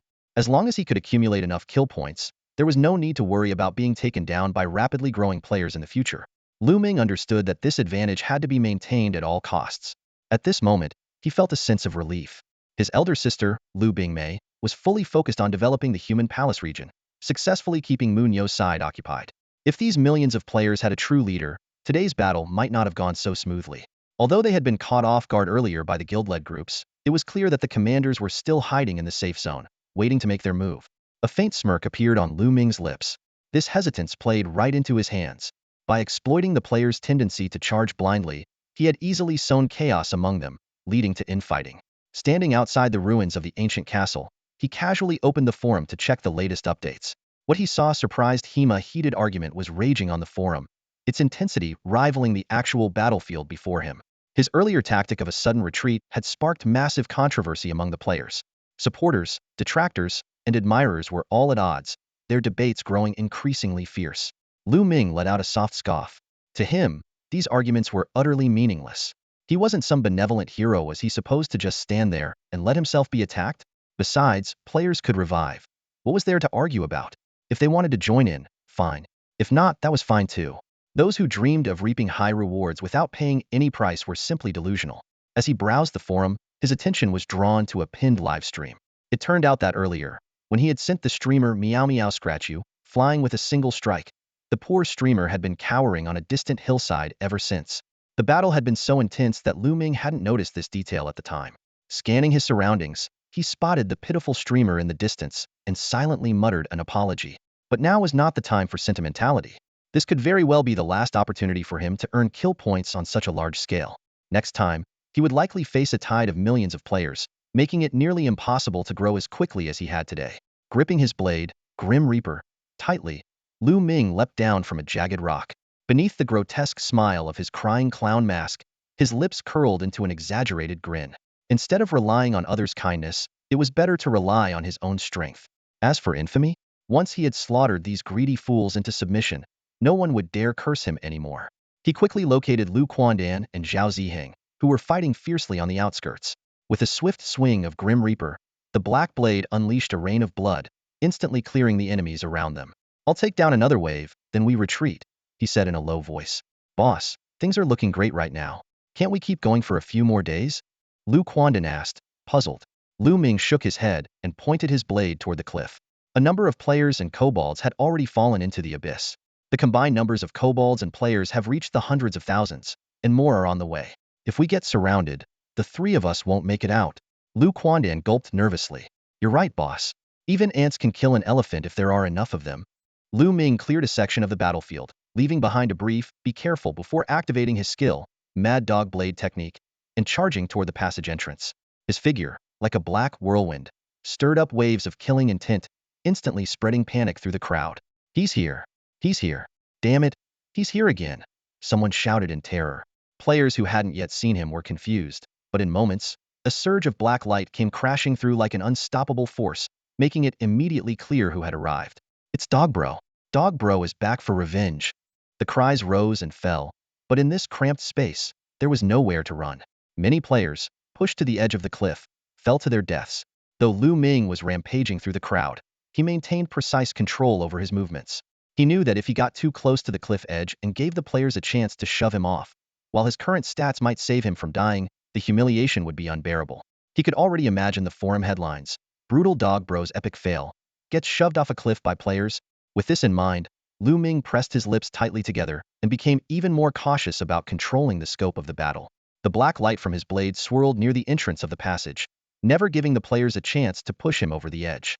Although many guild players were frustrated, the allure of the 10 million bounty was far more tempting than any taunt. However, everyone hoped someone else would be the cannon fodder while they reaped the rewards. Shouts to attack filled the air, but few dared to step forward.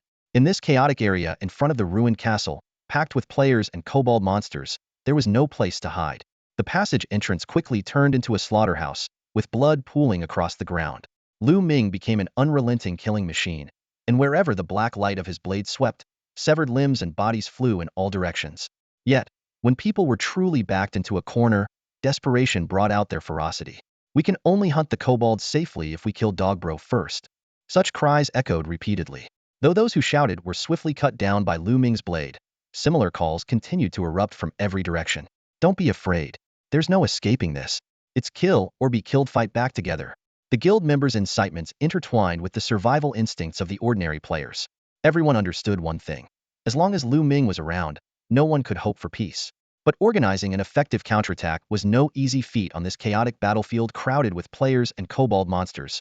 Forming a cohesive offensive was nearly impossible. Even so, those driven to desperation unleashed an astonishing fighting spirit in the face of their hopeless situation. If there's no escape, then fight. The panicked cries of fleeing players instantly turned into shouts of battle. Lu Ming charged into the center of the crowd, feeling a pressure unlike anything he'd ever experienced before. A bitter smile crossed his face as he realized his mistake. Ancient wisdom advised leaving a way out for one's enemies, and now he understood why. Cornered people, even ordinary ones, would fight to the death with reckless desperation. However, in a split second, Lu Ming's expression hardened. Instead of retreating, he took a daring risk and headed toward the edge of the cliff. Using his skill's propulsion and his extraordinary strength, he not only aimed to kill his enemies but also sought to exploit the terrain to push the players near the cliff off into the abyss. At that moment, the players truly witnessed the ferocity of Lu Ming. If his earlier strategy of inciting infighting among players showcased his cunning, his current methods were sheer ruthlessness. Adam, it stopped pushing. Terrified screams rang out one after another, echoing from the cliffside, growing fainter as they faded into the void below. A few desperate cries might not have seemed alarming, but when the sounds of people falling off the cliff drowned out the battle cries, everyone realized the gravity of the situation. Lu Ming was using the momentum of the players' desperate counterattacks to hurl them, along with the kobold monsters, off the cliff. This scene sent chills down everyone's spine. How could someone be so utterly merciless, killing even those on his own side? What they didn't know was Lu Ming's true state of mind. Aside from his sister Lu Bingmei and his 2 loyal followers, there was nothing in this world he deemed unkillable. To him, both players and kobolds were merely stepping stones on his path to greater strength. He had no intention of living in hiding or clinging to survival. His only goal was to weaken his enemies and grow stronger himself. The carnage near the cliff continued unabated. Players close to the edge scrambled to retreat in terror, while those in the inner circle surged outward in an attempt to corner Lu Ming or push him off the cliff. But their efforts were doomed to fail. With his relentless skills and swift movements, Lu Ming became a whirlwind of destruction. His black blade slashed through the chaos, forcing the players into yet another round of mutual slaughter. Outside the ruins of the ancient castle, within a 50-meter radius of the cliff, Lu Ming unleashed a storm of blood and carnage. This time, it wasn't a covert ploy like the one in the tunnel. It was an open and blatant strategy. The inner players' aggressive charge clashed with the survival instincts of those near the cliff, creating a chaotic stampede. In their desperate search for safety, many players ended up pushing each other off the edge. After orchestrating this chaos, Lu Ming wiped the blood from the corner of his mouth and let out a deep growl. Retreat. Though the players couldn't understand his words due to the language barrier, Lu Quandan and Zhao Ziheng instantly grasped his intent and quickly broke away from the fray, retreating down the narrow mountain path. Covered in blood, Lu Ming also fought his way out of the melee. Standing atop a jagged rock, he let his black and crimson cloak billow in the wind, coldly surveying the battlefield below. The ongoing skirmish and the endless stream of players being pushed off the cliff filled the air with screams, but to Lu Ming, those cries were nothing but bitterly ironic. This solitary figure, exuding an aura of unyielding dominance, was broadcasted vividly by the streamer Meow Meow Now CNI. In this battle, Lu Ming had used both the cunning trap in the tunnel and the brutal strategy at the cliff to orchestrate large-scale massacres of players. His actions left everyone shaken and ensured that his name would never be forgotten. But the fight had to end here. The relentless slaughter had pushed Lu Ming's mental and physical limits to the brink, leaving fresh blood trickling from the corner of his mouth. Casting one last glance at the chaotic battlefield, he turned and led his 2 followers away from the scene of carnage. Lu Ming turned to leave, his steps faltering slightly. Dark red blood trickled from the corner of his mouth, which he quickly wiped away with his hand.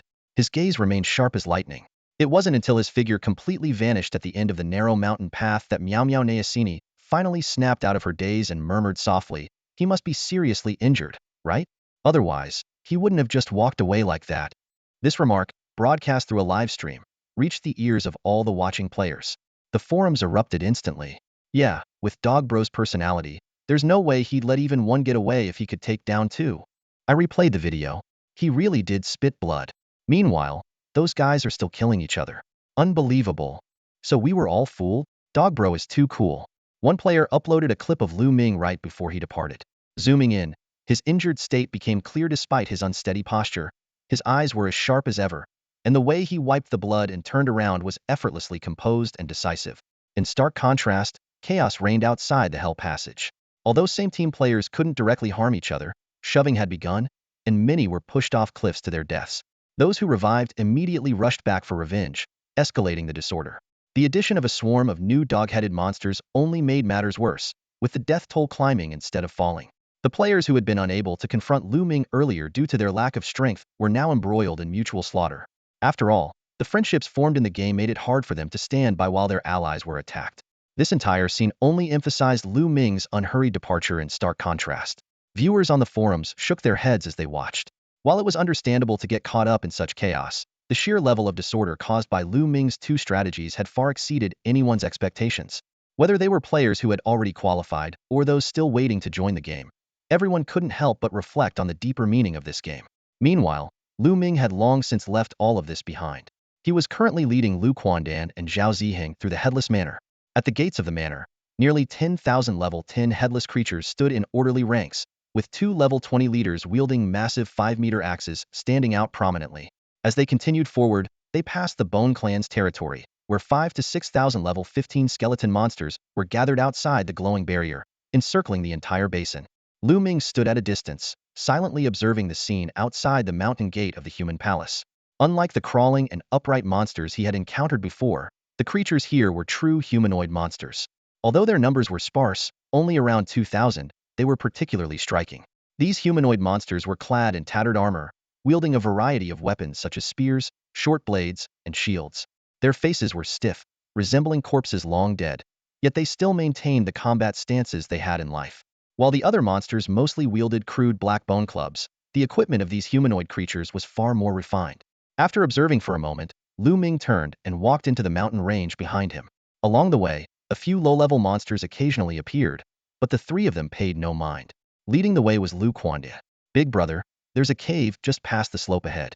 We can rest there," Lu Quandan said, turning back. By now, Lu Ming was feeling much better, the tearing pain in his chest and abdomen significantly reduced. "All right, we'll take stock of our spoils later. Haha, I got over 30 extra rewards this time. I'm rich." Lu Quandan's exaggerated laughter echoed through the mountains, while Lu Ming merely smiled silently. Once they reached the spacious and dry cave, Lu Ming finally allowed himself to relax. He thrust his long blade, Xiong Tu, into the ground and turned to his companions. "No need to report the kill points. Take what you need. As for the extra rewards..." Before he could finish, Lu Quandan eagerly dumped out a pile of gift boxes. "I got 36. Ha ha ha." Zhao Ziheng scratched his head, looking a bit embarrassed as he revealed his 29 rewards. "Big brother, maybe shields aren't suitable for this place? Even my damage output can't compare to Quandan's." "Quandan? What kind of nickname is that?" Everyone burst into laughter. Lu Ming patted Zhao Ziheng on the shoulder. "There's no such thing as strong or weak, just what suits you. Right now, we only have blade skills, so naturally, swords are more effective." Seeing that Zhao Ziheng still looked a bit dejected, Lu Ming decided not to say more. After all, choosing a weapon was a personal preference. Forcing the matter would only make things worse. "Step back, you two." Lu Ming clapped his hands to signal them. "I've got quite a lot here." Lu Quandan and Zhao Ziheng immediately retreated, taking their own gift boxes with them. Lu Ming waved his hand, and an astonishing number of gift boxes poured down like a waterfall, piling into a small mountain on the ground. A total of 217 extra rewards left the other two dumbfounded. The shield in Zhao Ziheng's hand fell with a clatter, landing squarely on Lu Quandan's head. Yet the latter seemed oblivious. His mouth hung open, drool trailing down his chin, until he snapped out of it by punching himself in the face. "Big brother, the gap is just too big. I thought I was catching up to you, but it was all an illusion." For once, Lu Ming allowed a smile to appear on his face. 217 boxes. Let's split them into 3 piles and see who's luckiest. I can't beat Big Brother in combat, but if it's about luck... Lu Quandan rubbed his hands together, a sly grin spreading across his face. Hehehe. Lu Quandan knew Lu Ming's temperament well. While he was ruthless to the players, it was all for survival after all. In this world, you only get one life. But when it came to Lu Quandan and Zhao Ziheng, Lu Ming was exceptionally considerate. The three had long formed a bond of mutual reliance. Excitedly, Lu Quandan pooled their extra rewards together and divided them into 3 shares with Zhao Ziheng according to a set ratio. Then, he commenced his unique unboxing ritual. First, he clasped his hands together and offered a sincere prayer. Next, he knelt at the mouth of the cave and performed 3 loud kowtows before gleefully opening the rewards. Zhao Ziheng, not to be outdone, mimicked the same ritual. Their eager expressions made it seem as if they were about to light incense and start a heavenly offering. Watching this scene, Lu Ming found it amusing and began unwrapping his gift boxes at a leisurely pace. These were the spoils of victory, after all, and deserved to be savored. Each box held an unknown reward, and the anticipation made his heart race. Silently, he hoped, the next one has to be some great gear. However, as time passed, after opening more than a dozen extra rewards, Lu Ming was left holding just 2 connection cards and an old-fashioned bracelet. All the excitement and joy turned into disappointment. Frustrated, he grabbed his weapon, Xiong Tu, raised it above his head, and slammed it down forcefully. In an instant, a blinding burst of light exploded in the cave, catching Lu Quandan and Zhao Ziheng, who were engrossed in unwrapping their rewards, completely off guard. Whoa, bro, what did you do? My 24-karat golden eyes are practically blinded, Lu Quandan cried, rubbing his eyes as tears streamed down his face. Lu Ming chuckled at his exaggerated reaction. Why didn't you just close your eyes? I couldn't bear to, big bro. What kind of treasure did you just unleash? Lu Quandan immediately dropped his gift box and rushed over, dragging Zhao Ziheng along.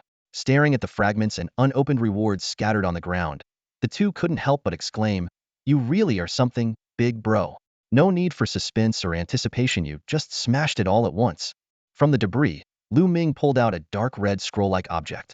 The moment he touched it, the item's attributes appeared. Calamity battle armor, black gold grade, strength 15, defense 15. This was a piece of armor capable of bringing misfortune to enemies, and it belonged to the same black gold tier as Xiong Tu, which had already evolved into the azure blue grade. After examining it carefully, Lu Ming grabbed the edges and gave it a sharp shake. With a crisp sound, the dark red armor unfolded completely, emanating a chilling, blood-soaked aura. The golden high collar and dark red plating complemented each other perfectly, exuding a commanding presence. Lu Ming had been in need of an outer armor, and this filled the gap seamlessly. Once he donned the armor, Lu Ming turned to face the other two. How does it look? Lu Quandan's eyes lit up instantly. He leaned in to touch the armor, exclaiming, wow, this is insane. The dark red with the gold collar and the pure black cape, this is so cool, it's practically explosive. Though Zhao Ziheng was too shy to touch it, his frequent nods and the envy shining in his eyes betrayed his admiration. Lu Ming shoved Lu Quandan, whose face was nearly pressed against his chest, away. Go open your own. Who knows, you might get something even better. Big bro, you've changed. You don't love me anymore. Lu Quandan's words were cut short as Lu Ming kicked him several meters away. After rubbing his tailbone and shuffling back, Lu Quandan was about to continue opening his reward when he suddenly froze in place. His eyes widened, staring blankly ahead. Noticing his strange behavior, Lu Ming immediately stopped what he was doing, frowning slightly. He knew this situation all too well. It was the race selection reward granted for exceptional performance in defeating enemies. What worried Lu Ming more was the possibility of the reckless Lu Quandan making a foolish choice. At that moment, Zhao Ziheng, who was also opening a reward box, suddenly lowered his head and froze, clearly facing the same situation. This kind of crucial decision was purely personal, and no one else could intervene. 5 minutes passed, and Lu Quandan, who had entered the selection state first, was still standing there with a vacant, drooling expression. Meanwhile, Zhao Ziheng had already begun to change. His body rapidly grew taller and sturdier, as his fur gradually shed, revealing rough, sand-like yellow-brown skin underneath. Suddenly, the unsettling sound of bones grinding together echoed through the cave, and Zhao Ziheng collapsed to the ground, writhing in pain. Ah, big bro. It hurts so much, like knives cutting into my flesh. Lu Ming ignored the scattered rewards on the ground and rushed to Zhao Ziheng's side, holding his head steady with both hands. You have to endure it. Stay conscious no matter what, or the consequences of a failed transformation could be worse than death. He didn't know exactly what would happen, nor did he want to find out. Grabbing Zhao Ziheng's shield, he thrust it toward him. Bite down on this. Don't you dare pass out. Meanwhile, over on Lu Quandan's side, it seemed he had also made his choice. He suddenly spun in place 3 times as if slapped by an invisible hand, before being slammed face first into the dirt. Lu Ming was about to step forward but hesitated clearly. This guy must have said something stupid during the selection process and was now being educated by the heavens of the battlefield. Seeing Lu Quandin lying there with his backside in the air, letting out muffled groans and kicking his legs in vain, Lu Ming couldn't help but laugh and decided to guard the two of them from the cave entrance. It wasn't until 5 hours later that the two finally settled down. Zhao Ziheng struggled to his feet. Big bro, I made it through. By now, he had transformed into a massive rock giant over 3 meters tall, his entire body covered in jagged, uneven stone-like textures. Lu Quandan finally managed to pull his face out of the dirt with a loud pop. Damn it, I was just asking a question, did they really have to do me like that? Looking at the dusty, long-tailed figure before him, Lu Ming couldn't hold back a laugh and covered his face. Lu Quandan now resembled a giant rat. Sharp nose, monkey-like features, large protruding ears, and round, darting eyes. Though his physique had grown more robust, his disproportionately long arms and short legs made him look utterly ridiculous. Stifling his laughter, Lu Ming helped clean the dirt out of Lu Quandan's ears. What exactly have you turned into? Spitting out a mouthful of dirt, Lu Quandan puffed out his chest proudly and jabbed his thumb toward himself. I'm now the fastest escape artist, the craziest fighter, and the most famous member of the Earth Demon Rat Clan. Seeing his smug yet slightly sleazy demeanor, Lu Ming thought to himself, fastest escape artist? That I can believe. But those other two claims, yeah, I have my doubts. Lu Quandan leaned against the wall, his back legs trembling uncontrollably, though he tried to appear calm. Lu Ming gently placed a hand on his shoulder, and with just a slight press, Lu Quandan slid down the wall like a scarecrow losing its support, collapsing onto the ground. Ow, big bro, stop pressing. You're crushing my tailbone. Lu Quandan cried out in pain. Lu Ming released his hand and crouched down to grab his tail for inspection. This is what you chose? Yeah, Lu Quandan grimaced through gritted teeth. I wanted to pick something like a little fairy or something, but the system didn't even give me that option. I got mad and, well, he coughed twice. Got beaten up and had no choice but to pick the strongest race. The strongest? Strong in what way? Big bro, hold on a sec. I was in so much pain I kind of wet myself. Lu Ming glanced down to see a palm-sized wet patch on the ground. He immediately stood up and stepped back. Taking advantage of the brief pause while they both recovered, he began sorting through the rewards he had earned, separating the useful items to one side. About 10 minutes later, Lu Quandan was the first to recover. Using the tip of his tail for support, he kept his limbs suspended, constantly adjusting his posture to adapt to his new body. Soon after, Zhao Ziheng, who had transformed into a towering 3-meter rock giant, also stood up. His voice had become deep and resonant. Big bro, I went with the rock giant race. Good at defense and using shields, but my current shield feels too small now. Lu Ming pulled out a massive shield from his loot, nearly the size of half a city gate, and tossed it over. With a heavy thud, the shield landed solidly on the ground. Try this one. Big enough for you? Zhao Ziheng stared at the shield, his eyes glued to it. He bent down to pick up the 3.5-meter tall, 2-meter wide shield, but found the cave's space too cramped to maneuver properly. Big bro, I'll go test it outside. After getting Lu Ming's approval, Zhao Ziheng dragged the shield and left the cave. Unable to contain himself any longer, Lu Quandan immediately sidled up. I'm an earth demon rat. Fast, deadly, great for survival, and my tail can even be used as a weapon. Before he finished speaking, his tail shot out like a spear, aimed straight at Lu Ming. Smack! Lu Ming swung his weapon, Xiong-Tu, effortlessly deflecting the attack. Your speed's not bad, but you need more practice. Is that a skill? Nope, and that's not even the best part. Lu Quandan picked up 2 dented machetes and began working on them skillfully. With a series of metallic clinks, the warped blades miraculously straightened and returned to their original form. Lu Ming frowned, unimpressed. He reached into his rewards pile, pulled out a repair fragment, and grabbed another damaged blade. Pressing the fragment against the blade, it instantly restored itself to pristine condition, as if it had never been used. Lu Ming tossed the blade aside. So, Lu Quandan froze, blinking in disbelief. What the? I was going to repair everyone's gear. He paced back and forth in frustration, his gaze falling on Xiong-Tu, which was embedded in the ground. Big bro, let me try that. Before Lu Ming could respond, Lu Quandan leapt up and grabbed onto Xiong-Tu's hilt, hanging from it and swinging back and forth for a full 5 minutes.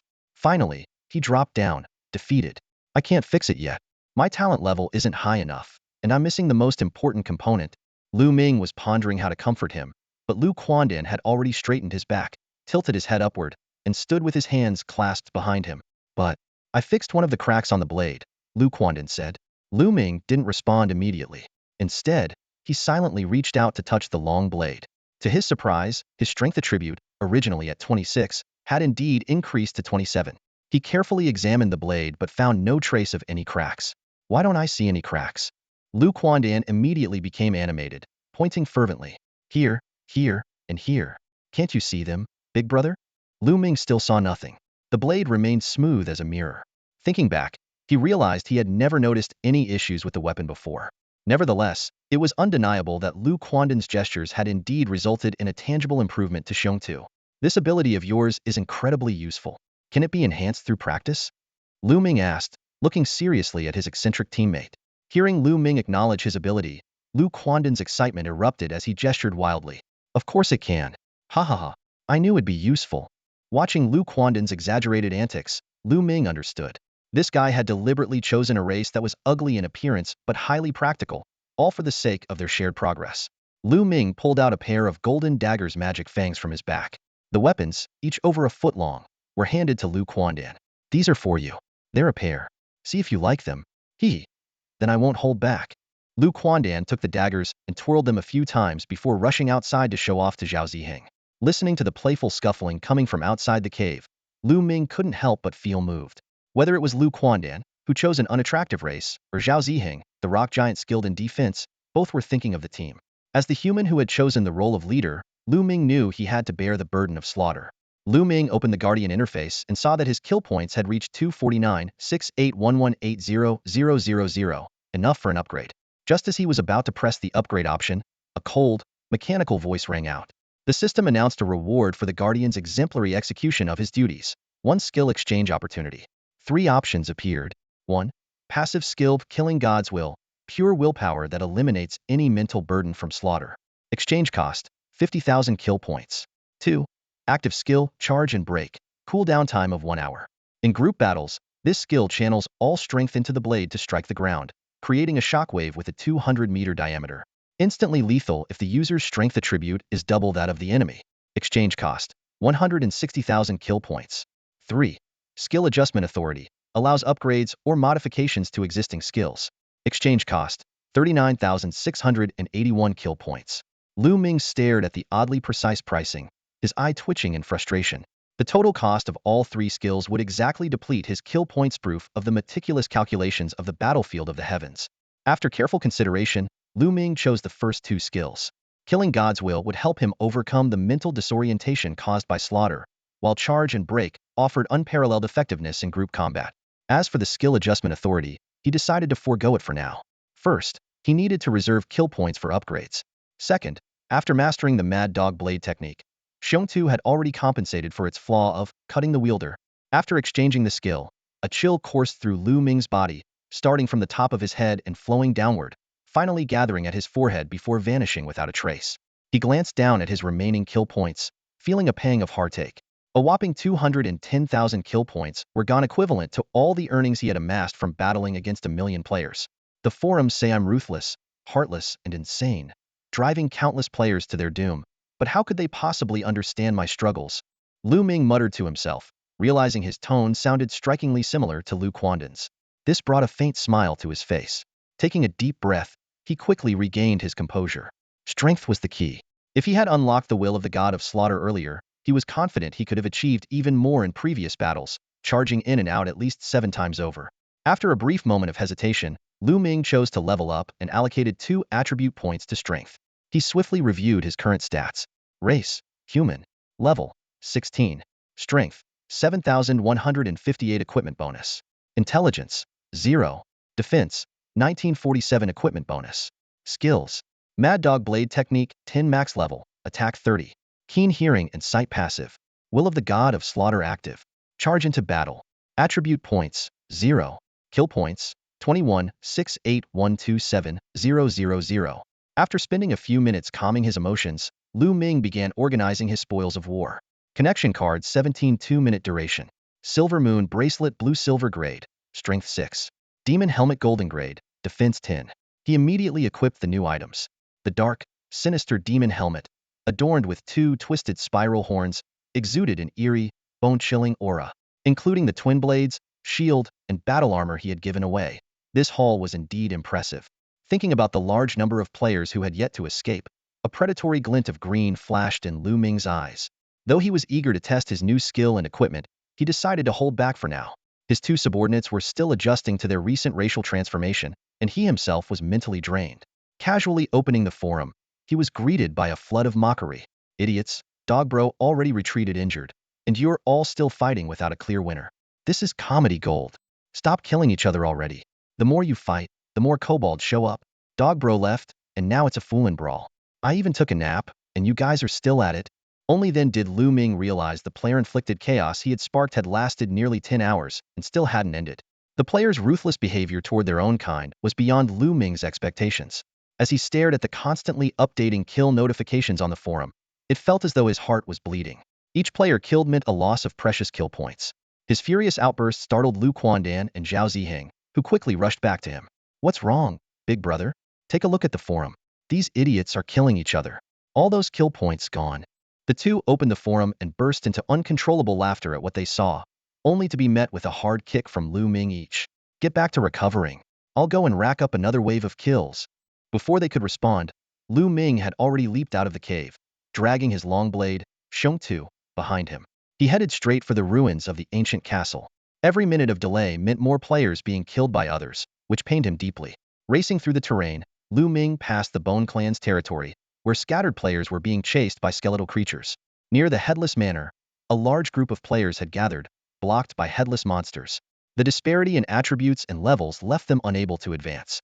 Scanning the scene, Lu Ming noticed around 4,000 to 5,000 players gathered together, likely from the same guild or alliance. Without hesitation, he changed direction. His black blade flashed like a shadow, unleashing a storm of blood among the players' ranks. After the carnage, Lu Ming resumed his charge toward the ruins of the ancient castle. From a distance, he could already hear the deafening sounds of battle and shouting. As he stepped onto the narrow mountain path, he witnessed two players locked in a struggle, tumbling off a cliff together, one still biting the other's ear as they fell. Idiots! Lu Ming muttered under his breath, cursing them as he stealthily approached. Once he was spotted, he immediately activated his Mad Dog Blade technique, diving straight into the densest part of the crowd. SHD. Run. The dog brother is back. Run? Hell no. If we're gonna die, might as well take him down. The entire ancient castle descended into chaos. Lu Ming bulldozed his way through the crowd, eventually stopping at the most congested passageway. Raising his long blade, Sheng Tu, he roared, charge. With a deafening crash, the blade struck the ground, unleashing a tumtor-high wave of gray-black energy. The shockwave spread outward in a ring, obliterating every player in its path. When the dust settled, the area within a 200-meter radius of Lu Ming was nothing but blood and gore. The players who witnessed this scene fled in terror, while those further away only saw a thick cloud of blood rising into the sky, unaware of what had transpired.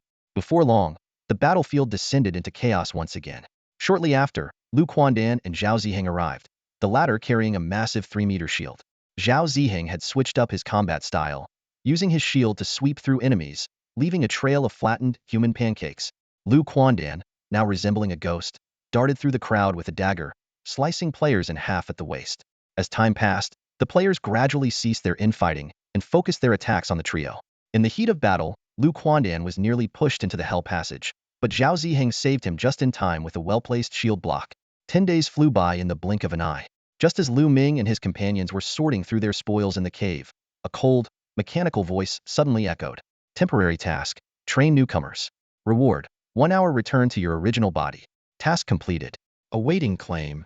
The notification left Lu Ming momentarily stunned. After days of relentless killing, he had nearly forgotten about this mission if not for the system's reminder. Hearing the cold and indifferent voice, Lu Ming froze for a moment before snapping back to reality a few seconds later. Recently, they had been entirely focused on earning kill points. As the players transitioned from initially chaotic infighting after the bloodbath to becoming more organized in opposing Lu Ming and his two teammates, especially after acquiring weapons, gaining a significant number of kill points had become increasingly difficult and even life-threatening. The temporary rewards had long been forgotten by Lu Ming. He glanced at Lu Quandan, who was still bouncing around energetically, and a faint smile appeared on his lips. Tossing hundreds of extra rewards onto the ground, he said, "You two handle these. I'm stepping out for a bit." As he exited the cave, Lu Ming found himself with mixed emotions. Although the time window was only an hour, it was an opportunity to connect with the real world. He felt a surge of excitement and longing, but at the same time, a faint and indescribable sense of fear crept into his heart. Having spent over a month as a comatose patient, Lu Ming had not only fully adapted to the survival environment of the All Heavens battlefield, but the relentless high-intensity combat and killing had left him with a profound sense of unfamiliarity toward reality. Every moment, his mind was preoccupied with thoughts of how to grow stronger, as if death itself were chasing him relentlessly. On the surface, players had suffered greatly, and the forums were filled with complaints and cries of despair. Some even quit the game due to the psychological pressure. Yet for them, death in the game did not mark a true end. They could still revive and continue. But for Lu Ming, it was entirely different. Death meant real death, with even his physical body in the real world perishing along with him. This was the core reason behind his ruthless, relentless behavior and his ever-present calmness. It was also the driving force behind his continued assault on other players. In his estimation, this looming threat of death and the duty to eliminate invaders were likely part of a system designed to filter players. The weak would be eliminated, and those with fragile minds would quit voluntarily, leaving behind only the most resilient and battle-hardened individuals. This was the harsh reality of survival of the fittest. Through methods beyond Lu Ming's comprehension, the All Heavens battlefield allowed players to enhance and heal their physical abilities in the real world by slaying monsters. This tempting reward was impossible for anyone to resist. Those who quit were always the minority, while the number of people eager to join only continued to grow. Lu Ming shook his head vigorously, forcing these thoughts aside. After taking a few deep breaths to compose himself, he refocused on the immediate task at hand, contacting Lu Bingmei. If he woke up to find his sister not at home or busy in the game, it would truly be a joke. He pulled out 5 connection cards with a 2-minute time limit and used them all at once, but no one answered. However, Lu Ming wasn't worried. After all, no one could be expected to sit by the phone 24/7. About 10 minutes later, when he used the connection card again, Lu Bingmei picked up immediately. Xiao Ming? It's me, your sister. I was cooking earlier, so... Lu Ming interrupted her. Sis, I want sweet and sour ribs, eggplant and garlic sauce, and spicy crayfish. Alright, now that we've got money, I'll make you whatever you want. Lu Bingmei suddenly paused. Wait, and then feed it to you? Her tone was filled with disbelief, as if she had just realized something. Lu Ming took a deep breath, his cold and stern gaze softening. Sis, how long will it take to finish cooking? I can only stay awake for an hour. Lu Bingmei, who had already anticipated this, covered her mouth, her eyes instantly reddening as she choked out, 2 hours. No, 1 hour. 1 hour is enough. If you dare lie to me, I'll post your embarrassing photos online. Her words, both heartfelt and fierce, made Lu Ming, who usually exuded a cold and detached demeanor, feel a pang in his chest. It's a deal then. After ending the call, Lu Ming tilted his head back and took a deep breath, imagining his sister rushing to cook after hanging up. Silly sis, he murmured softly, wiping away the dampness at the corner of his eyes. 1 hour later, uncertain of the condition of his body in the multiverse battlefield upon regaining consciousness, Lu Ming instructed Lu Quandan and Zhao Ziheng to guard the cave entrance. He then chose to claim and use his temporary reward. The system's indifferent voice immediately followed. Domain Keeper has activated a special reward. Please adhere to the following rules, or face mutual annihilation. 1. Under no circumstances may you reveal the identity or attributes of Domain Keepers and Guardians. 2. Disclosure of the reward rules of the multiverse battlefield is prohibited. 3. Spreading or defaming statements detrimental to the multiverse battlefield is forbidden. After listening to these return conditions, which sounded like a work contract, Lu Ming immediately opted to return to his original body. The moment felt both instantaneous and as though it spanned millennia. He plunged into darkness, sensing himself being swiftly enveloped and transported. In reality, Lu Bingmei had just placed a plate of sweet and sour ribs on the table. She hurriedly removed her apron, washed her hands briefly, and rushed into the bedroom. Pressing her lips together, she watched her brother lying motionless on the bed. Just as she was about to reach out to nudge him, smack! Her wrist was suddenly grabbed tightly. Lu Ming's eyes shot open, his breathing rapid. It hurts. Xiao Ming, let go. You're going to break my wrist. A muffled cry rang in his ears, but the blinding light blurred his vision. His instincts, honed from prolonged battles, caused him to grip even harder. You little brat. If you don't let go, I'll bite you. Recognizing his sister's voice, Lu Ming immediately released her wrist and closed his tear-filled eyes. I still can't see clearly. Sis, hold my hand, he said, his voice tinged with tension. Had it not been for the confirmation of her voice, his instinctive reaction could have led to irreversible consequences. A small, warm hand slipped into his palm, accompanied by Lu Bingmei's gentle reassurance. Xiao Ming, don't be scared. You're home now. Gradually, Lu Ming's tense body relaxed, and his breathing steadied. A few minutes later, he opened his eyes, realizing he was lying in a pink, girlish bedroom with a cartoon-printed blanket covering Hema scene that felt oddly out of place. Turning his head, he saw Lu Bingmei standing by the window, her face filled with worry. Clearing his hoarse throat, he finally managed to say, "Sis, I'm back. Good to see you awake. Just relax," Lu Bingmei said softly, suppressing the excitement in her heart as she comforted Lu Ming and pressed the timer in her hand. Lu Ming's nose twitched slightly. "I smell something delicious. Everything's ready. Do you think you can eat something now?" Before she could finish her sentence, there was a loud crack. Lu Ming sat up with a little effort, and the entire bed collapsed instantly, almost knocking Lu Bingmei over. He frowned, stretched his body, and reached out to grab the bed frame to steady himself. But with a soft crunch, the sturdy frame crumpled in his hand like paper. Lu Ming withdrew his hand, looking a bit bewildered, and scratched his head. Lu Bingmei, however, laughed. "Your body is incredibly strong now, dozens of times stronger than normal. Be careful not to break the dining table later," she said, reaching out to pull him up. But Lu Ming stopped halfway, noticing a noticeable bruise on his sister's right wrist, in stark contrast to her unblemished left hand. It was a mark left during his earlier instinctive reaction. "I'm sorry, sis, about before. Don't waste time. We're on a tight schedule. Eat first." Lu Bingmei grabbed her brother's large hand and pulled him to his feet. "I've already cleaned you up, so just go wash your face. Be careful, Thuff We've already gone through 2 wash basins this month." "Ahem, I accidentally broke them, just like you," Lu Ming said with a smile, and the siblings exchanged a knowing look. Lu Ming carefully washed his face and tiptoed to the dining table. Just as he was about to pick up the chopsticks, he accidentally crushed them. Lu Bingmei burst into uncontrollable laughter, doubling over as she handed him a metal spoon. "Here. This is the last pair of chopsticks. Use this instead." It was evident that the other chopsticks had already been tested and broken by her. But Lu Ming didn't take the spoon. Instead, he stood up and said, "I need to get used to my body's changes a bit." He paced back and forth in the room, clenching and unclenching his fists repeatedly. After 5 minutes, he sat back down. He started with a few sips of soup to let his body adjust. Just as he was about to speak, "Sis, now," he abruptly stopped himself. "I can't say it." Noticing her brother's frozen expression, Lu Bingmei wiped the corner of her eye. "Say nothing, and I won't ask. Just focus on eating." "All right." Lu Ming initially tried to eat slowly and carefully, but he quickly realized that not only was his strength amplified many times over, but even his digestion was as robust as iron. So, he let loose and ate heartily. After the meal, the siblings avoided discussing anything related to games and instead chatted about everyday life. The family was now financially stable, and Lu Bingmei had quit her job to focus on taking care of her brother. In her free time, she enjoyed playing games, especially after joining the Dragon God Guild, which also provided her with real-world support and protection from outside interference. Time flew by as they chatted casually. For the first time in over a month, Lu Ming felt a warmth he hadn't experienced in a long time when he didn't have to stay constantly on guard. Though it felt unfamiliar, he was beginning to savor this rare sense of peace. It was just a pity he couldn't talk about the heavenly battlefield. Otherwise, he would have loved to personally help his sister strengthen her abilities. Lu Ming didn't say anything, but Lu Bingmei spoke bluntly. "Everything should be aimed at keeping you alive. Don't worry about me, I'm strong now." To prove her words, she suddenly punched the wall. With a muffled bang, the wall now had a fist-shaped dent 2 centimeters deep. She raised her unharmed fist and waved it in front of Lu Ming. "See? Whether in reality or in the game, I'm strong." Seeing his sister's display, Lu Ming finally relaxed a little. Feeling tempted, he wanted to test his own strength.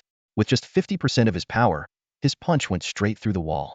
Lu Ming froze in place, stunned. But before he could say anything, a rapid beep beep beep sound came from the timer. Lu Bingmei reached out and turned off the alarm. 3 minutes left. Remember what I said and worry about anything else. Survive no matter what. Got it? Yeah, I got it. Lu Bingmei stood up, walked over to Lu Ming, and pulled him into a tight embrace. "You have to live. Live until the day you're fully healed." Lu Ming didn't respond, nor did he make any promises. The siblings stayed quietly in each other's arms until Lu Ming's tense body gradually relaxed. A single tear silently slid down Lu Bingmei's face. Time was up. Lu Ming was transported back to the all-heaven battlefield. The moment he opened his eyes in the cave, he sat up immediately, gripping the handle of the slaughter blade tightly. His heavy breathing echoed within the cave. Hearing the commotion, Lu Quandan rushed in like a gust of wind, barely stopping himself in time. "Big brother, you're awake?" Lu Ming removed the crying clown mask from his face and rubbed his face forcefully. "How long has it been here?" "An hour," Lu Quandan answered promptly. Lu Ming remained silent for 10 minutes, gradually regaining his composure. Taking a deep breath, he put the mask back on, stood up, and looked at Zhao Ziheng, who was also running over with his shield. "I just returned to my real body. Only 1 hour passed." The flow of time is the same in both places. Whoa, you can really go back? Lu Quandan exclaimed, bouncing around the cave in excitement until he bumped into Zhao Ziheng's heavy shield. Although it wasn't his personal experience, this confirmed the possibility of returning to their real bodies and dispelled doubts about the all-heaven battlefield being a scam. Lu Ming carried his long blade and stepped out of the cave. Unlike the bright sunshine in reality, the battlefield was shrouded in gloom. The brief hour-long experience kept replaying in his mind, solidifying his determination to survive at all costs. Lu Quandan and Zhao Ziheng joined him outside. Big brother. We'll work hard together, get stronger together, and survive together. A faint smile appeared on Lu Ming's lips. He planted the slaughter blade into the ground and wrapped his arms around the two of them. All right, we'll survive together. The three of them embraced tightly, finally seeing a glimmer of hope for survival. At that moment, Lu Quandan cleared his throat awkwardly. Big brother, we prepared a gift for you, and you're not allowed to refuse it. Lu Ming paused for a moment. Looking at Lu Quandan in front of him, the latter was trying hard to appear serious, but his comical, mouse-like demeanor was impossible to hide. What kind of awesome loot did the bonus reward drop this time? Lu Quandan chuckled mischievously before darting into the cave. Zhao Ziheng cooperatively raised his shield, blocking Lu Ming's view. A few seconds later, Lu Quandan emerged from the cave, dragging his long tail and strutting out with his hands behind his back. Boss, look what I've got, tada. Lu Quandan presented a pair of boots like a treasure, grinning. You can't say no, or you'll be heartbroken. Amused by his antics, Lu Ming smiled and took the boots. The stats immediately appeared before his eyes. Boots of trample. Quality: black gold. Attributes: strength 5, defense 10. Special effect: wearing these boots, enemies will be crushed underfoot. Appearance: black high-top metal boots with soles covered in short spikes, rugged in design. This equipment was several times better than Lu Ming's current bear-hide boots. Without hesitation, he swapped them out, immediately feeling the superior fit and traction. Before the bear-hide boots could even cool down, Lu Quandan snatched them up. These are mine now, haha. Lu Ming simply smiled without voicing any thanks. Among the three of them, there was already an unspoken understanding. Whoever needed something the most would get it. Lu Ming excelled in combat and was the strongest. Zhao Ziheng specialized in defense, wielding a heavy shield that most players couldn't even lift. And Lu Quandan had an unpredictable playstyle, with combat prowess rivaling Lu Ming's, though he lacked staying power and often disappeared at the first sign of danger. After getting used to the new boots, Lu Ming leaned against the cave entrance and opened the forum. The uproar of 1 million players entering the heavenly battlefield had finally settled down. Official statistics showed that at least 100,000 players had quit midway. The livestream of Meow Meow, Scratchy, who had gone viral online, some were analyzing Lu Ming's combat strategies, while others were compiling player guides. Numerous corporations had posted high-paying recruitment ads, seeking skilled players to help defeat the goblin-headed monsters and gain real-world enhancement effects. Many were tagging Muniu, the leader of a top-tier team, though there had been no response so far. Just as Lu Ming was about to close the forum, a blood-red official pin post caused a massive stir. Bounty announcement. Target: defeat the infamous boss, Brother Dog. Reward: 50 million bounty from the International Alliance. Reason: this boss has been killing indiscriminately, insulting players' intelligence, and inciting internal conflicts leading to infighting. The post essentially echoed players' protests, though the bounty had been increased 5-fold. As they say, money talks. Humans would be the same, maybe they push even faster than ghosts. Lu Ming muttered to himself, his gaze fixed on the forum interface. The news of the bounty skyrocketing from 10 million to 50 million hardly fazed him. For Lu Ming, the essence of survival had never changed. Only by continuously earning kill points and staying ahead of other players could he avoid becoming the one hunted and skinned alive. He opened the Domain Master's info panel in his hand. The kill points displayed: 98, 62627, 000, upgrade available. The number gave Lu Ming a slight sense of relief, but he decided not to upgrade for now. In this chaotic battlefield spanning countless worlds, where tens of thousands of players might appear at any moment, it was wiser to keep these points in reserve. Inside the cave, Lu Ming gripped his long blade tightly, closing his eyes to adjust his state of mind. Nearby, Lu Quandan grinned and said, "Boss, your bounty jumped 5-fold. Too bad no one put a price on my head. Otherwise, I'd just take it off myself and cash in. Your head's probably better suited as a chamber pot," Zhao Ziheng retorted, immediately infuriating Lu Quandan. The latter's beard bristled with rage as he lunged at Zhao Ziheng, only to be pinned down helplessly by the other's shield. Half an hour later, Lu Ming opened his eyes, his gaze sharp as a blade. "Move out," he commanded. The three quickly formed their formation. Lu Ming with his blade at the front, Zhao Ziheng with his shield guarding the rear, and Lu Quandan vanishing into the shadows. As they exited the mountain range, the sounds of battle reached their ears from outside the human palace. Munyo was leading 1,000 men in an assault on 2 level 22 armored beasts. Upon spotting Lu Ming's group, Munyo immediately ordered his men to pull back and retreat to the safe zone. Lu Ming glanced briefly at Lu Bingmei within the crowd before turning away without hesitation. Approaching the headless camp, Lu Quandan reappeared with a report. Boss, some big shot brought over 10,000 people to farm monsters. They're already out of the safe zone, prepping to steal kills. Take him down, Lu Ming ordered. The trio swiftly executed their familiar strategy. Lu Quandan and Zhao Ziheng moved to cut off the retreat, while Lu Ming prepared for a frontal assault. Soon, Zhao Ziheng's signal came through. Boss go. Lu Ming's clown mask twisted into a sinister grin as he swung his long blade downward with deadly precision. Despite the players shouting, "Protect Boss Ding," and "Guard the moneybags," none could escape their fate against Lu Ming. 20 minutes later, the battle was over. Lu Quandan gathered the usable equipment from the fallen, which would be repurposed to enhance forging skills and repaired before being handed to Lu Bingmei to sell. The proceeds would cover Lu Quandan's medical expenses at the rehabilitation center. As for Boss Ding, who had nearly succeeded in stealing the kill on the headless monster but failed at the last moment, his fury boiled over. He immediately posted the first player-issued bounty on the forum. Bounty, 30 million. Kill any one of those 3 monsters, and you'll get the reward from me, Ding. This post is my guarantee. The uproar caused by the International League's announcement of a 50 million bounty had barely settled when Boss Ding unexpectedly increased the reward again. This series of actions sparked a massive storm on the All Heavens Battlefield forum. Players on the forum were abuzz with discussion. Posting tasks and hiring skilled players for assistance were common practices in the game. But this case was different this time. The official game entity, the International League itself, was involved, leaving everyone baffled. Why would the officials want to eliminate a character? Can't they just modify the data? Why go through all the trouble of issuing a bounty? Such questions echoed throughout the forum. As players continued speculating, a wave of new bounty posts suddenly flooded the forum.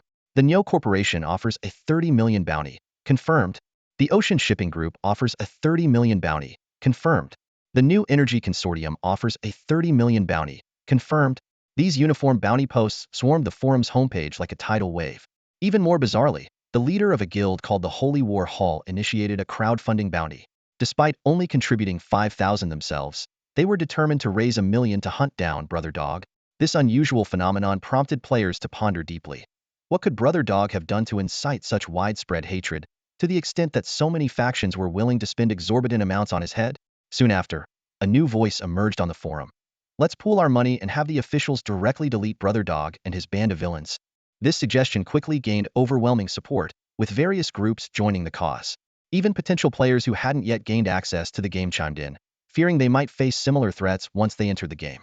Within just half an hour, the demand for character deletion had surged to an astonishing 6 million voices, far exceeding the game's current million active players. Although tens of thousands stood up to support Lu Ming, their voices were soon drowned out by the overwhelming majority. As the number of participants surpassed the 10 million mark, the situation spiraled out of control. Some even threatened to surround the International League's headquarters in real life, forcing the officials to take action. After urgent deliberations, Lin Xiang, a representative of the officials, was compelled to address the world through a live broadcast. He revealed an astonishing truth. It's not that we don't want to delete them, it's that we simply can't. He then began to explain the true nature of the All Heavens battlefield in detail. 2 months ago, the discovery made by the explorer caused an uproar. The International Coalition revealed a startling truth. The game that concerned all of humanity had internal data that could not be altered, including its inherent characters. The game system operated entirely autonomously. In response to players demanding the deletion of the character Lu Ming, the International Coalition stood firm. We only provide the slots. Participation is entirely voluntary. If you want to play, go ahead. If not, feel free to leave. This statement left those calling for Lu Ming's removal speechless. However, the controversy didn't end there. The forums soon saw a surge of voices demanding the disclosure of detailed information about the black box. This touched a nerve with the International Coalition, which acted immediately by permanently banning the accounts of all players who joined the pressure campaign. We may not control the in-game data, but we can certainly control you in the real world. This strong stance forced both individual players and corporations to back down. Although the storm quieted temporarily, curiosity and doubt spread like wildfire. The forum's focus shifted, with growing calls to open up more participation slots. Meanwhile, Lu Ming had no time to concern himself with the online chaos. He had just fought his way out of a horde of frenzied players, wiped the blood off his face, and made a swift decision: retreat. Head to the headless camp and take down another wave. The dynamics of the game had shifted. After surviving the initial chaotic battles, the remaining players not only acquired skills and weapons, but also honed their resilience. Though the total number of players had decreased, each individual's combat strength had increased. When facing Lu Ming's trio, these players would set aside their differences and unite against them, though betrayals were still a common occurrence. Dragging a long blade, Lu Ming led the way, followed by Zhao Ziheng with his shield in hand. Before long, Lu Quandan relayed intel. Boss, there are over 50,000 players outside the safe zone at Headless Camp, divided into 6 groups, 2 of which are mercenaries. Target the mercenaries first, they're the easiest to break, Lu Ming quickly decided. As soon as the trio appeared, alarms rang out. Dog Bro is here to clear the field. Retreat if you're outnumbered. But Lu Ming had already transformed into a shadow, darting like lightning toward the barrier of the safe zone. Raising his menacing blade, Ruthless Charge erupted with devastating force, reducing the fleeing players near the safe zone to nothing but flesh and blood. He's using the gate-blocking tactic again. Scatter and retreat. Watch out for the other two, someone shouted amidst the chaos. Well, who's calling my name? Zhao Ziheng sneered, blocking the exit with his shield. From behind him, Lu Quandan leaped out, twin daggers gleaming coldly in his hands. The dagger spun rapidly in the air as Lu Quandan stood in place, stroking his beard, his legs trembling slightly. A smug smile crept across his face, silently declaring, "You are surrounded by the 3 of us." Lu Ming flicked his long blade, its cold gleam flashing sharply. Cut the chatter. Move in. Before the words had fully left his mouth, he had already become a blur, darting forward like a shadow. His strategy was clear: stay on the outskirts of the safe zone's barrier, eliminating players while ensuring no one could slip away unnoticed. While it wasn't possible to block every escape route, capturing the majority was enough. The battlefield quickly descended into carnage, with blood and limbs scattering everywhere. With fewer targets to deal with, the fight ended swiftly. As the last enemy outside the safe zone fell, Lu Ming waved his hand and commanded, "Clean up the battlefield." "Got it, boss." Lu Quandan replied enthusiastically. This was his favorite part. The loot was so abundant that even Zhao Ziheng's shield was temporarily repurposed as a transport tool. Collecting these spoils had obvious benefits, enhancing Lu Quandan's abilities, earning money, and slowing down the progress of these players. After Lu Ming and his companions departed, a few players who had been hiding cautiously within the safe zone of the Headless Camp began to emerge, scattering quickly in all directions. Though they didn't participate in the fight, they always managed to strip the battlefield clean, leaving no equipment fragments behind. Back in the cave, Lu Quandan busied himself outside, inspecting the acquired gear to boost his strength. Zhao Ziheng silently stood guard at the entrance, meticulously polishing his shield. Meanwhile, Lu Ming sat cross-legged alone, reflecting on the recent changes in player behavior. Gradually, his brows furrowed. The players had adapted to the rhythm of the game and no longer panicked when facing the 3 of them. Now, they either retreated quickly or chose to confront them head-on. Over time, the players' overall strength was steadily increasing. Although Lu Ming himself didn't feel threatened yet, Lu Quandan had been getting injured more frequently. Even if part of the reason was his overly aggressive fighting style, it was still a troubling sign. As a former player himself, Lu Ming understood all too well that the most effective strategy to take down the 3 of them was to exploit the weakest link. If Lu Quandan suffered a severe injury, the question of whether to save him or not would become a thorny dilemma. After all, the 3 of them had been through a lot together and shared a deep bond. Taking a deep breath, Lu Ming tapped his long blade against the ground to draw his companion's attention. "The players in this batch have stabilized. Let's talk about it," he said. Seeing the puzzled looks on Lu Quandan and Zhao Ziheng's faces, he sighed and continued, "We are indeed powerful. Our attributes, levels, and equipment far surpass theirs. But their numbers outmatch us by tens of thousands, and they've already established themselves in the heavenly battlefield." He paused to let his companions process his words, then pointed to the unhealed wound on Lu Quandan's back. "On the surface, we have the upper hand, but in reality, we're in danger. The fact that you can be injured means opportunity for the players." Lu Quandan raised his hand briefly, but quickly put it down again. Lu Ming's words left him speechless. He understood this all too well. It was precisely for this reason that, as a player, he had dared to lead others in chasing after Zhao Ziheng back then. At that time, Zhao Ziheng was seen by players as a fragile target, an opportunity to exploit. Lu Ming shifted his gaze to Zhao Ziheng. "Your racial traits have indeed enhanced your strength and defense, but what would you do if you were surrounded by hundreds of thousands of players?" Zhao Ziheng scratched his head vigorously until sparks seemed to fly from his scalp, then replied with a simple and honest tone, "I'll listen to you, big brother." This response nearly made Lu Ming choke in frustration. He fell silent for a moment before standing up and pacing back and forth in the narrow passage. Lu Quandan and Zhao Ziheng's eyes followed his movements from side to side. After a while, Lu Quandan stood up. "I'll try to be more cautious from now on." Zhao Ziheng also realized the gravity of the situation. Otherwise, Lu Ming wouldn't have been so hesitant. From now on, the two of you must avoid charging into the center of the battle. Stay on the outskirts and make use of your strengths. Lu Ming finally stopped pacing and looked at them seriously. Harass from the edges, and retreat immediately if things get dangerous. As long as you can create some distance, your lives won't be at risk. Seeing the troubled expressions on their faces, Lu Ming stepped forward and placed his hands on their shoulders. Until you gain the ability to protect yourselves, this is the only way. Someday, I might have to do the same, sticking to the outskirts, sneaking in for a few quick kills. Don't act recklessly just for the sake of bravery. We understand, the two answered reluctantly. It was indeed the only option. If they were surrounded by the current players, there would be no escape. Lu Quandan might have a slim chance of getting away, but if Zhao Ziheng were trapped, he wouldn't survive. Just as the atmosphere in the cave grew heavy, Lu Quandan suddenly exclaimed, "Holy crap! Boss, look at the forum. The truth about the All Heavens battlefield has been exposed." Lu Ming opened the forum and spent over 10 minutes watching Lin Xiang's livestream video. The three exchanged glances, their faces full of shock. This was the first time Lu Ming learned about the origins and truth of the All Heavens battlefield. He also recognized Lin Xiang as the game analyst he had previously dealt with. Guardians, domain keepers, enhancements, life and death. Lu Ming muttered thoughtfully. Maybe we are what the All Heavens battlefield truly desires. He then gripped the hilt of the fierce slayer tightly. Let's test the new tactic: strike and retreat. I'll go with you. Remember, no one is allowed to charge headlong into battle. The three of them adopted a new tactical approach, targeting isolated or small groups of players for quick eliminations. If they encountered larger numbers, they would scatter, circle around the periphery, harass briefly, and retreat immediately. This Itandran style frustrated the players immensely. Groups that had planned to ambush one of them found their strategies completely thwarted. When a once formidable opponent capable of taking on thousands suddenly shifted to stealthy ambushes and swift retreats, the sense of defeat it caused left many players grinding their teeth in anger. However, some factions had already begun plotting in secret, preparing traps to take down Lu Ming and his team once and for all. Inside the ruins of an ancient castle, a group of people ascended a damaged spiral stone staircase to the upper level. In a tidied-up room near the staircase, over a dozen guild leaders were holding a secret meeting. A middle-aged man standing at the innermost part of the room crossed his arms and scanned everyone present. Our goal is clear. Earn rewards, gain fame. The bounty will be split equally, but there's only one condition: unity. If we can't work as one, leave now.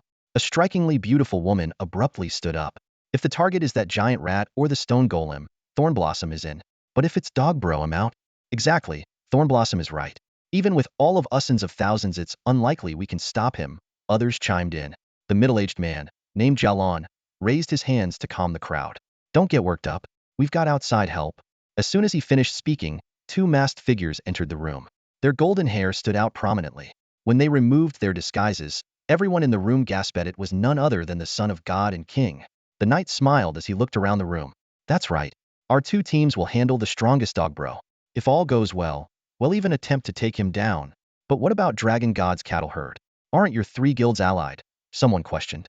The son of God shook his head. Alliances are always temporary. Interests are what truly matter. The cattle herd knows nothing about this plan. For a moment, everyone was stunned, then laughter erupted throughout the room. With two of the strongest guilds joining forces, containing Dogbro seemed feasible.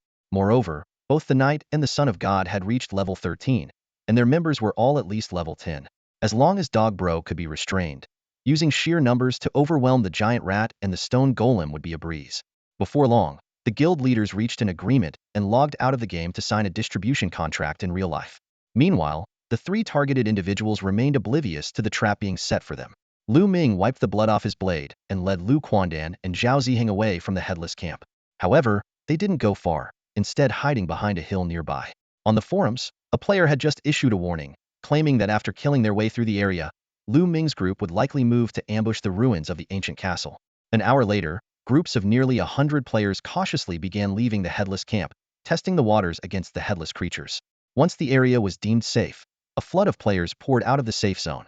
Many grumbled along the way. Why attack us? There are way more people at the ruins, and they're weaker. Dogbro must have lost his mind. From their hiding spot behind the hill, Lu Ming and Zhao Ziheng kept watch while Lu Quandan, skilled in reconnaissance, scouted ahead. His dull gray fur blended seamlessly with the surroundings, making him perfect for stealth missions. Half an hour later, Lu Quandan returned quietly. The numbers have exceeded 50,000, boss. The exaggerated grin on Lu Ming's crying clown mask widened. They think we're heading back to the ruins. This surprise counterattack will leave them in tears, won't it? Lu Quandan and Zhao Ziheng exchanged a knowing smile. Lu Quandan disappeared into the enemy ranks, while Zhao Ziheng circled around to block their escape route. Lu Ming slowly stood up, gripping the hilt of the fierce slayer. He moved along the slope to the closest point near the safe zone's barrier. With a sudden burst of strength, his legs propelled him forward, sending dirt and rocks scattering in all directions.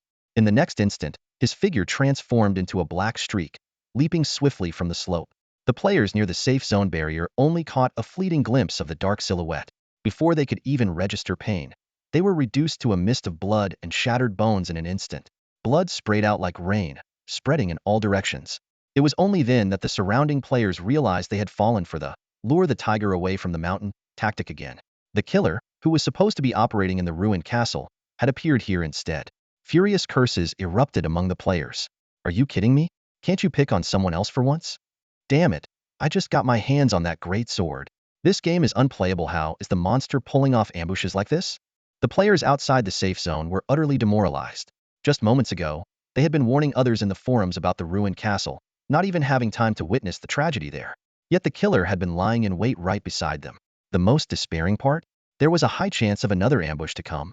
Lu Ming activated his skill, slashing through the players like a razor-sharp scythe, carving graceful arcs as he advanced. The players fell like wheat before a harvester. Half an hour later, the battle was over. The thousands of players within the safe zone could only grit their teeth as they watched Lu Ming and his two companions loot the battlefield and leave without a care. What made the players at the Headless Camp even more miserable was the chatter on the forums from the ruined castle players, who were anxiously asking, "Where's Dog Bro? I feel uneasy if I don't see him finish his kills." It was like rubbing salt into the wounds of the Headless Camp players. They had intended to offer a kind warning and enjoy the chaos from afar, only to become victims themselves. The frustration was suffocating, and yet there was nothing they could do. Back in the cave, Lu Ming reflected on his strategy. If the number of players was small, he would attack directly. If the numbers were large, he would roam on the outskirts. This approach proved highly effective. Lu Quandan remained unscathed, and the spoils were substantial. After his routine forum browsing to monitor player movements, Lu Ming opened the Keeper of the Realm information panel. Kill points: 131, 45227, 000 upgradable. Lu Ming chose to upgrade, keeping the remaining points in reserve. Race: human, level 17. Strength: 7569 equipment bonus. Intelligence: 1. Defense: 2059 equipment bonus. Skills: Mad Dog Blade Technique, 10 max level, 30 attack. Strength increases damage. At max level, it's lethal. Exclusive skills: Keen Hearing and Vision passive, Godslayers will active, charge. Attribute points: 4. Kill points: 104, 45240 000. A system prompt appeared. Resolve unyielding. The flame of determination burns on. The path to godhood through slaughter lies beneath your feet. Attain immortality through carnage. Lu Ming blinked hard. This upgrade had surprisingly increased his intelligence attribute, likely due to his passive skill. However, he didn't dwell on it and allocated all 4 attribute points to strength. Over the next 2 days, Lu Ming continued employing the same tactics, either direct annihilation or quick strikes followed by retreat. This strategy kept the players on edge, as if Lu Ming could strike from any shadow at any moment. One day, outside the Headless Camp, a valley flanked by mountains on both sides, over 30,000 hired players were hunting headless creatures to secure finishing blows for their employers. Lu Quandan returned with a report. "Boss, should we take them out? Once we're done with this batch, we can head to the ruined castle." Lu Ming frowned, sensing something unusual about the players below, though he couldn't pinpoint exactly what felt off. As he pondered, Lu Quandan nudged him with his shoulder. "What's up, boss? Too few of them for you?" Distracted, Lu Ming hesitated. "Stay cautious. Something feels off. Relax, boss. It's just a handful of them. It'll get started," Lu Quandan said as he stealthily made his way down, using the terrain for cover. Meanwhile, Zhao Ziheng had already positioned himself at the mouth of the valley. Lu Ming observed the players below, noticing their movements and teamwork were far more coordinated than the average group of players he had encountered. Before he could delve deeper into his thoughts, Zhao Ziheng had already blocked the valley entrance. Gripping the fierce slayer tightly, Lu Ming charged toward the safe zone barrier. However, after clearing the entrance, he noticed something unusual. The players remained eerily calm, not even letting out a single cry of alarm. Moments later, deafening battle cries erupted from all directions. Finally, they've taken the bait. Charge, everyone. Take them down, and the bounty money and beauties are ours." Countless players surged from the surrounding mountains, distant valley entrances, and even the safe zone itself. Zhao Ziheng was bombarded by a barrage of player skills, forcing him deeper into the valley. His voice, filled with unease, shouted, "Boss, it's a trap." Lu Ming frowned deeply, scanning his surroundings. The situation was suffocating. Enemies surrounded him from all directions. Zhao Ziheng had been shoved against a heavy shield by the surging crowd, forced to retreat deeper into the valley. The circular hills on both sides were packed with players, and the so-called safe zone behind him roared with deafening battle cries as waves of players poured out. This was clearly a meticulously planned trap. At this critical moment, a mocking voice came from within the safe zone's glowing barrier. "You're not going anywhere." Lu Ming turned to see a knight and the son of God standing within the barrier. Meanwhile, in front of him, the enemy players had formed a tight shield wall, advancing in a curved formation. "Do you think if I attack you while you're pressed against the barrier, it'll work?" The opponent taunted further. Lu Ming didn't reply. Instead, he slowly bent down, dragging his longsword behind him. Though the appearance of these two was unexpected, now was not the time to dwell on it. He crouched slightly, then suddenly lunged forward, raising his blade. As the enemy players braced themselves, lowering their shields to block, Lu Ming abruptly changed tactics. His downward slash was merely a feint. Just as they were about to clash, Lu Ming stomped forcefully on the shield wall. Bang! Several shields dented deeply under the impact as he propelled himself into the air, leaping directly toward Zhao Ziheng. This sudden move left King and the Son of God's team in shock. Their carefully planned encirclement was instantly rendered useless. With sheer strength, Lu Ming had broken free from their control. A dark blur, Lu Ming soared through the air, his cloak billowing dramatically.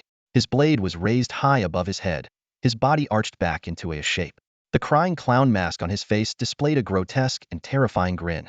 Looking down at the crowd encircling Zhao Ziheng, Lu Ming let out a thunderous roar. "Kill!" The Mad Dog blade technique activated. In midair, Lu Ming transformed into a 20-meter-wide black sphere of light, hurtling down into the crowd. Boom! With a heavy crash, it was as if a giant hammer smashed into the masses.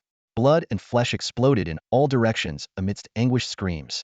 A crimson mist shot skyward, reaching 100 meters high, lingering in the air. The scene fell into a dead silence. Everyone stared up at the towering column of blood. As the mist slowly dissipated, blood droplets began to rain down, and Lu Ming's figure emerged standing firmly atop Zhao Ziheng's raised shield, his longsword held horizontally. Blood trickled down the crying clown mask, resembling tears of blood, while the grotesque upturned smile on the mask sent chills down spines. Looking down at the stunned crowd, Lu Ming spoke in a low voice to Lu Quandan nearby. "Move along the outskirts, prioritize survival and memorize their faces." Zhao Ziheng and his two companions were strategizing to defend their position against the mountain terrain, fighting for their lives. The players could only hear a series of wolf-like howls, but couldn't decipher their communication. However, the ensuing split-up slaughter clearly conveyed Lu Ming's tactical intention. Wasn't planning to escape alone, but was determined to carve a bloody path through the chaos. Lu Ming remained extraordinarily calm. This kind of ambush was inevitable, and the probing traps would only increase in frequency. But as long as they dared to strike, he would ensure they paid a devastating price, engraving himself as a nightmare in the players' minds. The priority today was survival. With Lu Ming's strength, breaking out alone wasn't an issue. These players consistently underestimated his true power, partly because he had deliberately allowed Lu Quandan and Zhao Ziheng to gain more combat experience recently. Their guerrilla tactics gave the illusion that he was overly cautious, fearing the players' growing numbers and strength. But escaping alone had never been Lu Ming's choice. At this moment, Lu Quandan was a shadow on the outskirts, furiously attacking but unable to break through the encirclement. What worried Lu Ming more was Zhao Ziheng's situation. The big man, skilled in defense, was completely immobilized, surrounded due to his massive figure. Even if Lu Ming cleared the enemies around him in an instant, more players would immediately fill the gap, leaving no room for maneuvering. Zhao Ziheng's enormous physique had become the enemy's focal point. His heavy shield was pressed against him, rendering it useless. Watching Lu Ming transform into a spinning black whirlwind beside him, Zhao Ziheng couldn't help but smile bitterly. He had sworn never to burden his leader, yet now he had become a liability. Lu Ming's attacks grew even fiercer, resembling a 20-meter-wide black tornado, leaving carnage in its wake. But these players were no longer rookies. Their tactics had matured. Each time a clearing was created, before Zhao Ziheng could even move, new enemies swarmed in, leaving him unable to so much as jump. From the higher ground on the mountain, players shouted commands. "Block that rat on the outskirts. Those inside, don't fear death. As long as we trap the stone man, we'll win. Clear the way for the two major guild sluts. Try to take the dog bro down too." In the distance, Lu Quandan's desperate roar echoed. "Boss, Zhao Ziheng, Even if we die today, don't think of leaving me behind. Lu Ming held firm. Hold on for another 20 minutes. I'll use my skill to clear all players within 200 meters and create an opening for retreat. 20 minutes later, an exhausted Lu Ming let out a furious roar. Charge! With a thunderous boom, a circular shockwave mixed with a bloody mist radiated outward, instantly clearing all players in the vicinity. Move! Lu Ming turned to Zhao Ziheng, only to see one of his legs broken. Zhao was propping himself up with his shield. Lu Ming's pupils shrank as he immediately rushed forward to carry him, but Zhao's rock-like hand stopped him. Boss, I'm sorry. I won't be able to follow you anymore. Shut up. I'm taking you out of here. Lu Ming growled through clenched teeth. Suddenly, Lu Ming felt a tremendous force at his waist. Zhao Ziheng let out a low, guttural growl as he hurled Lu Ming away. All Lu Ming could do was watch as Zhao's face held a goofy smile, his throwing stance frozen as the distance between them grew. Zhao Ziheng's lips curved faintly. His rough, rock-like body, a yellowish-brown hue, was gradually engulfed by a pitch-black shade, as if sealing himself. He stood silently in place, instantly swallowed by the swarm of players. Lu Ming, whose body was already plummeting, quickly refocused his mind, locking his gaze on the estimated landing point. Below, a bloodied figure was madly assaulting the players' defensive line. It was Lu Quandan, his entire body drenched in blood and completely unrecognizable. Clenching a knife in his mouth and crawling on all fours, he'd repeatedly attempted to break through over the players' heads. But the players were well prepared, with all their weapons aimed skyward, anticipating this suicidal charge. Taking a deep breath, Lu Ming skillfully adjusted his descent trajectory using his cloak. With precision, he delivered a powerful kick to Lu Quandan, who was about to go down with the players. Without hesitation, he activated his skill, Mad Dog Blade Technique. A massive black blade light, 20 meters in diameter, descended from above, crashing into the group of armed, panicked players below. With a deafening explosion, swords shattered, blades broke, and limbs were torn apart as screams filled the air. Lu Ming tore through the crowd like a sharp knife, carving a bloody path. Only after breaking free from the encirclement did the severed limbs and shattered weapons fall to the ground. Spotting Lu Quandan struggling to rejoin the battlefield, Lu Ming grabbed him by the neck and dragged him back. With blood and tears streaming down his face, Lu Quandan demanded, "Big brother, where is Zhao Ziheng? Why didn't Zhao Ziheng come out?" Smack! A resounding slap from Lu Ming left him stunned. Pulling him close, Lu Ming locked eyes with him and growled, "This isn't a game. Zhao Ziheng threw me in to save you, not for you to throw your life away." Without another word, he hauled Lu Quandan off the battlefield, only stopping when they reached a nearby high ground. Lu Ming examined Lu Quandan's horrific state, his tail reduced to a stump, his body riddled with wounds that gaped like tiny mouths. Clenching his teeth, Lu Ming turned his gaze toward the battlefield outside the headless manor. There, Zhao Ziheng, his entire figure as black as ink, stood unmoving, impervious to the relentless attacks from the players. The sight reignited a flicker of hope in Lu Ming's otherwise desolate heart. He abruptly raised his head and shouted at the darkened sky, "Is Zhao Ziheng dead? Answer me, or else." The celestial battlefield promptly responded with a curt reply, "No." Then is he alive? Also no. Lu Ming froze, his entire body stiffening. Fury surged through him as he raised the blade of slaughter and pointed it at the sky, roaring, "If you're going to speak, make it clear. Otherwise, don't expect me to keep hunting players. You should know I don't fear death or annihilation." His outburst snapped Lu Quandan out of his grief. He stared dazedly at Lu Ming. After a full minute, the celestial battlefield finally offered a cold explanation. Guardian Zhao Ziheng has used the rare racial ability Stone Guardian, entering a state of neither life nor death and being indestructible for 100 days. To save him, you must obtain the special item, the Heart of the Earth. Where can I find it? Where? Lu Ming asked twice, but the celestial battlefield offered no further response. He waited in the oppressive silence for nearly 10 minutes. Lu Ming knew the battlefield of the heavens would not respond. This vague and ambiguous glimmer of hope, though faint, was enough for him as long as there was a sliver of a chance for survival. Taking a deep breath, his eyes narrowed slightly, revealing a sharp and chilling glint. He turned to look at Lu Quandan beside him, whose bloodied flesh and fur clung together, and whose expression was blank. "Come with me. I need some time alone," Lu Ming said coldly. "Big brother, Zhao Ziheng, is he?" Lu Quandan hesitated, testing the waters. "There's hope," Lu Ming interrupted, facing away from Lu Quandan. He left behind this terse response and began walking toward the mountain cave where they temporarily resided. Along the way, Lu Quandan swallowed the many questions he wanted to ask. But seeing the grim expression on Lu Ming's face, he dared not speak. It wasn't until they entered the cave that Lu Ming finally broke the silence. "Level up, restore yourself. Don't let Zhao Ziheng down. Wait for me to come out. With that, he headed straight into the depths of the cave. In the pitch-black cave, Lu Ming leaned against the cold stone wall and slowly slid down to sit. His tense body finally began to relax. Memories of Zhao Ziheng flooded his mind like a montage: how they first met, the way Zhao Ziheng taught him, how he always offered the best gear to him as if presenting treasure, and the time he killed his first player, crying and vomiting yet still persisting in the fight. This brother, 2 years older than him, who had always been so honest and dependable, had now become an immovable stone. A single hot tear escaped from the corner of Lu Ming's tightly shut eyes. His body trembled, his fists clenched tightly. Zhao Ziheng's goofy smile before he shut himself off, and his heart-wrenching farewell: "Big brother, I'm sorry. I can't stay with you anymore," were etched deeply into Lu Ming's soul. The will to kill forced him to remain composed, but the grief and fury within him weighed as heavily as a mountain. Scenes from the battlefield replayed over and over in his mind: the enemy's arrogant taunts, the meticulous ambush, the mocking laughter of the two guilds, and the triumphant cheers of the players. All of it transformed into endless murderous intent, cycling relentlessly within him. Meanwhile, Lu Quandan, standing guard at the cave entrance, had already recovered from his injuries but was still quietly sobbing. As an orphan, he was far more sensitive than his outward appearance suggested. The failure to detect the ambush in time filled him with regret. He cried while pounding his head with his fists in frustration. Suddenly, a blood-curdling roar echoed from the depths of the cave. "Kill!" With the roar came a faint, blood-red mist seeping out of the cave. Lu Quandan shivered, startled, as footsteps echoed in his ears. Turning around, he seemed to see a tide of blood surging out from the cave, carrying with it countless shattered corpses. The overwhelming stench of blood filled his nostrils.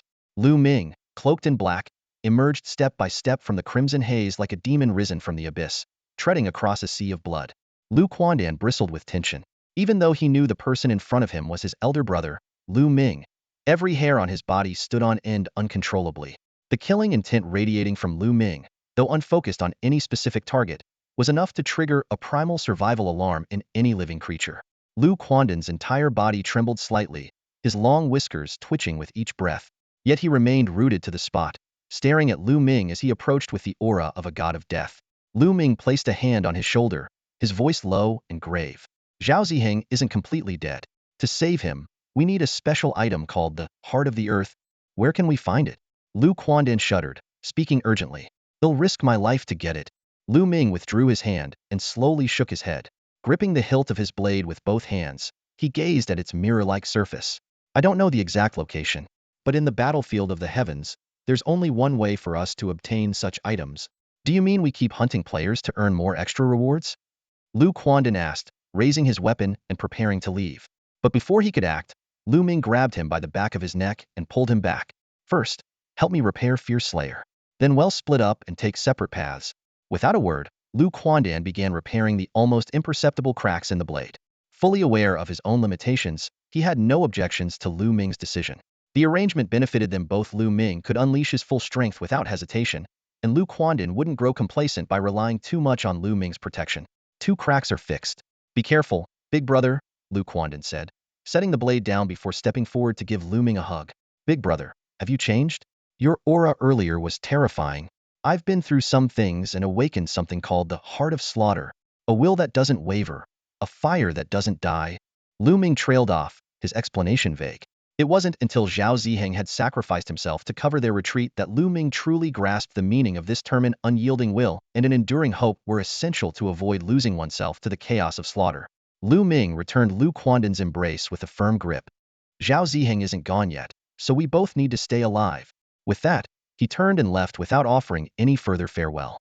As he watched Lu Ming's retreating figure, Lu Quandan clenched his fists tightly. "Big brother, I won't hold you back. Stay safe." Lu Ming, his back to the cave entrance, kept walking without pause. He only raised a hand in acknowledgement.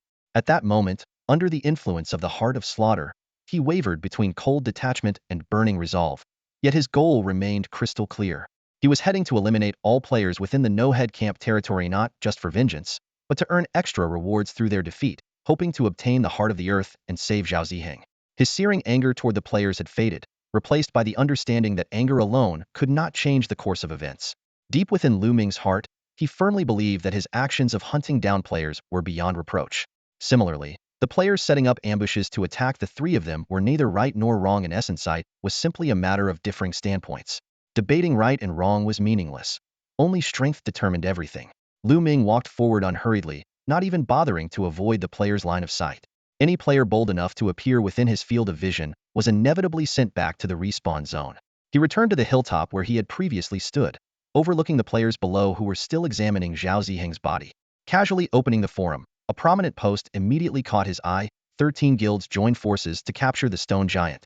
The post not only detailed the entire operation and listed the names of all the participating guilds, but also specifically highlighted the scene where Dog Bro fled in disgrace. A faint smirk appeared on Lu Ming's lips. The player's ability to exaggerate was truly remarkable. He silently wondered if they could maintain their so-called triumphant demeanor when they started wailing later. Shifting his gaze slightly, he noticed a declaration of war issued by Munyo on behalf of the Dragon God against God's Hand and King, condemning their betrayal. After closing the forum, Lu Ming opened the Guardian's information board. The kill points displayed 224, 452, 40000 to level up. He didn't act immediately, but instead chose to level up first. After gaining 2 levels, his attribute panel showed Race, Human, level 19. Strength, 8,569 equipment bonus. Intelligence, 3. Defense, 2,259 equipment bonus. Skills, Mad Dog Blade Technique, 10 max level, attack 30. Exclusive skills, Keen Hearing and Sight passive, Killing in 10 active, charge.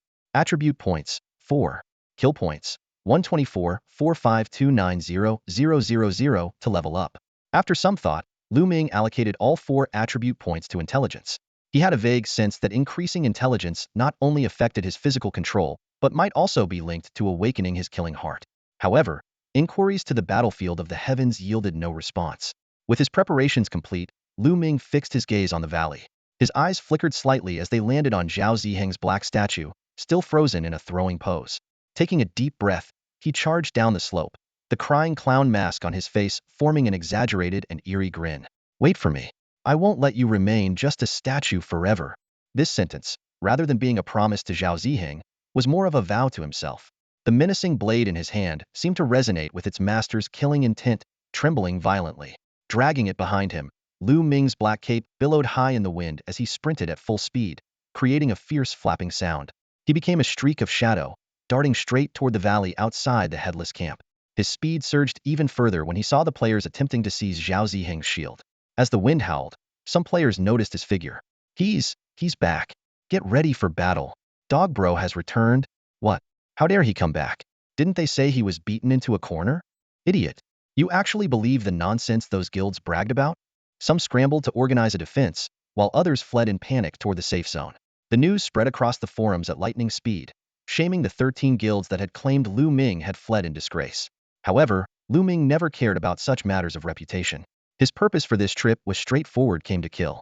With a swift momentum, Lu Ming's speed accelerated, showing no signs of slowing even after reaching flat ground. 100 meters away, the guild members who had previously participated in the ambush huddled together nervously. They were employing the same encirclement strategy as before, unaware that the circumstances had dramatically changed. Last time, Lu Ming had held back, concerned about saving Zhao Ziheng alive. Even amidst his seemingly frenzied slaughter, he carefully controlled his strength while using his abilities. But now, with Zhao Ziheng sealed in a self-imposed state and Lu Quandan absent, Lu Ming, consumed by his bloodlust, was unrestrained. The tactic of isolating and ambushing him became a double-edged sword without a target to protect. It only served to give him a quicker path to massacre. The moment of contact was eerily silent, with no sound of collision, only the dull thud of blades slicing through flesh echoed repeatedly. Many players didn't even have time to feel pain. Their vision flickered to black and then brightened again as they respawned in the revival zone. Lu Ming remained wordless, not even utilizing any skills. Instead, he wielded his long blade, Xiong Tu, with precision and brutality, each slash claiming multiple lives. From a distance, players who couldn't directly engage Lu Ming could still see the blackened aura of death moving through the crowd. The pitch-black blade of Xiong Tu intertwined with the splattering blood, creating a grotesque display, a macabre flower blooming amidst the chaos, woven from life and death. To Lu Ming, this slaughter was a symphony uniquely his own. But to the other players, Lu Ming, his blade, the blood, the dismembered limbs, and the unending cries of agony painted an inescapable nightmare. Lu Ming made no effort to block the entrance to the safe zone, roaming aimlessly among the crowd. He neither approached Zhao Ziheng's statue closely nor chased after fleeing players. When the number of players around him dwindled significantly, He cast a detached glance at the blood-stained statue, smirked faintly, and turned to leave. His actions left the survivors outside the headless manor even more unsettled. Based on Lu Ming's usual behavior, without any concerns holding him back, he would have unleashed a complete bloodbath. Yet this time, he ignored the panicked players running for their lives, leaving everyone on edge. By the time the guild leader logged in urgently, Lu Ming was long gone, with even the blood outside the safe zone having vanished due to the system's refresh. Discussions erupted among the players, with even the guild leader puzzled by the anomaly. Just then, a shadowy figure suddenly appeared within the safe zone. President, Dog Brother is massacring our guild members at the Ruins Castle. A panicked player rushed over, grabbing the knight's sleeve nervously. Although he's killing others too, he's clearly targeting us the most. The constant flood of players reporting bad news made it hard for the guild leaders, who had just boasted about Dog Brother fleeing in fear, to maintain their authority. Without hesitation, the knight raised his long sword. Let's go. We'll catch him at the Ruins Castle. This resolute action reignited the confidence of those around him. A massive force of over 60,000 players marched out of the safe zone, heading toward the Ruins Castle. On the way, the knight finalized his strategy: take the mountain paths to cut off Lu Ming's escape route. As long as they could trap him in the castle, the rewards would be immense, not just fame. With so many wealthy elites wanting to enter the game and gain power, wouldn't they all come begging to us, the ones who defeated Dog Brother? This statement immediately fueled the group's enthusiasm. However, upon reaching the castle, they were met only with scattered limbs and shattered weapons. Lu Ming was nowhere to be found. Just as the 60,000 strong were processing this, a series of screams erupted from behind them. Ah, Dog Brother is behind us. Lu Ming had circled around through the jagged stone forest and blocked the narrow end of the mountain path. He became a blur of black shadow and flashing blades, tearing through the players. Blood and broken bodies quickly covered the trail. Many players were pushed off the path, their long, anguished screams echoing as they fell into the abyss. The most despairing part was that the narrow path left no room for the guild leaders, among them the Knight and the Son of God, representing 13 guildstow, provide assistance. They could only listen helplessly as screams of agony filled the air. Retreat from the path immediately. Use the Ruins Castle as the main battlefield, the Knight commanded decisively. The players quickly regrouped, forming a defensive circle 50 meters away from the mountain path. Lu Ming, gripping his fearsome weapon, Ruin Slayer, walked slowly down the blood-soaked trail. As he approached, he turned slightly to face the knight standing at the forefront. With a mocking smirk, he raised his chin and extended his right hand, once again flipping his middle finger. This gesture instantly dredged up the players' nightmarish memories of the Hell Passage. The knight trembled with rage, his face flushed crimson, but his legs seemed rooted to the ground. A derisive scoff escaped Lu Ming's lips, echoing in the knight's ears. Then, without a second glance, he turned and walked away along the mountain path. This act of deliberate disdain stung more than a direct confrontation, especially for leaders like the Knight and the Son of God. Their flushed faces gradually turned pale, their humiliation palpable. What should we do next?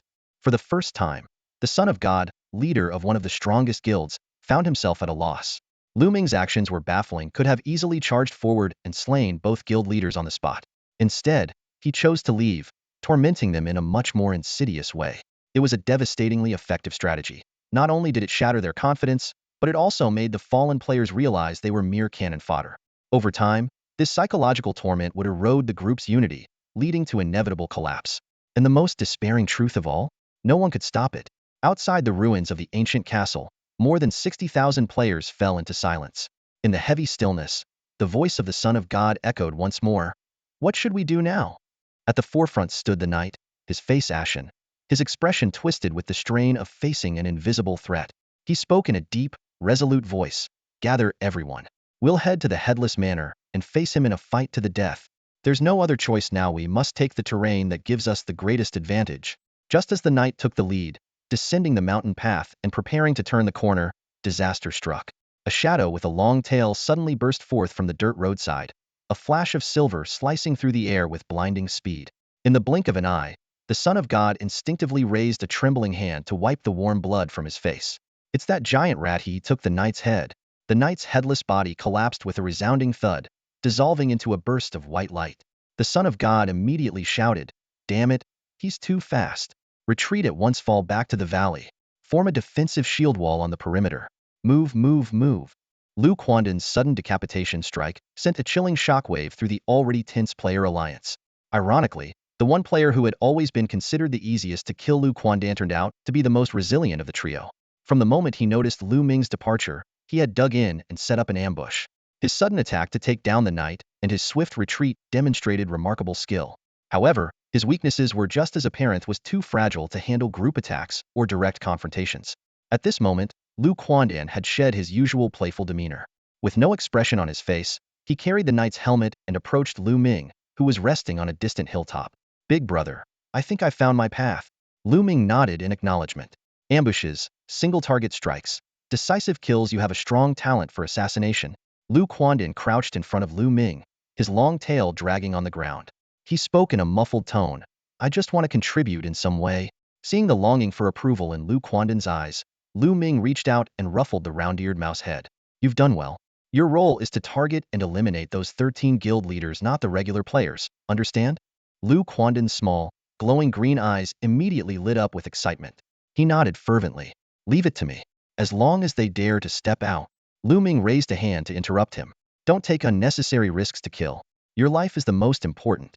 Your strength lies in executing a kill and retreating unharmed. But remember, sometimes the threat of an unseen assassin can be far more powerful than the actual act of killing." Lu Quandan nodded hesitantly. Though he didn't fully understand, he still expressed his agreement. Lu Ming pointed with his long blade toward the valley where the players were gathering. "If there's an assassin who can guarantee a kill every time they appear, but they choose to remain hidden in the shadows, keeping the enemy on edge until they break, don't you think the effect would be even greater?" This time, Lu Quandan truly understood. "Then he'll only strike when I'm completely certain I can kill one of those guild leaders. The rest of the time, I'll stay nearby, occasionally making myself known." "Go." Before Lu Ming could finish his sentence, Lu Quandan had already vanished. Only the faintest shifts in the air hinted at his movement as he stealthily descended toward the opposite valley. Whether this was an innate ability or a learned skill, Lu Ming didn't ask any further. Everyone has their own secrets, and he understood this better than anyone. When Lu Quandan's figure completely vanished from his range of perception, a subtle, meaningful smile appeared on Lu Ming's lips. His gaze shifted toward the valley, where the number of people continued to grow. On the outskirts, players armed with shields formed an impenetrable wall. Near the statue, knights were directing their subordinates in an attempt to move the figure formed by Zhao Ziheng's self-sealing. However, no matter how much force they exerted, the statue remained completely immovable. Even with Lu Ming's current strength, he couldn't budge it in the slightest. By now, the valley had gathered around 80,000 players. They were arranged in tactical formations, shield bearers on the outermost layer, warriors wielding machetes in the middle, and spearmen stationed closest to the safety zone's barrier. As the numbers swelled, the previously low morale gradually began to rise, and some even started to chat casually. But this relaxed atmosphere was soon shattered. A dark gray figure suddenly appeared atop the statue that Zhao Ziheng had transformed into, only to vanish instantly. The entire valley fell into an eerie silence. Was that giant rat just standing on the statue? I only saw a shadow before it disappeared.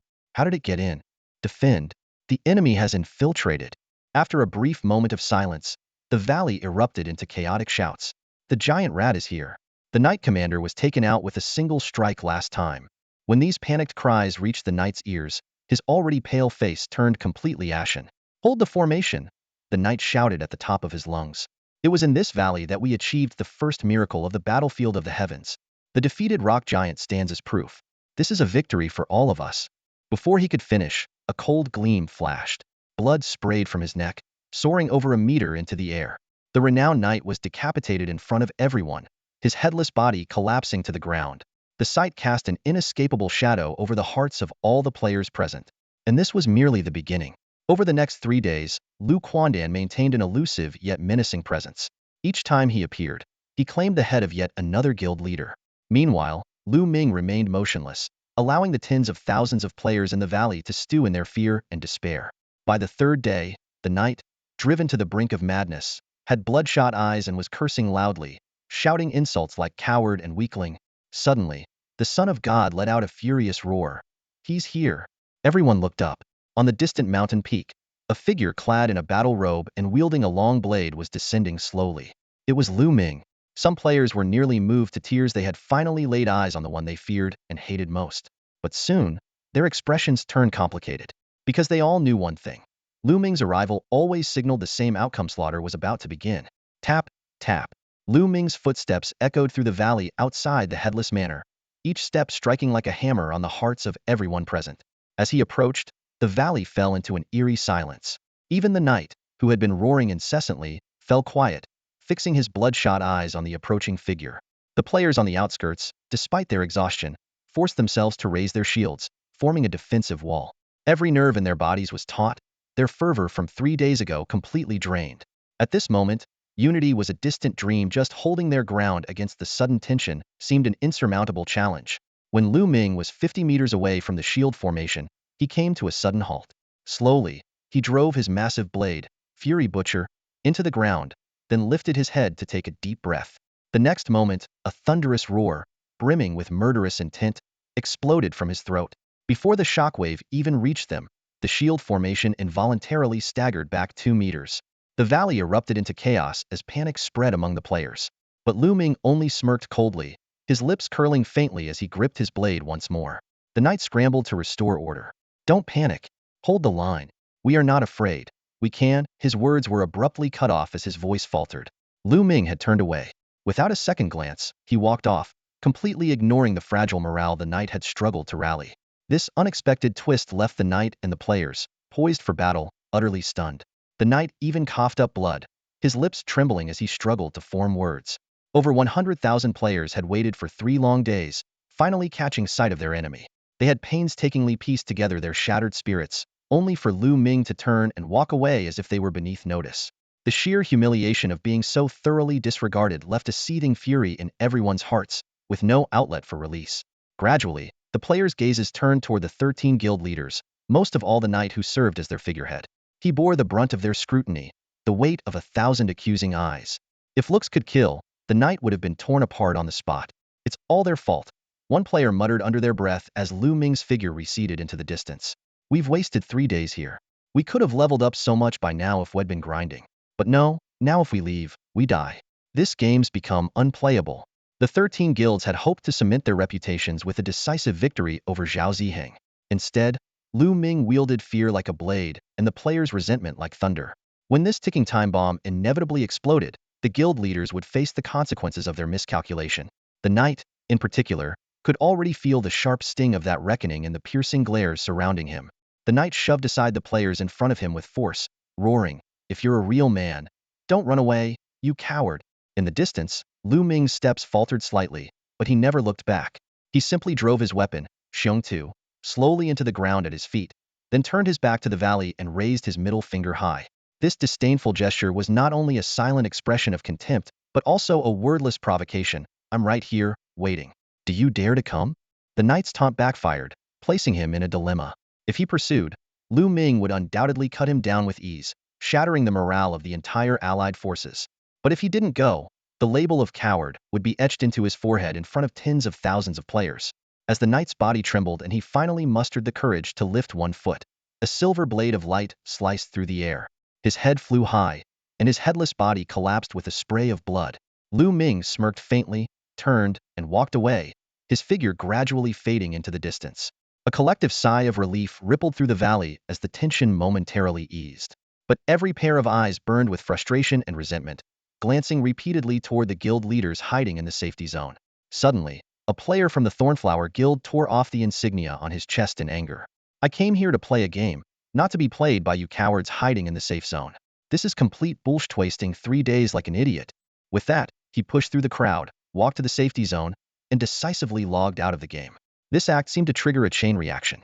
More and more players began leaving. The guild leaders, however, remained silent, too fearful to intervene because the players were like a powder keg, ready to explode at any moment. An hour later, the number of players in the valley had dwindled to 70,000. The knight slumped against a rock wall, his eyes bloodshot as he looked at the equally exhausted son of God across from him. With a bitter tone, he said, I never thought he would get back at us like this. I never imagined his heart could be this ruthless." "Talking about it now is pointless," Son of God replied, blinking his dry eyes. Before he could finish his sentence, another blade of light flashed, and his head flew into the air, warm blood splattering across the knight's face. The knight staggered to his feet, trembling. "Come at me, you spineless bastard. Show yourself." Hiding motionless beneath a jagged rock not far away, Lu Quandin acted as though he hadn't heard the knight's desperate curses. He knew better than to make a move without absolute certainty. Even if the knight desecrated Zhao Ziheng's statue, Lu Quandin wouldn't act rashly. This was exactly what Lu Ming had instructed to continuously apply psychological pressure until everyone was consumed by fear. 3 more days passed, and the number of players in the valley dropped to 50,000. Half of them had left their guilds, and 2 guilds were reduced to fewer than 10 members, including their leaders. The debacle quickly spread to the forums, becoming the year's biggest joke. 13 guilds, claiming Dogbrother had fled in disgrace, couldn't even muster the dignity to flee themselves. As the atmosphere reached its lowest point, Lu Ming reappeared, draped in a black cloak and wielding xiongtu. His heavy, oppressive footsteps echoed as he approached. Everyone present, including the knight, braced themselves for yet another round of humiliation. But this time, the crying clown mask on Lu Ming's face twisted into an exaggerated grin. He became a dark blur as he charged into the valley. Amidst the flashing blades, blood sprayed, and severed limbs flew. The scene turned into a hellish slaughter, and no player escaped unscathed. Even the guild leaders hiding in the safety zone stepped forward to meet their end. Willingly living had become unbearable after 7 days of mental torment, and they could no longer face their followers. Drenched in blood, Lu Ming eventually perched on the shoulder of Zhao Ziheng's statue, gently stroking its massive stone head. "Believe me, I will bring you back." The statue remained silent, showing not even the faintest tremor like xiongtu. Lu Ming sighed. The past days of wearing down the player's resolve had taken a toll on him as well. He had held back his killing intent until now. Just as he prepared to leap down and rest, Lu Quandan appeared like a ghost. "Boss, check the forums quickly." Lu Ming halted his movements and landed steadily on the shoulder of Zhao Ziheng's statue. He opened the forum, and the first thing that caught his eye was a post from the guild leader of King, Knight, announcing his resignation as guild leader and his withdrawal from the battlefield of all realms. The comments below the post were filled with players expressing their regret. Yet the apology post addressed to Munyo remained unanswered. After a brief scan, Lu Ming calmly closed the forum. His composure sharply contrasted with Lu Quandan's excitement beside him. For Lu Ming, striking at the opposition was first and foremost due to opposing positions, secondly for survival, and most importantly, for the sincere and kind-hearted Zhao Ziheng. Jumping down from the statue, Lu Ming looked up at Zhao Ziheng's frozen smile, the same expression he had when he threw Lu Ming to safety that day. There was no trace of sorrow, only a quiet joy, as if he was secretly pleased to have saved Lu Ming, a kind of warmth that tugged at the heart. Lu Ming gently touched the shield gripped tightly in the statue's hand and murmured softly, smiling like a fool, "Big brother, Zhao Ziheng will come back someday, right?" Lu Quandan asked after a long silence. "Yeah, he will." "Then, what about those king members? Should we keep hunting them down?" "No need." Lu Ming's succinct response set the tone for the matter. In his heart, Knight had never truly been an enemy. Whether it was breaking their morale, leveraging internal resentment to dismantle their team, or creating an oppressive presence with Lu Quandan's unpredictable appearances, it all served one purpose: to instill the concept of boundaries in every player's mind. Rivalries and strategies were fair game, but if someone crossed the line to threaten lives, they had to be ready to face Lu Ming's wrath. Being killed was one thing, but if it led to mental breakdowns or worse, it was on them.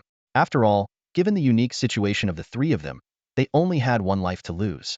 This seemingly double-standard approach was, for now, the only viable option, even though it couldn't eliminate the threat of death. As players grew stronger, their ambitions would inevitably swell, and conflicts would eventually reach an irreconcilable point. All of this was merely a delay tactic. Patting Zhao Ziheng's self-sealed body, Lu Ming said, "Let's go. Time to claim the extra rewards." As he turned, his gaze briefly swept over the players, peeking out from behind the safety zone's light barrier. Then, with Lu Quandan in tow, he headed back to their hideout in the mountain cave. Inside the cave, Lu Ming opened the Domain Keeper's information panel, kill points 198, 27690,000 to upgrade, extra rewards 52. Dumping the reward boxes onto the ground, he noticed that Lu Quandan had only managed to get a dozen or so. However, under Lu Ming's insistence, they split everything evenly. This stemmed from Lu Ming's resignation to his own cursed luck. Despite being the most lethal of the 3, his luck was perpetually inferior to Zhao Ziheng and Lu Quandan. Even the black gold armor and boots he wore had been obtained by the other 2. Once the distribution was settled, Lu Ming slashed open all the reward boxes in one go. The dazzling light he had anticipated never appeared. After rummaging through the contents, he ended up with a few cards and a golden dagger. Staring at the pile of sand and smelly socks on the ground, Lu Ming fell into silence. Lu Ming suppressed the anger brewing inside him and turned to look at Lu Quandan, who was eagerly tearing open gift boxes one after another. He muttered incessantly under his breath, "Heart of the earth, come out already. The next one must be you." At this point, Lu Quandan had completely fallen into a gambler's mindset. His face twisted slightly as he bit open each box. Watching this scene, Lu Ming couldn't help but curl his lips into a faint smile. He knew very well that the heart of the earth did exist, but it was not something that would appear easily. Pinning one's hopes on a bonus reward was nothing more than gambling on a slim chance. As Lu Quandan frantically prayed and bowed, Lu Ming slowly closed his eyes. Free from the burden in his heart, he managed to sleep for 2 whole days. When he woke up, his eyes were sticky with sleep, and it took some vigorous rubbing before he could open them. Stretching his body, his joints cracked audibly. Lu Ming's alertness returned instantly as he scanned his surroundings, only to realize Lu Quandan was nowhere to be seen. His hand tightened around the hilt of his Ruin Slayer blade, and his body tensed. Big brother, you're awake? I'm over here. Following the sound of the voice, Lu Ming looked up and finally spotted Lu Quandan, dusty and hanging from the 5-meter-high cave ceiling. He let out a breath and relaxed. After jumping down, Lu Quandan immediately reported, Big brother, you've been asleep for almost 2 days. Everything outside is normal with the other players. But I didn't manage to get the heart of the earth. His tone dropped noticeably with the last sentence. Lu Ming ruffled his mouse-like head and reassured him, there's always a way. Hope is still alive. Just as he finished speaking, his eyes lit up. He quickly took out a connection card and used it. The call connected instantly, and Lu Bingmai's rapid-fire questions came through. Xiao Ming, are you okay? How's that person? I haven't dared to log into the game. I've been waiting for your update. Do you need my help? Don't stress too. After a brief pause, Lu Ming interrupted. I do need your help. I urgently need an item called the Heart of the Earth. I'll handle it. Lu Bingmei replied decisively before hanging up. Not long after, Lu Ming saw a pinned post on the forums, offering a high price for the item, Heart of the Earth, usable for equipment upgrades. Only need one. Interested parties, please private message. Lu Bingmai's approach was clever. It concealed the item's true purpose while subtly implying there might be more than one, reducing the likelihood of hoarding by potential holders. However, Lu Ming knew better than to place all his hopes in one strategy. After stretching and moving around, he grabbed his Ruin Slayer and headed out. Lu Quandan quietly vanished without a trace. Arriving at the headless camp, Lu Ming uncharacteristically refrained from a full-scale slaughter. When he saw players cleaning the statue of Zhao Ziheng, he selectively eliminated a few targets before turning toward the ruins of the ancient castle. Similarly, at the castle, he stopped short of pushing players too hard, ensuring he earned rewards without provoking excessive retaliation. As he roamed, Lu Ming stopped 500 meters from the Bone Clan's territory. There, he noticed Lu Quandan engaged in a chaotic battle with thousands of players. His slender tail flickered in and out of sight as he darted through the sparse crowd, appearing more focused on honing his skills than racking up kills. Lu Ming stood still, observing while pondering two things. First, despite multiple large-scale massacres, the All Heavens battlefield had yet to upgrade, as though something was brewing. Second, although millions of players had entered the game long ago, no new wave of players had arrived. Just as these thoughts crossed his mind, the cold, mechanical voice of the All Heavens battlefield suddenly echoed. Emergency summons. Domain defenders will face Outer Realm players for the first time in 1 hour. Eliminate the enemies at all costs. Lu Ming was stunned. Although he had speculated about these strange races before, he hadn't expected things to escalate so suddenly. Players from the Outer Realm? How do we get there? Lu Ming asked, puzzled. Specific information will be sent to the Keeper's information board in 5 minutes. The system responded coldly. Lu Ming looked up at Lu Quandan, who was still cheerfully darting around among the group of players, and shouted in a deep voice, Dandan, come back? With that, he turned and headed toward the mountain cave where they had been staying, his steps firm and urgent. Lu Quandan quickly caught up. What's wrong, big brother? We'll talk when we're back. Once back in the cave, Lu Ming looked gravely at the confused Lu Quandan and said, you must guard the entrance. I don't know what's going to happen next, but if I'm not here anymore, you have to survive. Don't ask anything now. With that, he strode into the deepest part of the cave. Lu Quandan, hearing these words that sounded like a farewell, anxiously paced back and forth at the cave entrance, not daring to defy Lu Ming's orders by asking further questions. In the deepest part of the cave, Lu Ming used a long blade to carve Lu Bingmai's phone number into the wall. This was his final safeguard for Lu Quandan. Taking a deep breath, he then opened the Keeper's information board. The battlefields of all realms span countless worlds, with numerous races competing for survival. This time, the Keepers will represent Blue Spirit Star in participating for the first time. Lu Ming stared at the text. While he understood the literal meaning, something about it felt off. What happens if I fail? What do I stand to gain? Failure means death. The reward for defeating opponents includes the Heart of the Earth and an unknown reward from other battlefields. Since this is a mandatory summons and your first participation, the rewards are doubled. Heh, I knew it. At the mention of the Heart of the Earth, Lu Ming immediately understood everything. It was the same as the initial access permissions. However, he didn't feel it was unfair without the battlefields of all realms. Given his physical condition and family circumstances, he would have long been unable to afford the steep costs of staying alive. What about the opposing race and level information? Race unknown. The opposing battlefield's level is higher than blue spirit stars, and they unexpectedly breach the defense mechanism to issue a challenge. The system can only guarantee that the combatants' levels are matched. During the battle, can I use level ups to restore my state? No. Lu Ming asked no further questions and instead checked his status panel. Kill points, 228, 36190, ready to level up. Since he couldn't rely on level ups to recover, he directly chose to level up. Human, level 20. Strength, 8769 equipment bonus. Intelligence, 10. Defense, 2359 equipment bonus. Skills, Mad Dog Blade Technique, 10 max level. Attack 30. Greater strength equals higher damage. Fully mastered for overwhelming kills. Exclusive skills, Keen Hearing and Vision passive. Killing gods while active. Charge. Attribute points, 0. Kill points, 138, 361140000 ready to level up. Unyielding will, an eternal flame in the heart. The path to godhood through slaughter lies at your feet. Through killing, gain immortality. Lu Ming allocated 2 attribute points to intelligence, but didn't opt to go out and collect more kill points for another level up. Lu Ming did not use this brief moment of respite to contact Lu Bingmei. Instead, he slowly closed his eyes, tightly gripping the handle of the blade, Xiong Tu. He emptied his mind completely, adjusting his state of being. The unknown situation he was about to face should have been terrifying, yet at this very moment, he exuded an ever-growing fighting spirit.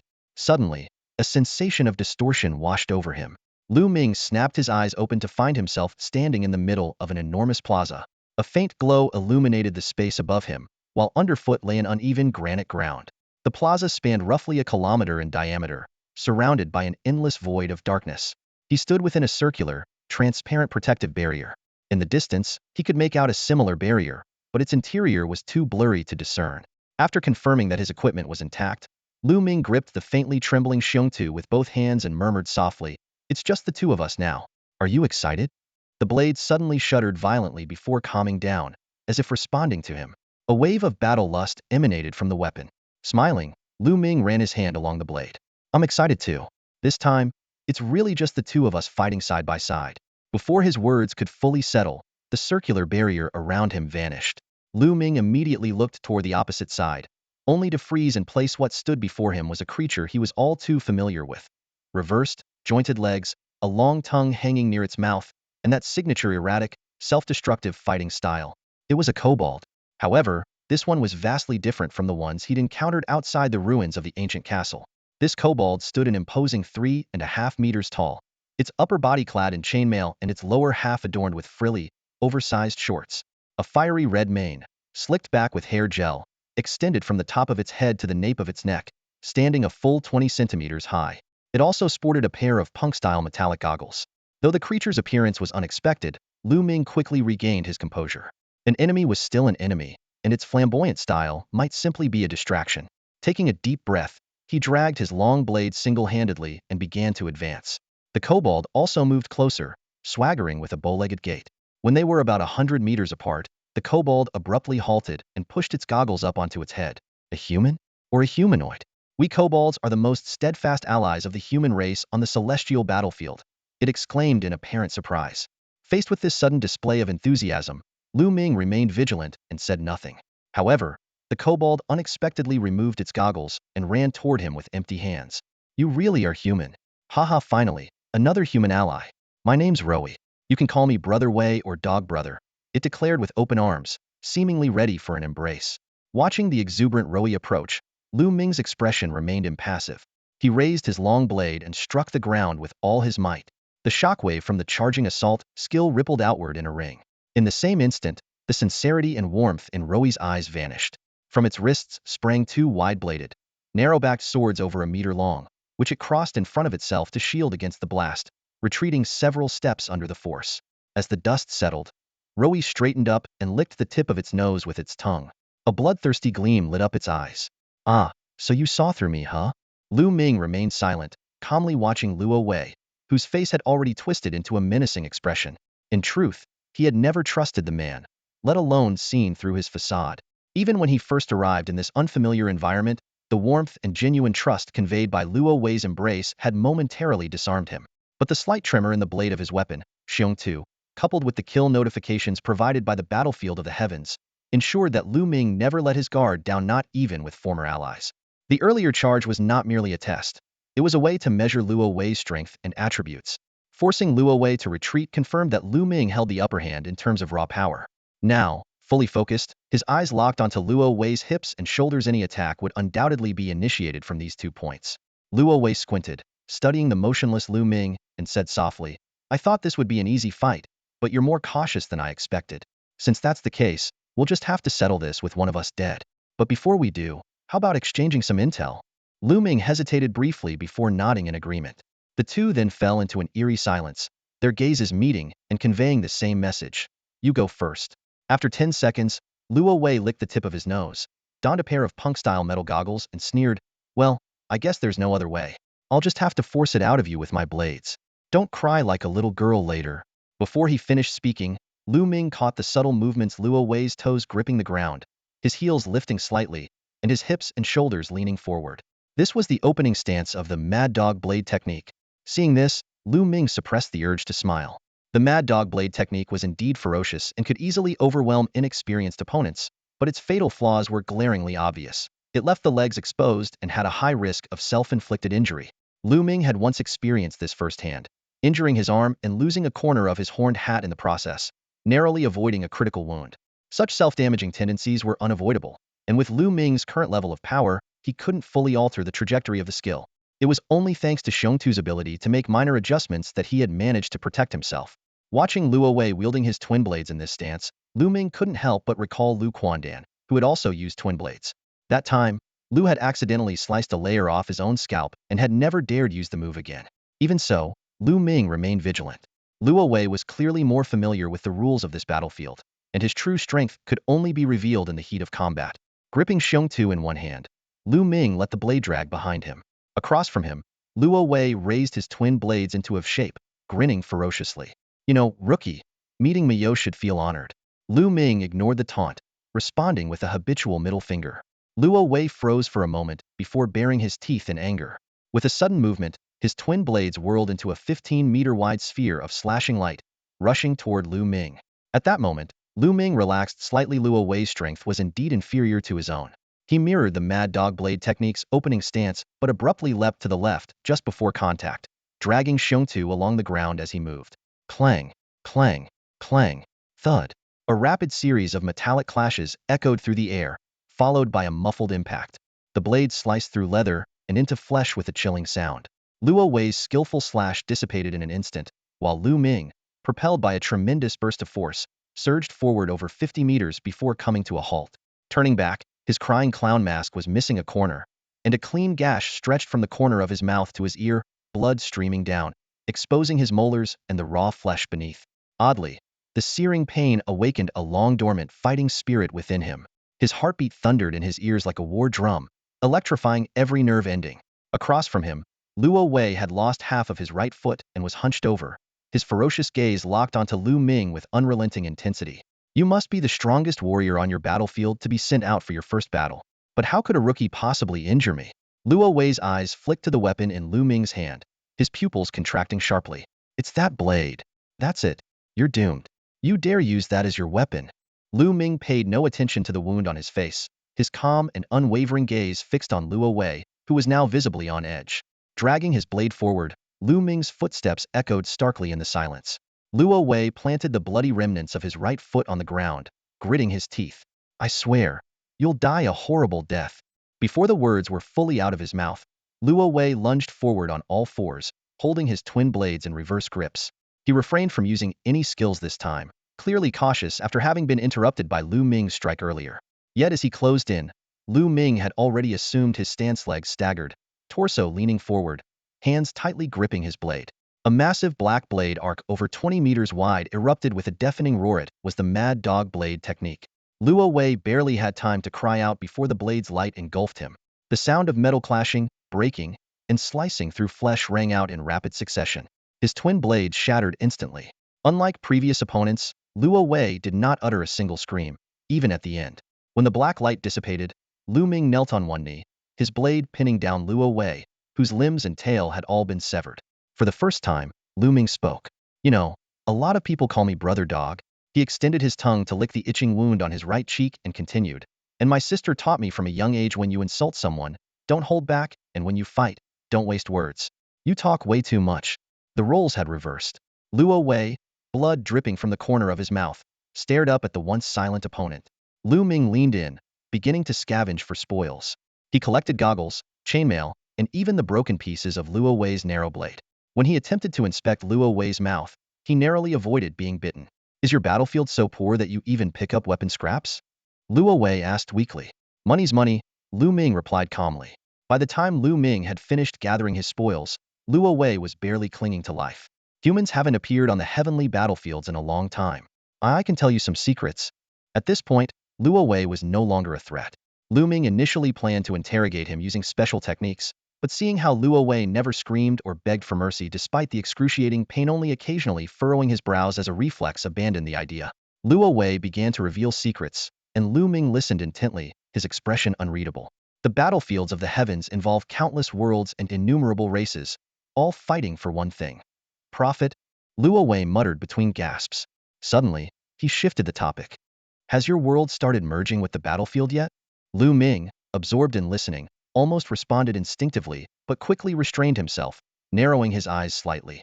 Luo Wei's tongue hung weakly from his mouth as he gave a bitter smile. You're really cautious, huh? If you die here, it's a true death. What else do you have to worry about? You'll only feel at ease when you're completely dead. Lu Ming replied without hesitation. After a brief silence, Luo Wei continued. That's the right approach. There are even cases of people coming back to life on the spot to counterattack. After all, with so many races, there are all kinds of peculiar evolutionary paths. Seeing Lu Ming still listening intently, Luo Wei gave up trying to engage him in conversation and instead spoke to himself. The battlefields of the heavens are structured around worlds based on racial categories, forming a competitive chain spanning countless realms for over 10,000 years. No one knows how these battlefields came to exist. They only know that surviving and participating grants access to limitless resources, power, wealth, beauty, you name it. Humans were once among the dominant races, but they were eventually... Before he could finish, Luo Wei's eyes widened in shock, his breathing and heartbeat coming to an abrupt stop. Lu Ming reached out to close his eyes and softly murmured, "Thank you." To ensure Luo Wei wasn't faking his death, Lu Ming raised his blade, prepared to sever Luo Wei's head. However, the strike missed. Luo Wei, who had supposedly died, suddenly opened his eyes and rolled away with startling speed. Brother, spare me. I'll even give you the title of Dog King. I'm still useful. Or name your terms so I can sign the highest contract of the battlefields of the heavens. Luo Wei pleaded frantically. Lu Ming said nothing and raised his blade again. This time, with his limbs gone, Luo Wei couldn't evade. The blade flashed, and a head with a punk hairstyle rolled across the ground. Before Lu Ming could step forward to inspect, a powerful suction force enveloped his entire body. A sense of distortion overwhelmed him, and when he opened his eyes again, he found himself in a cave. Scattered on the ground were punk-style metallic goggles and other equipment. Lu Ming took a deep breath, wiping the blood from a wound on his face. Congratulations to the Guardian for successfully eliminating an outer domain player and maintaining the safety and stability of the Blue Spirit Star battlefield. Now, where's my reward? A silence stretched for a full 10 seconds. Reward has been issued. Please check your inventory, Guardian. Lu Ming reached out and opened the Guardian information panel, his eyes quickly scanning the displayed data. Kill points 238, 361140000, Heavenly Treasure Boxes 2, Earth Hearts 2. Seeing the Earth Hearts, he let out a long sigh of relief. The rewards from this emergency summons were indeed substantial. However, the real value lay not in these material rewards, but in the intelligence he had gained. Through this operation, he finally understood the essence of the heavenly battlefield. It was merely a general term for a massive system comprised of countless battlefields and races. The primary means of gaining benefits was through the fierce competition between players. Combining this knowledge with Luo Wei's explanation, Lu Ming realized that the heavenly battlefield of Blue Spirit Star was still in its infant stage, merely beginning to develop and not yet meant to be involved in such conflicts. Their forced participation this time was purely an unexpected incident. Staring at the sudden increase of 100,000 kill points, Lu Ming asked if it was a reward for defeating the strongest player from the outer regions. The system quickly confirmed this, filling him with anticipation for further battles against outer region players. At the same time, he began pondering what benefits the Blue Spirit Star's heavenly battlefield could gain from this. Although the system did not directly answer, Its unusually enthusiastic response suggested that the rewards would be significant. Taking a deep breath, Lu Ming began reviewing his attribute panel. Race, human, level, 21. Strength, 8969 equipment bonus. Intelligence, 11. Defense, 2459 equipment bonus. Skills, Frenzied Blade Technique, 10 max level, attack 30. Keen Hearing and Sight passive. Slayer's Will. Charge. Attribute points, 2. Kill points, 98, 361210,000. A warm current coursed through his body, eventually gathering at the wound on his right cheek, accelerating its healing. He allocated the 2 attribute points to intelligence, then turned his attention to 2 deep black heavenly gift boxes, each the size of a basketball and covered in eerie purple patterns. Lu Quandan, get in here. Before calling out, Lu Ming erased the phone number written on the wall. Lu Quandan immediately rushed in, clutching a dagger. Big bro, what's up? Lu Ming tossed him one of the gift boxes.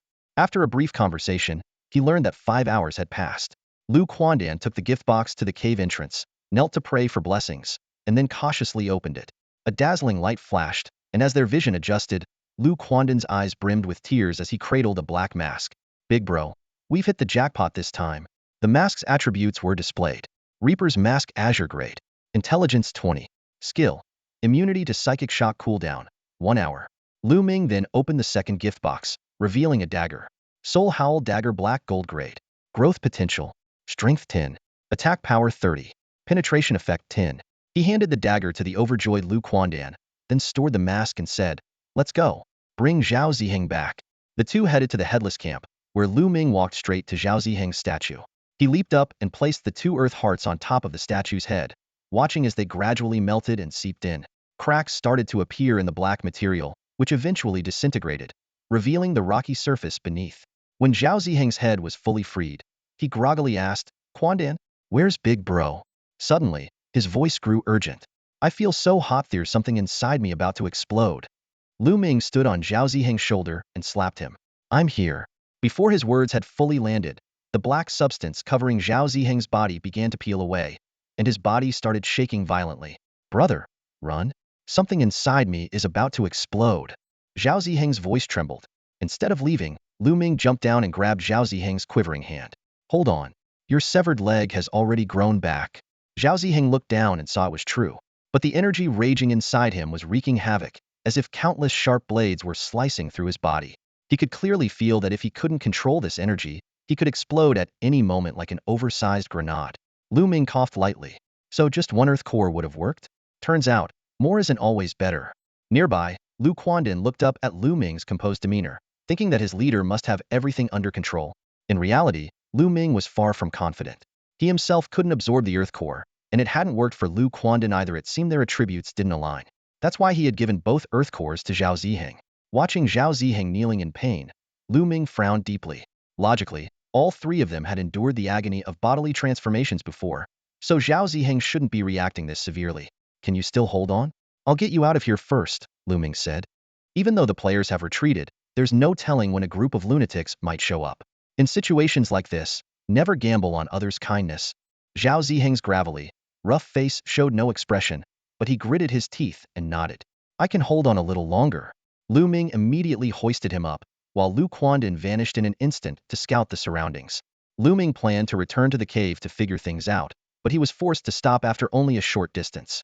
Sweat dripped down the death mask, and for the first time, Lu Ming felt powerless. Zhao Ziheng's weight had increased more than 5-fold.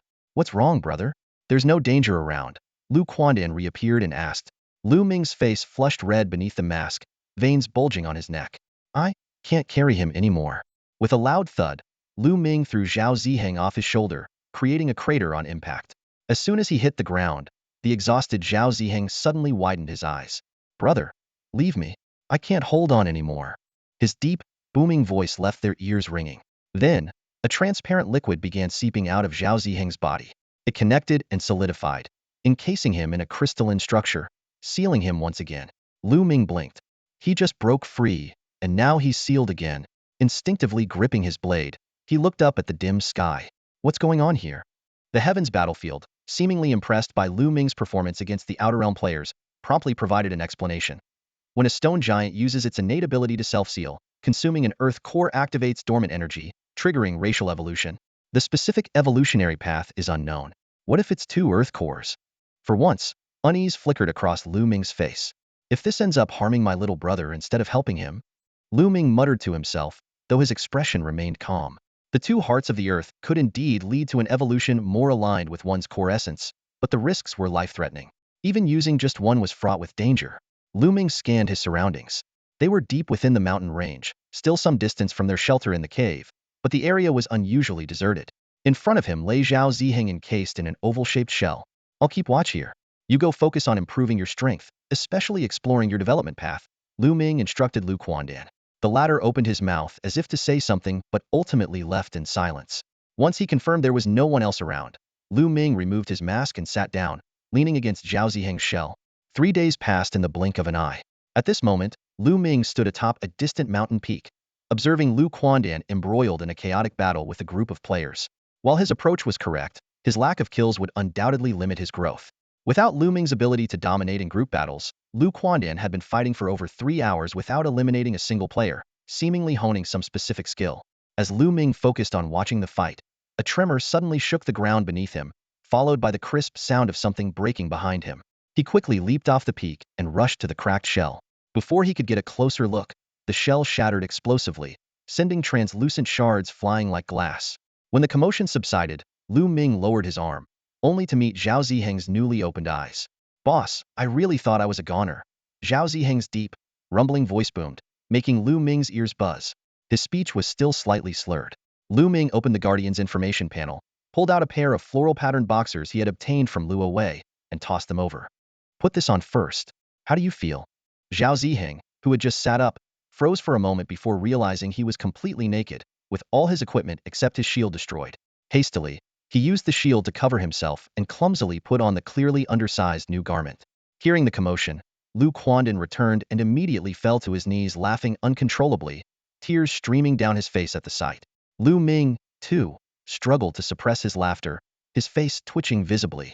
Zhao Ziheng's entire body now had a greenish-red hue, resembling a moss-covered brick, exuding a sense of ancient solidity. Though his height remained unchanged, his physique was noticeably bulkier. Embarrassed, he scratched his bald head, each scratch sending sparks flying. The white floral-patterned boxers adorned with daisies had transformed into a snug pair of briefs on his muscular frame, creating such a stark contrast that Lu Quandan was rolling on the ground laughing. Back in the cave, Lu Quandan was still chuckling intermittently. Whether Zhao Ziheng was blushing or not was impossible to tell given his current complexion. "How do you feel?" Lu Ming asked, patting him on the shoulder at the cave entrance. Zhao Ziheng plopped to the ground, raising his hand to scratch his head again. "Stop scratching. You weren't afraid of dying, so what's there to be embarrassed about?" "Heh." Zhao Ziheng dropped his hand and chuckled sheepishly. "My race has changed to Earth Titan. Defense is still my core, but my strength has increased significantly. As long as my feet are on the ground, I might not die so easily." "Might?" Lu Ming raised an eyebrow. Such uncertain reliance was often the most dangerous. Zhao Ziheng quickly got up and explained. "I mean, even if I'm injured, I can recover. I won't be trapped and immobilized like last time." As they spoke, Lu Quandan approached, holding a makeshift, oversized metal battle skirt pieced together from equipment fragments. "Wear this instead, or I'll laugh myself to death." After Zhao Ziheng changed into the battle skirt, Lu Ming stood up. "Let's head to the ruined castle. There are plenty of players there, and you need to quickly master your new abilities." With that, he walked out first, Lu Quandan vanishing soon after, and Zhao Ziheng hefted his heavy shield as he followed closely behind. Standing before the ruins of the ancient castle, Lu Ming gave Zhao Ziheng's arm, as solid as steel, a light pat. "Confident." Zhao Ziheng was about to answer loudly when Lu Ming immediately raised a finger to his lips, signaling for silence. "Keep it down. Your voice is like thunder." I think so." Zhao Ziheng lowered his voice. "I feel really strong now. I won't get trapped again. Go ahead." Lu Ming didn't follow but instead concealed himself behind a peculiar rock, watching as Zhao Ziheng, moving like a clumsy bulldozer, stomped toward the area below with earth-shaking steps. Leaning against the rock, Lu Ming spoke softly to what seemed like empty space. "Keep an eye on him. He's still not used to his changes." "Got it, boss."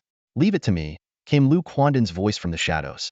This brought a faint smile to Lu Ming's face. Had never been able to pinpoint exactly where Lu Quandan was hiding. In the past, he could sense Lu's general location through air currents, but now, the man was as elusive as a ghost. Below, Zhao Ziheng's sudden appearance instantly drew the attention of the players. While his strange form was unfamiliar, The massive shield in his hands was unmistakable. Is that the stone guy who turned into a statue? What happened to him? Man, that green looks healthy, huh? At first, the players didn't take him seriously. Compared to Lu Ming's terrifying aura and Lu Quandan's unpredictable stealth, Zhao Ziheng's lumbering movements seemed hardly threatening. But as he drew closer, the ground began to quake with each step, causing some players to lose their balance. Suddenly, Zhao Ziheng launched himself into the air with a charging leap, soaring a full 15 meters high. Midair, he shifted the heavy shield beneath him, slamming into the ground like a human missile. Boom! A miniature mushroom cloud rose into the sky as a shockwave, mingled with dust, rubble, flesh, and bone fragments, blasted outward. Players nearby were thrown to the ground, their faces marked with bloody cuts from flying debris. This guy must be Big Ivan's great-great-grandson. Alarmed shouts echoed among the crowd. As the dust settled, Zhao Ziheng emerged from the slowly healing crater, scratching his head sheepishly while sparks flew from his body. He glanced toward Lu Ming's hiding spot.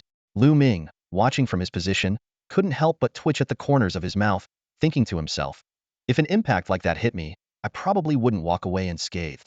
But the issue was clear. While Zhao Ziheng's strength and defense were astonishing, his cumbersome movements posed no real threat to someone like Lu Ming.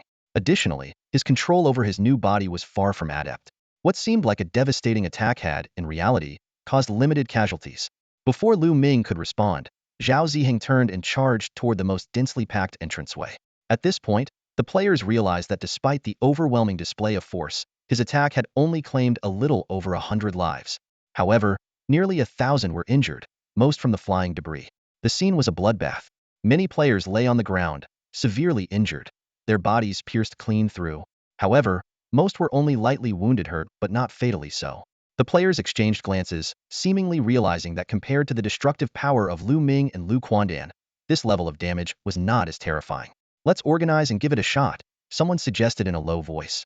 Having endured several upheavals, the group of players had long adapted to such brutality. Those who couldn't handle it had already left, while those who remained not only grew accustomed to the killing but also understood that slaying monsters would increase their levels and enhance their physical abilities in real life. This was why the number of players at the ruins of the ancient castle was particularly high here. The low-level kobolds were relatively easy to deal with. The players quickly gathered, forming several groups of tens of thousands.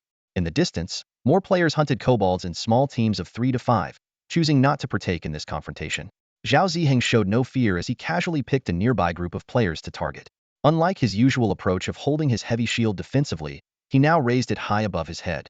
Accompanied by thunderous footsteps, he charged straight forward. Just as the players prepared to strike back, a series of metallic clanging sounds rang out, followed by muffled explosions. Thump, thump, thump. The sound of bodies being crushed echoed continuously, resembling watermelons dropped from a great height. Unlike Lu Ming's ferocious slashes or Lu Quandan's precise decapitations, Zhao Ziheng displayed the sheer beauty of raw power. He used his body to carve a bloody path through the crowd, only stopping when he crashed into the wall at the entrance of a passageway. Before the surrounding players could react, Zhao Ziheng swung his heavy shield. Splat! Boom! Nearby players were instantly flattened into pulp. The tremors from the shield's impact on the ground rendered players within a 100-meter radius immobile, forcing them to watch helplessly as the massive shield half the size of a city gate rose and fell again. In the distance, a guild leader narrowed his eyes as he observed. Try ranged attacks. The stone man is even stronger than before. A barrage of ranged attacks hit Zhao Ziheng, but they felt like mere tickles. He swung his heavy shield, turning nearby players into a bloody mess. Those who managed to escape beyond a 100-meter radius watched in terror. Even monsters over level 20 in the Imperial Palace could only leave minor scratches on him. This was simply unstoppable. However, Zhao Ziheng also realized his own weakness. Esh was slow to accelerate and had difficulty changing direction. When he attempted to chase the fleeing players, they were already out of reach. Frustrated, he scratched his head, and at that moment, Lu Quandan's voice reached his ears. Big Brother's calling us back. Let's go, you big lug. Oh. Zhao Ziheng responded, dragging his heavy shield as he turned to leave, even though he couldn't see Lu Quandan. Back in the cave, Lu Ming looked at Zhao Ziheng, who was habitually scratching his head, sparks flying from his stone-like scalp. Your defense is incredible, and your strength even surpasses mine, but your control is lacking. You can only attack in a straight line? Yeah, once I start running, I can't make turns, Zhao Ziheng replied, sitting cross-legged with a dejected expression. His voice was deep and resonated like a large drum. Lu Ming was about to console him when a cold, indifferent voice echoed across the battlefield. The battlefield of the heavens will undergo a major upgrade in 1 hour. Specific details will be available after the upgrade. Rubbing his chin, Lu Ming muttered to himself, "It's finally happening." Hearing Lu Ming's murmurs, Lu Quandan was about to speak when Lu Ming raised his hand, signaling him to stay silent.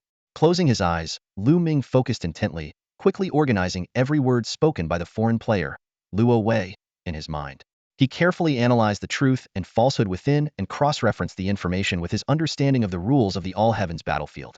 After 5 minutes of silence, Lu Ming opened his eyes and exhaled deeply. Noticing Lu Quandan's puzzled expression and the innocent, earnest look on Zhao Ziheng's face as he sat cross-legged in front of him, Lu Ming rubbed his chin thoughtfully and said slowly, "The relationship between us and the players isn't entirely adversarial." "What?" Lu Quandan immediately retorted. "They chopped off my tail, slashed me over a dozen times, and nearly killed Zhao. How is that not adversarial?" Halfway through his rant, he caught sight of Lu Ming's calm gaze and quickly fell silent, scratching the long whiskers by his mouth. "Ahem, go on, boss." Lu Ming stood up and looked toward the dim sky above. "Perhaps it's an issue with the All-Heavens battlefield itself. Maybe it's something inherent to the human race. While our positions seem opposed, in reality, we might actually be part of a larger whole." He then recounted in detail the events of the battle with the foreign player. Seeing the stunned expressions on their faces, Lu Ming fell into deeper thought. Zhao Ziheng, due to his species' nature, was scratching his head, sparks flying from his hair.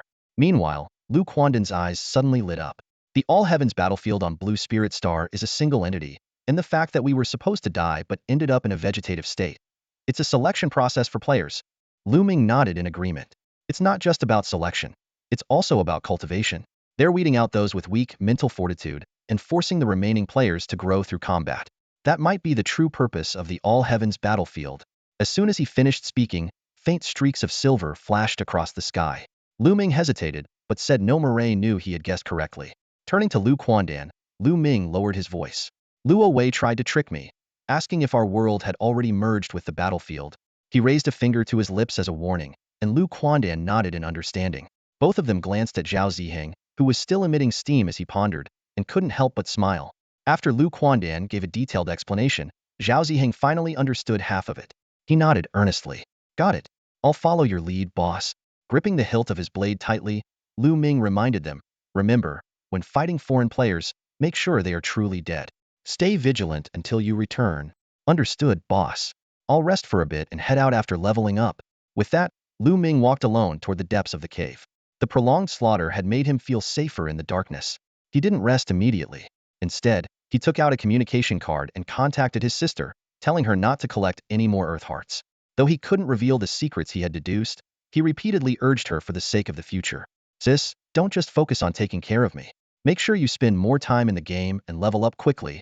After ending the call, Lu Ming slowly closed his eyes. As he rested, a powerful ripple descended gently from the dim sky like a breeze, brushing softly across the land. The vast expanse of the battlefield of the heavens rapidly multiplied in size. The ruins of the ancient castle and its surrounding corridors expanded several times over, and the terrain underwent a dramatic transformation. Rivers and flowers appeared on the battlefield for the first time, with a gentle breeze sweeping through, breathing life into the desolate land. The changes were not limited to the environment. Everyone's information panels underwent significant updates. As the chaos settled, a cold and indifferent voice echoed in everyone's ears. "The battlefield of the heavens has been upgraded." This brief announcement jolted Lu Ming out of his meditative state. He immediately opened the Guardian's information panel to check. Aside from changes to the Mad Dog Blade technique, the rest of the information remained the same. The updated skill was now displayed as Blade of Madness, Level 0, Attack 30. Wield the blade with strength, kill without end. While the skill still relied on strength attributes, its exact effects would need to be tested in combat. Lu Ming stood up and began walking through the now spacious cave toward the outside. At the cave entrance, he spotted Lu Quandan perched excitedly on Zhao Ziheng's shoulders. Hearing footsteps, Lu Quandan vanished like smoke and reappeared in front of Lu Ming. "Big brother, I finally have a chance to enhance my strength," Lu Quandan exclaimed, wagging his tail in excitement. Lu Ming had initially intended to tease him about his ghostly appearances being enough to scare anyone to death, but seeing his enthusiasm, he simply asked, "What do you mean? My kill points have turned into assassination points." Lu Ming raised an eyebrow. "Are you saying you need to assassinate to gain power? Seems like it. Stop guessing and go test it out. You're fast. Get moving." Lu Quandan nodded and disappeared in an instant, leaving no trace behind. Lu Ming turned to the sulking Zhao Ziheng nearby. "What's wrong with you now? My kill points turned into defense points. Does that mean I can only get stronger by getting beaten up, big bro? Zhao Ziheng asked gloomily. Lu Ming kicked him. Then go to the ruins of the ancient castle and get beaten up. I don't wanna. I wanna stay with you, big bro. Zhao Ziheng stubbornly straightened his neck, his personality seemingly changed by his new form. Get lost and find someone to test if you can increase your defense points. Watching Zhao Ziheng reluctantly leave, Lu Ming sat alone at the cave entrance, contemplating the connection between these changes and the victory over the Outer Realms. He opened the forum and noticed that the player community had undergone a massive shift as well. The forum was now flooded with recruitment posts from various professional players, ranging from berserkers to archers, and even team organizing groups. Just as Lu Ming was considering how to adjust his approach toward the players, a red pinned post appeared. Final beta test of the Battlefield of the Heavens, 20 million slots, opening in 3 days. The comments section erupted in chaos. Some were eagerly anticipating being slashed by Dogbro, while others were forming alliances. Everyone knew that, as usual, the starting area for newcomers would once again be drenched in blood. Lu Ming watched the lively chatter on the forum, and a faint smile involuntarily appeared on his lips. With a player base of 20 million, even a small fraction was an impressive number. His initial plan to relax a little was now swept away by the infectious joy of the atmosphere. After casually closing the forum, Lu Ming stretched lazily, left the cave, and climbed to a nearby hilltop for a better view. From this vantage point, he could see the human palace to the left and the Bone Tribe settlement to the right. In his line of sight, Zhao Ziheng was being swarmed by a large group of players at the Bone Tribe settlement. From this distance, it looked like a colony of ants attacking a dung beetle, with occasional sparks of fire flickering. Zhao Ziheng was dutifully following Lu Ming's orders, though he did seem a little clumsy. Shifting his gaze to outside the human palace, Lu Ming saw thousands of Dragon God squad players battling a dozen humanoid monsters. Despite the crowd appearing small from afar, Lu Bingmei, clad in full armor, stood out prominently. Lu Ming only glanced at her briefly before looking away. Helping her, even as his elder sister, was not an option. True growth could only come through the crucible of real combat.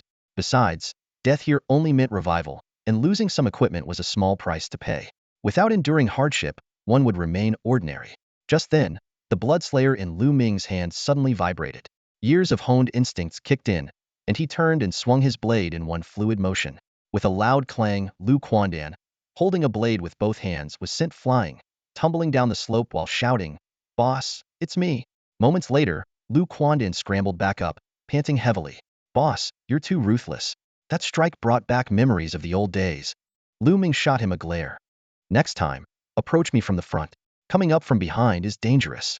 Luckily, the protective mechanism kicked in, or I'd be done for, Lu Quandan finished, flicking his long tail as he stood beside Lu Ming.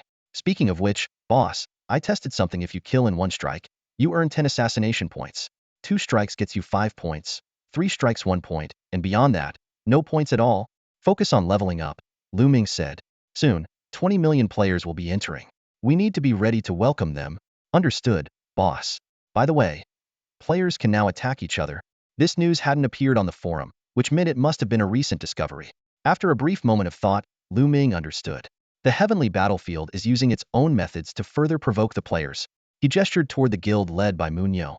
Internal conflicts often drive greater determination. "Look over there, they are the top-tier players, the first echelon. Other guilds make up the second echelon, solo players the third, and newcomers the last. The gaps exist, but they're not insurmountable." Then he pointed at himself and Lu Quandan. "We're T0 tier, far beyond the rest. The disparity is so vast that players have little desire to challenge us." "Boss, you're absolutely right," Lu Quandan said, crouching down thoughtfully. At that moment, Lu Ming's gaze returned to Zhao Ziheng. He watched as Zhao fought his way through the crowd, carving a bloody path, only to circle back into the fray again. Back in the cave, Zhao Ziheng sat on the ground, looking visibly frustrated. "Big bro, they hit me and gave me tons of defense points, but killing people doesn't give me any rewards," he said, slamming his fist heavily on the ground in annoyance. Lu Ming reached out and ruffled Zhao Ziheng's tough head. "This is your development path, but you can't neglect control over yourself and your ability to take down enemies. Remember, the real enemies aren't these players." "Got it. Got it, big bro," Zhao Ziheng replied. Ever since transforming into an Earth Titan, Zhao Ziheng's personality seemed to have regressed under the influence of his new race.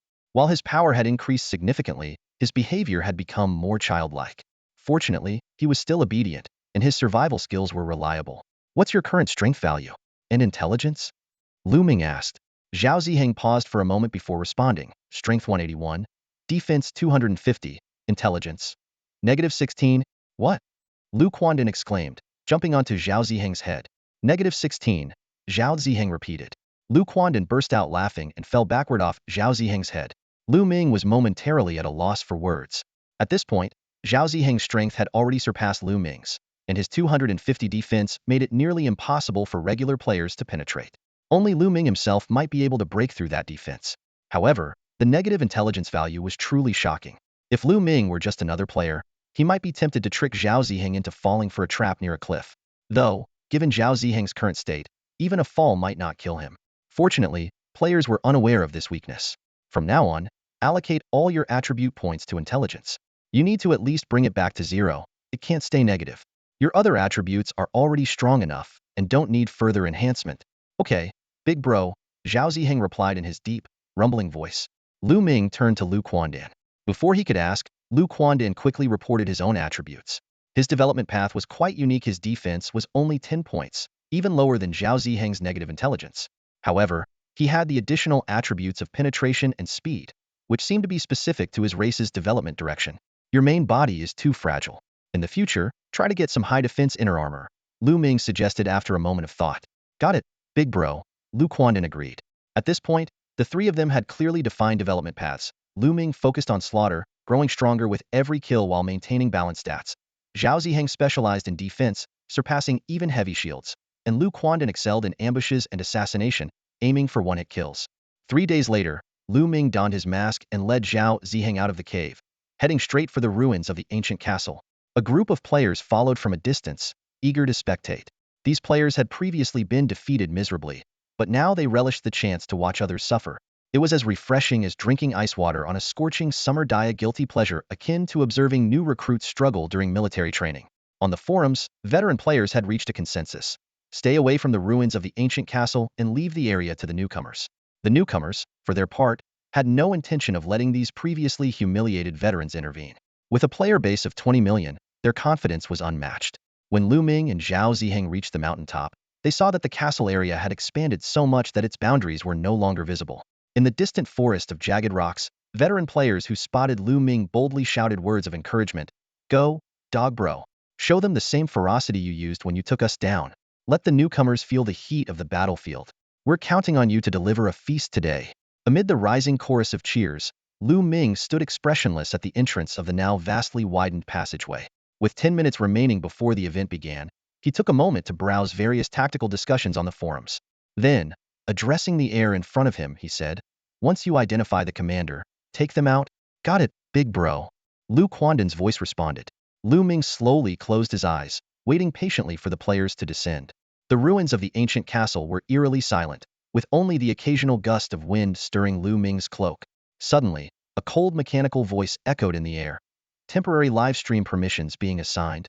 Intruders, meow meow scratch you, and one staff to rule will be granted livestream access. Personal protection protocols activating. Until the end of the war, 2 streaks of blue light descended from the sky. One landed on the scene, revealing the unfortunate livestreamer Meow Meow Scratch You, who had been sent flying twice by Lu Ming earlier. The other streak headed toward the direction of the headless camp. Players began whispering among themselves, their curiosity piqued. Meow Meow Scratch You timidly peeked out from behind the jagged rocks, hesitating to approach but unable to stay away. She bit her lip nervously, watching Lu Ming from a distance. Meanwhile, Lu Ming remained calm with his eyes closed, his entire aura restrained, waiting for the moment when the players would arrive. Ha ha ha comrades, check out my invincibility mode. A burst of laughter shattered the silence as one staff to rule ran toward Lu Ming with a look of smug confidence. Get rid of him, Lu Ming commanded coldly, his eyes still shut. Before his words fully settled, Zhao Ziheng charged forward, swinging his shield in a wide arc. Hey wait, I'm on your side. I have invincibility. One staff to rule's voice trailed off with a scream as he was sent flying, tracing a perfect parabola through the air. This scene was live-streamed by the nervous Meow Meow Scratch You, and quickly went viral on the forums, provoking waves of laughter. Players flooded the comments with jokes. Haha, that swing was flawless. Guess he didn't learn from last time. Not even the cat girl was spared. Based on physics, this guy might have landed straight in the underworld. The time had come. A massive pillar of pure white light, 100 meters in diameter, pierced the sky as 20 million players began to materialize within the ruins of the ancient castle. Lu Ming slowly opened his eyes and reversed his grip on the hilt of his menacing blade, the Slayer. In the distance, the veteran players collectively held their breath. Dragging his long blade behind him, Lu Ming stepped into the colossal exit passage, which spanned 2 kilometers in width. Zhao Ziheng followed closely behind. Behind them, over 200,000 kobold minions formed a shaped formation, completely unaware of the impending onslaught. This enormous passage could hardly be called a passage anymore. With a width of 2 kilometers and a length of 3 kilometers, it resembled a vast, enclosed battlefield. While completely sealing it off was impossible, the strength of Lu Ming and his 2 companions made facing these newly spawned novice players akin to bullying children. Ironically, these novice players were not only enthusiastic but brimming with confidence. Lu Ming could only silently pray that they would hold on to this optimism and that the number of players quitting the game wouldn't exceed a third. Before long, the underdressed rookie players eagerly charged out of the safe zone, shouting excitedly as they rushed toward Lu Ming's position. "Take down Go. Even if it means dying, I'll make sure to spill his blood." A frenzied shout echoed through the corridor. One player was just about to launch a biochemical attack, but before he could spit, Lu Quandan darted past like lightning and decapitated him with a single slash. Whether that glob of phlegm remained in his mouth or was swallowed back down, only he would know. Lu Ming frowned as he observed the peculiar group of young players before him. Though unarmed, they had taken unconventional attack methods to an absurd extreme. Some balled up underwear to use as hidden weapons, others stacked foam pads to make improvised tools, and there were even those attempting long-range assaults with spit and snot. The most outrageous of them all was a burly man with a thick chest of hair, as massive as a bear. He had stripped down to his last piece of underwear, wrapped it around a rock, and flung it toward Lu Ming with an exaggerated flourish of his fingers. The custom weapon rolled to a stop about 5 meters in front of Lu Ming's feet. Taking a deep breath, Lu Ming wondered if this was some kind of unknown psychological attack. He glanced toward the corridor entrance, where Meow Meow Scratch You to Death was peeking in curiously. He couldn't help but question whether such a graphic scene could really be broadcast live. Zhao Ziheng, head left. Don't hold back, hit them with everything you've got. Got it, boss. Zhao Ziheng raised his shield and charged to the left, while Lu Ming transformed into a whirlwind of black blade light, tearing through the enemy ranks. In an instant, flesh was shredded and blood sprayed, painting the gray corridor a vivid crimson. The pungent stench of blood spread outward with the rain of gore. Some tried to rally and give orders, but before they could finish speaking, Lu Quandan, moving like a phantom, beheaded them. Without leadership, the players surged forward in desperation, only to meet their inevitable slaughter. Lu Ming noticed that while the young players screamed in agony as they fell, their composure remained surprisingly intact. Through the light screen, he saw several older players in the safe zone watching from a distance, casually commenting as they refrained from joining the fray. These so-called smart ones were often the first to be eliminated due to hesitation or cowardice. The newcomers were getting a harsh taste of what veteran players endured. The blood-soaked battlefield caused many who thought they were mentally prepared to break down on the spot. But Lu Ming was far from a gentle mentor. Wiping the blood off his mask, he gave the trembling, heavy-breathing rookies a kind smile before once again raising his deadly blade. In fact, Lu Ming's observation was spot on. These young players did have decent mental resilience. Even though their eyes flickered with fear and their legs trembled so much they could barely stand, not a single one of them chose to retreat. Suddenly, a female player made an unexpected move. She jumped up excitedly and shouted, "I touched it. Dogbro really lives up to his reputation. Sisters, let's..." Before she could finish, Lu Ming's long blade slashed through her, cutting her into several pieces. Her words seemed to ignite a certain frenzy. "Really? I want to try too," someone exclaimed, crawling forward. Before they could get close, Lu Ming crushed their skull with a single kick. Yet more players surged forward, their faces showing an almost manic determination. Lu Ming unleashed his blade of frenzied technique, and a massive blade light, 25 meters in diameter, rose into the air. Amid the blood rain, screams and cries of agony echoed incessantly. Strangely, these sounds did not deter the other players. Some even wiped away tears as they continued their charge. This bizarre behavior puzzled Lu Ming. These players acted as if they were under some drug-induced stupor, their actions erratic and unsettling. Though they trembled in fear, they stubbornly pressed on. While Lu Ming couldn't understand what was driving them, he knew he needed to increase the intensity of his attacks. "Zhao Ziheng, let it out," Lu Ming commanded. Responding to the order, Zhao Ziheng roared with a deafening fury. The sheer power of the roar caused the rookie players' ears and noses to bleed. Even Lu Ming's skill was interrupted, and Lu Quandan, who had been hiding in the wall, fell straight to the ground. The thunderous roar reverberated through the corridor, as if a massive bell had been struck right above everyone's heads. Players within the light screen clutched their ears in pain. while those outside the screen were even worse off, unable to even crawl. The indiscriminate effect of the attack surpassed that of conventional skills. Dan, start harvesting.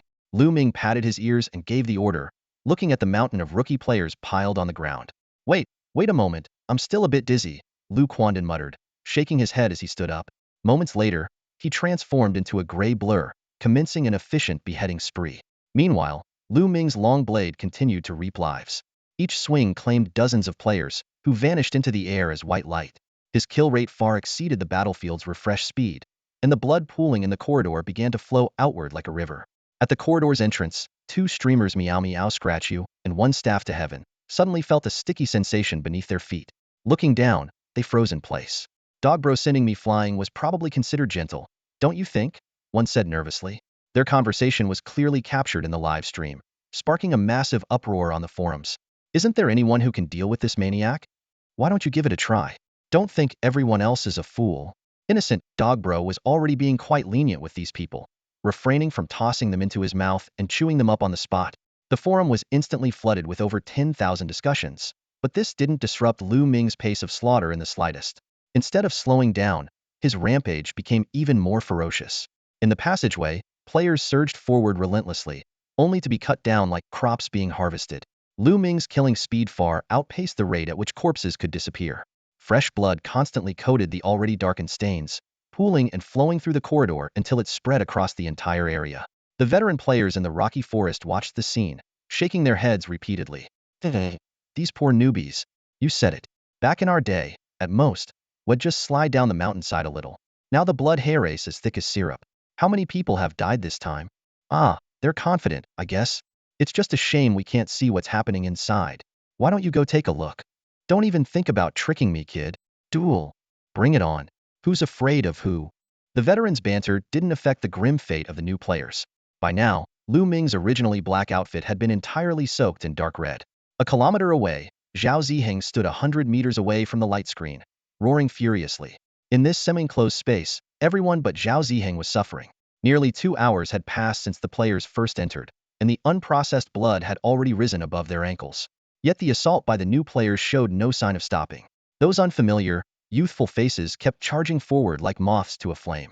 What puzzled Lu Ming was that many of them seemed to be rushing in just to touch him. Covered in sticky blood, he found this behavior incomprehensible and deeply uncomfortable. At first, Lu Ming thought this might be some kind of special skill unique to the new players, like a curse. But as time went on, it became clear this wasn't the case. They simply wanted to touch him. Looking at his blood-soaked gear and the scraps of undergarments stuck to him, Lu Ming furrowed his brow, unable to make sense of their intentions. Wiping his face and flicking the blood off his long blade, he shouted, Lu Quandan, stop hiding! Go all out and kill them. These guys clearly have something wrong with their heads. Hidden among the crowd, Lu Quandan immediately revealed himself. Grabbing a player by the hair, he slashed with his dagger, letting the severed head drop to the ground. Got it, boss. The three fought with all their might, but they still couldn't entirely block such a wide passageway. Some players managed to slip through, but before they could celebrate, they were hacked to pieces by the countless kobolds waiting outside. The sheer number of deaths among the new players caused monsters in other areas to respawn faster than expected, leading to frequent team wipes across various zones. After 3.5 hours of relentless battle, the tidal wave of attackers finally subsided. Lu Ming stretched his slightly sore arms, trudging through the knee-deep blood. A near-tangible aura of bloodlust surrounded him, exuding an overwhelming sense of menace. As he emerged from the passageway, the two streamers who had been stationed there had long since retreated to a safe distance. They knew all too well that getting close would likely result in being swatted away. Lu Ming stood tall, the bloodlust swirling around him, rising and falling in sync with the beat of his murderous heart. Eventually, the aura seeped back into his body, bringing a refreshing coolness that even cleared his vision. Turning around, Lu Ming gestured for Zhao Ziheng to bend over, then removed the blood-drenched pair of triangular briefs hanging from his head and casually tossed them aside. Boss, look around you, Lu Quandan exclaimed. Lu Ming turned his head to take in the scene. The entire area had been stained a dark red.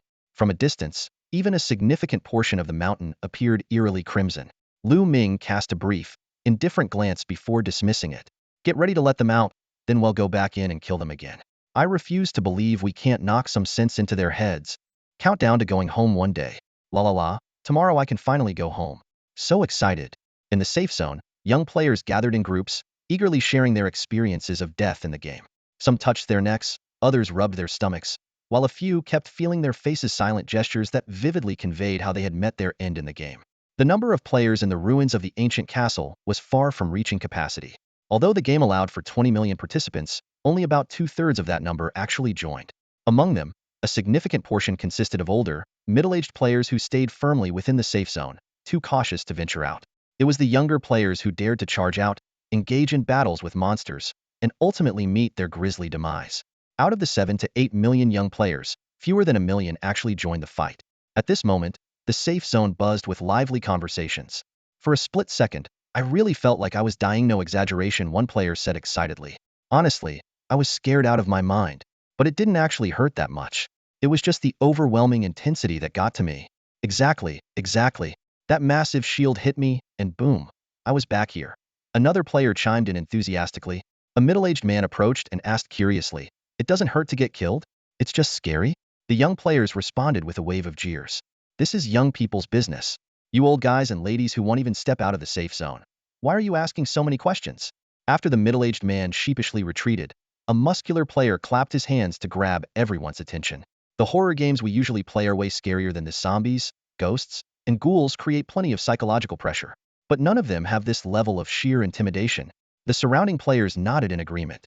Soon, this sentiment spread among the young crowd. If we can respawn, what's there to be afraid of? Although a few quietly logged out of the game, the majority had their spirits completely ignited. The muscular player raised his fist and declared, "Those who've already experienced it, stay back. The rest of you, follow me. At the very least, we need to charge through this damn tunnel once. They'll lead the way." Yura. The unified battle cry echoed across the safe zone. Wearing nothing but his underwear, the muscular player raised his right fist high, resembling a hero who only lacked a red cape, and dashed into the tunnel. Countless players followed closely behind, their voices merging into a single roar. Their faces flushed with excitement, and driven by the collective energy, they surged forward like intoxicated warriors, crossing the safe zone's protective barrier. Outside the tunnel, there was no sign of Lu Ming, but the muscular player maintained his raised fist.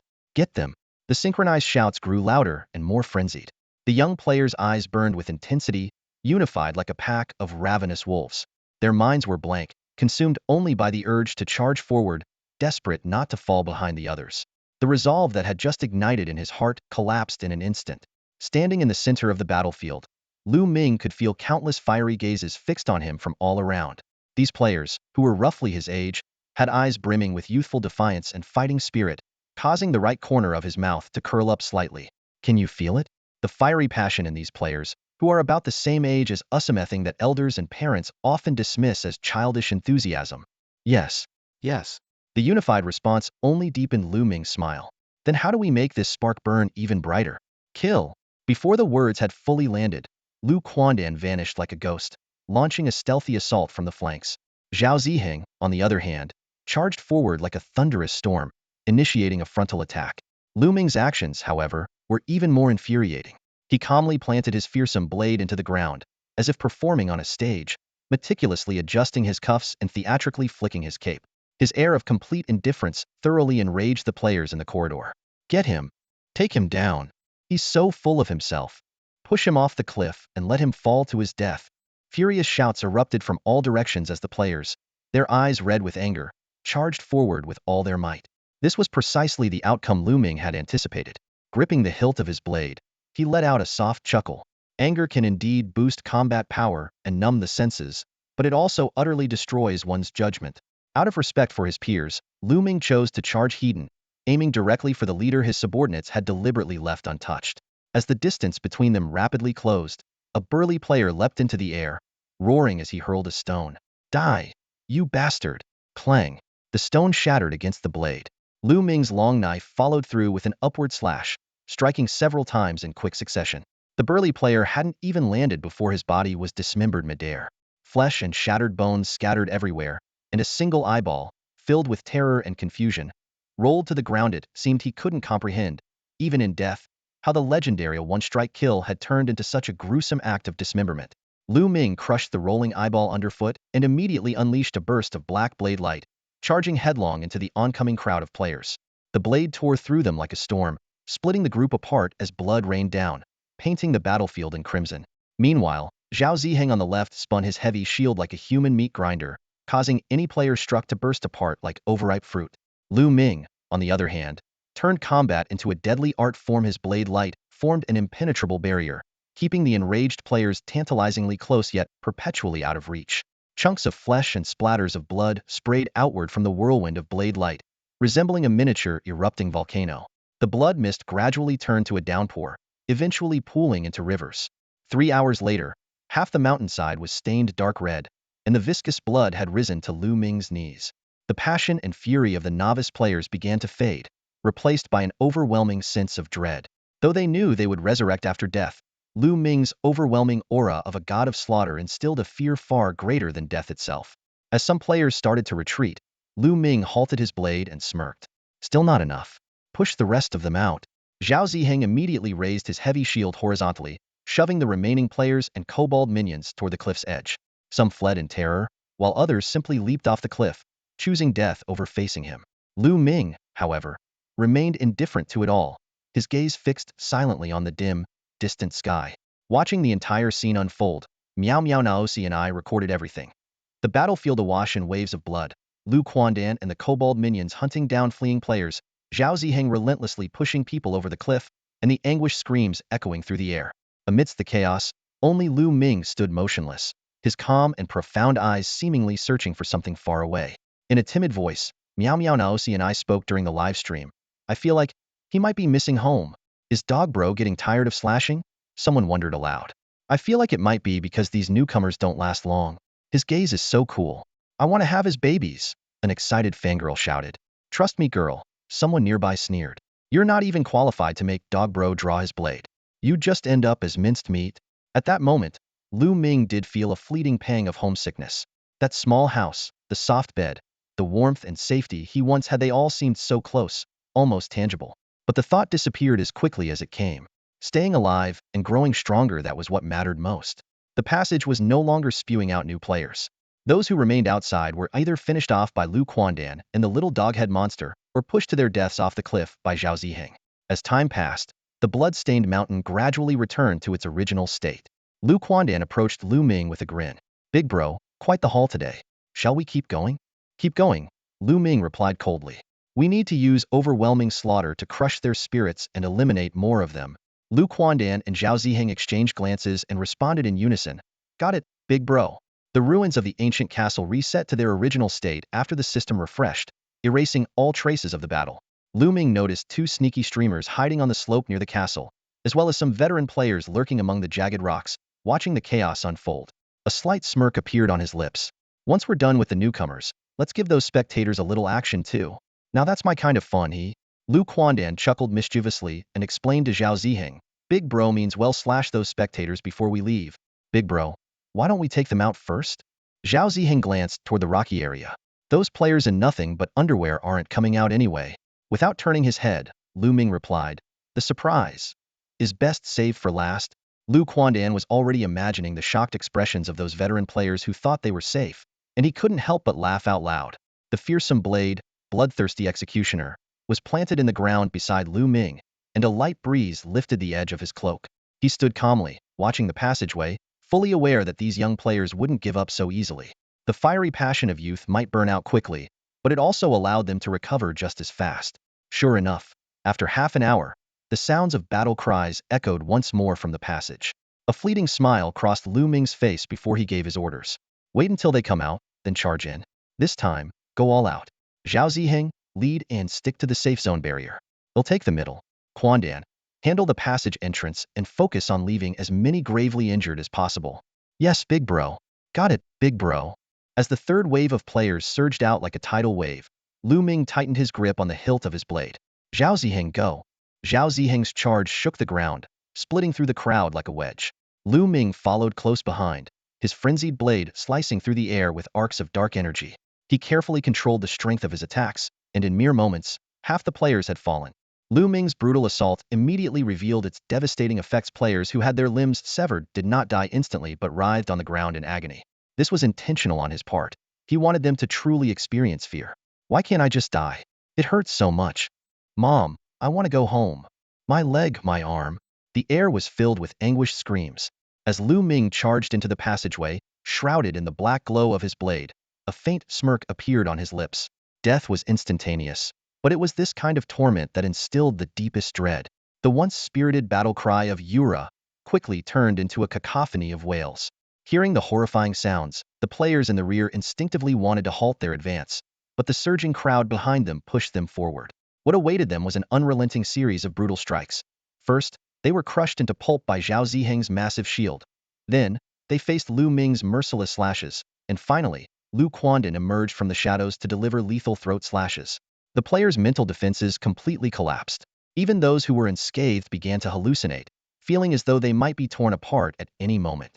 When they finally escaped the passage, an even more horrifying sight awaited them: tens of thousands of kobolds wielding massive cleavers.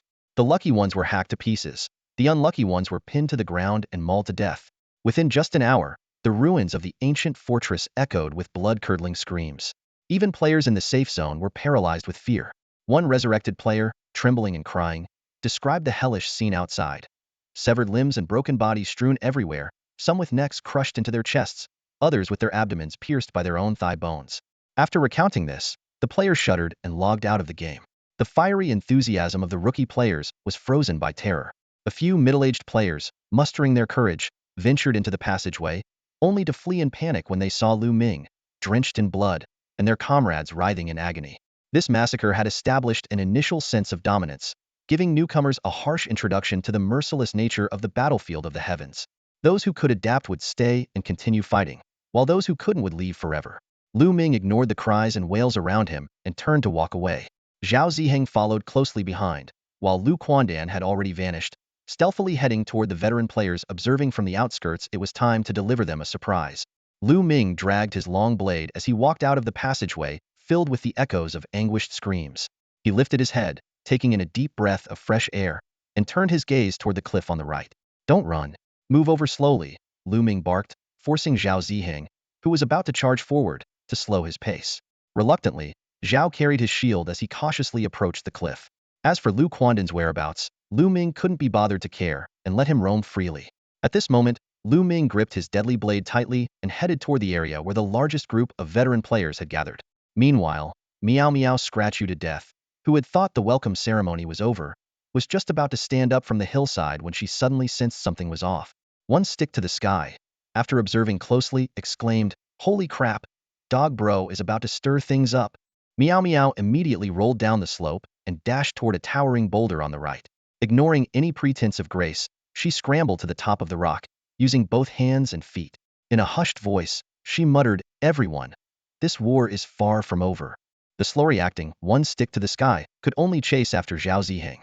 Meanwhile, within the stone forest, tens of thousands of veteran players were still passionately discussing the tragic fate of the newbie players, completely oblivious to the looming danger. Do they think numbers alone will save them? So naive. Don't even start. Back in the day, wait, no, just last month, I could still leave a scratch on Dog Bro. Now, I can't even see him before I'm dead. Wait a second. Something's off with Dog Brother's movement path. Like prairie dogs, the players began poking their heads out from behind rocks and slopes to take a look. As their chatter continued, Lu Ming suddenly stopped in his tracks, turned to face the group of peeking players, and slowly curved his lips into a chillingly sinister smile. "Holy crap, we're just here to watch." The veteran players panicked and scattered, but no one was fast enough to outrun Lu Ming's pursuit. Shadows flickered, and the sound of the long blade slicing through flesh echoed repeatedly. The most shocking sight was the veteran players who had been cut in half still desperately crawling away on their hands. One of them, while passing a boulder, even flashed a peace sign toward Meow Meow's distant livestream camera and stubbornly declared, "This is what being a man is all about. Got it? No whining." Before he could finish his words, he dissolved into a flash of white light and vanished. This scene left everyone watching the livestream on the forum utterly stunned. Players who had lost their lower halves were still able to crawl at such astonishing speeds using only their arms. The lone player gritted his teeth and held on, calmly flashing a shaped hand gesture, his face betraying no hint of pain. This starkly contrasted with the cries and wails of the surrounding new players. In truth, he was also enduring the pain and putting on a brave front. However, after being struck multiple times in the past, his tolerance had genuinely improved. Lu Ming's slaughtering spree didn't last long, as a sudden shout interrupted him. Lu Quandan abruptly appeared, loudly exclaiming, "Boss, Henin went too hard and pushed a player off the cliff." The veteran players, still caught between surprise and horror, watched as Lu Ming decisively sheathed his long blade and commanded, "Let's go." Before his words had fully left his mouth, he had already disappeared down the mountain path. The battle was essentially over by that point. The seasoned players, still reeling from the mix of shock and relief, couldn't understand why Lu Ming had suddenly retreated despite so many survivors remaining.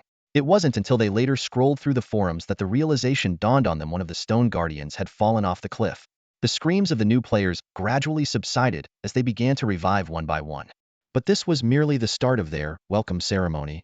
Lu Ming had more surprises in store for them. For now, though, his primary concern was whether Zhao Ziheng had survived after plummeting off the cliff. Following the mountain path to the site of the fall, he spotted Zhao Ziheng in the distance, shaking his head as he approached. "Boss, I accidentally fell," Zhao said casually, looking as if he was ready to jump back into the fight. Lu Ming and Lu Quandan exchanged glances. "I'm not hurt, just a little dizzy. I can still fight," Zhao eagerly insisted. "Fight? Forget it. Let's head back," Lu Ming ordered decisively, turning to lead the group back to the spacious cave. Stabbing his fearsome long blade into the ground beside him, he began to assess their progress. "Let's review the results of this battle." Zhao Ziheng, worried about missing his chance to speak, raised his hand quickly. "These new players are easy to kill. You can take out a bunch of them in one go." Lu Ming ignored this comment and turned his attention to Lu Quandan instead. "Boss, I don't quite get it. You said we're all part of the same team. Wasn't this approach a bit too harsh?" Lu Quandan asked, voicing his doubts. "Good question," Lu Ming said, pulling Zhao Ziheng's leg over to use as a backrest. He spoke seriously. "First, remember this. Our survival is the most important thing. If we show mercy or focus on the bigger picture, we'll be the ones who die. Anyone who's mentally, emotionally, or physically unfit needs to be weeded out. Only then can those who remain become stronger." Lu Quandan nodded in sudden understanding. "You're right. That makes sense. I was just worried we were being too ruthless.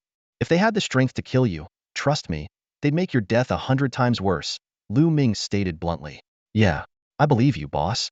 You're right," Lu Quandan admitted sheepishly, fiddling with his tail.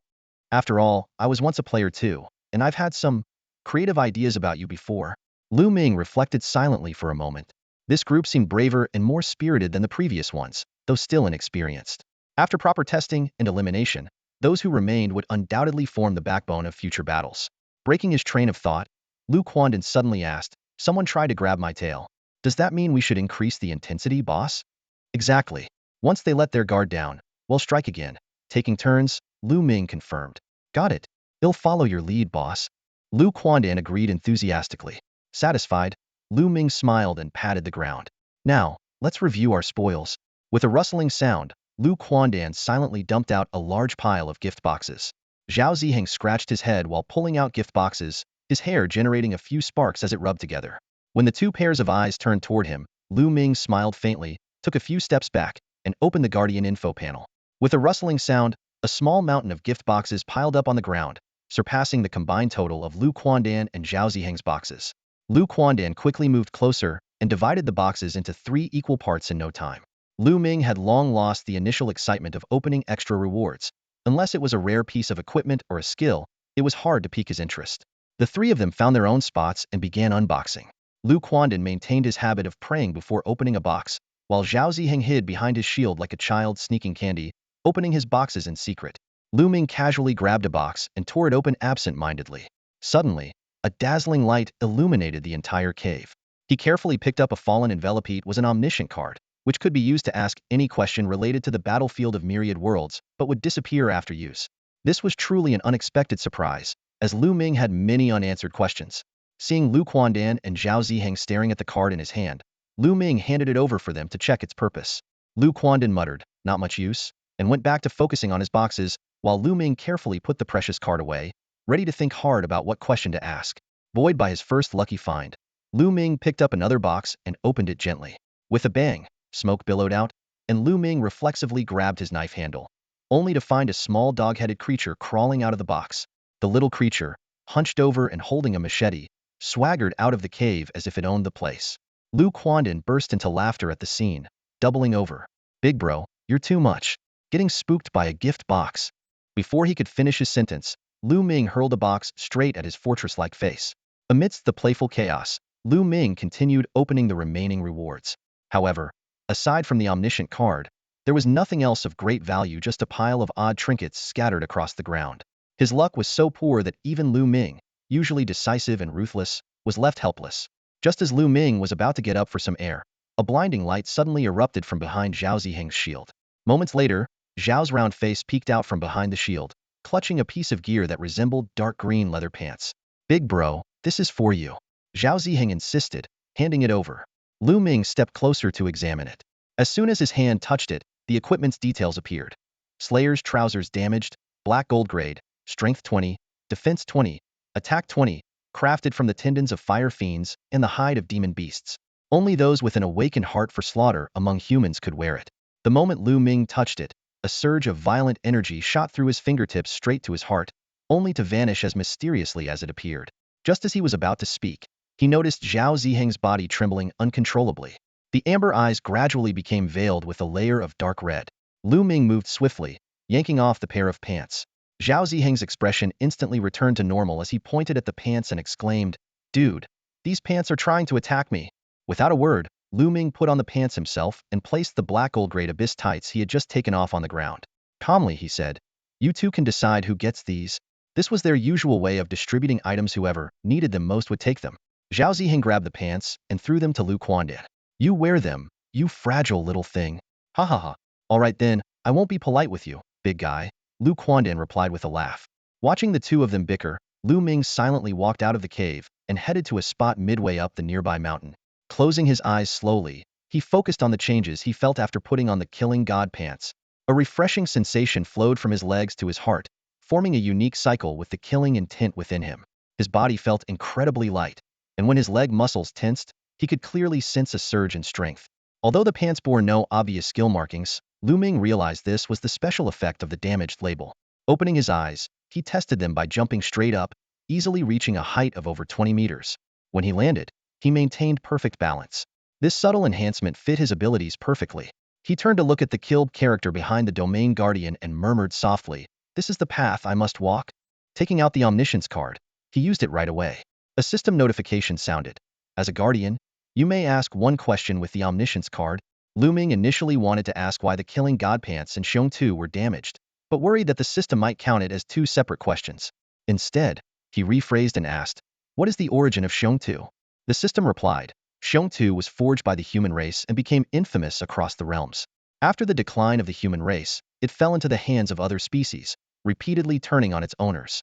It was eventually sealed by a coalition of races. However, its ferocity was too great, and it chose to shatter its core in a final act of defiance, scattering across the realms." Lu Ming's breathing quickened. He looked up and asked, "What does the human race represent? Are they the ancestors of Blue Spirit Star?" A streak of pure white light cut across the sky. After a long silence, a voice tinged with emotion responded, "The humans who forged Xiong have long since perished, and their entire world is gone. You are very much like them." Lu Ming froze in place. Though the answer seemed to address Xiong, it carried deeper implications. Trying to lighten the mood, he joked, "Don't leave me hanging like this, it's not good for your health." The sky returned to its dim, oppressive state, with no further response. Only Xiong continued to vibrate rhythmically, as if recounting its former glory. Taking a deep breath, Lu Ming decided not to dwell on the system's cryptic attitude. Gripping Xiong's hilt, he gently ran his fingers along its blade. "I know you're incredibly strong. One day, we'll have our chance for revenge together." Xiong let out two distinct hums before falling silent. "The road ahead is still long?" Lu Ming sighed as he turned back toward the cave. But just as he reached the entrance, he stopped abruptly inside the cave. Along with Zhao Ziheng and Lu Quandan's voices, he heard a stranger's voice. With Xiong in hand, Lu Ming squinted slightly as he stepped into the cave entrance. Lu Quandan immediately approached him. "Boss, you're back. This is a newcomer. Should I take him?" Lu Ming raised a hand to cut him off. In this world, sharing information about leveling requirements with strangers was inadvisable, as it could invite unnecessary trouble. "Where's he from?" Lu Ming asked curtly. "Hello, my name is Aiken. I'm from Esakanya." The newcomer introduced himself. Lu Ming nodded, surprised to find he was a foreigner. However, his expression quickly darkened. "Your side of the world, it's not very stable, is it?" "Yes, I remember I was just heading to work, and then suddenly..." Aiken's words were cut off as he coughed up a mouthful of blood, startling the three present. Lu Quandan vanished instantly, reappearing beside Lu Ming. Although Zhao Ziheng was a beat slower, he quickly raised his shield. But there were no enemies in the cave. nor was there any possibility of an attack from other players. This could only mean one thing: the damage came from the outside world. Dragging his blade, Lu Ming stepped deeper into the cave. "Does anyone take care of your body out there?" he asked. "No, no one." Aiken's response was interrupted by a pain scream. Under the trio's watchful eyes, he began to tremble violently. Clumps of fur fell from his body, his dog-like muzzle gradually receding. His upper body transformed into the shape of a young man with dark brown skin. Curled on the ground, his whole body convulsed uncontrollably. "Boss, there's no one around. What's happening to him?" Lu Quandan reappeared and asked. "If I'm right, his body in the outside world has died." Lu Ming initially wanted to say, "We're lucky to be in Yin country," but he stopped himself to avoid revealing too much. Unexpectedly, Lu Quandan suddenly hugged him. "Boss, you saved my life back then. If it weren't for you." Lu Ming's sharp gaze silenced him. Aiken was still trembling, his lower half retaining the hairless dog-like legs, while his upper body had fully reverted to his human form, a thin young man with dark brown skin. Lu Ming patted Lu Quandan on the shoulder. "Teach him how to assign attributes and explain the rules here. Find something to cover his face. Whether he survives will depend on his fate." In such cases, there was little anyone could do. While force development was an option, Lu Ming had no interest in investing effort into a complete stranger. It was also unclear how long it would take for Aiken's condition to improve. After glancing at Aiken, still writhing in pain, Lu Ming walked alone toward the depths of the cave. He found a comfortable spot and closed his eyes to rest. When he woke up and stretched his muscles, he returned to the cave entrance to find only Zhao Ziheng standing guard. Before he could speak, Zhao Ziheng reported, "Quandan took Aiken out. He said he wanted to give it a try." Lu Ming didn't care about Aiken's survival, but Lu Quandan was different. He worried that his soft-hearted subordinate might sacrifice himself to help the newcomer. "Let's go find him," he ordered. The two headed straight for the ruins of the old castle. In Aiken's current state, that was the only place suitable for a beginner to develop. Any other area with veteran players would be a death sentence. Before they even reached the narrow mountain path, they heard Lu Quandan's somewhat dejected voice. "Boss, I'm fine. It's just the newcomer didn't make it." Lu Ming paused mid-step. Zhao Ziheng slammed on the brakes too late on the mountain road, crashing into the rocky hillside with a loud scream. Lu Ming turned towards the sound and saw Lu Quandan squatting by the roadside, a blade of wild grass in his mouth, his expression gloomy. Was he killed? No, he jumped himself. Said life was too hopeless. Lu Ming silently looked at Lu Quandan. He had no right to judge pain he hadn't endured. For Aiken, perhaps just staying alive had been an unbearable burden. Lu Ming crouched beside Lu Quandan and gently placed an arm around his shoulder. Lu Quandan muttered softly, "Big brother, I understand. Some people use up every ounce of strength just to survive. If it weren't for you looking out for me..." Smack! Lu Ming slapped the back of Lu Quandan's head, cutting him off. "I can't help you feel what others feel, but you can't let your emotions take over. Now get up and go fight." Lu Quandan was knocked face first into the ground. He rubbed his nose as he scrambled up, slapped his own face hard and said, "It'll go right now." But before he could finish, he had already disappeared. Lu Ming knew full well that Lu Quandan, who had fought for food in the orphanage since he was a child, was deeply affected by Aiken's suicide and had fallen into a slump. If he didn't snap him out of it now, it could lead to bigger problems in the future. Dusting off his hands, Lu Ming turned to Zhao Ziheng, who was still at the roadside. "Come on, let's head to the stone forest." The stone forest was no longer the tranquil place it once was. Players wandered everywhere, and some couples were even getting cozy in hidden corners, turning it into a dating hotspot. Seeing Zhao Ziheng staring intently, Lu Ming kicked him with a laugh. "Stop gawking and clear the area. You're already a rock titan, yet still so curious." Reluctantly, Zhao Ziheng scratched up a spark and charged forward with a rumble. He barreled through the area, not only interrupting many intimate moments, but also damaging several stones. When he returned, he plopped down heavily beside Lu Ming, causing the ground to tremble. "Big bro. They're calling me inhuman and saying I'm heartless." "Well, you are an Earth Titan, not a human." "Ah, that's true," Zhao Ziheng responded as if suddenly enlightened. Lu Ming stifled a laugh and glanced at Lu Quandan, who was flitting in and out of view in the distance. Outside the ruins of the ancient castle, the divide between veteran and new players was stark. The veterans were fully equipped, while most newcomers wore only their undergarments, wielding crude knives taken from kobolds. Lu Ming watched as a group of new players clumsily attacked a kobold. Armed with stones and iron rods, they charged in without any strategy. Though they managed to kill their target, they lost 4 members, one of whom was taken down in a mutual death grip. Lu Quandan, however, remained composed, moving through less crowded areas. Each time he appeared, it caused a stir, and with every strike, he swiftly beheaded his target before vanishing again. Seeing that Lu Quandan was back to form, Lu Ming finally relaxed. He turned and patted the shield on Zhao Ziheng's arm. Once Quandan's back, it'll be your turn. If you fall off a cliff again this time, you're eating that shield. Big bro, I can't chew through it. As Lu Ming jokingly scolded Zhao Ziheng, a notification that would shock the entire international alliance was quietly printing itself. A pale blue document slowly emerged from the printer. This printer was the Secretary General's exclusive device, physically isolated from external networks and connected only through an internal dedicated line, ensuring the highest level of confidentiality. However, the moment the Secretary General picked up the document, his expression froze. The document bore no internal department markings and had no identifiable source. He quickly cut the power and even yanked out the sole dedicated cable with force. Beads of sweat formed on his forehead, dampening his glasses. He trembled as he picked them up from the floor, wiped them, and put them back on. When his eyes fell on the document's title again, his pupils constricted sharply and his breathing quickened. Without hesitation, he pushed the door open and left. Half an hour later, representatives of the 4 major nations of the International Alliance gathered with the Secretary General in the conference room. The mysterious 3-page document was being passed around for review. The Secretary General refrained from making additional copies, constrained both by confidentiality protocols and the enigma surrounding the document's origin. The printer itself had already been removed and was being subjected to thorough examination in a completely isolated environment. 10 minutes later, the document was placed at the center of the conference table. The atmosphere in the room was heavy. Even the sound of breathing was audible. In this highly secure space, every decision carried the weight of global consequences. The attendees remained cautious, neither quick to doubt nor to believe. A sudden knock on the door broke the silence.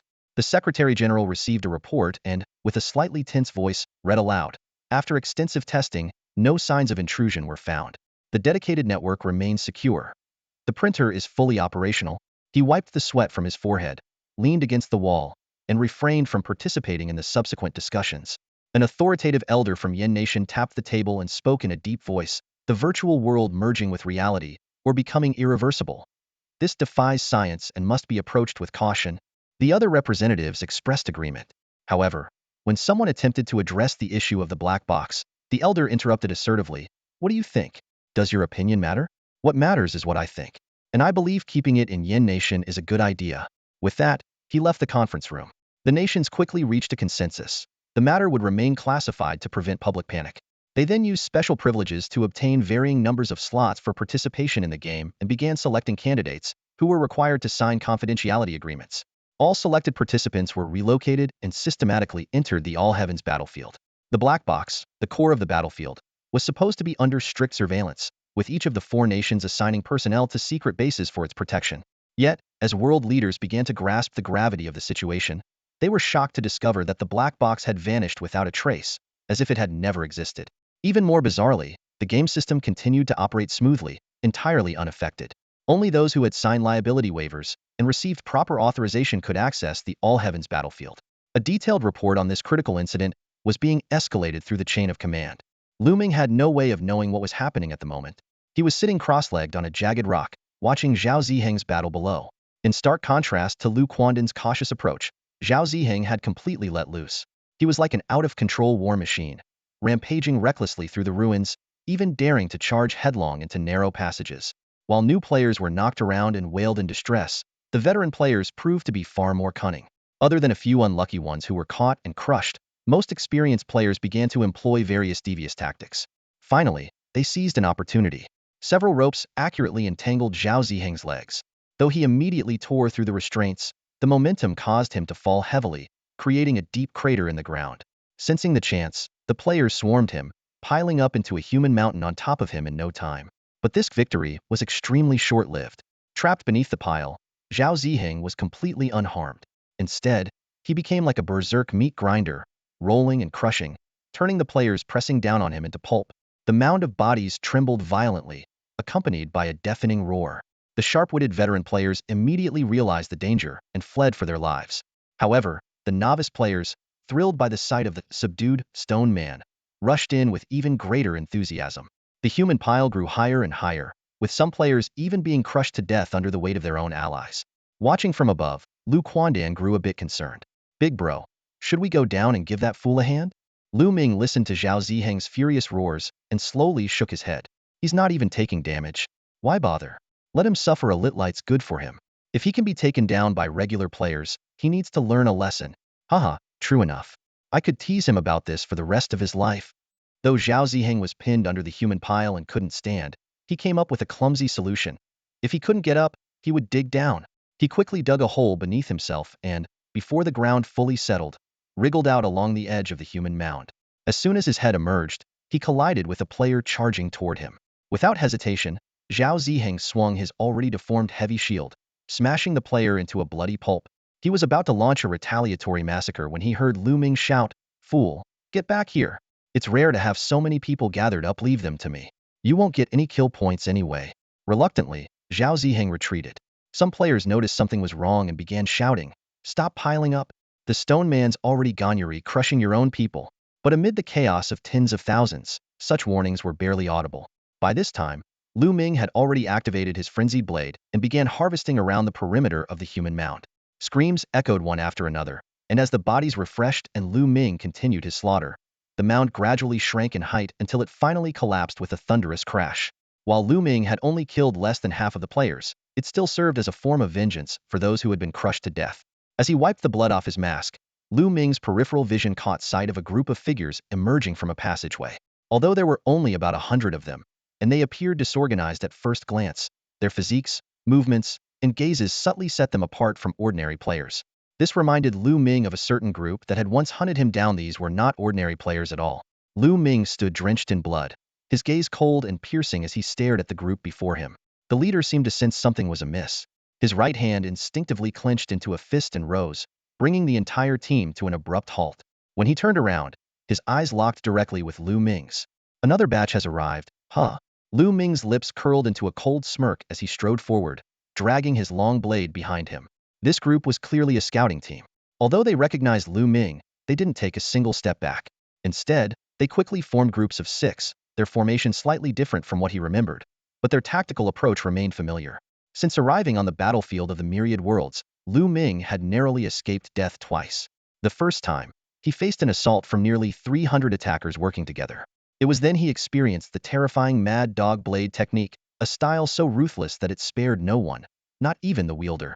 The second time was a life-or-death duel with Moon Yo. He had fought until he was utterly exhausted, and had it not been for the hesitation of 2 other groups, the outcome could have been fatal. The leader couldn't understand Lu Ming's words, but the murderous intent in his eyes was unmistakable. "Gather as much data as possible to prepare for the main force," he ordered in a low voice. "Yes," his subordinates responded in unison. Lu Ming narrowed his eyes. The main force? So, they were entering in formation. Without wasting time, he leaped forward, relying solely on sheer strength rather than any skills.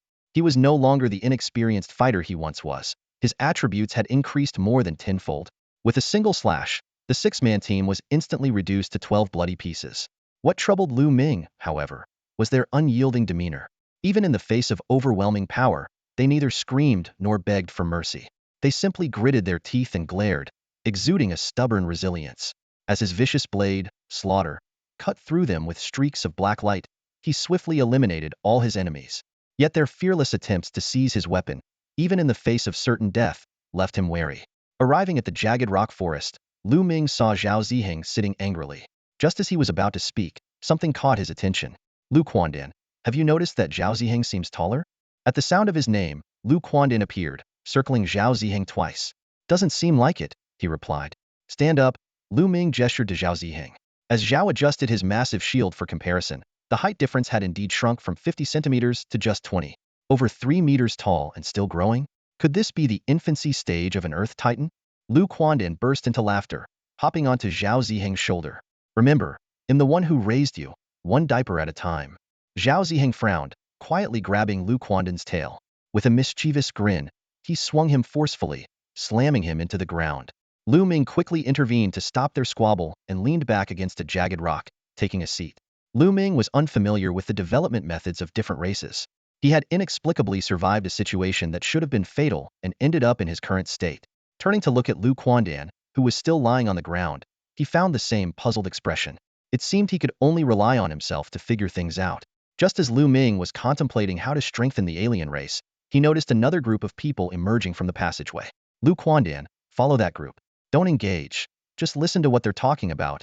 Lu Quandan, who had been rolling around on the ground moments ago, immediately dropped his playful demeanor and locked his gaze in the direction Lu Ming indicated. Got it, boss. Before the words fully left his mouth, his figure had already vanished. Lu Ming patted Zhao Ziheng on the shoulder. Come back with me. After returning to the cave, Lu Ming carefully inquired about Zhao Ziheng's condition.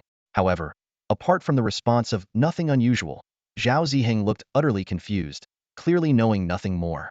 Lu Ming saw no point in fabricating an explanation and decided to be honest.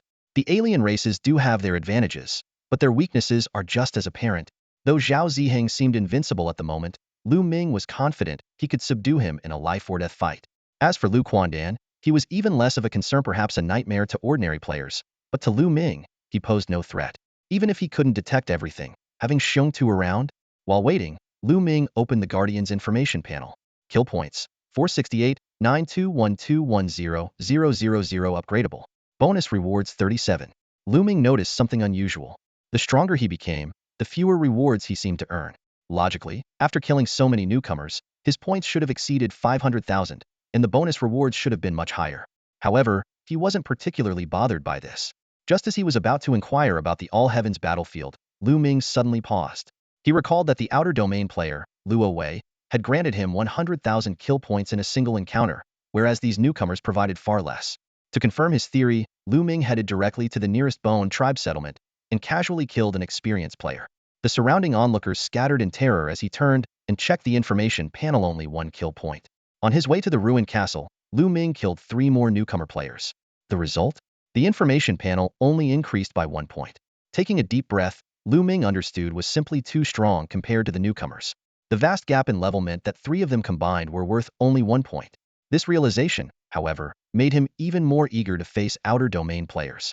Slaying these newcomers had become utterly devoid of challenge, reduced to a mere obligation. Gathering all the veteran players might have been an interesting idea, but unfortunately, they had become far too cautious. Most chose to flee when they could, only fighting back when cornered. This made Lu Ming wonder if he had gone too far when dealing with the Knights Guild last time. Thinking about the guild, Lu Ming couldn't help but recall Muniath's only guild leader who had dared to go toe-to-toe with him. Narrowing his eyes, he rubbed his chin and murmured to himself, "It's been a while. Should I pay them a visit for some practice?" Lu Ming turned around and walked back, his steps feeling slightly heavy. His mind was preoccupied with whether or not to test the firepower of the cattle herding, but his elder sister, Lu Bingmei, was nearby, which made him hesitate. However, he quickly reconsidered. If his sister only had equipment but no real combat ability, what would happen if she encountered danger in the future? Without truly experiencing the threat of death and the pain of battle, growth would always remain out of reach. Recalling his earlier fight with the Outer Realm player, Luo Wei, Lu Ming felt a twinge of tension. The guy had initially greeted him with a warm smile and such sincere eyes that it almost fooled him. But as soon as Luo Wei found himself at a disadvantage, he staged a fake death act. When the ruse was exposed, he immediately changed his demeanor, crying and begging, claiming he was willing to sign any agreement. Such a cunning and ruthless opponent, willing to do anything to survive, would be a challenge not just for his sister, but even for Lu Quandia. Thinking about it this way, it seemed necessary to let them go through some trials. After Lu Ming left, the players who had scattered in panic at his arrival finally heaved a sigh of relief. Everyone knew that being crushed by a stone golem or ambushed by a giant rat was, at most, a momentary pain. But falling into Lu Ming's hands? That could mean a torturous half-hour of suffering worse than death.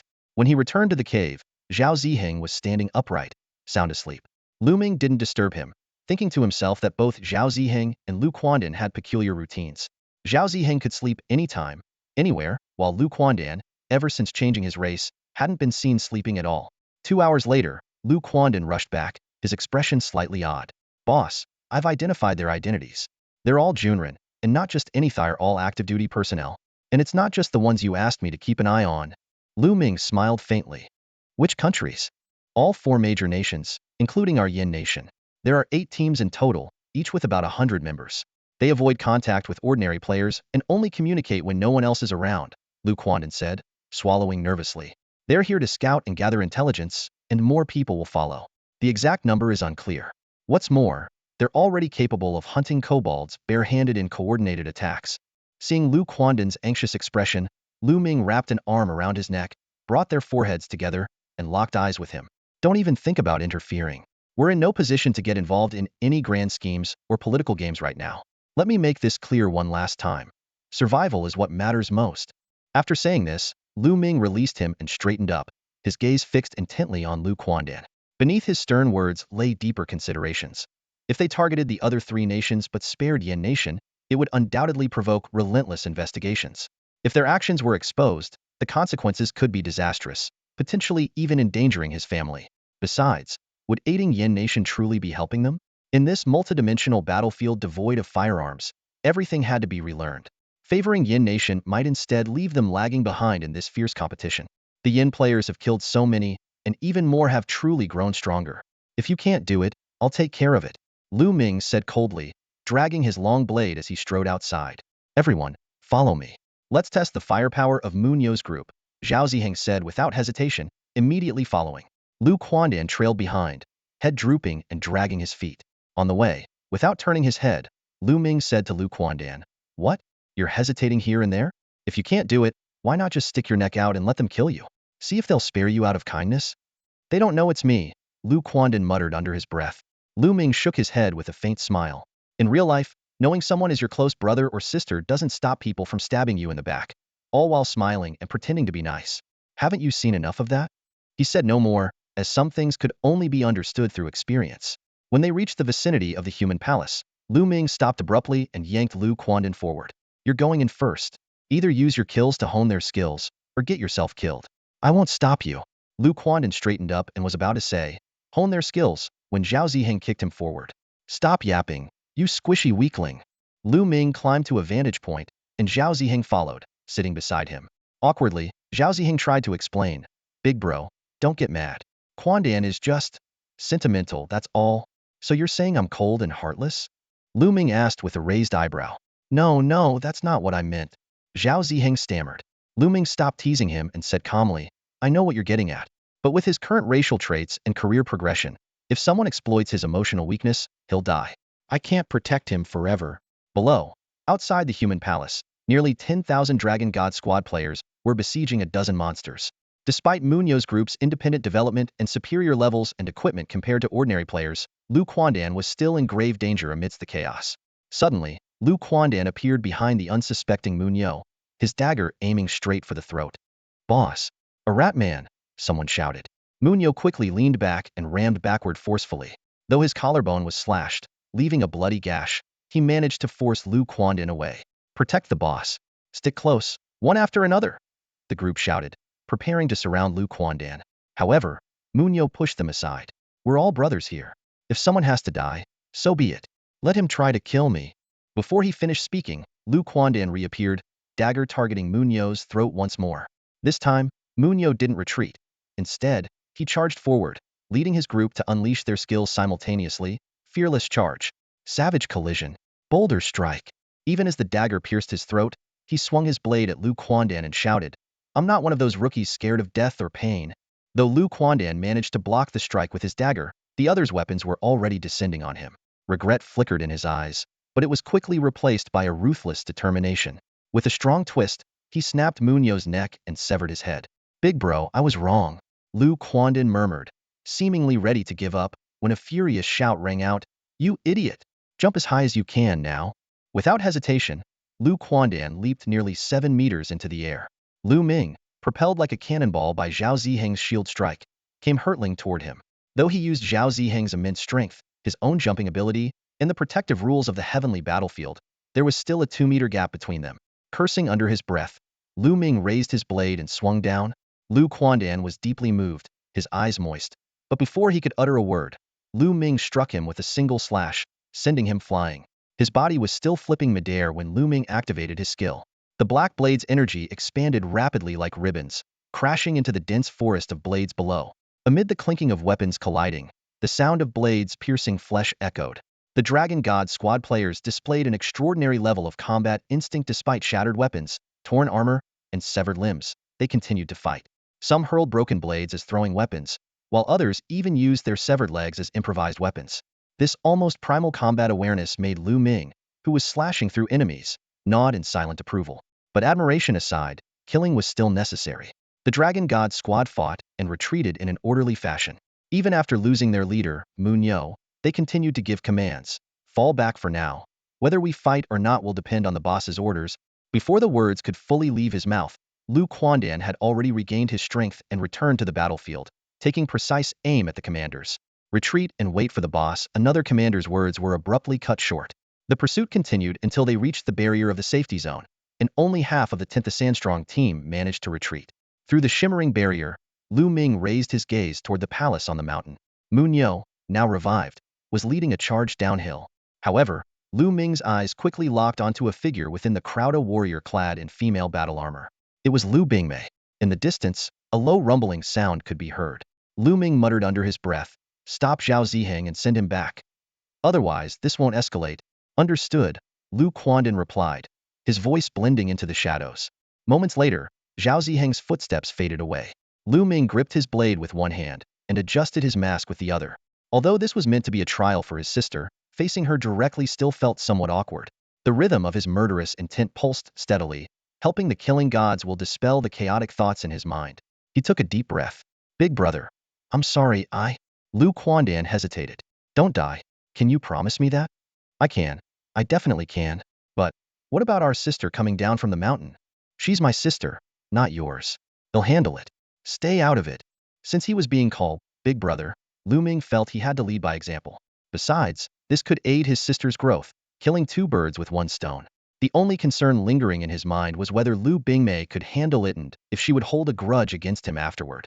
Munyo had already led over 20,000 men to the barrier, clearly intending to challenge Lu Ming Heiden. Lu Bingmei stood on the other side of the barrier, her gaze locked on Lu Ming. Her expression was complex as she bit her lip and slowly drew her broad warrior's sword. Seeing this, Lu Ming felt a sense of relief, and a faint smile unknowingly appeared at the corner of his lips. That fleeting smile disappeared as quickly as it came, as if it had never graced his face. Munyo gripped his long blade, Xiong Tu, tightly in both hands, pointing it directly at the protective light barrier of the safe zone. "Our primary target is the rat men. They're the only ones we currently have a chance of killing. Secondary target is Gogu. Stay alert for the stone creatures that haven't shown themselves yet," Munyo commanded sternly. "Who are we?" "Dragon God Squad." The thunderous, unified roar shook the air, forcing even Lu Ming to squint slightly. The sheer momentum of their rally made him secretly marvel this group could probably excel at selling pyramid schemes if they wanted to. Behind the light barrier, Munyo clenched his teeth, his jaw tightening so much that his cheeks bulged. "We're going in. Let's show Gogu the might of the dragon god." Before his words even fully landed, he was already leading several players to flank the side. Lu Ming raised his long blade and warned Lu Quandan, "Be careful. I saw a magic user earlier who could summon boulder-sized rocks. Leave them to you, just focus on staying alive." "Got it, big bro." Lu Quandan's voice came from the left front. He clearly intended to intercept Munyo, who was acting as bait. Lu Ming said no more. If Lu Quandan fell for the same trick again, there would truly be no saving him. The Dragon God Squad players were closing in. Just as they were about to reach striking distance, nearly 100 players in the front row suddenly crouched in unison, their bodies glowing with an orange sheen. Accompanied by deafening shouts, they launched a savage charge, their speed instantly doubling or tripling. This reckless, self-sacrificial attack was aimed squarely at Lu Ming. His blade slashed downward, emitting a black gleam as it cleaved the leading player cleanly in two. But players from both sides had already crashed into him. Amid the relentless impacts, Lu Ming's body stiffened momentarily. Although the pulsating killing heart and the effects of his slayer's pants allowed him to recover quickly, this fleeting rigidity made him truly grasp the terrifying nature of the Dragon God Squad's tactics. They not only mastered collective control skills, but were also united in their resolve, willing to sacrifice themselves to create opportunities for their teammates. Lu Ming swung his blade mercilessly, and the frenzied blade erupted into a black sphere of light with a 25-meter diameter. The subsequent charges could no longer touch his body. At that moment, a voice called out from the safe zone's light barrier, "Boulder technique, quagmire technique, prepare to." The voice cut off abruptly. Lu Quandan hadn't disappointed. After feinting an attack on Munyo, he had quickly flanked outside the barrier and struck down the mage just as they began to speak. "Boss, 7 down. All clear." Standing amidst the chaos of blades, Lu Ming smirked but did not respond. Instead, he moved swiftly to meet Lu Bingmei, who was rushing toward him with her blade. Determination burned in her eyes, and her leaping slash was executed with an elegance that was almost mesmerizing. "Rose bloom slash," she shouted, her voice ringing out as a mist of blood blossomed in the air like a flower. "Sorry, sis." Lu Ming acknowledged her courage for taking the offensive, but his gaze grew colder. As he moved with speed and precision, nearly 10,000 Dragon God players fell, their bodies dissolving into white light as they returned to the respawn zone. When Lu Ming finally came to a stop atop the pile of corpses, dozens of arrows and spears streaked through the air toward him. He pushed off with his legs to evade, but just as he was about to land, a glint of cold steel flashed from his right. With no time to dodge, he was forced to twist his body, attempting to avoid a fatal hit. Thud! A muffled sound echoed as a silver-gray arrow pierced through Lu Ming's golden-grayed cloak, striking his calamity armor. Although it did not cause any real injury, the intense pain from his shoulder blade forced him to take a step to the side. Turning his head, he saw that the arrow had already vanished. At the same time, Lu Quandan appeared above a player holding a broken bow and arrow, swiftly decapitating the opponent in one strike. Lu Ming instantly grasped the enemy's strategy. The arrow was the real killing move, originally aimed at Lu Quandan, but a coordination error on Munyo's side had caused it to miss its mark. Watching the tactical brilliance displayed by the Dragon God team, a satisfied smile appeared on Lu Ming's face. However, the pressure needed to continue, especially when he noticed his sister, Lu Bingmei, charging toward him with a knife she had somehow found, her nose wrinkled in determination. Though he was worried she might burst into tears, he knew this kind of training was far better than leaving her unprepared for future confrontations with players from other realms. This time, Lu Ming chose not to deliver an instant kill. Swinging his blade in a wide arc, he cut down all the players rushing toward him, severing them at the waist. Then, with a diagonal slash, he easily broke the long knife in Lu Bingmei's hands. Her upper body tilted forward from the momentum, and she fell heavily to the ground. "Ugh, you jerk," she muttered angrily. With that, Lu Ming dashed forward at full speed. After this encounter, Lu Bingmei did not reappear, which allowed Lu Ming to breathe a sigh of relief. Though she was able to voice her frustration, he knew the pain she felt was undoubtedly real and harsh. As the battle raged on, Lu Ming carefully observed the performance of the Dragon God team. Even though Munyo had been killed 3 times, and the field commanders had been successively taken down by Lu Quandan, the team's fighting spirit only grew stronger. Despite trembling from pain, they gritted their teeth, their reddened eyes fixed on continuing the assault. What appeared to be chaos on the battlefield was, in fact, a series of coordinated efforts by the Dragon God team. The players instinctively formed small squads, maintaining tactical cooperation. Even the female players, tears streaming down their faces, charged forward with their weapons. This unyielding determination unsettled Lu Ming slightly. If they had chosen to flee, he would have pursued them without hesitation. But facing opponents who cried while continuing to fight, even knowing they posed no real threat to him, Lu Ming felt there was no need to continue the battle. After all, he had already gained a thorough understanding of Munyo's team's capabilities.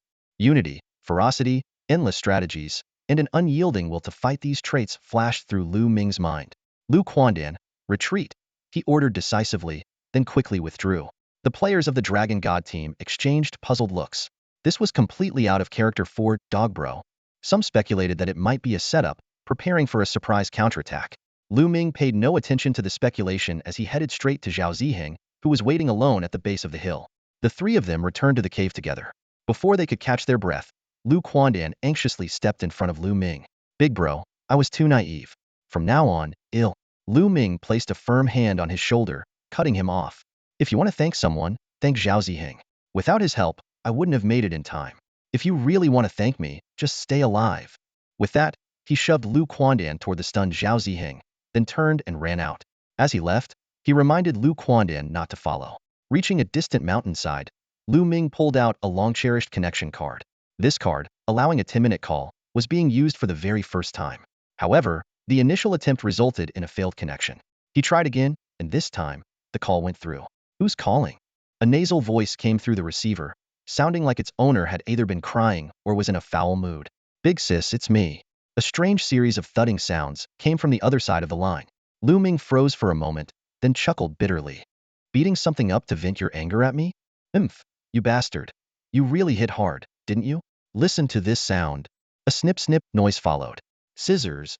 A sense of foreboding washed over Lu Ming. He knew all too well that his sister, Lu Bingmei, had always been unpredictable since childhood. During the call, Lu Bingmei shared some critical information. Someone had approached Munyo but was rejected. Munyo had said something about different paths leading to different goals and only wanted to look after his brothers. Moreover, someone in the team had recently been poached. Just as Lu Ming was about to respond, Lu Quandan's shout came from afar. "Boss, something's wrong." Henin received a mandatory summons to fight against players from the outer regions. "Big sis, make sure to join more battles. I've got to go." Lu Ming hastily ended the call and sprinted back toward the cave.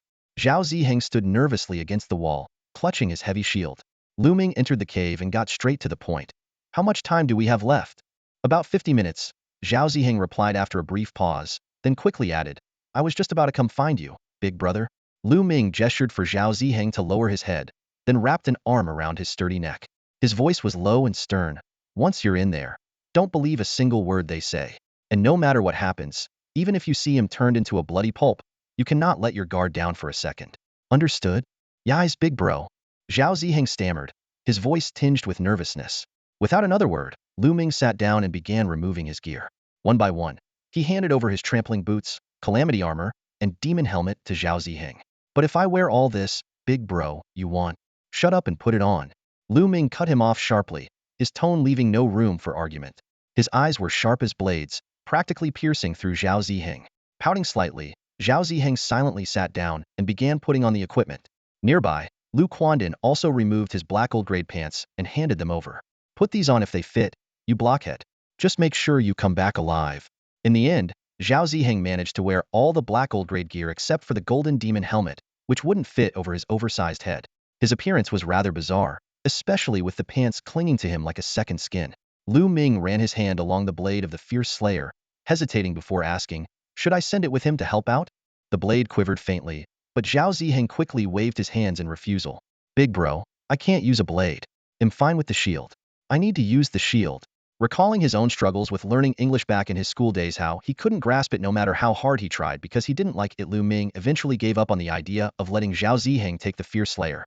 He understood that true strength only came from genuine passion. Repeat the key points you need to remember, Lu Ming ordered firmly. Zhao Ziheng immediately began reciting them. After confirming everything twice, Lu Ming finally felt slightly reassured. I'm not dumb. Zhao Ziheng suddenly blurted, breaking the tense atmosphere. Lu Ming and Lu Quandan exchanged a smile. Lu Ming sighed, honestly, I'd be less nervous if I were going myself. And he says he's not dumb. Lu Quandan stepped forward and gave Zhao Ziheng a light hug. You blockhead, you better come back alive. Of course.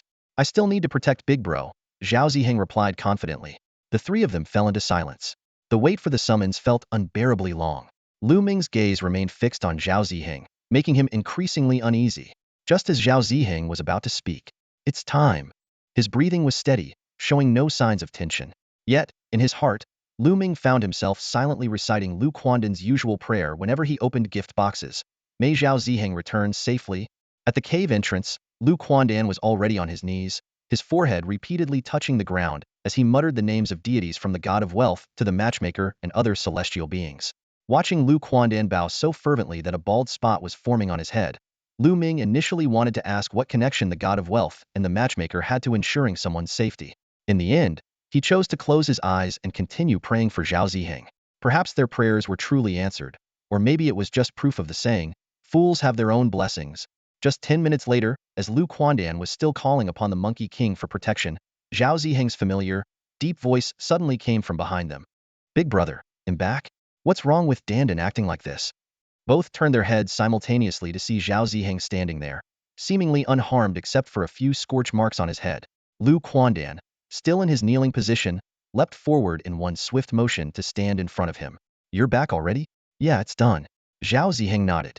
The opponent was weaker, maybe I just countered them perfectly, but they sure talked a lot. Lu Ming carefully observed Zhao Ziheng, noticing that his speech was no longer slurred and his thoughts seemed to flow normally again. He was about to ask a question when Zhao Ziheng instinctively raised a hand, scratching his head and causing a small burst of sparks to fly. I ate something and now I'm fine, he said casually. As he spoke, he suddenly grabbed Lu Quandan's long tail with a sinister tone in his voice. I remember you've been messing with me a lot lately. Heh. His rough laughter echoed through the cave, making their eardrums tremble. Enough fooling around. Let's get serious. Lu Ming was just about to say something when Zhao Ziheng interrupted him. He quickly took off his gear and handed it over. Big brother, wait a moment. Lu Ming took the gear and put it on before sitting down. Before he could ask any questions, Zhao Ziheng pulled out two items, a pulsating, heart-shaped object resembling a red apple and a thin, translucent red thread. As soon as these appeared, the temperature in the cave rose dramatically. This is the molten core of the Voidfire Demon Clan and one of their tendons. Oh, and I ate an earth spirit earlier, which fixed my brain, Zhao Ziheng explained. While Lu Ming wasn't sure about the purpose of the molten core, he was familiar with the fire demon tendon. It was one of the materials used to craft the Slayer's pants. He took the searing, translucent thread and brought it near the pants. As soon as they touched, A split formed at the point of contact, and countless threads, like serpents, devoured the fire demon tendon. After a surge of alternating heat and chill, a dark red, twisted pattern appeared on the outer side of the left knee of the Slayer's pants. Though the pants' grade remained unchanged, the connection to his heart seemed to grow stronger because of the warm, pulsating pattern. This unexpected gain surprised Lu Ming. Was this what people meant by "fools have their blessings"? More importantly, Zhao Ziheng's forced conscription this time seemed to confirm that players from the outer realms were the true targets. As Lu Ming pondered how to use the molten core, Lu Quandan had already snatched it from his hand. Modification items like this are useless to you too. Neither of them objected to this. Without wasting any more time, Lu Ming asked the real question. Tell us everything that happened to you this time. From the beginning. Zhao Ziheng sat upright, his expression serious. Seeing this, Lu Quandan quickly put away the heart of lava in his hand. The three of them formed a circle, and Zhao Ziheng's deep voice echoed through the cave as he recounted the entire incident in detail. Through Zhao Ziheng's narration, Lu Ming gradually understood the full picture. It turned out that when entering that area, Zhao Ziheng had kept Lu Ming's instructions firmly in mind. The moment the protective light membrane disappeared, he immediately raised his heavy shield in front of him, cautiously peeking out from the side like a thief. The appearance of the opponent was something Zhao Ziheng still remembered: vividly a figure about 7 meters tall, radiating an intense red glow, resembling a massive fireball. The most unsettling thing was that this creature had no discernible facial features, but was covered in tentacles, much like an octopus. Its laughter was oddly goofy. Gaga, a fragrant shield warrior. State your species. Zhao Ziheng strictly followed Lu Ming's instructions, remaining silent and even pulling his head back behind the shield. At this point in the story, he scratched his head sheepishly. To be honest, I was a little scared. That thing was twice my size, glowing and hot all over, and had so many tentacles. The worst part was, I couldn't even figure out where its head was. And then? What happened next? How did you win? Lu Quandan asked eagerly. Zhao Ziheng's expression turned sharp as he continued recounting the events. After pulling his head back, Zhao Ziheng instinctively looked around and noticed that his elder brother and Quandan were nowhere in sight. Feeling a bit aggrieved, he pouted slightly. Meanwhile, the enemy across from him continued to approach slowly, spewing arrogant taunts. State your species and become my food. It's an honor for you. Coward, weakling, too afraid to even name your species? These words infuriated Zhao Ziheng. Just as he was about to retort, he remembered Lu Ming's warning and shut his mouth immediately. Although he couldn't speak, his anger grew with every word, and he took bold steps forward, closing the distance with his shield raised. This was precisely part of Lu Ming's plan. Considering Zhao Ziheng's current state as a younger version of himself, and his refusal to carry the Sheng-Tu weapon, Lu Ming had devised this strategy. While the black gold shield could provide an additional 80 points of defense, it paled in comparison to Zhao Ziheng's own 250-point defense. Holding the shield appeared to be for protection, but in reality, it was a decoy. If the opponent truly believed the shield was his main defensive tool, they would significantly underestimate Zhao Ziheng's true strength. After all, the power that had sent Lu Ming flying down a mountain to rescue Lu Quandan was no joke. As Zhao Ziheng advanced with his shield, the fire demon suddenly stopped in its tracks. Trying to play the fool, are you? Are you planning to drop the shield when you get close and hit me with a secret weapon for a fatal strike? Boom. Zhao Ziheng froze, utterly baffled by the mention of a secret weapon. He hadn't even brought the Sheng-Tu with him. Before he could figure it out, a sharp, mocking laugh came from the other side. I, Barbaros, the strongest of the infinite void flame demon clan, will show you that your so-called secret weapon is nothing but a joke in my presence.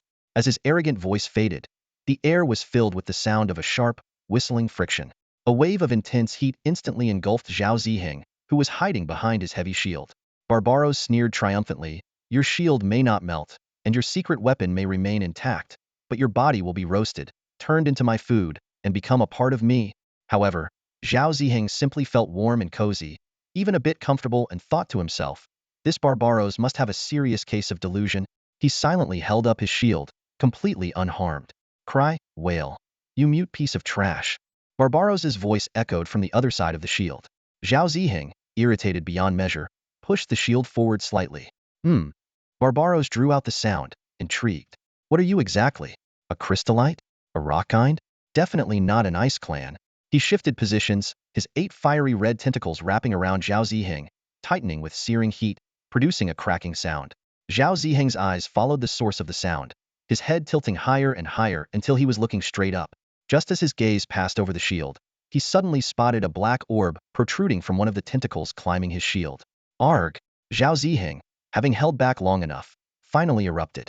Letting go of his shield, he grabbed the tentacle with both hands. The black orb tried to retreat, but it was too late. Zhao Ziheng clutched the tentacle with his left hand while his right hand spread its fingers, clawing directly at the orb. Titan clan. We're not enemies. Barbaros panicked. We can part peacefully when the battle ends. I'll grant you the earth spirit of wisdom. Ah! A scream tore through the air as Zhao Ziheng forcibly gouged out the pineapple-sized eyeball from the tentacle. As for whatever earth spirit Barbaros mentioned, Zhao Ziheng couldn't care less. He thought to himself, Big Pot was right. You guys are way too cunning. I'm not falling for it. I'm already smart enough. Barbaros's arrogance vanished in an instant. His 7 remaining tentacles braced against the ground, trying to escape, but Zhao Ziheng clung stubbornly to the 8th one. Don't push me. I'm only sparing you out of respect for our clans, otherwise. Before Barbaros could finish his sentence, the heavy shield slammed into him with a deafening thud. Seizing the moment, Zhao Ziheng leaped forward, pouncing on Barbaros and tearing him apart piece by piece until his fiery form cooled and disintegrated. In the cave, Zhao Ziheng recounted the encounter to Lu Quandan, spreading his hands regretfully. Too bad he didn't have any equipment on him. Lu Quandan burst out laughing, rolling on the ground. You, smart? Not needing wisdom? Ha ha ha.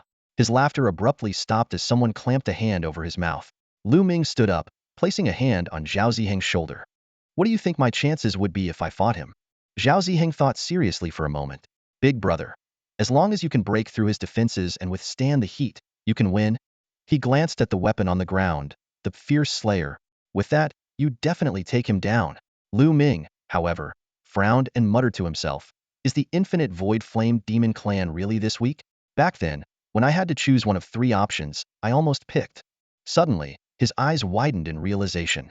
Damn it, I almost got scammed again. There was never a real choice. The Abyssal Ghost Vine clan ended up becoming Lu Quandan's pants. He stormed out of the cave, gazing at the dim sky. Am I right? Answer me. A cold, indifferent voice echoed in response. The infinite void flame demon clan, originally known as Zhu, were once used by humans for light and warmth. The Abyssal Ghost Vine clan were once the primary material for crafting human equipment. Lu Ming's breathing quickened with anger. You swindler. Why did you even offer them as choices to me back then? The cold voice ignored his question, continuing. Blue Spirit, Star Battlefield of the Heavens. The Glory leaderboard is now active. Honor list? Lu Ming's train of thought was abruptly interrupted by the sudden announcement. His gaze quickly locked onto the 3 characters beneath the information board for Domain Guardians on the left. As he opened the honor list, a golden beam shot into the sky, and the words Battlefield of the Heavens honor list glowed brightly above. However, the contents of the list turned out to be surprisingly simple. Number 1 Domain Guardian Sha 1 point. Number 2 Overseer 1 point. Beyond that, the list was shrouded in darkness, like an endless abyss. This isn't fair. Why do both of you have your names listed, but I don't? Lu Quandan complained loudly. Probably because you're just too weak, Zhao Ziheng quipped mercilessly, sparking a playful scuffle between the two. Lu Ming didn't join in their banter. Instead, he climbed to a higher vantage point to carefully survey the surroundings. After confirming that regular players couldn't see the list, he returned to the cave. This must be a leaderboard for fighting against players from Outer Realms, he analyzed, though it's still incomplete. As for why you're not on the list, Lu Quandan, it's probably because you haven't taken down any Outer Realm players yet. Who knows? You might be the next one forcibly summoned. This remark instantly silenced the 2, who sat down on either side of Lu Ming. I'm not weak. Why not send me? Lu Quandan asked, rubbing his ear where Zhao Ziheng had pinched him. Too fragile, not strong enough, and you talk too much? Zhao Ziheng began, only to provoke Lu Quandan into a furious outburst. Ever since Zhao Ziheng had been summoned to the Outer Realms and absorbed the spirit of the earth, Lu Quandan had been unable to gain the upper hand in any way. Enough! Lu Ming raised a hand to stop their bickering. Harmony among us is good, but this isn't the time. He turned to Lu Quandan, smacking him on the head. Do you think Outer Realm mages are as simple as Moon Yo, who only knows how to throw rocks? Have you seen that arrow that even I couldn't dodge? You can't begin to imagine the destructive power of magic and ranged classes. Gripping Lu Quandan by the neck, Lu Ming's tone grew more serious. For the next few days, go train with the Dragon God. Even dying there would be better than dying at the hands of Outer Realm players. Got it, big brother. Lu Quandan responded, oddly enthusiastic. He pulled out the Heart of Lava to show off for a moment before disappearing into the depths of the cave. Once Lu Quandan was gone, Lu Ming turned to Zhao Ziheng, who looked like he had something on his mind. You have something to say? Big brother, after absorbing the spirit of the earth, I found a clear path forward, Zhao Ziheng said with determination. Next, I need to obtain the soul of the earth and the essence of the earth. The soul of the earth can counter strange, intangible attacks, while the essence of the earth will further enhance my physical body. I won't fall behind again. For a rare moment, Lu Ming's gaze softened. He reached out and ruffled Zhao Ziheng's hair with a firm hand. Lu Ming looked at Zhao Ziheng, who still had his usual honest demeanor, and felt a sense of relief. From their initial goal of simply surviving to now having a clear path for growth and strength enough to stand firm in the battlefields of the heavens, Lu Ming could finally rest assured. As they were casually chatting, a piercing scream suddenly shattered the silence. They turned almost simultaneously and rushed deeper into the cave. What greeted them was Lu Quandan, curled up in a ball, teeth clenched, blood seeping from his ears, completely unaware that he was the one screaming. "What are you doing?" Lu Ming demanded sharply, but Lu Quandan was evidently deaf to the outside world. Noticing the glowing heart of lava and the fiery red tail, Lu Ming guessed that Lu Quandan was undergoing some kind of fusion. Unfamiliar with the process of forging modifications, Lu Ming dared not intervene recklessly, and Zhao Ziheng beside him was anxiously scratching his head. Suddenly, Lu Quandan opened his bloodshot eyes. "Big brother, it hurts." Lu Ming grabbed his hand firmly. "How can I help you?" There was no point in scolding or lecturing him, now went straight to the point. Lu Quandan shook his head, tears streaming down. "The base of my tail hurts, big brother. Just don't let me pass out, ah." With another agonized scream, Lu Ming felt Lu Quandan gripping his hand with all his strength. He glanced at Zhao Ziheng, and without needing to say a word, Zhao Ziheng immediately stepped forward, holding the convulsing Lu Quandan in his arms and pinning the snake-like, thrashing tail between his knees. The cave echoed with heavy breathing and the sound of clenched teeth. Lu Ming pried Lu Quandan's hand off and exchanged a look with Zhao Ziheng before stepping out. Moments later, he returned, holding the menacing long blade, Xiong Tu. He fixed his gaze on the trembling Lu Quandan in Zhao Ziheng's arms, his expression dark and cold. "Tell him, if he really can't hold on, I'll cut off his tail." Zhao Ziheng froze for a moment, about to remind him of the rule that the three of them couldn't harm one another, but seeing the look in Lu Ming's eyes, he immediately understood his intention. Raising his voice, he relayed the message to Lu Quandan, whose ears were blocked with blood. Upon hearing this, Lu Quandan's eyes shot open. "No, big brother, don't. This is the only way I can grow stronger. Quickly, cut it off." Lu Ming didn't respond. He simply planted Xiong Tu in front of Lu Quandan, the blade gleaming coldly. He said calmly, "If you pass out, they'll cut it off immediately." Barely conscious from the pain, Lu Quandan had already forgotten the rule that they couldn't harm each other. His glowing green eyes locked onto the blade, terrified that even the slightest slip would lead to his tail being severed. 2 hours later, Lu Quandan, drenched in sweat, finally calmed down. The heat from his tail gradually dissipated. Just as he collapsed, Lu Ming abruptly raised the hilt of his blade. "Big brother, put the blade down. I didn't pass out. I succeeded in the modification. Now, eh?" Lu Quandan's words trailed off as he finally lost consciousness, his tail curling up against his chest. Lu Ming and Zhao Ziheng exchanged amused glances. "And he has the nerve to call me dumb? He held on purely out of fear. Ha ha ha." Zhao Ziheng's hearty laughter echoed through the cave. "He's not afraid of dying but terrified of losing his chance to grow stronger," Lu Ming said with a sigh of relief, planting the long blade into the ground. "Did you catch what he said he is now?" "Nope. My guess is he bit his tongue in his rush to speak." Zhao Ziheng extended a finger and gently pushed Lu Quandan's drooping tongue back into his mouth. He spoke softly, "Big brother, let me take care of him. You should rest for a while. I know you've all been worried ever since I went off to war." Lu Ming slowly walked over to Zhao Ziheng and looked up at the towering man who, even while sitting, was still much taller than him. "You're over 4 meters tall now, aren't you? I remember you used to be shorter than me when sitting." Now even Lu Quandan, who's 176 centimeters tall, looks like a child in your arms. Zhao Ziheng scratched his head awkwardly, sparks flying from the motion. "Maybe it's because I consumed the earth spirit. I seem to have grown taller again."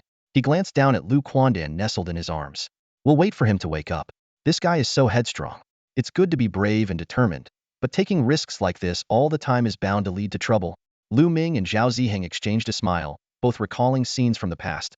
Back then, Lu Quandan had been a reckless hothead, leading a gang armed with machetes to take on Zhao Ziheng, who had been left howling in pain. Now, that former adversary lay quietly curled up in Zhao Ziheng's arms like a child. Perhaps this was fate. 5 hours later, Lu Quandan began to stir. He shifted slightly in Zhao Ziheng's arms, stretched his limbs, and unfurled his long tail. When he opened his eyes and met Zhao Ziheng's gaze, his fur bristled instantly. "What the hell? Don't touch me. I knew you big oaf have been lusting after my good looks all along." Zhao Ziheng rolled his eyes and swung his large hand toward Lu Quandan's mouth, but it ended up hitting his own leg instead. Lu Quandan's voice rang out from somewhere above and behind him. If I could attack right now, one slash, and your big head would be rolling like a stone ball. Instead of getting angry, Zhao Ziheng chuckled, raising an eyebrow. My base defense is 320 now. Even in a duel, you could go at me for 24 hours and still not make a dent. What? Lu Quandan lost his footing and fell from the cave ceiling, landing directly on Zhao Ziheng's broad shoulder. Enough! Lu Ming's sharp command cut through the commotion. Zhao Ziheng immediately straightened his posture, and Lu Quandan slid bonelessly to the ground, crouching in place.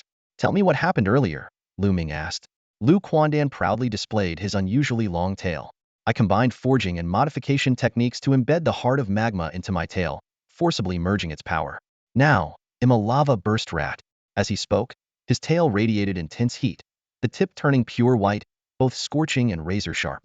With a hiss, the tail pierced effortlessly into the ground, leaving behind a faint wisp of smoke. Anything else? Lu Ming asked, rubbing his chin thoughtfully. Of course. Lu Quandan grinned smugly, activating a dark red glow that enveloped his entire body in an instant.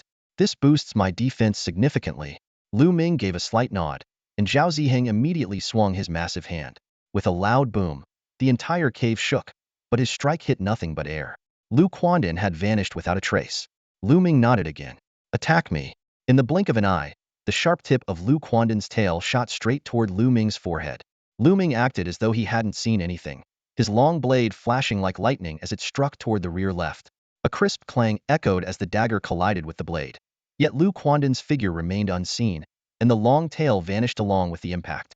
The most surprising part was that this time, Lu Quandan held onto his dagger tightly without losing his grip. When Lu Quandan finally revealed himself with a cheeky grin, Lu Ming moved closer to him. Before doing this, how confident were you? He asked. Lu Quandan's eyes darted around, landing on the spot where the long tail had disappeared.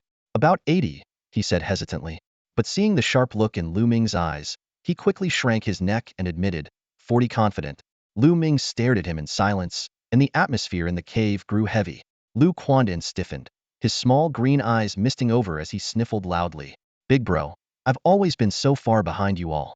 If I don't push myself to the limit, I'm afraid one day I won't be able to keep up with you. Looking at Lu Quandan's stubborn expression, Lu Ming's gaze softened. He reached out and ruffled Lu Quandan's hair. Don't put too much pressure on yourself. Go practice with Moon Yo and get used to the changes in your body. The next summons might be for you. Lu Quandan sniffed again, wiping away the tears at the corners of his eyes. I'll never give up, big bro. With that, he dashed out of the cave like a whirlwind. Follow him. Unless there's a life-threatening situation, don't intervene, Lu Ming instructed. Got it, big bro, Zhao Ziheng replied before quickly chasing after Lu Quandan. Standing at the cave entrance, Lu Ming rubbed his temples and sighed. Being too headstrong can get you killed, idiot. After a brief rest, Lu Ming picked up his weapon, Xiong Tu, and headed toward the ruins of the ancient castle. Along the way, he encountered many players, especially newcomers. They weren't there to fight monsters, but to explore the map. Whether they ran into skeletal beasts from the Bone Tribe or armored warriors from the human palaces, they would band together and challenge them, only to willingly be sent back to the respawn point. As soon as he stepped onto the narrow mountain path outside the ruined castle, a player shouted, "Dog bro is here again. If you're not afraid of dying, charge forward. If you're just here for the show, stay back." These young players would wail and cry dramatically when struck, as if competing to see who could suffer more. Yet, as long as no blade touched them, their antics were endless. Lu Ming's purpose here was to deal with the special operatives sent by the Four Nations. From a high vantage point, he spotted two groups, Mao Xiong and Mi Lilith, in a standoff amidst a forest of jagged rocks. A smile spread across his face. What's the fun in a standoff? Let me help you settle this.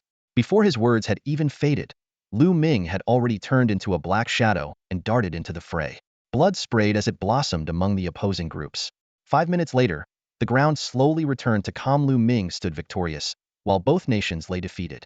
Over the next 3 days, Lu Ming practically camped at the ruined castle. Whenever he spotted one of these special squads, he would annihilate them without mercy. This relentless spree sparked heated discussions on the forums. Shocking. Dog bro has set his sights on a bunch of weirdos. I tried to follow him and got cut down. Can some insider spill the tea already? From my years of experience getting beaten up, these burly guys are probably from some underground organization. Thanks to Kono Dio for the expert certification, and shout out to fans like Gu Guai's Gao Shuoyang for gifting 5 inspiration capsules, and Hatsune Miku Youth Eternal for the shining star. Much love to everyone. The news of the targeted attacks on the teams quietly stationed by the four nations was quickly reported and sparked heated discussions within the player community. On the forums, players' imaginations ran wild. Their expressions are so robotic, could they be aliens? No, they seem more like office workers sent on a mission. Maybe it's some kind of puppet duplication technique? They must be assassins or mercenaries sent by a mysterious boss. I think they're not even human.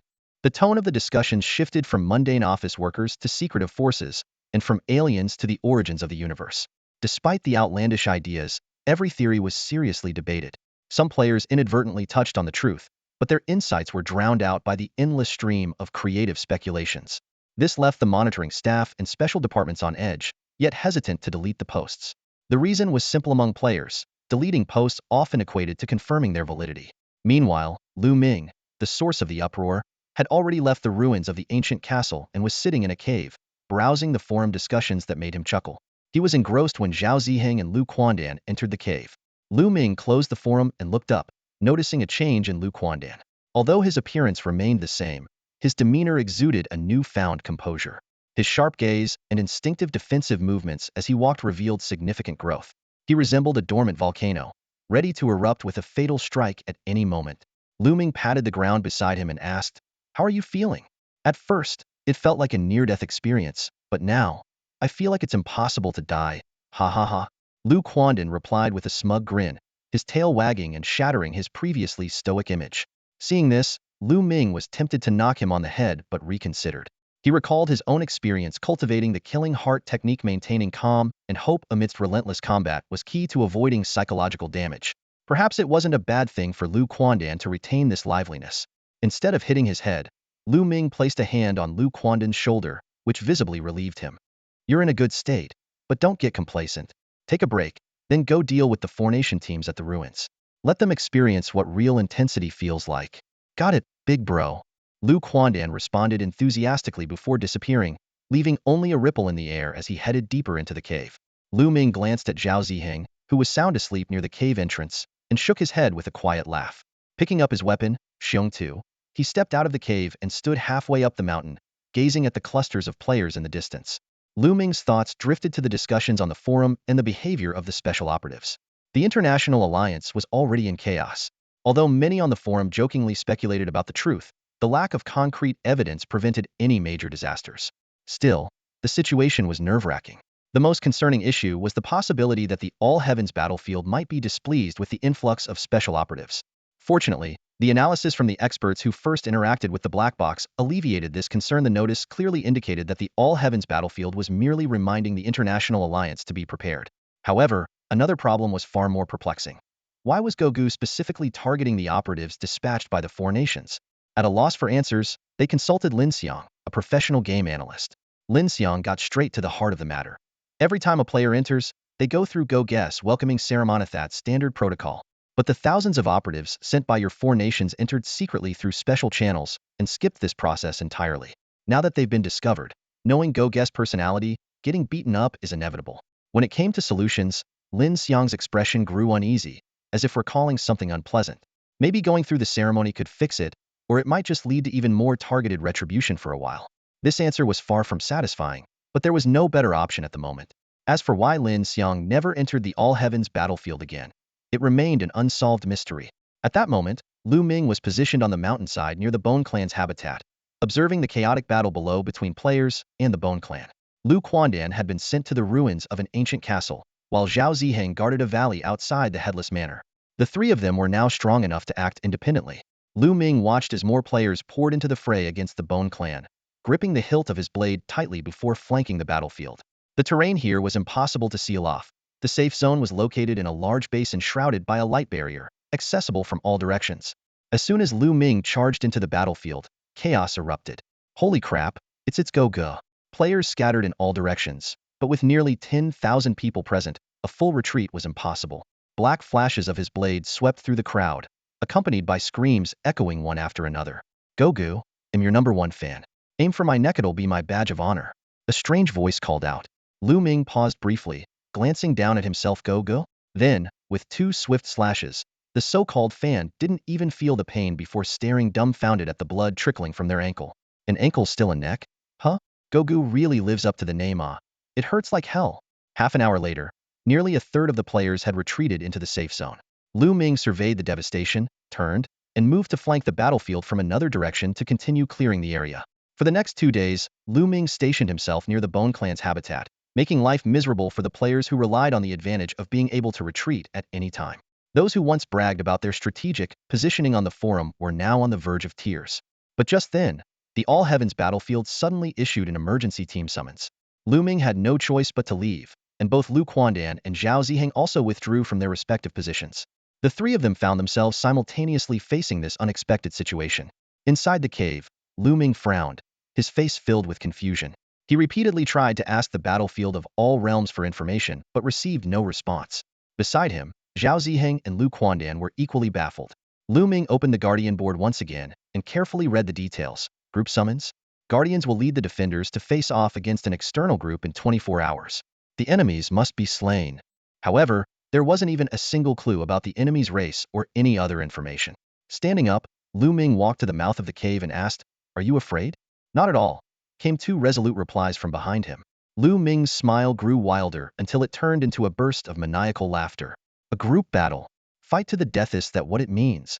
He looked up at the dim sky, but no answer came.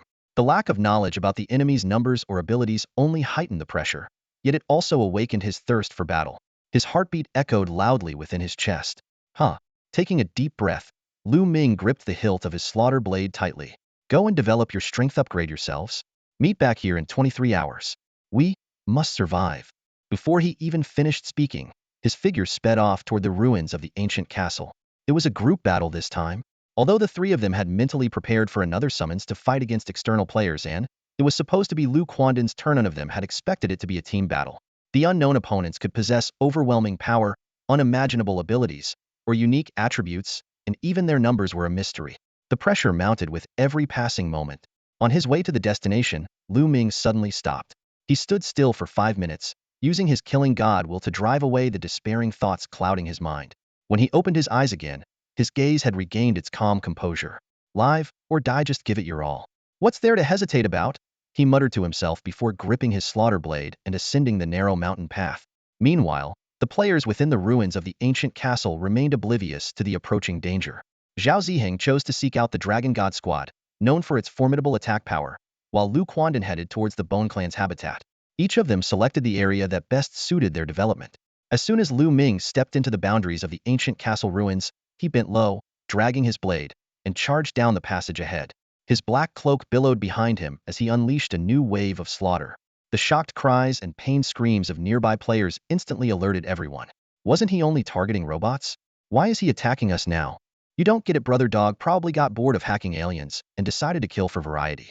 It's his new hobby, slaughtering everything. Are you serious right now?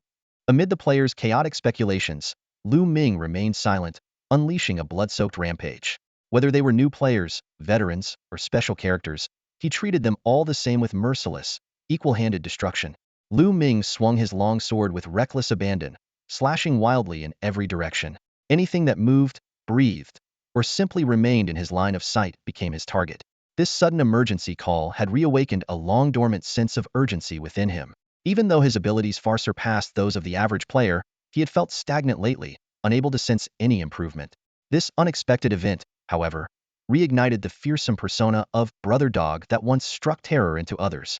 On the battlefield, blood and shattered flesh of players sprayed through the air like blooming crimson roses. Lu Ming entered a peculiar state of unnervingly calm, devoid of joy or sorrow. Reality, the past, and the upcoming team battles seemed to fade into insignificance. His long sword carved elegant arcs through the air, sending warm blood splattering in every direction. The Hell Passage, being the only entry and exit point, was always densely packed with people. With the map now expanded, retreating to the safe zone had become a daunting task for players. Stationed at this critical choke point, Lu Ming unleashed indiscriminate slaughter on anyone trying to pass.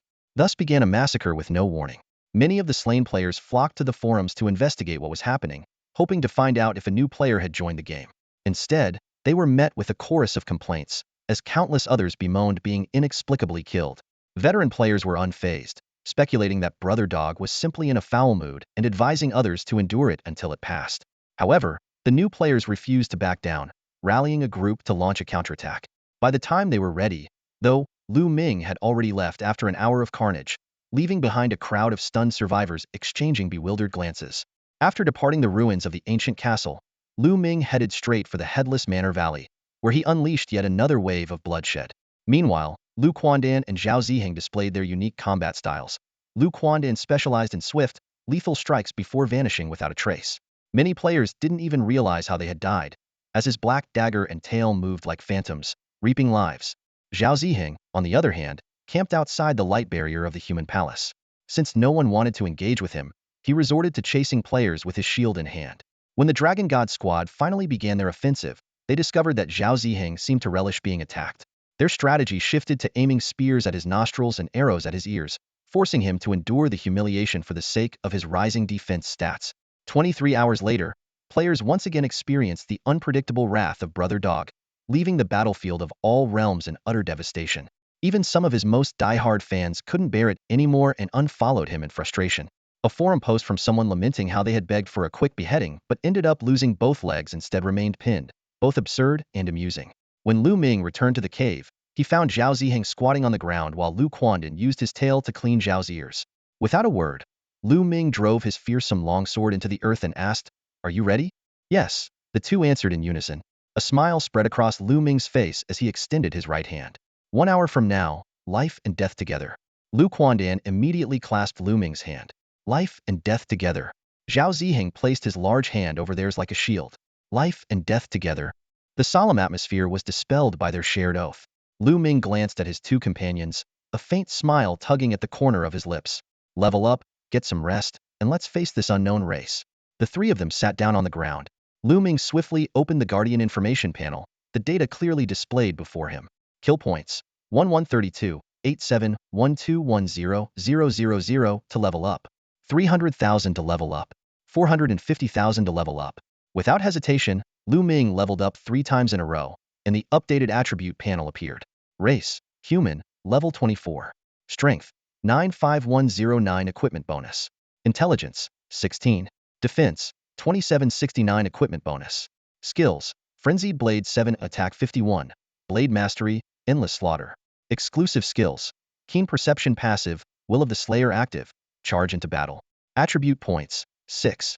Kill points: 172, 87, 1680, 000.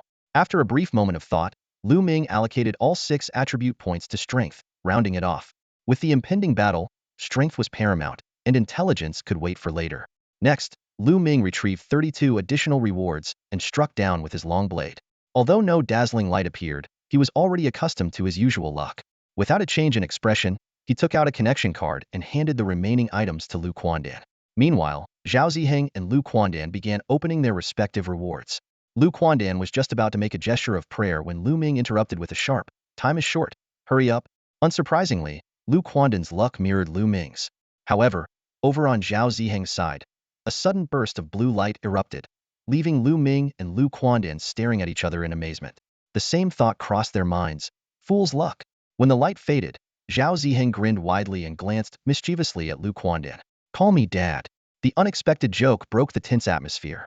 Lu Quandan froze for a moment before his face flushed with embarrassment. "In your dreams, you idiot." Before he could finish, Zhao Ziheng handed over a dark red dagger. Lu Quandan's tone immediately shifted. "Dad, Dad, my dearest father." With the dagger in hand, Lu Quandan showed off a little. The dark red, serrated, fang-like dagger spun deftly between his fingers. Feigning arrogance, he said, "Thanks, you little punk." Seeing Zhao Ziheng raise his hand in mock retaliation, Lu Quandan quickly darted behind Lu Ming, his smug expression almost comical. Lu Ming allowed the two to bicker, glancing at the countdown timer on the information panel. 15 minutes remaining. He closed his eyes, focusing on calming his mind and preparing himself. Suddenly, a distorted sensation swept over them, and the trio vanished from the cave. When they opened their eyes again, they found themselves standing in a sparse forest of towering trees. The sun was shining brightly, and the towering tree canopies stretched skyward.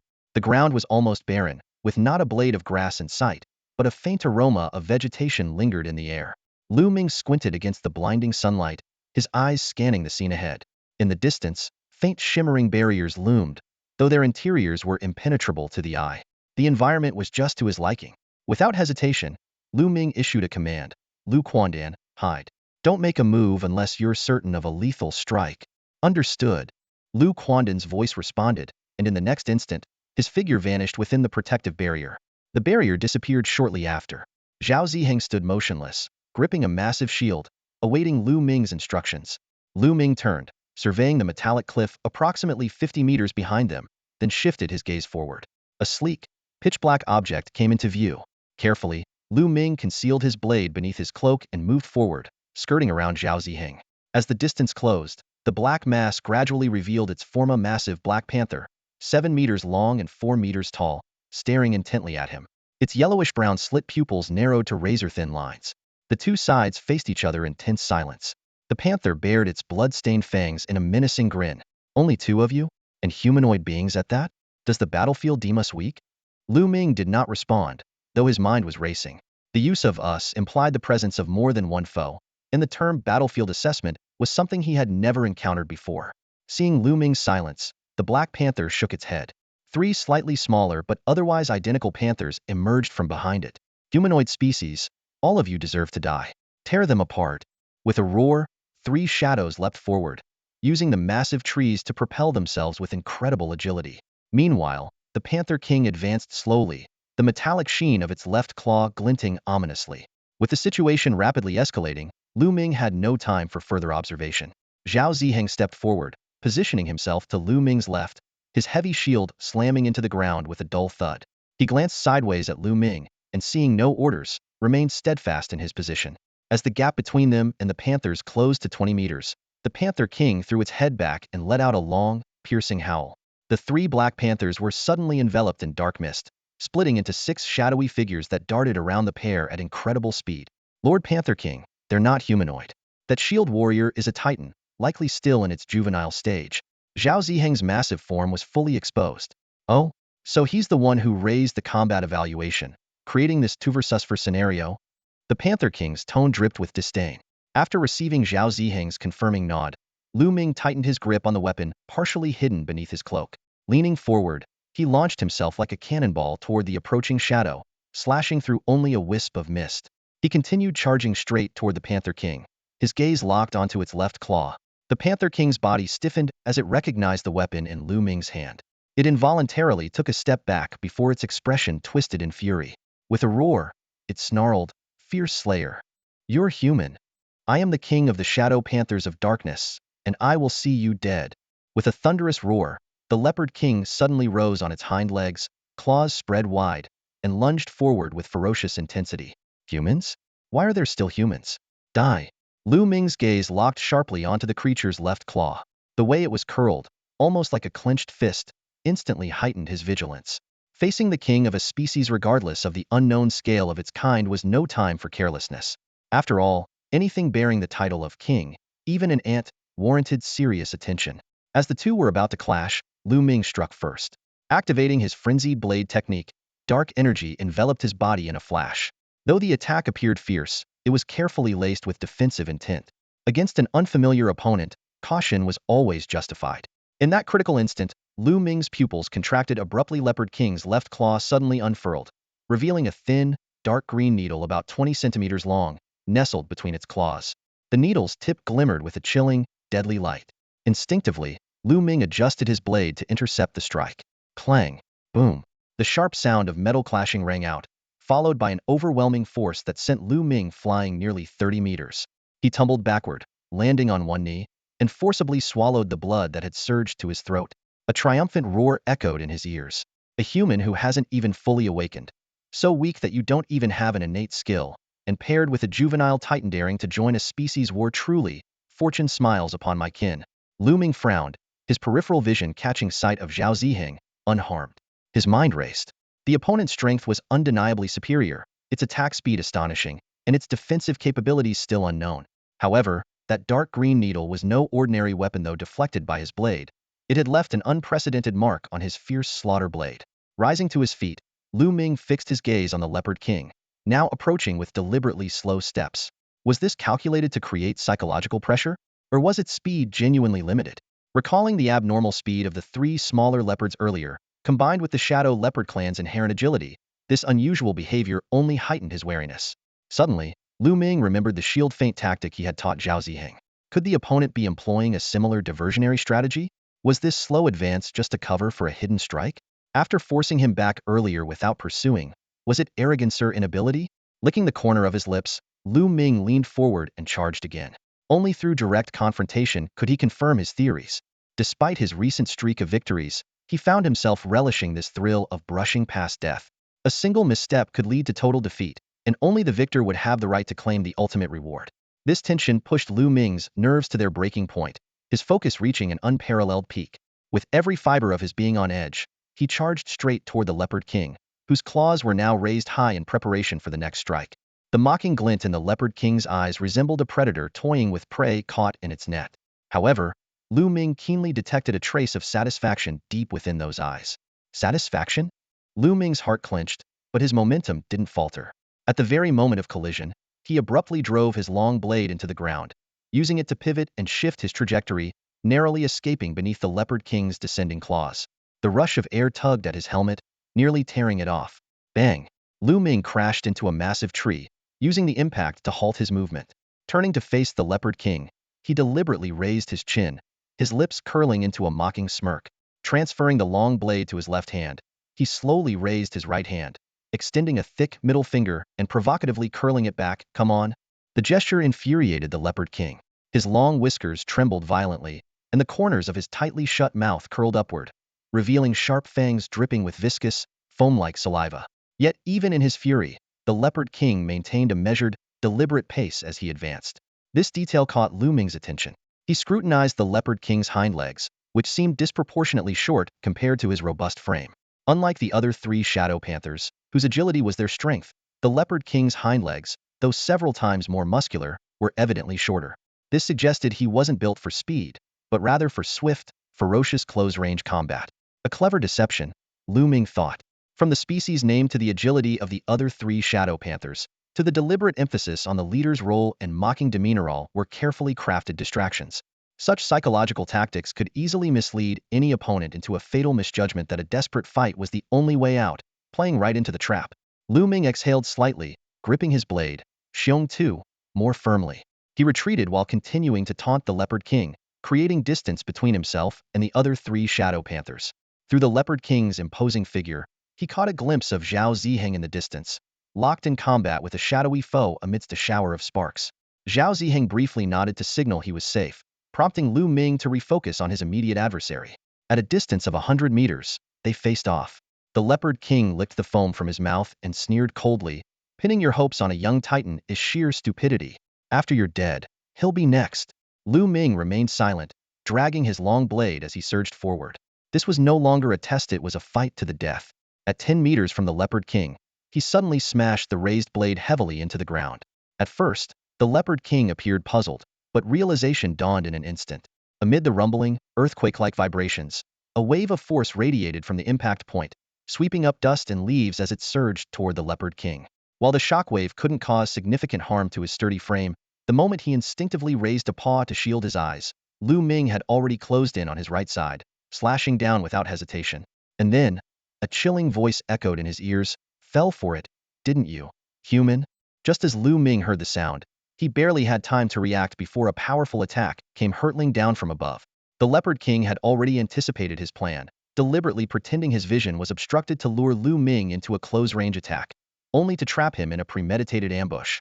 Clenching his teeth, Lu Ming neither dodged nor made any unnecessary moves. The black blade, trailing after images, did not waver from its target. Instead, it accelerated. With a sharp slash, the long blade tore fiercely into the rubbery hide of the Leopard King. Almost simultaneously, a loud thud followed as Lu Ming bent forward to dodge a strike aimed at his head, but the Leopard King's paw slammed heavily onto his back. The sheer force of the blow drove his legs deep into the ground. The Leopard King quickly turned, its claws extending with sinister needles between them. Sweeping across in a deadly arc, Lu Ming arched backward with sudden force, narrowly avoiding the strike as the claws whistled past his nose. He immediately pushed off with his legs, attempting to create distance, but was caught off guard by an unexpected attack from the Leopard King's hind leg. A muffled boom echoed as the Leopard King's hind paw struck Lu Ming square in the chest. A mist of blood erupted from his mouth as his body was sent flying over 20 meters, skidding across the ground before slamming into the roots of a tree. Even with his calamity battle armor, the impact left Lu Ming feeling as though his chest had been crushed, making it hard to breathe. Coupled with the earlier blow to his back, his entire torso throbbed with fiery pain. Yet, instead of succumbing to despair, the pain only fueled his fighting spirit. Leaning against the massive tree, he struggled to his feet. Breathing heavily, Lu Ming shook his head to clear the blurring vision and spat out a mouthful of blood. More blood dripped from his chin as he looked up at the Leopard King, who was steadily closing the distance. A blood-stained grin spread across his face as he taunted. "Heh, is that all you've got?" Before his words even faded, a desperate scream echoed from the distance, followed by a furious roar. "Lord Leopard King, He is dead. They're not just two, there's a third one hiding in the shadows. I couldn't pick up his scent." Lu Ming burst into laughter, relishing the shock, disbelief, and confusion etched across the Leopard King's face. The orange-yellow eyes, with their narrow vertical pupils quivering, only heightened his satisfaction. Sensing some recovery in his body, Lu Ming gripped his blade tightly in his right hand and casually wiped the blood from the corner of his mouth with his left. Silently, he charged forward. Such an opportunity could not be wasted. Enduring the excruciating pain, he exploded into motion, leaping from the side the moment the Leopard King was distracted. While airborne, Lu Ming unleashed his frenzied blade technique. Though the Leopard King sensed the incoming attack, it was too late to counter. The air filled with the relentless slash, slash, slash of cutting strikes as Lu Ming, like a mad demon, swung his blade wildly, the flashes of steel enveloping the area. With a furious roar, the Leopard King rolled on the ground, once again sending Lu Ming flying. However, its back was now crisscrossed with dozens of deep-shaped wounds, each half a foot deep. Strangely, no blood flowed from the injuries, as though its true body remained unharmed. Lu Ming staggered to his feet, swallowing the blood rising in his throat. Using his blade for support, he steadied himself and leaned slightly forward, his eyes fixed intently on the Leopard King 50 meters away. In the distance, the Leopard King's anxious voice called out, "Come back. I'll shield you." The battle was far worse than expected. Lu Ming's resilience was beyond imagination, but their side had already lost one person.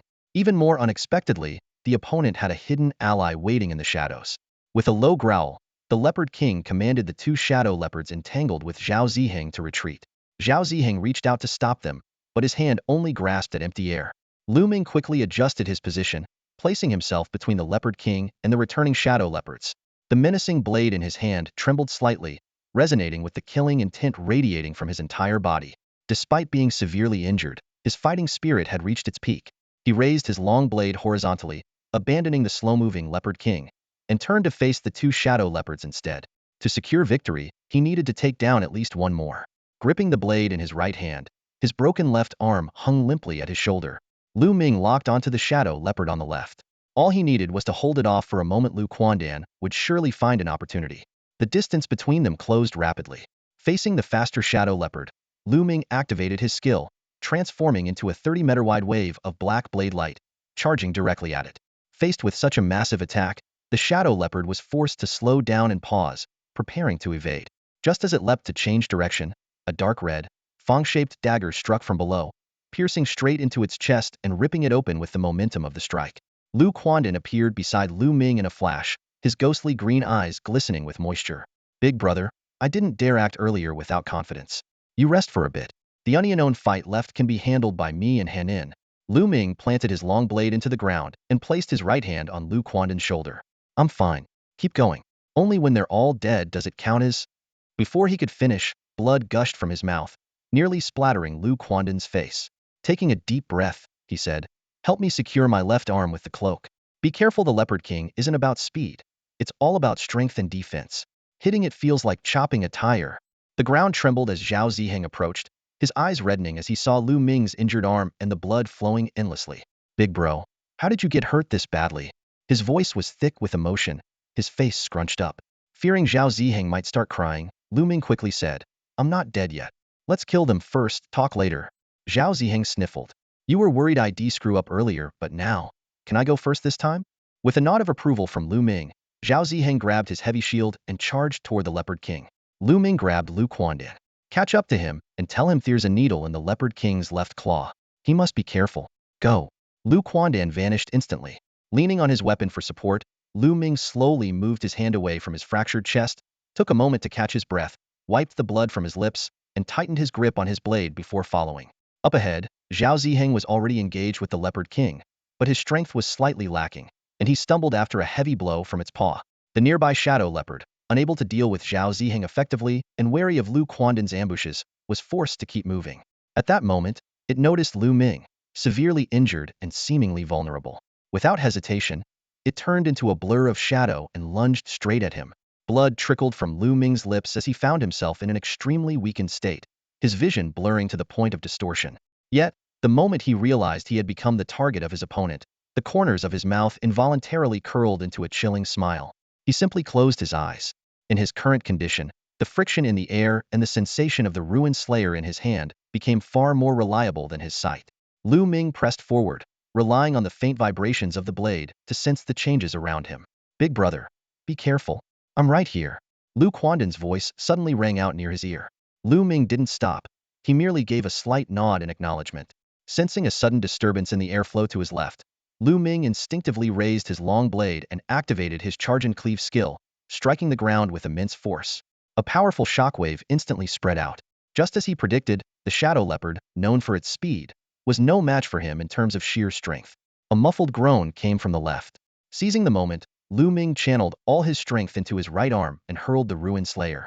The sickening sound of the blade piercing flesh, accompanied by the beast's anguished howl, confirmed a direct hit.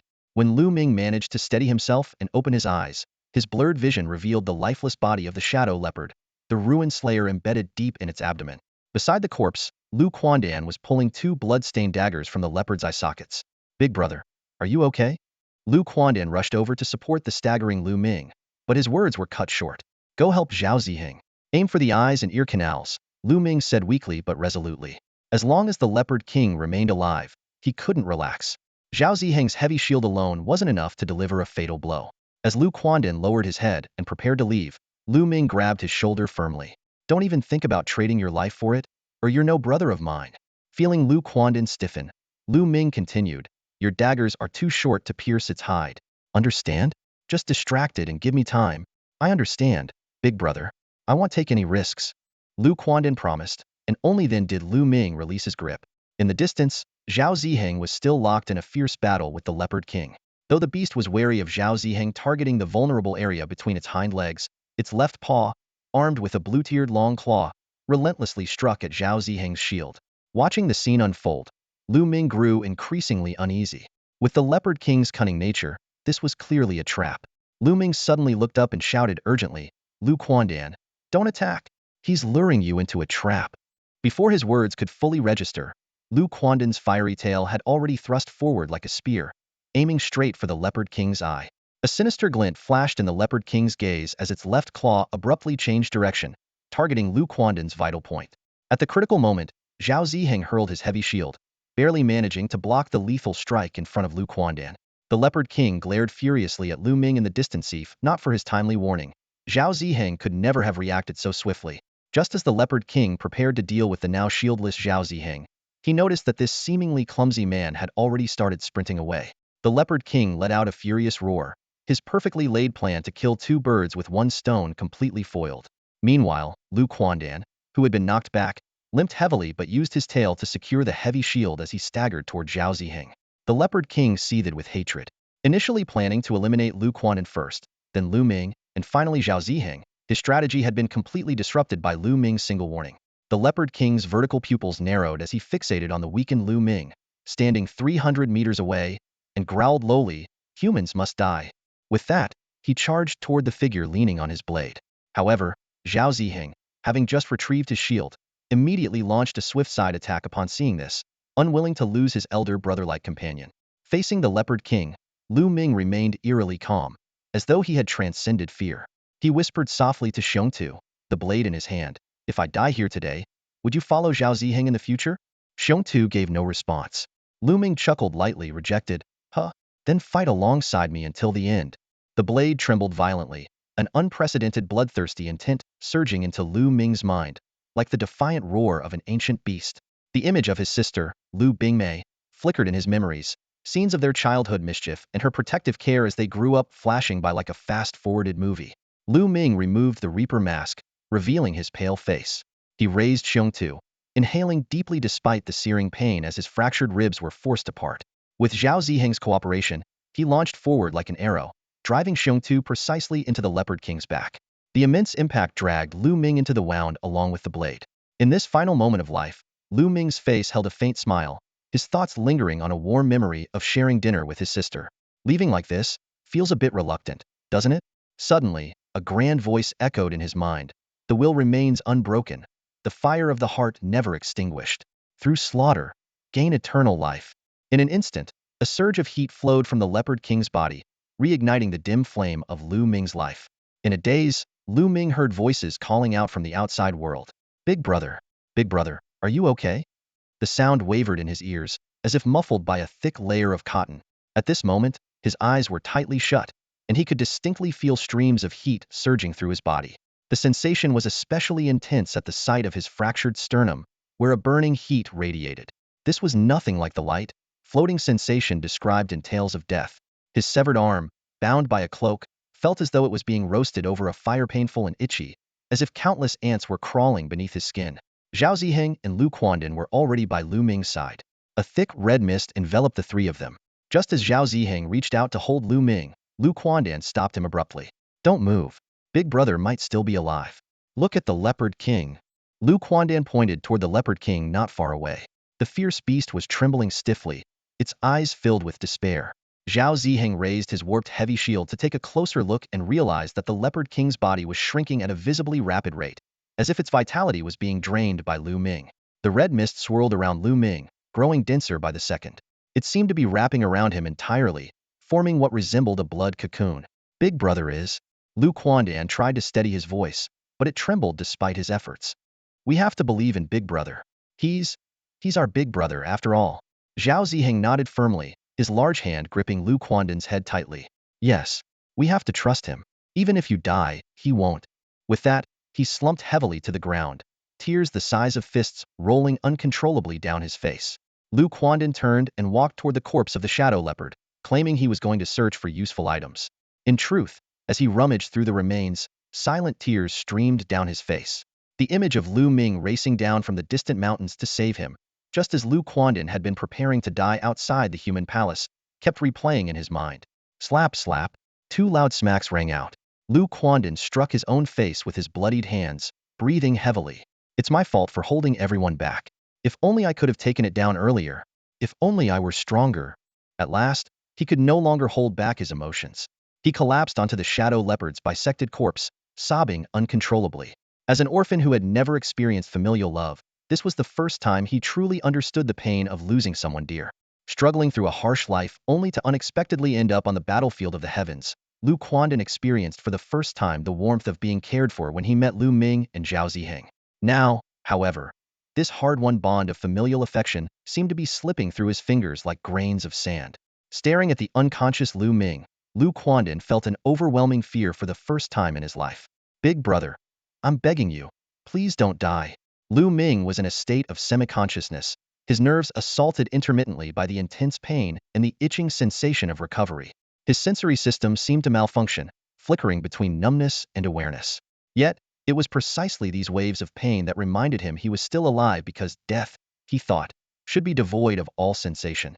Clinging tightly to this thought, his survival instinct was instantly triggered. He focused all his attention on his right arm, which was deeply embedded in the body of the Leopard King. The slow flow of heat within him suddenly sped up, turning as scorching as molten lava as it surged through his body. The pain that came with it was no longer intermittent but continuous, gradually restoring Lu Ming's awareness of his body.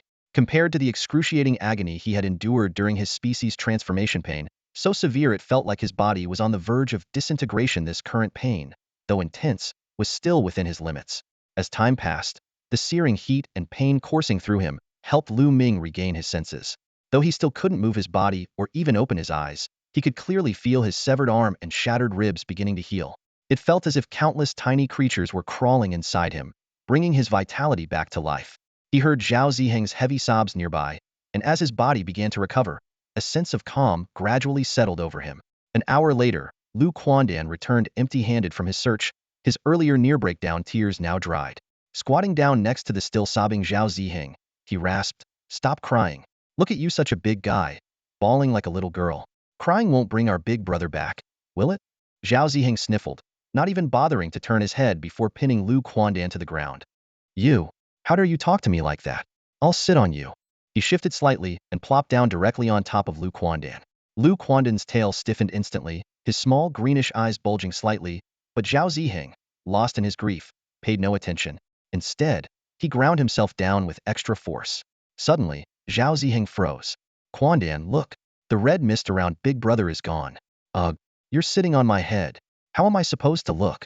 By the time Lu Quandan finally managed to wriggle free, the red mist enveloping Lu Ming had completely dissipated. Big Brother is still breathing, look. His chest is moving. Lu Quandan leapt lightly to Lu Ming's side and reached out to touch him, but his wrist was suddenly grabbed. Turning his head, he saw Lu Ming slowly opening his blood-red eyes. Big Brother, you're awake? You scared the life out of us. Lu Quandan exclaimed. I'm fine, Lu Ming croaked, his voice hoarse, as the redness in his eyes gradually faded. Are you really okay now, Big Brother? What happened earlier? Zhao Ziheng asked anxiously. Lu Ming slowly shook his head. Everything's fine now. It was a blessing in disguise. I've awakened the human race's innate ability. Plunder. The word plunder suddenly surfaced in Lu Ming's mind after a sharp cracking sound. This newly awakened ability's specific function was still unknown, and he could only study it carefully once they returned. Seeing the worried expressions of the two younger men in front of him, Lu Ming swiftly opened his already damaged cloak and used his fully restored left hand to put his mask back on. He pulled the fierce slayer from the massive body of the Leopard King and leapt down with ease. The Leopard King was now on the brink of death. His once majestic body lay feebly against the ground, his whiskers fallen, and his once glossy black fur had turned gray, resembling an old man swaying in the wind. His cloudy eyes struggled to focus on Lu Ming as he rasped out his final words, humans? Humans who awaken their talents. Why can they never be wiped out? Before he could finish, his teeth began falling out one by one. Lu Ming bent down and picked up the long needle clasped in the Leopard King's left claw. The item's properties didn't display any information for now. It seemed he would have to wait until they returned to examine it. Turning to Zhao Ziheng and Lu Quandan beside him, he simply said, prepare to head back. As soon as the words left his mouth, the fierce slayer flashed with a streak of black light, and the Leopard King's head fell cleanly from his body. Immediately after, a violent distortion enveloped them, as though some force was dragging them back. The three of them landed heavily in the cave. Boss, what's going on? Was it always like this before? Lu Quandan asked, confused. Lu Ming didn't answer. Instead, he walked to the cave entrance, stretched out his arms, and took a deep breath. It feels so good to be alive. Lu Quandan and Zhao Ziheng exchanged a glance. They noticed that ever since the battle with the Leopard King, Lu Ming seemed different. The stark contrast between his cold, deadly aura and his newfound appreciation for life gave them an unusual sense of reassurance. Internally, he was still the strict but caring leader who always looked out for them. Outwardly, he was a decisive, no-nonsense killer. Just as Lu Quandan leaned closer to ask about the peculiarities of this mission, a cold, mechanical voice suddenly rang out. Congratulations on your first team battle successfully defeating an Outer Realm player race. This has accelerated the development of the Blue Spirit Star battlefield. Rewards are being distributed. Moments later, Lu Quandan excitedly jumped onto Zhao Ziheng. 3 universal reward boxes. Haha, we're rich. Zhao Ziheng chuckled heartily and pulled out his own reward box. Lu Ming peered into the cave, his brows furrowing slightly at the scene before him. By tradition, moments like these called for the three of them to open the treasure chest together, as if it were an unspoken ritual. Yet, at this moment, Lu Ming remained turned away from the cave entrance, toying with a long, needle-like object resembling a chopstick. It was a soul annihilation needle, a sign-grade piece of equipment. Silently, Lu Ming read through its attributes: attack 30, penetration 80. The most striking feature, however, was its unique skill. Soul annihilation. After inflicting physical damage, it could unleash a soul energy explosion within the enemy, causing anything from temporary paralysis to instant death. The needle's tip gleamed with an eerie, cold light. Lu Ming extended his index finger and lightly pricked it. In an instant, the surroundings fell into darkness. A massive, 5-meter-wide, dark green spear descended from above, hurtling toward him with earth-shattering force. Just as Lu Ming prepared to draw his blade, a sudden cool sensation emanated from his death god mask, and the vision instantly dissipated. Glancing at the bead of blood forming on his fingertip, Lu Ming shook his head and chuckled softly. Quite the imposing name. Claiming to be soul energy, but it's just an illusion after all. Turning around, he handed the soul annihilation needle to Lu Quandan. Here, it's yours. Just don't use it on players. Lu Quandan was overjoyed, nearly rushing forward to bear hug Lu Ming, only to have his head firmly pressed down, his legs futilely kicking at the ground. All right, who are you putting on a show for? Lu Ming remarked helplessly. Hee, thanks, big bro. Lu Quandan beamed as he examined the needle's tip, his eyes involuntarily darting toward his own tail. Lu Ming walked into the cave, sitting cross-legged as he opened the Guardian's interface and retrieved 3 heavenly gift boxes. The 3 exchanged glances. This was the moment to begin the feast. This time, the number of boxes was equal, so there was no need for distribution. Each would open their own. Lu Ming casually grabbed one and tore it open. A blinding light erupted instantly. When the light faded, a massive hammer lay on the ground. Its surface was riddled with cracks, the head curved like a bird's beak, sharp on one side, flat on the other, radiating an untamed aura. Before his vision could fully adjust, Lu Quandan's wail rang out. Hey, you big oaf, don't crush me. I'm over here, you fragile egg. As the scene came into focus, Lu Quandan's cheeks were puffed out as he struggled to push away the massive hammer pinning him down. Big bro, help. It's crushing my eggs. They're about to break. Even Lu Ming couldn't help but twitch at the corners of his mouth upon hearing this embarrassing plea for help. By this time, Zhao Ziheng had crawled over on his knees but made no move to assist, instead staring at the massive hammer in awe. Stop gawking and get this thing off me, Lu Quandan shouted angrily. Zhao Ziheng glanced up at Lu Ming, who nodded. This 6-meter-long beast isn't my style. It's yours. With permission granted, Zhao Ziheng rubbed his hands together and grabbed the hammer's handle, lifting it with ease. Lu Quandan immediately curled up into a ball. Ow, you idiot, just you wait. Ignoring the threats, Zhao Ziheng carried the massive hammer over to Lu Ming. Big bro, check it out. Lu Ming tapped the hammer's surface and read its attributes aloud. Colossal strength hammer, damaged, black gold grade, strength 10, defense 30, a weapon with defensive attributes? That's a first. It's certainly built for raw power. Look at that thick handle. I can't even get a proper grip on it. It's perfect for you, simple and direct. Zhao Ziheng nodded in agreement. Shields work fine for smashing players, but in combat, the force gets too dispersed to deal real damage. I've been wanting to switch weapons anyway. Besides, my defense is already high enough. Lu Ming nodded approvingly. Always choose the path that suits you best. Go ahead. Zhao Ziheng carried the heavy hammer back to his spot, sitting down before grabbing a heavenly gift box. Big bro, watch this, he declared, tearing it open with both hands. Suddenly, a muffled roar echoed as black smoke billowed out, filling the air with a bone-chilling cold. The heavy scent of blood mixed with the anguished wails of countless souls. Before the trio could react, a dark red figure shot out from the smoke, hurtling straight toward Lu Ming. Lu Ming didn't hesitate for a second. Instinctively, he tightened his grip on the hilt and swung the blade of fury with precision. With a sharp clang, the dark red light was deflected back at double its speed. The blade quivered violently, emitting a strange, almost mocking wave of emotion.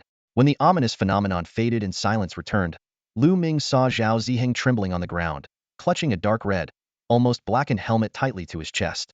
Big brother. Quick. Zhao Ziheng's voice quivered. Lu Ming stood up and approached cautiously, using the tip of his blade to nudge the helmet aside. Seeing the sheer terror and vacant expression in Zhao Ziheng's eyes, Lu Ming frowned deeply. This was not the look of a warrior who had faced death countless times. He reached out and slapped Zhao Ziheng's rough cheeks firmly. Snap out of it. What did you see? Zhao Ziheng jolted, sitting upright with a gasp before grabbing Lu Ming's arm desperately. Big brother, this thing is cursed, just like those pants. He panted heavily. I felt completely powerless, as if I was being dragged into a massive grinder of flesh and blood, crushed into pieces alive. Lu Ming didn't need further explanation. His thoughts immediately turned to the killing god pants he wore. So, that helmet had been coming for him, only to be deflected by his strike. No wonder the Blade of Fury had displayed that rare mocking sentiment. Though it was a misunderstanding, Lu Ming didn't feel embarrassed. After surviving so long on battlefields across countless realms, his vigilance had been his saving grace. He strode over to the helmet and picked it up directly. Apologies, that was an accident. Right and wrong were clear to him, and he believed in apologizing when he was at fault, even if it was to an inanimate object like a helmet. Thinking back, it had indeed seemed like the helmet was offering itself willingly. The helmet trembled faintly in his grip, and an icy chill that seemed to freeze his very soul spread through his body. The stench of rotting flesh filled his nostrils, and the wails of men, women, children, and beasts echoed in his ears. Lu Ming glanced around and found himself standing between 2 colossal grinding stones. The stones rotated relentlessly, covered with countless corpses. Angels with torn wings, minotaurs with crushed skulls, gutted monstrous fish, and dismembered serpents. Many were unrecognizable, reduced to mere chunks of flesh. Thick, viscous blood dripped from the upper millstone, trailing long, sticky threads. Despite the horrifying scene, Lu Ming's eyes remained calm. The blade of fury wasn't with him and hadn't issued any warnings. This was clearly the same vision Zhao Ziheng had just experienced. A cold smile tugged at the corner of his mouth as he spoke in an icy tone. I've already apologized. If this is a test, I accept it. But if I find out you were just throwing a tantrum, I won't hesitate to bury you in a cesspit someday. The grinding stones halted abruptly. Lu Ming wasn't joking. No matter how powerful an artifact, if it dared to challenge its master, it wasn't worth keeping. As if sensing his unwavering resolve, the gruesome scene began to blur and fade. Lu Ming found himself back in the cave, looking down at the dark red helmet in his hand. There were no ornate decorations or sharp edges on the helmet, but blurry faces, like ghosts, kept flashing across its surface. Lu Ming carefully examined the Killing God helmet in his hands, and its attribute information immediately appeared before his eyes. Killing God helmet complete. Intelligence 50, Defense 50. Skill 1. Killing intent detection warns of incoming hostile intent. Skill 2. Bloodbath increases strength up to threefold based on injury severity. Skill 3. Vicious Soul Grinder immunity to soul-based attacks and reflects damage. Skill 4. Survival Instinct unleashes full power to escape danger. 60-day cooldown. Requirements for use. 1. Possess Killing God willpower. 2. Intelligence must reach 100 points. Lu Ming's expression gradually darkened. The initial joy from discovering 3 powerful passive abilities and 1 life-saving active skill was shattered by the final requirement. He even felt an urge to crush the seemingly perfect helmet in his hands. Unwilling to give up, he removed his golden tier demon helmet and tried to put on the Killing God helmet. However, an invisible barrier blocked him, preventing the helmet from fitting no matter how hard he tried. With a gloomy expression, Lu Ming reluctantly stored the helmet in his inventory. You guys go ahead. I need some air, he said, leaving the group as he walked out of the cave to a nearby mountainside. After calming his emotions for a while, Lu Ming opened the Guardian information panel and turned his attention to his most intriguing talent. Unique talent, Plunder Basic. After injuring a foreign leader, touching their wound allows absorption of their vitality to heal oneself. Can forcibly strip one of their talents or skills to enhance one's own abilities. Lu Ming's breathing quickened. Although he hadn't been able to fully explore its effects during battle, surviving and the changes in his body had already given him some clues. Now, seeing the details confirmed his suspicions. His human talent was overwhelmingly powerful and terrifyingly unique. Recalling how he had previously envied the racial talents of his 2 subordinates, Lu Ming now felt completely at ease. Despite nearly losing his life during the awakening process, it had all been worth it. As he marveled at the thought, this is truly worthy of the human race, he suddenly understood why humanity had once ascended to the pinnacle of the multiverse. This innate, domineering quality had forged their past glory, and even in decline, their reputation alone still struck fear into their enemies. While reviewing his battle rewards, Lu Ming noticed a bright red cloak. Victory Cloak Gold Tier, Defense 10. Glancing at the tattered cloak he was wearing, he decided to store the new one instead. Its overly conspicuous crimson hue instinctively repelled him. In high spirits, Lu Ming prepared to descend the mountain and open the remaining 2 multiverse gift boxes. But just as he turned, a dazzling, unprecedented burst of multicolored light erupted from the cave entrance. Lu Ming suddenly picked up speed, dashing straight down the slope. Before he even reached the cave entrance, Lu Quandan's excited shout echoed out. Whoa, this clumsy pair of hands actually did it. We've got a home now. I'll go get the big brother. By the time Lu Ming arrived at the cave entrance, Lu Quandan was already impatiently urging, I'm here. What do we get? Hurry up and show big brother, you fool. Zhao Ziheng, scratching his head with a cracking sound, handed over a blood-red token. It was a permanent base token, capable of creating a concealed and secure resting area. Lu Ming tilted his head, studying Zhao Ziheng's honest, simple face. What did you sacrifice to get such incredible luck? Isn't it obvious? His intelligence, of course. Lu Quandan's words were cut short as he was smacked and sent flying. Zhao Ziheng squatted down, still scratching his head, and glared at Lu Quandan, who was now prying himself out of the rock wall. I've been lucky since I was a kid. Lu Ming chuckled and handed the token back. Pick a spot you like and use this. From now on, we can finally get some proper rest. His tone carried a deeper meaning. The 3 of them had always taken turns resting, as staying in an open cave meant they could encounter unstable players at any moment. While their lives wouldn't necessarily be at risk, the sheer variety of annoying tactics people employed was endless. More importantly, having a safe, undisturbed place became critical during moments of racial transformation. Zhao Ziheng didn't take the token but looked around and suggested, we've been here for a while. Why not just use it in this cave? Lu Quandan finally managed to free himself and eagerly agreed. This spot's great, hidden and cozy. Get a deck of cards, and the three of us can play some poker. Haha, I'll beat you fools so bad you won't even have underwear left. Seeing the two had reached an agreement, Lu Ming activated the token without hesitation. The token melted away, releasing a burst of multicolored light that enveloped the entire cave, even sealing off the entrance.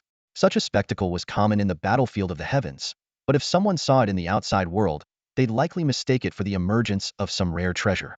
10 minutes later, the light faded. The cave had undergone a complete transformation. A warm, gentle light now illuminated the ceiling. The once damp rock walls were smooth and dry, and the floor was covered in a soft carpet with 3 thick tatami mats of varying sizes neatly placed. Small alcoves in the walls were adorned with vibrant flowers, adding a touch of life to the space despite their modest number. This feels like home, Lu Quandan murmured as he lay on the floor, gently stroking the carpet. Zhao Ziheng, wide-eyed, took in the sight as well. Lu Ming stepped outside and found that the cave entrance had seamlessly blended into the surrounding environment, leaving no trace of its existence. Zhao Ziheng and Lu Quandan followed him out, and Lu Ming noticed Lu Quandan wiping at the corners of his eyes. Go catch a couple of monsters to test it, Lu Ming instructed. Lu Quandan responded with a quick, got it, and disappeared in an instant. Moments later, he returned, dragging a humanoid monster clad in tattered armor from a human palace. With a powerful throw, he hurled the creature toward the cave entrance. The monster hit an invisible barrier and bounced back immediately. Lu Quandan then charged toward the original entrance and effortlessly passed through. Poking his head out, he nodded. It's safe, big brother. I reckon players won't be able to get in either. Looks like we don't need to stand guard anymore. Go get some rest, Lu Ming said.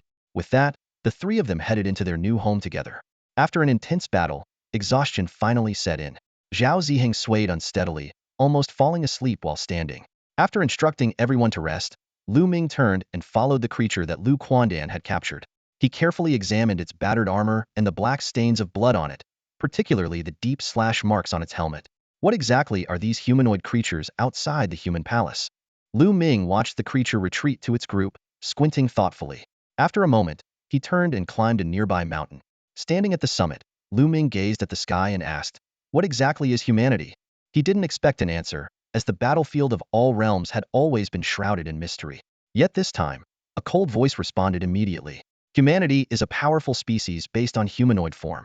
Other branches that develop from this form are classified as humanoid derivatives. Seizing the rare opportunity, Lu Ming pressed further.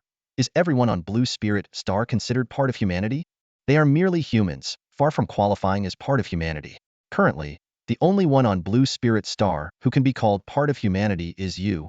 This answer left Lu Ming stunned. In his understanding, humans and humanity should have been the same concept. Clearly, his assumption was entirely wrong. He reflected deeply on his experiences, but found nothing that set him apart from ordinary people.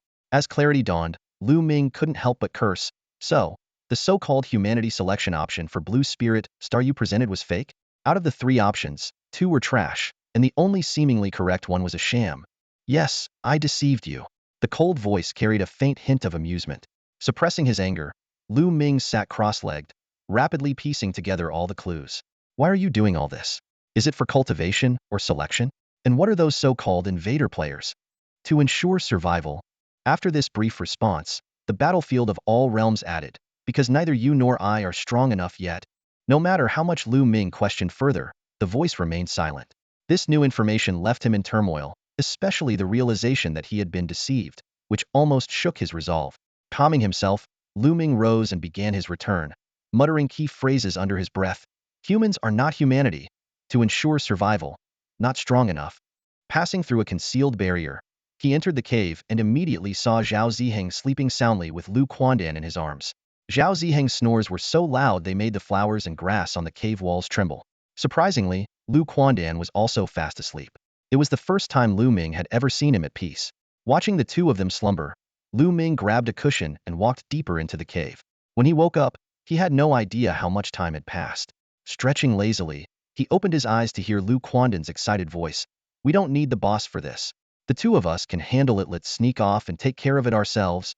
Lu Ming rubbed the corner of his eye, quietly observing the situation in front of him. He didn't make a sound to alert the two individuals, but instead chose to silently follow them, wanting to see what exactly they were up to. Once the two had walked far enough away, he left the cave as well and moved to a vantage point on the mountainside to observe. From the mountainside, Lu Quandan's figure was indeed difficult to spot, but Zhao Ziheng's burly frame, carrying his massive hammer, stood out conspicuously with nowhere to hide. Lu Ming watched as Zhao's silhouette gradually moved toward the ruins of an ancient castle, his heart filled with growing curiosity. Once they were far ahead, Lu Ming followed.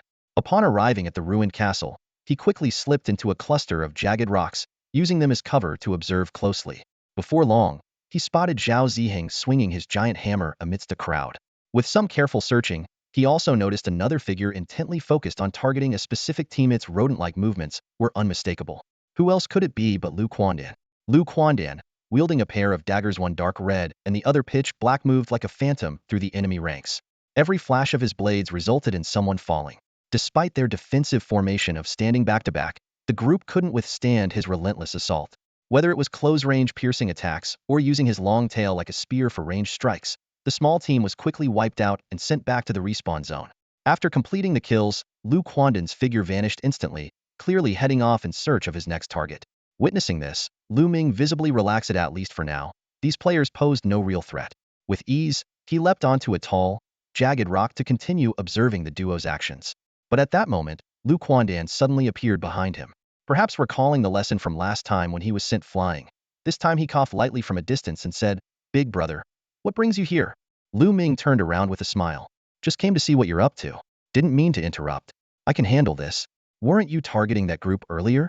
"The International Alliance raised the bounty again. I couldn't stand it, so I came to deal with them," Lu Quandan replied, scratching the whiskers on his face. Lu Ming jumped down from the rock. "No need to go out of your way to ambush them. Focus on your own growth.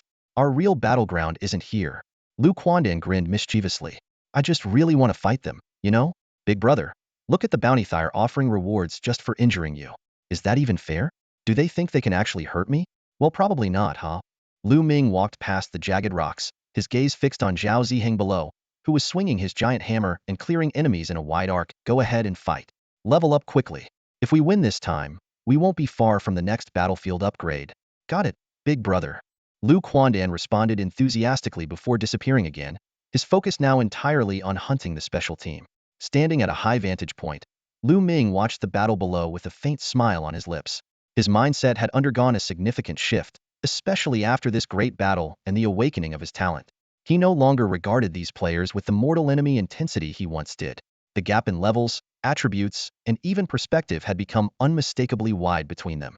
While he looked forward to facing off against players from the outer realms, particularly in large-scale battles, he remained resolute about one thing.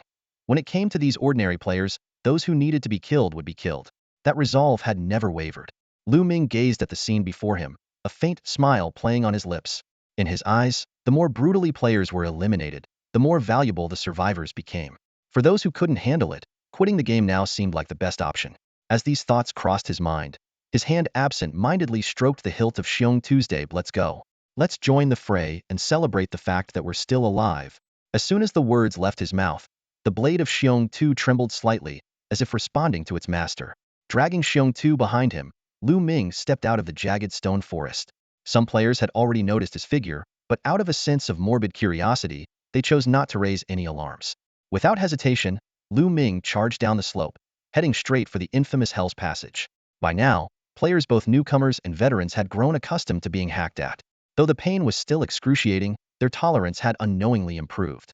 Wielding his long blade, Lu Ming tore through the crowd with unstoppable momentum, not even bothering to glance back at the players he cut down. "Dog bro is here. Run!" someone shouted in panic. "No, don't run. Whoever runs is a coward. If we injure him, there's money to be made. This is our chance to get rich," yelled another player who had just been struck in the groin. After shouting, he buried his face in the dirt, afraid he might break down in tears. Without using any skills, Lu Ming carved a bloody path through the crowd, heading straight for the entrance of the passage. The players instinctively cleared the way. After all, Lu Ming's dominance had long been etched into their minds. "Lu Quandan, come out," Lu Ming called, scanning his surroundings while spotting Zhao Ziheng in the distance, still wielding his massive hammer. "Here, boss," Lu Quandan responded, stepping forward. "Find the player gathering spots. Today, we're going to kill to our heart's content." It didn't take long for Lu Quandan to return with news. Headless camp, down in the valley. It's packed with people about 800,000, locked in a fierce battle with the headless monsters. Looks like they're on the verge of breaking down. Lu Ming immediately laid out his plan. "Zhao Ziheng, block the gate. They'll secure the valley entrance." Lu Quandan, move freely. Before he even finished speaking, Zhao Ziheng charged off in excitement, kicking up clouds of dust behind him. However, whether due to exhaustion from the previous battle or the steep slope, he suddenly tripped and tumbled down like a bowling ball. Halfway down the slope, Lu Quandan, who had been lying in wait, was forced to reveal himself. He turned back to look at Lu Ming, his small, glowing green eyes filled with disbelief, as if silently asking, "Boss, was this part of the strategy?" Lu Ming kept a straight face, suppressing the laughter bubbling up inside him, as he quickly made his way toward the valley entrance. Meanwhile, the players facing the onslaught of the rolling boulder were utterly dumbfounded. Someone shouted in confusion, "Who dragged the castle's monster boulder over here?" Others were complaining, "We're the first ones being attacked. Why aren't we running already?" But escaping wasn't as simple as it sounded. In the chaos of people shoving and pushing, the players who had been gleefully throwing machetes moments ago now found themselves stuck in a dilemma. Just then, with a thunderous roar, Zhao Ziheng descended amidst a cloud of dust. When the crowd realized it was a massive stone golem, someone immediately yelled, "Stop fighting the mobs. The stone golem is here, which means Dogbro must be nearby. Retreat to the safe zone." Unfortunately, the warning came too late. Zhao Ziheng's enormous body plowed through the crowd, leaving a gruesome path of carnage in his wake. When he finally steadied himself, his 5-meter frame stood out starkly amidst the players. Without a word, he swung his massive hammer in a horizontal sweep, sending a wave of players crashing to the ground. "Run!" someone screamed. "Where to?" "Forget it. Getting sent back to the respawn point by the stone golem isn't the worst thing." But Zhao Ziheng didn't pursue them further. Instead, he charged toward the safe zone barrier, crushing players' heads underfoot as he went. "Boss, I'm almost in position," he roared, his voice shaking the air. As the towering figure with a 6-meter-long hammer blocked the entrance to the safe zone, all the players abandoned any hope of retreating that way. The steep slopes of the mountain were impossible to climb, leaving the valley's entrance as the only viable escape route. The smarter players had already started making a break for it, knowing full well that getting killed and looted was the real nightmare. After all, even the cheapest kobold machetes cost $200, not to mention the high-end armor and gear worth tens of thousands. However, just as the first group of players reached the valley entrance and breathed a sigh of relief, a black blade flashed through the air. Standing there, dragging the menacing Xiongtu blade, was none other than Lu Ming, cloaked in a tattered cape. SHD. Dogbro really was lying in wait. Wait, does anyone else think Dogbro looks like he's been beaten up? Oh my god, Dogbro is even cooler with that ripped cape. Stop fangirling. Just hope he doesn't decide to cut you down. Faced with the intimidating figure that made their hearts sink, the players couldn't help but mentally calculate the threat levels of the infamous trio. Lu Ming was undoubtedly the greatest nightmare for all players. Whenever he appeared, players would fall like wheat being harvested.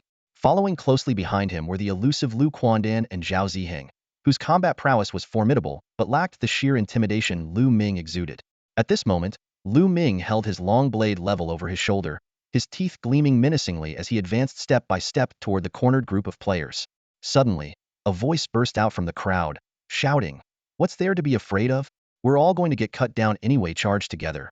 Don't chicken out." However, the players only stirred slightly before continuing to retreat. Too many bitter experiences had taught them that it was better to let others die first than to fight alone and perish. This time, Lu Ming had no intention of toying with them. He swung his long blade and charged into the crowd. The blade's movements were like flowing black silk, leaving carnage in its wake. Many players silently prayed for a swift death to spare them from prolonged agony. But Lu Ming was utterly consumed by the thrill of slaughter, striking purely on instinct. The valley in front of the headless manor became a massive slaughterhouse. Zhao Ziheng wielded his giant hammer in front of the glowing barrier, while Lu Quandan darted around, taking heads with precision. But it was Lu Ming's rampage that was the most devastating, leaving a trail of bodies wherever he went. Yet this mindless massacre offered no real excitement for Lu Ming. The players, too terrified to resist, reminded him of a past opponent Munyo, the guild leader who had the courage to fight back even in the face of certain death. Even in a dazed state, Munyo had managed to bite him once. Though the bite caused no harm, it displayed a spirit worthy of respect. Disappointment flickered in Lu Ming's eyes. He activated his skill, aiming for a swift conclusion. An hour later, the valley was soaked in blood, with only a handful of players managing to escape while the trio was otherwise occupied. As for kill points, Lu Ming had given up caring. A few players barely rewarded him with anything. It was far more worthwhile to eliminate a single player from the Outer Realms.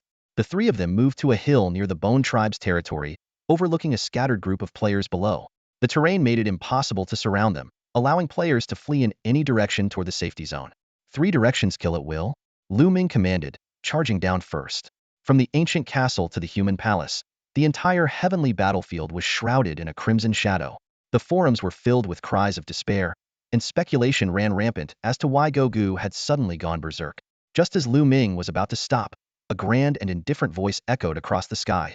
Exclusive realm for invaders, blood flesh inferno. War grinding mill will open in 1 hour.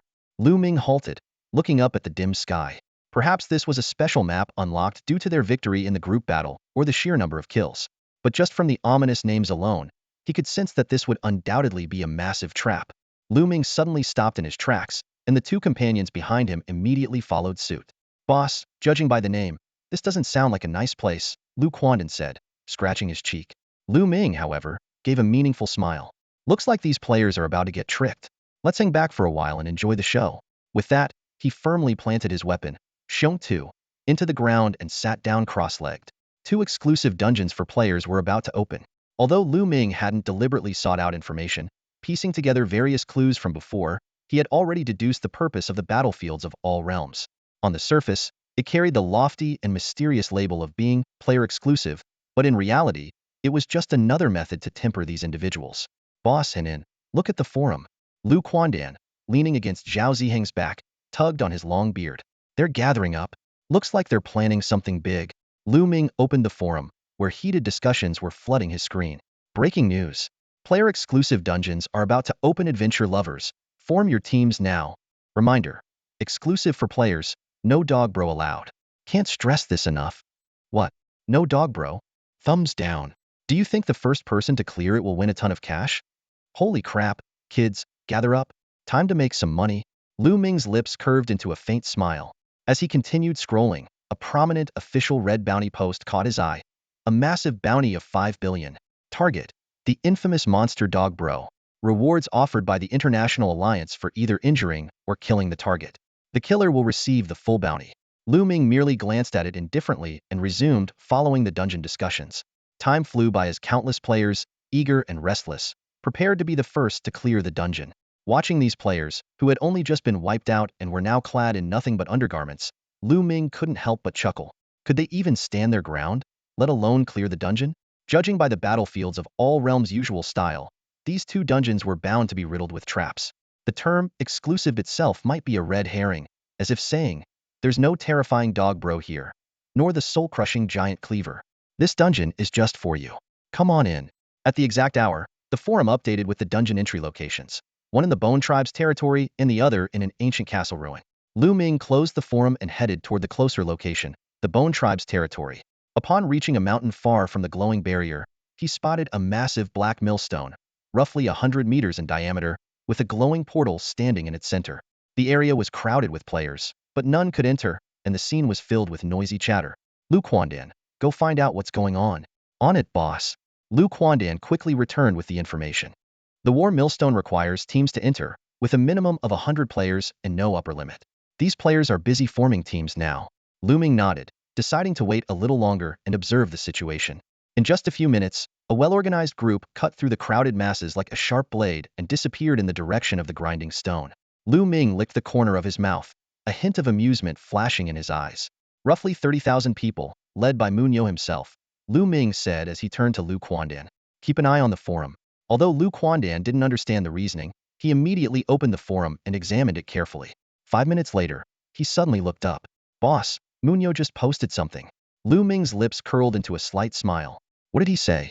The War Grinding Stone is a team-exclusive dungeon.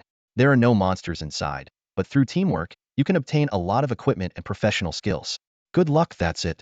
Leaning back lazily, Lu Ming rested his hands on the ground and tilted his head to look at Zhao Ziheng. If you were a player, what would you think after reading that? I'd follow your lead, boss. Zhao Ziheng replied firmly. Lu Ming shook his head and turned to Lu Quandan. What about you? If it were before I'd definitely be the first to rush in and grab some benefits. But hearing your tone, boss. Lu Quandan suddenly slapped his thigh. Oh damn. Munyo's side had over 30,000 people, and they came out in just 5 minutes. That bad? They couldn't even last 5 minutes? Lu Ming reclined fully on the ground, speaking leisurely. The point isn't how badly they failed, but how cunning Munyo is. Fabricating benefits to lure other players into suffering. Crying alone is no fun. So he wants everyone to cry together. Lu Quandan pouted. What a scumbag. But boss, you're way ahead of him. You saw right through it. With his hands behind his head, Lu Ming slowly closed his eyes. Just wait. Let's check back later, and also keep an eye on the situation over at the Blood Flesh Inferno. With that, he drifted into a nap. When he woke up, the first thing he saw was Lu Quandan trembling uncontrollably on Zhao Ziheng's back. What are you two doing? Lu Quandan turned his head, tears of laughter streaming down his face. Boss, I can't take it 2 whole hours, at least 1 million deaths, and yet everyone's unanimously claiming it's great. No one's exposed the truth yet. He rolled off Zhao Ziheng's back, laughing so hard he was clutching his stomach. Zhao Ziheng chimed in. The Blood Flesh Inferno is a soul-only dungeon. Apparently, it's a passage filled with tentacles. If you are not torn apart, you are crushed alive. Players over there are starting to question their life choices. Lu Ming opened the forum, where posts about the Blood Flesh Inferno were filled with despair. Yet on the war-grinding stone side, there was nothing but praise, with some players even commissioning artists to draw the so-called equipment and skills they had acquired. Just as Lu Ming was about to close the forum, a paid post caught his attention. It was a rant filled with frustration. You bastards! You're taking all the bamboo shoots. You conniving little brat. Rumor has it that today, perhaps, maybe everyone, join me in shouting, woof woof woof. At this moment, players on the forum were deeply confused. The portrait was right before their eyes, and so many major guilds had already entered. If it were truly a scam, someone would have exposed the truth by now. Besides, what benefit would such large-scale deception bring to anyone? While everyone hesitated, a brave individual stepped forward, claiming to uncover the truth for everyone. He posted on the forum to form a team and immediately garnered widespread support and gratitude from players. Leading over 200 people, this warrior ventured into the war-grinding mill. 10 minutes later, he left only 3 simple words, totally worth it. Without any further explanation, this vague statement was even more compelling than detailed evidence, sparking wild imaginations among the players. Soon, swarms of players rushed in. Moments later, the forum was flooded with their laments. Some claimed they died before they could even see what was happening, while others, thinking they were clever, entered wearing nothing but underwear. The chaos resembled the pandemonium when the game first launched. Lu Ming saw through it all. This was a trap set by the All Heavens battlefield, with the major guilds layering another trap on top of it. That so-called brave leader was most likely a plant. Now, the truth was finally clear. These 2 exclusive dungeons had ruthlessly duped the players, causing them significant losses. Just as Lu Ming was about to speak, he suddenly realized something. If the sole purpose was to deceive players, the All Heavens battlefield wouldn't have gone to such lengths. There must be a deeper purpose. However, he couldn't figure out what it was just yet. Let's go. The show's over, Lu Ming said. That was brilliant, big bro. If I were still a player, I'd be crying my eyes out right now. Lu Quandan remarked gleefully as he perched on Zhao Ziheng's shoulder, following Lu Ming with a look of schadenfreude. As they stepped into the mountain range, Lu Ming suddenly stopped in his tracks. 7 kobolds appeared out of thin air before him, looking utterly bewildered. Where is this? Wasn't I just in the hospital? One of them exclaimed. Wait, dog bro? So you're all humans? The system's cold voice echoed. Train the newcomers and turn them into qualified guardians. Rewards will depend on the level of completion. Lu Ming frowned at the noisy group of newcomers and barked sternly, quiet. The scene instantly fell silent, except for one person who still looked at Lu Ming expectantly, seemingly waiting for an autograph. Lu Ming's gaze, sharp as a blade, swept across them one by one, forcing everyone to lower their heads instinctively. After establishing control over the situation, Lu Ming turned to Lu Quandan with a calm expression. You're in charge. First, explain the rules here to them. Whether they survive or not depends on their fate. With that, he strode past the newcomers and headed into the mountains, with Zhao Ziheng following closely behind. Once the 2 had left, Lu Quandan, who had previously looked distressed, immediately straightened his back. One of the newcomers, a young man named Yang Chun, quickly stepped forward. I'll follow your lead, Brother Mouse. By the way, I'm Yang Chun as in our. He was the same kobold who had earlier wanted Lu Ming's autograph. Lu Quandan frowned and paused, feeling something was off about the nickname. Brother Mouse? Call me Brother Egg Ins. He stopped mid-sentence, suddenly recalling Lu Ming's repeated warnings against speaking recklessly. Hastily, he changed his tone. On second thought, just stick with Brother Mouse. Leading the 7 newcomers to a hidden spot in the mountains, Lu Quandan crossed his arms and scrutinized them. So, what are you all good at? Shootin', streamer, mercenary. Voices rose one after another. Lu Quandan blinked in surprise, brushing past Yang Chun, who had called himself a shootin', and fixed his gaze on a kobold with a slightly feminine voice. A woman? You've seen combat? He glanced at her attire. No wonder you're wearing a top. So what if I am? Want to find out? The kobold's voice carried a challenging edge. Bang! Lu Quandan's long tail lashed out in an instant, sending her flying. In a flash, he caught up to her, pressing a dagger to her throat. If it weren't for the protection rules, you'd only have managed to say half that sentence before I slit your throat. As he listened to the defiant breathing of the newcomer beneath him, Lu Quandan secretly nodded in approval. According to Lu Ming, this kind of fighting spirit was more likely to keep someone alive than weakness. Retracting his dagger, he pulled her up and, seeing no resentment in her eyes, tossed her machete back to her. He then began explaining the situation and the rules in detail.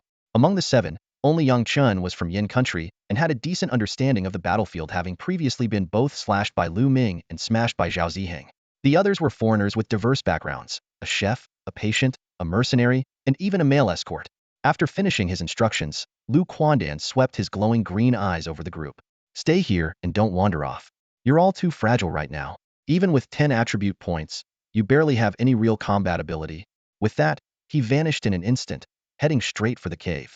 Boss, what's the plan now? Lu Quandan asked as soon as he saw Lu Ming. Lu Ming rubbed his chin, thinking for a moment. We can take advantage of the fact that most players currently lack equipment and let them develop their skills. He paused, a thoughtful look crossing his face. Come to think of it, is it just my imagination? Or does it seem like every time players lose their gear, new recruits show up here?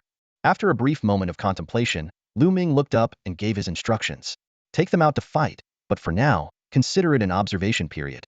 We'll evaluate their character and behavior later, only the survivors will be considered. Lu Quandan hesitated, his earlier ruthlessness replaced by uncertainty as he tugged at his whiskers. But what if they die? Lu Ming chuckled. Life and death are a matter of fate. I don't know them anyway. Lu Ming placed a firm hand on Lu Quandan's shoulder, his gaze serious. Remember, our only goal is to survive. We need capable people, not babysitters. Lu Quandan nodded earnestly, a simple grin on his face. Got it, big brother. It's just that I still can't fully wrap my head around it. I keep thinking they're on our side. Only when someone proves their character and mindset are solid will I even consider bringing them in, Lu Ming added. Understood. You're right, big brother.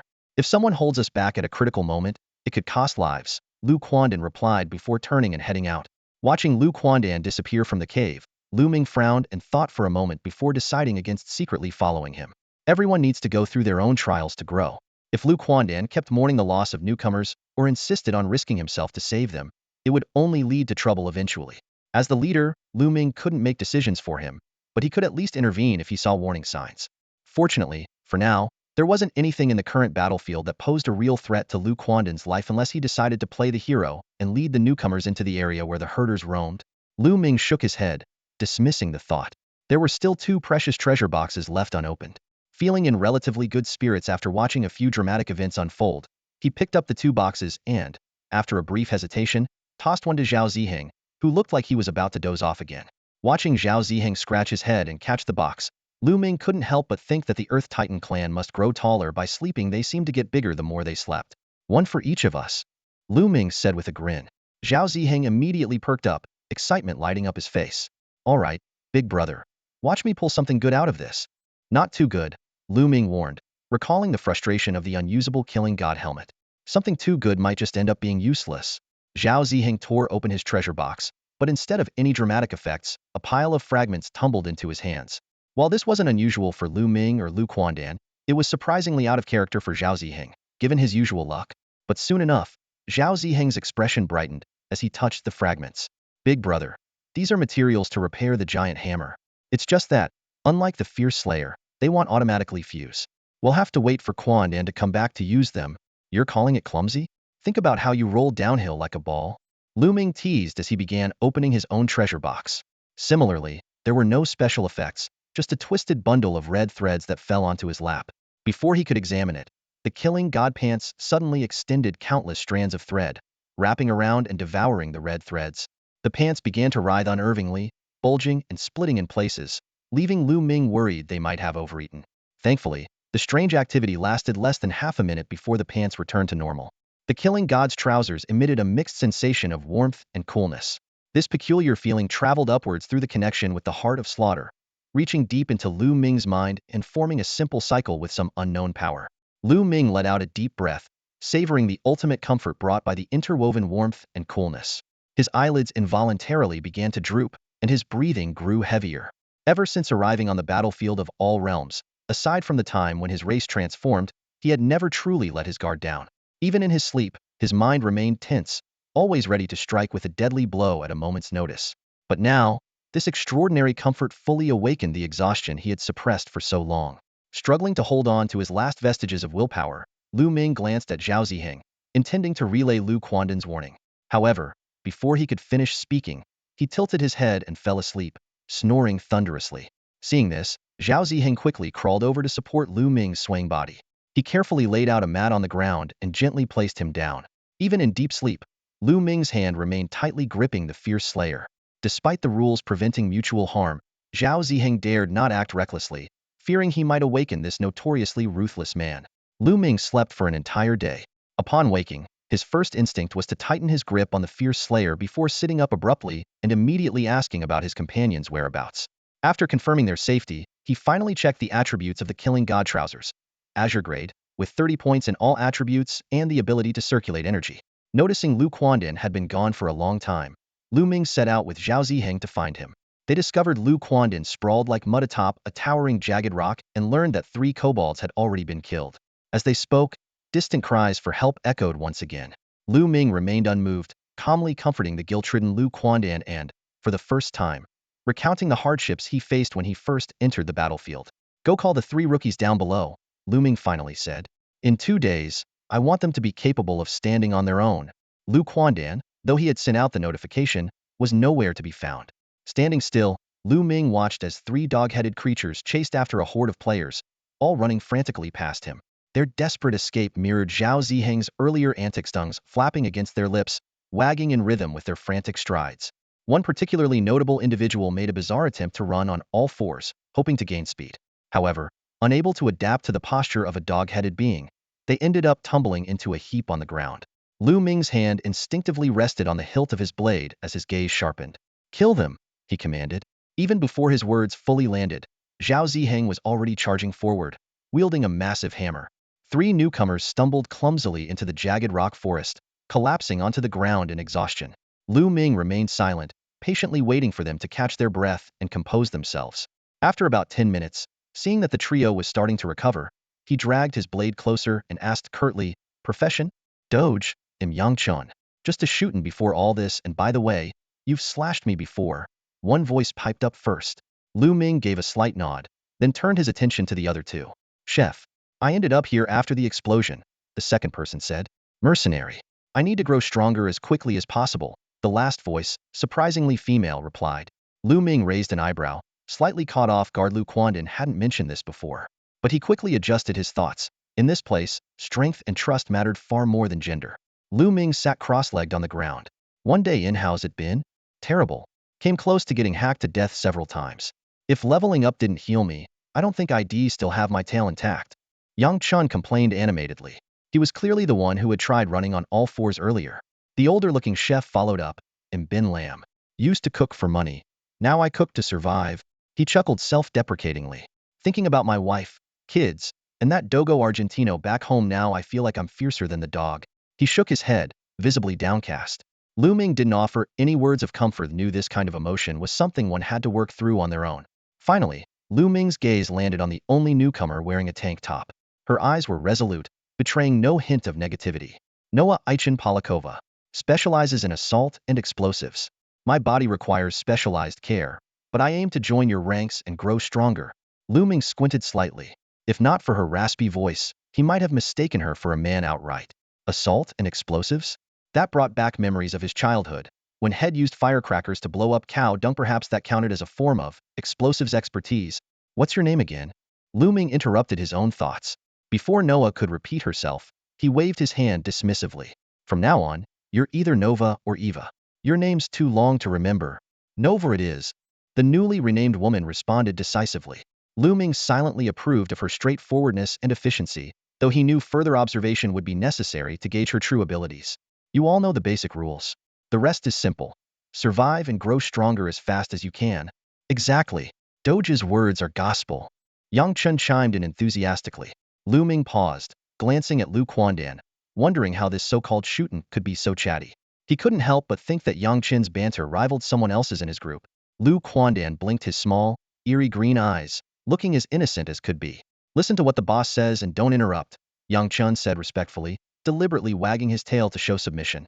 Without a word, Lu Ming reached out, grabbed Yang Chan by the scruff of his neck, and effortlessly tossed him toward Lu Quandan. He's with you from now on, he said. Yang Chun and Lu Quandan exchanged glances, speechless. Lu Ming continued, the player's condition is poor right now. This is your only chance to survive and grow. Rest here and claim your rewards. After that, he'll arrange a harvest. How much you gain depends on yourselves. Before he finished speaking, a sharp, off-key shout came from behind.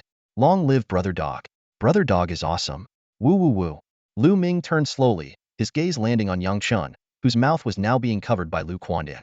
His voice was calm as he said, there's no need for flattery here. Everyone's goal is survival. With that, he turned and walked away. After putting some distance between them, Lu Ming issued instructions to the two who had followed him. Zhao Ziheng will charge ahead shortly. Lu Quandan, you'll maneuver around. Get these 3 newcomers leveled up quickly. We can't stay here much longer. Understood, boss, the two replied in unison. With his orders given, Lu Ming sat down to observe. Whether these 3 newcomers could survive would depend not only on their strength and character but also on their luck. His plan was straightforward. Filter them out. Only those who survived would earn a chance to be nurtured further. Beyond that, he wouldn't intervene. The battlefield of the myriad worlds was no place for building a faction. Lu Ming neither had the energy nor the desire to divide his focus, lest it distract him from his goals or drag him down. He firmly believed that only by constantly strengthening himself could he truly survive. An hour later, the newcomers had leveled up and recovered their state, their spirits noticeably lifted. After making arrangements, Lu Quandan quietly left. Zhao Ziheng wasted no time, hefting his massive hammer and charging into the fray, with the 3 newcomers following close behind. Standing atop a jagged rock, Lu Ming watched the distant battle, his tattered cloak fluttering in the wind. He observed calmly as Zhao Ziheng, nearly 6 meters tall, rampaged like a war machine, crushing or severely injuring any players in his path. Meanwhile, the 3 newcomers swiftly harvested the aftermath from the rear. Lu Ming did not join the battle. Instead, his thoughts were focused on the benefits the 2 secret realms could offer to the players. Mindless slaughter was meaningless. There had to be a deadly lure, like cheese in a mousetrap. At the same time, he contemplated the arrival of the next wave of players. The global beta test was bound to bring earth-shattering changes to the battlefield of the myriad worlds. When Zhao Ziheng finally returned, panting heavily, the 3 newcomers were utterly exhausted, their hands trembling as they gripped their weapons. Though their condition could only improve with time and rest, their gear had undergone a complete transformation. Yang Chun now wielded a meter-long single-blade axe, Ben Lam carried dual razor-sharp butcher knives, and Nova hefted a black spiked mace. Despite being covered in wounds, the 3 stood tall and spirited, forming a line as they awaited Lu Ming's instructions. Lu Ming merely nodded calmly. In 2 days, head to the Headless Manor. No one will help you. You'll need to eliminate at least 10,000 players on your own. Decide your strategy among yourselves. The 3 froze on the spot upon hearing this. Big brother, we can't do it. The socially awkward Yang Chun was the first to speak, his voice trembling with a hint of tears. Lu Ming cast a cold glance at him, completely unmoved. Compared to the cunning Leopard King, this childish display was utterly insignificant. With just a brief look, Lu Ming shifted his attention to Ben Ram. Ben Ram appeared relatively calm and was about to speak. I respect everyone's opinion. I only want to hear yours. Lu Ming interrupted sharply, cutting off any attempt at diplomacy. Being older, energetic, and smooth-talking might be assets in the real world, but on the battlefield of the realms, they could easily become liabilities, especially if it meant betraying teammates for self-preservation. Startled by Lu Ming's blunt tone, Ben Ram immediately realized his mistake in relying on past experience. He straightened up and replied seriously, I will do my best to survive. Lu Ming locked eyes with him for a moment before nodding slowly. When he turned to Nova, he found that she had already sprawled on the ground, fast asleep, with faint snores escaping from her. Her attitude intrigued him. No questions, no complaints, immediate execution of tasks, and never doubting her ability to succeed. Her actions embodied the phrase, I want to grow stronger. Good. She'll be in charge of the tactical plan, Lu Ming declared, pointing at the sleeping Nova. He turned and walked away, leaving behind a single command. Zhao Ziheng, stay here and protect them for 2 hours, then return. You all have 2 days to adjust. I'll see you then if you're still alive. As Lu Ming walked off with Lu Quandan, Yang Chen glanced at Ben Ram, who was preparing to lie down, and quickly seized the opportunity to rest as well. With Zhao Ziheng around, they were temporarily safe. Such peaceful sleep might not come again anytime soon. On the way back to the resting area in the mountain cave, Lu Quandan finally couldn't hold back any longer. Big brother, There are only 3 of them left. Isn't it too risky to send them to fight against tens of thousands in just 2 days? Lu Ming paused for a moment, but then continued walking. What level are the players here now? And those new recruits? They're pretty lucky. After just a few hours with that goofy guy leading them, Nova's level is already catching up to the players, Lu Quandan replied. He hadn't even finished his sentence when he bumped into Lu Ming, who had come to a sudden stop. At the same level, we have an advantage over the players' better equipment, skills, and attributes, Lu Ming said, turning to look down at him. What level are you now? And what were you doing when you were at level 15? Reporting to Big Brother, I am level 20 now. At level 15, I was fighting for my life with you, outside the headless camp. Lu Ming spoke calmly. Back then, this area was much smaller, and we were up against more than 100,000 players who were far more aggressive than the ones here now. Didn't we take risks then? Zhao Ziheng almost lost his life, and that's why we became stronger. He stopped speaking after that, letting the memory linger. Lu Ming turned and resumed walking. Lu Quandan quickly caught up, grabbing the edge of his cloak. Big brother, I get it. I was wrong, I just keep feeling like. Loyalty isn't a bad thing, but don't let it get you into trouble, Lu Ming said as he shook off the hand clutching his cloak. Let go. Stop grabbing my cloak. You're an adult, aren't you? Back in the cave, Lu Ming lay down on the mat and removed his mask, placing it by his ear. When Zhao Ziheng gets back, keep an eye on them, but don't expose yourself. Watch everyone's expressions and movements carefully. I have a feeling something big is about to happen in the All Heavens battlefield. Leave it to me, big brother. You can rest easy.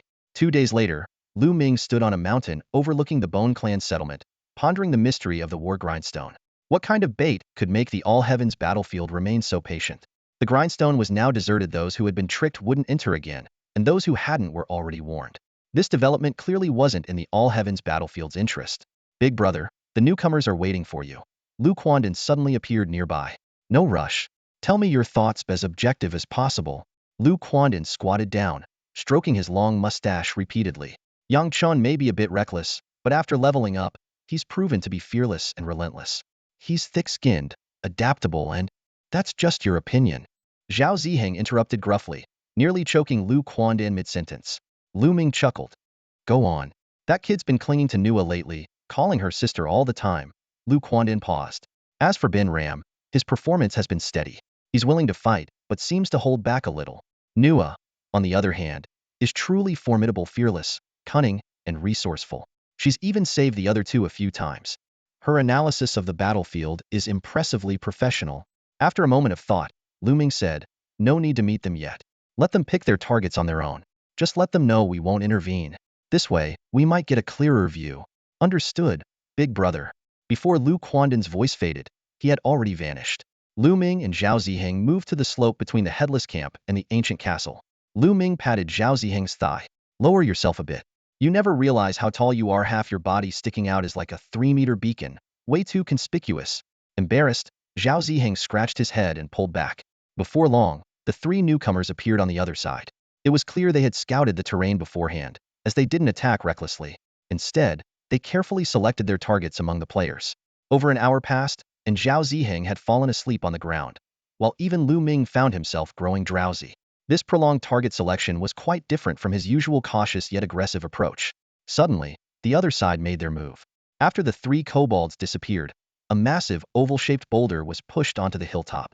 Lu Ming's eye twitched as he glanced at the snoring Zhao Ziheng, then back at the boulder, wondering if this was a diversionary tactic or just an attempt to scare people. As the boulder rolled down, Yang Chun shouted at the top of his lungs, "Prepare to die, you little brats." Due to the language barrier, the panicked players couldn't immediately identify the source of the shout.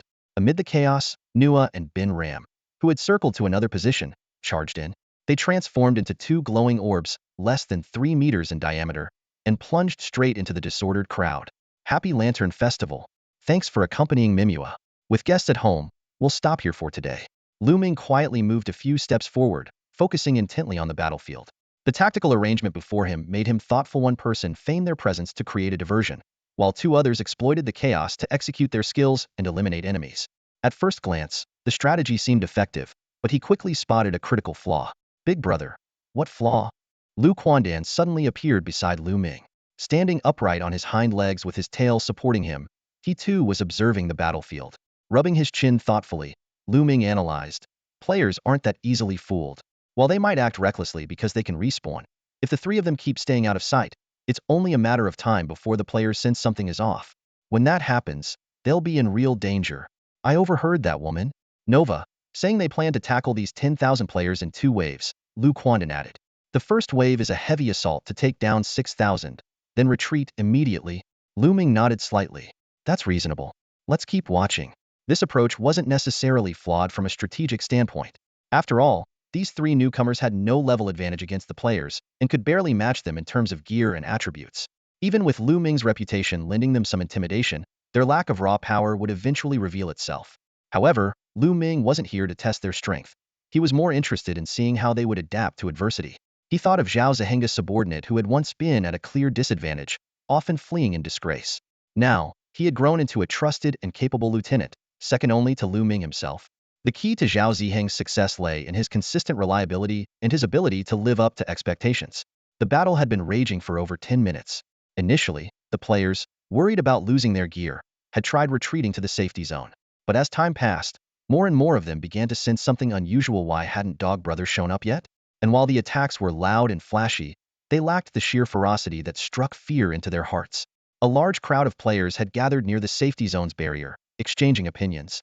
They recalled the earlier incident when the stone golem rampaged through the castle and the guilds that had come close to defeating it but ultimately failed. The 2 creatures fighting now, while capable of tearing enemies apart, were noticeably smaller and weaker than Dog Brother. Gradually, the players began to realize that this might be their chance to take them down. The only concern was whether Go Gu was nearby. Lu Ming rubbed his chin, a faint smile curling at the corners of his mouth. He nudged Lu Quandon beside him with his elbow, signaling him to look toward the safe zone entrance. The restless crowd there was beginning to stir. These guys never learn, do they? Want me to head down now, boss? Lu Quandon asked eagerly, ready to jump into action. Lu Ming slowly shook his head. Not yet. Wake Zhao Ziheng up first. Since the newcomers are faking it so well, we'll play along and blur the lines between real and fake. He glanced at Zhao Ziheng, who was still fast asleep. Hopefully, the clumsy fool won't take another tumble. With a mischievous grin, Lu Quandon shook Zhao Ziheng awake, whose face was still planted firmly on the ground. Meanwhile, Lu Ming began organizing preparations for their response.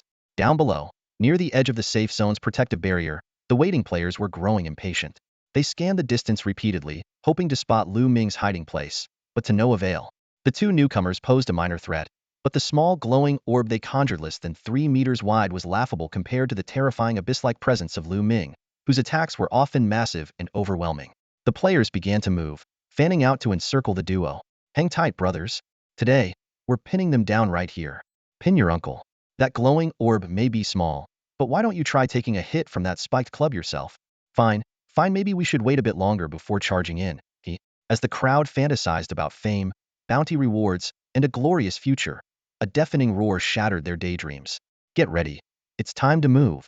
Suddenly, Yang Chen appeared on all fours, using his back to push a massive cylindrical boulder over 10 meters long up the slope. The boulder rumbled and rolled down with a thunderous crash, kicking up clouds of dust as it barreled toward the players. Yang Chen, having overexerted himself, coughed up blood and almost lost his footing, clinging desperately to the cracks in the rocks to avoid being dragged downhill. Chaos erupted among the players below once again. Watching from afar, Lu Ming nodded in approval with a faint smile. Not bad. Good strategy, bold and clever. Yang Chen may talk big, but he doesn't back down when it counts. All right, it's our turn to step in. But the players, intoxicated by the lure of immense rewards, had long since cast aside any fear of death. The 2 newcomers were cornered at the mouth of the valley, surrounded on all sides. Lu Quandon, go find Yang Chen. Zhao Ziheng, toss those 2 out of here while take over the battlefield. Got it, boss. Lu Ming's eyes locked onto the 2 newcomers. In this life-or-death moment, Ben Lam didn't retreat. Instead, he stepped forward slightly, trying to shoulder some of the burden for Nova. But the surging tide of players quickly slammed him back against the mountainside. We have a mutual protection rule. Use your skill to climb onto my shoulders, they'll get you out of here. You've got your whole life ahead of you. I don't abandon my comrades to save my own skin. Stop wasting time. Just as the 2 were about to be swallowed by the rushing wave of players, a thunderous roar echoed from above. Brace yourselves, I can't control the drop point.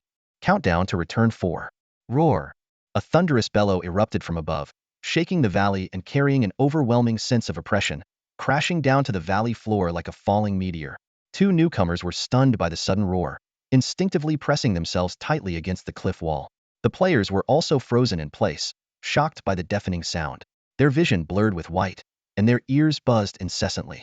As their sight began to clear, one player screamed in terror, "The stone giant is up there. It's coming down." Boom. The ground trembled violently as a terrifying shockwave spread across the area. Flesh, shattered bones, and fragments of equipment mixed with dirt were flung in all directions like a torrential downpour, spreading over 100 meters. Although fewer than 50 people were directly crushed into pulp, the devastating shrapnel caused thousands to collapse in an instant. Amid the swirling dust, the surviving players stared in shock and disbelief.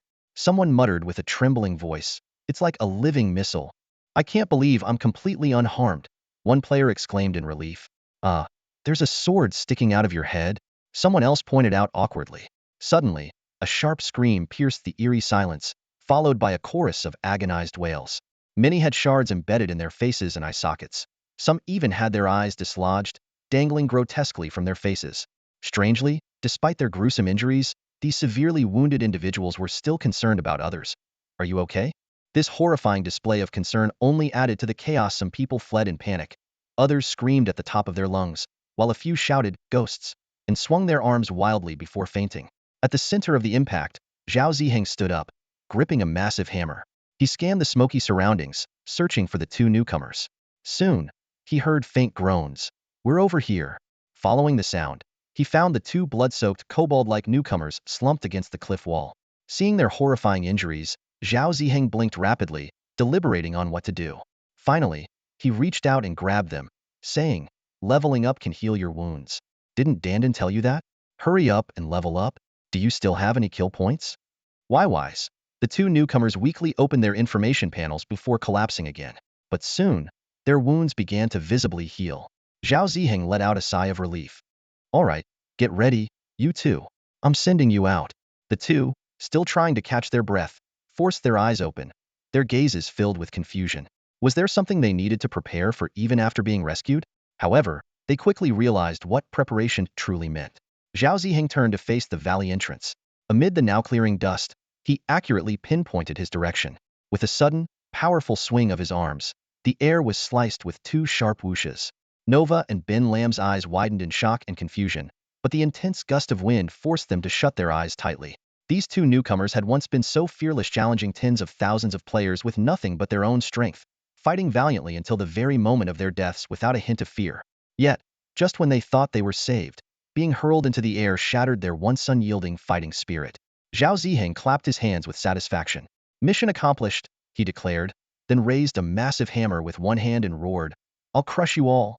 The hammer came crashing down with a deafening roar, sending blood and flesh flying everywhere. Those who were killed instantly were the lucky ones. Others, left with half their bodies shattered, screamed in agony. In the valley, the more perceptive players had already sensed the danger and fled toward the safety zone. They had deduced an unshakable rule. Whenever the stone golem appeared, Go-Gu was never far behind.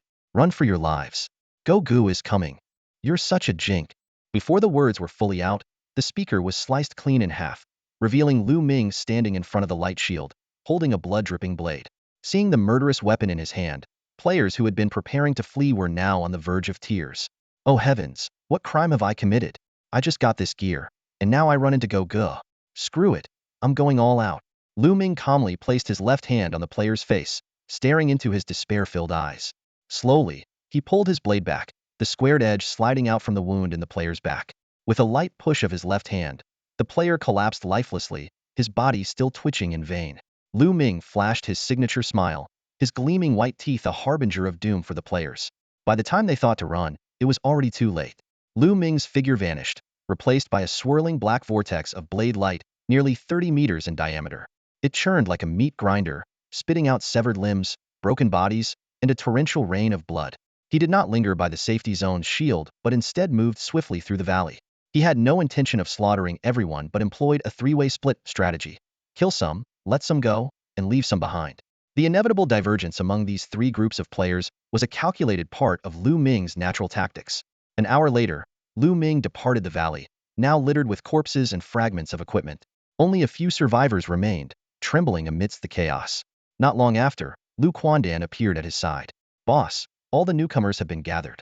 No major issues, but they're a bit shaken up. Mentally, they haven't recovered yet." Lu Ming kept walking but furrowed his brow slightly.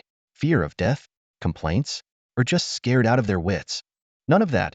It's more like their spirits are broken, questioning their very existence. Ha ha ha. Lu Quandan couldn't hold back and burst into laughter, clearly amused by the situation. Scared to the point of wetting themselves? That seems unlikely. B-Boss, you'll never guess how that big oaf went about rescuing them.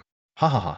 Lu Ming finally stopped in his tracks, casting a puzzled glance at the laughing Lu Quandan before looking over at the simple-minded Zhao Ziheng nearby. Oh. Hearing Lu Ming's puzzled voice, Zhao Ziheng immediately tilted his head back to look at the sky, pretending to be clueless.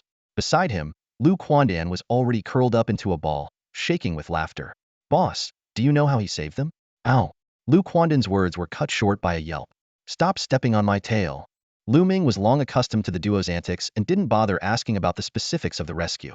As long as they're saved, it doesn't matter how. Hearing this, Zhao Ziheng raised his massive hammer in agreement. Meanwhile, Lu Quandan, wincing in pain, pulled his tail free and flipped onto Zhao Ziheng's shoulder. You big oaf. Lu Quandan couldn't help but spill the truth. He just threw the two rookies out. They thought help had arrived and started to relax, only for him to nearly give them a mental breakdown. They're still questioning their existence. The boss told me to throw them. Zhao Ziheng defended himself in a low voice.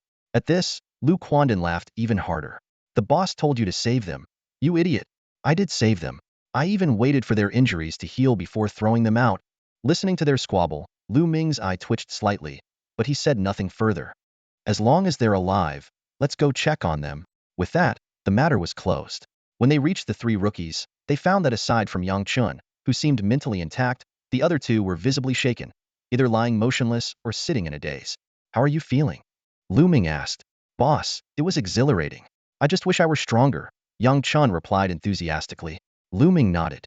Survive, and you'll keep getting stronger. Yes, yes. Thank you, boss. You'll see. Yang Chen's excitement grew. Lu Ming then turned to the other two. What about you two? What's going on? He asked knowingly, a slight smile playing on his lips. Bin Lam forced a bitter smile. I never thought I'd be rescued by a teammate in such a way in my entire life. You probably weren't a chef before, Lu Ming said, still smiling. But his tone remained steady as his fingers lightly tapped the hilt of his blade. A faint glint of coldness passed through his otherwise calm eyes. Which means you lied to me earlier. The atmosphere instantly grew tense. Lu Quandan drew his twin daggers and moved closer, his eyes sharp and menacing. Zhao Ziheng stepped forward, positioning himself behind Lu Ming, his gaze locked onto Bin Lam with a fierce intensity. Yang Chen, sensing the shift in mood, stood frozen, unsure of what to do. Bin Lam felt a chill run down his spine under the weight of their stares, as if he might be stabbed, have his throat slit, or be crushed by a hammer at any moment. What unsettled him the most was that Lu Ming's eyes showed no trace of killing intent, remaining calm as ever. Instinctively, Bin Lam released the butcher's knife in his hand and raised both arms to show he meant no harm. Relax, no need for all this. Just speak, Lu Ming said softly, breaking the tension. Zhao Ziheng immediately plopped onto the ground, while Lu Quandan nonchalantly began trimming his nails with his dagger. Bin Lam looked at Lu Ming earnestly. I didn't lie to you. I do own a restaurant. It's just that my previous profession wasn't well liked. Lu Ming didn't care whether it was a lie or a partial truth. Everyone had their own secrets. Lu Ming noticed that even within the closest trio, everyone kept their own secrets. What caught his attention the most was Bin Ram's remark about having an unpopular profession. This seemingly ordinary man displayed a calmness in the face of death that even surpassed Nova, who claimed to be a mercenary, something that was particularly thought-provoking. During the blood-soaked battles, everyone reacted differently. Lu Ming, in his first encounter, almost threw up. Zhao Ziheng, on the other hand, was crying, vomiting, and fighting all at once. Only Lu Quandan managed to remain relatively composed despite his indecisiveness in trivial matters. He was unwavering when it counted. As he observed the hesitant Bin Ram in front of him, Lu Ming sat cross-legged and got straight to the point. Your combat skills are highly professional. Every strike of yours targets vital points: the eyes, ear canals, neck, underarms, inner thighs. He paused meaningfully. What's most impressive is how you always manage to sever tendons, fascia, and arteries with precision when you withdraw your blade. Even I can't achieve that level of skill yet. These words instantly drew everyone's attention. Nova, snapping out of her shock, instinctively distanced herself from the comrade she had once fought alongside. As the only one present who truly understood the implications of such techniques, she grasped their significance better than anyone else. Bin Ram let out a long sigh. Have you been observing us all along? Yes, though not consistently. You haven't been worth my constant attention, Lu Ming stated calmly, a blunt honesty that left Bin Ram feeling both deflated and oddly relieved. Indeed, This isn't the real world, Ben Ram said, glancing at his companions before lowering his head. I'm a special kind of butcher. In my tribe, it's a hereditary profession both revered and despised, responsible for assassinating enemy leaders and handling the remains of your own people? Lu Ming asked, probing further. Ben Ram nodded in confirmation. Exactly. I had to remove internal organs and skeletal structures while restoring the skin's appearance. Later, my tribe faced upheaval, and I was lucky to escape. This confession caused Yang Qian to retreat behind Lu Quandan, while Nova's expression grew increasingly grave. Unexpectedly, however, Lu Ming's face showed intrigue. That means you have an exceptional understanding of human anatomy. This skill could be incredibly valuable to us, especially in battle. By the way, are you familiar with the anatomy of other animals as well? Ben Ram froze momentarily, then nodded excitedly. Yes, I'm well versed in the structures and weak points of most common animals. You really don't find this repulsive? They'll never like you, Lu Ming said with a grin beneath his mask, because I'm not interested in men. The joke made Ben Ram feel a wave of relief, his eyes growing misty. In reality, he had never dared to reveal this secret to anyone, not even his family. The only one who knew was his dogo Argentino. Just as Ben Ram was about to express his gratitude, a commotion sounded in the distance. Lu Quandan vanished in an instant and reappeared moments later at Lu Ming's side. Boss, you were right again. A treasure has appeared in the secret realm. Tons of players are heading toward the Bone Tribe's territory. It's said to be a spear. Lu Ming's eyes lit up. Let's go take a look. Outside the Bone Clan's habitat, a massive crowd had gathered, with countless players surrounding the war-grinding mill. The players of the Dragon God Guild quickly formed a solid human wall, firmly protecting the central area. Standing at the very center, Munyo gripped a tunterlong azure-purple dragon-patterned spear, his brows furrowed. What? Are you planning to start a war with the Dragon God Guild of Yin Nation? He slowly raised the tip of his spear, his gaze sharp as a blade sweeping across the crowd. No, Boss Nyo, it's a misunderstanding, someone in the crowd hurriedly explained. We just wanted to ask you about the secret realm. Yeah, tell us. You misled us before, causing us heavy losses. Why should you reap the rewards and not share with us? Let's all profit together, Boss Nyo. Please share, we're begging you. Munyo suddenly tilted his head back, the spear tip pointing directly at a guild leader who had stirred up trouble. If you don't tell me exactly what I said to deceive or harm you, his voice was cold and piercing, it'll destroy your entire guild. Don't think that being in the Europa Alliance means I won't come after you. The Dragon God Guild of Yin Nation doesn't tolerate anyone. Relying on their numbers, a player named Wild Rose stuck out her neck and shouted defiantly, You said the secret realm was full of equipment, easy to grab. We lost so many brothers, how is that not deceit? Her words immediately caused an uproar, as most of those present had suffered significant losses. Munyo, however, showed no fear. Instead, he raised his spear. Black gold tier, red dragon spear. I got it with ease, what's wrong with that? He swept his gaze around and took equipment handed to him by his guild members. Golden tier, moonslaying blade. I got it with ease, what's wrong with that? Overlord heavy armor, golden tier. I got it with ease. After returning the equipment to his team, he locked eyes with Wild Rose. Have I, Munyo, ever deceived or harmed anyone? Wild Rose froze, then puffed out her chest, pretending to be coquettish as she flipped her hair and looked at Munyo with watery green eyes. I was wrong. I apologize to you. I can even make it up to you. Munyo pushed past his guards and approached Wild Rose, their noses almost touching. His voice was as cold as frost. TCH, spare me your tricks. You can make up for it with the deaths of every member of your Rose Guild. Does anyone dare to block the Dragon God Guild? Munyo raised his spear and roared. Roar! The thunderous roar of tens of thousands of Dragon God players shook the heavens and the earth. Everyone present felt the unique spirit of Yin Nation players. Though they might quarrel internally, they could instantly unite against external threats. The surrounding Yin Nation guilds silently moved closer to the Dragon God Guild. Without any command, they merged into an unstoppable force. On a distant hillside, Lu Ming observed the scene, a faint smile on his lips. Although he would have to wait for Lu Quandan's return to learn the full details, the situation was already clear. I knew there had to be an irresistible, deadly lure to draw everyone into taking the risk. You were right, boss, Lu Quandan reported as he returned. Munyo brought out one black gold tier and two golden tier pieces of equipment, and it nearly turned into a chaotic battle. He then recounted the events in detail. A spark of excitement flashed in Lu Quandan's eyes. Big brother, should we go down there, kill them, and snatch their treasures? Just imagining their mental breakdown is giving me the thrill of being a true villain. Lu Ming shook his head slowly, rejecting the suggestion. Acting now will only alert them. It's better to wait until they've fattened up, than harvest everything at once. The results will be much more satisfying. Haha. So it turns out you're the real bandit chief, big brother. But I like it. Lu Quandan laughed heartily, hands on his hips, his long tail swaying with his laughter. Thinking about the player's inevitable misfortune, Lu Ming chuckled softly as well, followed by Zhao Ziheng's honest, hearty laugh. The trio's laughter echoed through the mountains, leaving the newcomers nearby exchanging uneasy glances. Through this brief interaction, the newcomers gained a deeper understanding of the trio's distinct personalities. Lu Ming, the leader, was the most enigmatic.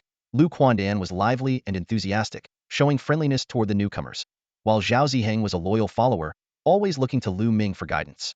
The three newcomers silently resolved to survive in this place, no matter what. At that moment, Lu Ming suddenly turned to them. When choosing a race to fight against the players, he paused. Follow your heart. He had initially planned to suggest choosing the human race, but considering the unknown options provided by the battlefield of all realms like how Zhao Ziheng hadn't even had the human race as an option, he decided not to force it. After all, only by selecting what they truly resonated with could they unleash their full potential. As the newcomers' figures gradually disappeared into the mountain range, Lu Ming was about to return to the cave when he suddenly stopped in his tracks. The cold, mechanical voice of the battlefield of all realms echoed in his ears. Emergency summons. A guardian must select one keeper to accompany them. Depart for the arena battlefield in 1 hour. Opponent, Abyssal Ghostvine Clan. Sensing that something was off with Lu Ming, Lu Quandan vanished without a trace, while Zhao Ziheng quickly stepped up beside him. Big brother, what's wrong?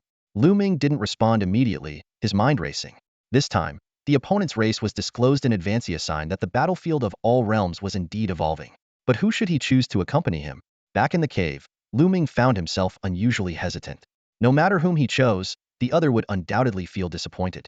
He even suspected this might be some kind of test from the battlefield of all realms. Taking a deep breath, he decided to lay everything out and let the two decide for themselves. After all, they knew very little about the Abyssal Ghostvine clan. Zhao Ziheng, gripping his giant hammer, froze for a moment before suddenly turning to Lu Quandan, who was leisurely stroking his beard.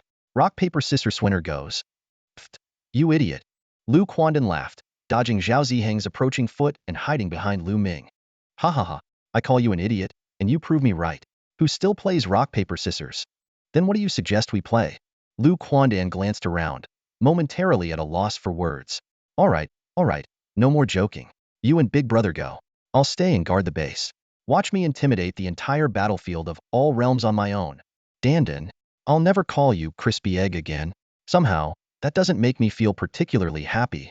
Before he could finish, Lu Quandan suddenly glanced down at his pants. Big brother, I just realized. What if the Abyssal Ghostvine clan is the one that gets turned into pants? Lu Ming. Countdown to battle. 3. Lu Ming stared speechlessly at Lu Quandan. He couldn't fathom how Lu had come up with such an absurd name as the Abyssal Underpants Try. It was clearly a pair of black gold-grade pants. Rubbing his slightly throbbing temples, Lu Ming decided to ignore him and walked deeper into the cave on his own. This wasn't the first time he had been summoned. Although the battlefield of myriad realms had provided a clear opposing race this time, theoretically allowing for some preparation, Lu Ming knew absolutely nothing about the Ghostvine race.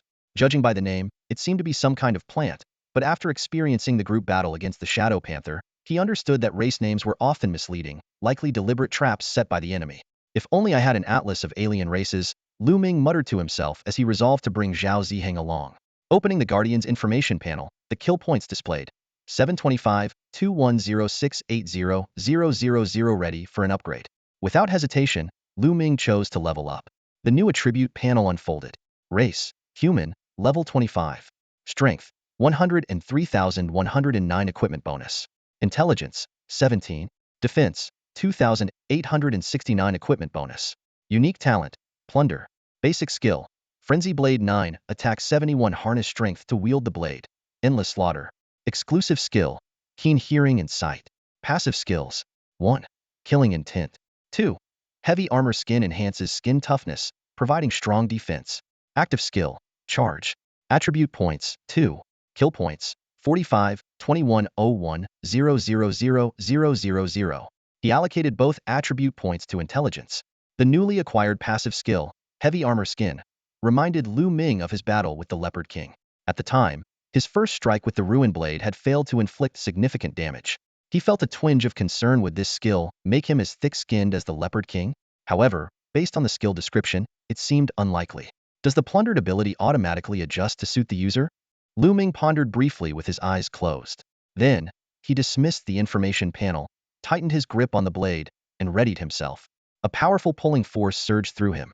When he opened his eyes again, they were at the bottom of a massive black basin, resembling the crater of a volcano.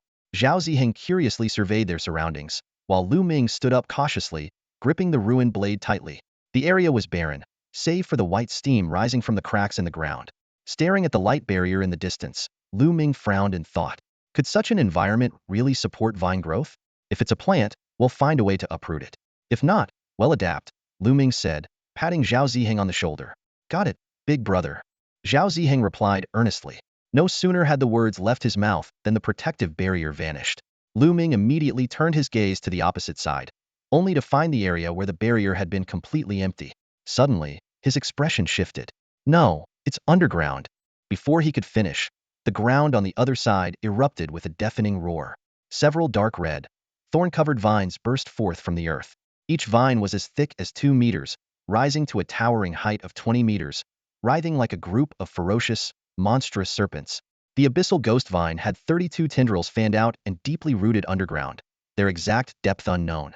Lu Ming squinted slightly, studying the massive entity before him. Does that tremor control of yours work on plants? Lu Ming asked. I have no idea, big bro, Zhao Ziheng replied, scratching his head with a puzzled look. No one's ever faced an enemy like this before. Should I try to control it, and then go down to chop off its roots? Blinking his wide eyes, Zhao Ziheng hesitated before adding, but it's still moving. What if its weak spot isn't in the roots, big bro? Lu Ming froze mid-motion, having been ready to launch an attack. I made a mistake relying on experience. Seeing a plant, I instinctively thought of uprooting it. You've got a point, the weak spot might not be in the roots. Besides, he trailed off, suddenly realizing a critical issue. Plants shouldn't be able to move in the first place. As soon as he finished speaking, the 32 tendrils unfurled like a blooming flower and began spinning rapidly like a fan, sending sand and stones flying as they charged toward the two of them. Lu Ming gripped his blade tightly before loosening his hold and quickly issued a command. Not only can it move, but the force from its spinning strikes is far greater than your smashing attacks. You go left, I'll go right. Let's test it out first. Before the words had fully left his mouth, Lu Ming dashed to the left. As he sprinted, he quickly analyzed the creature's characteristics: massive size, high mobility, formidable strength, and an unknown weak spot. These traits connected in his mind, prompting him to curse under his breath.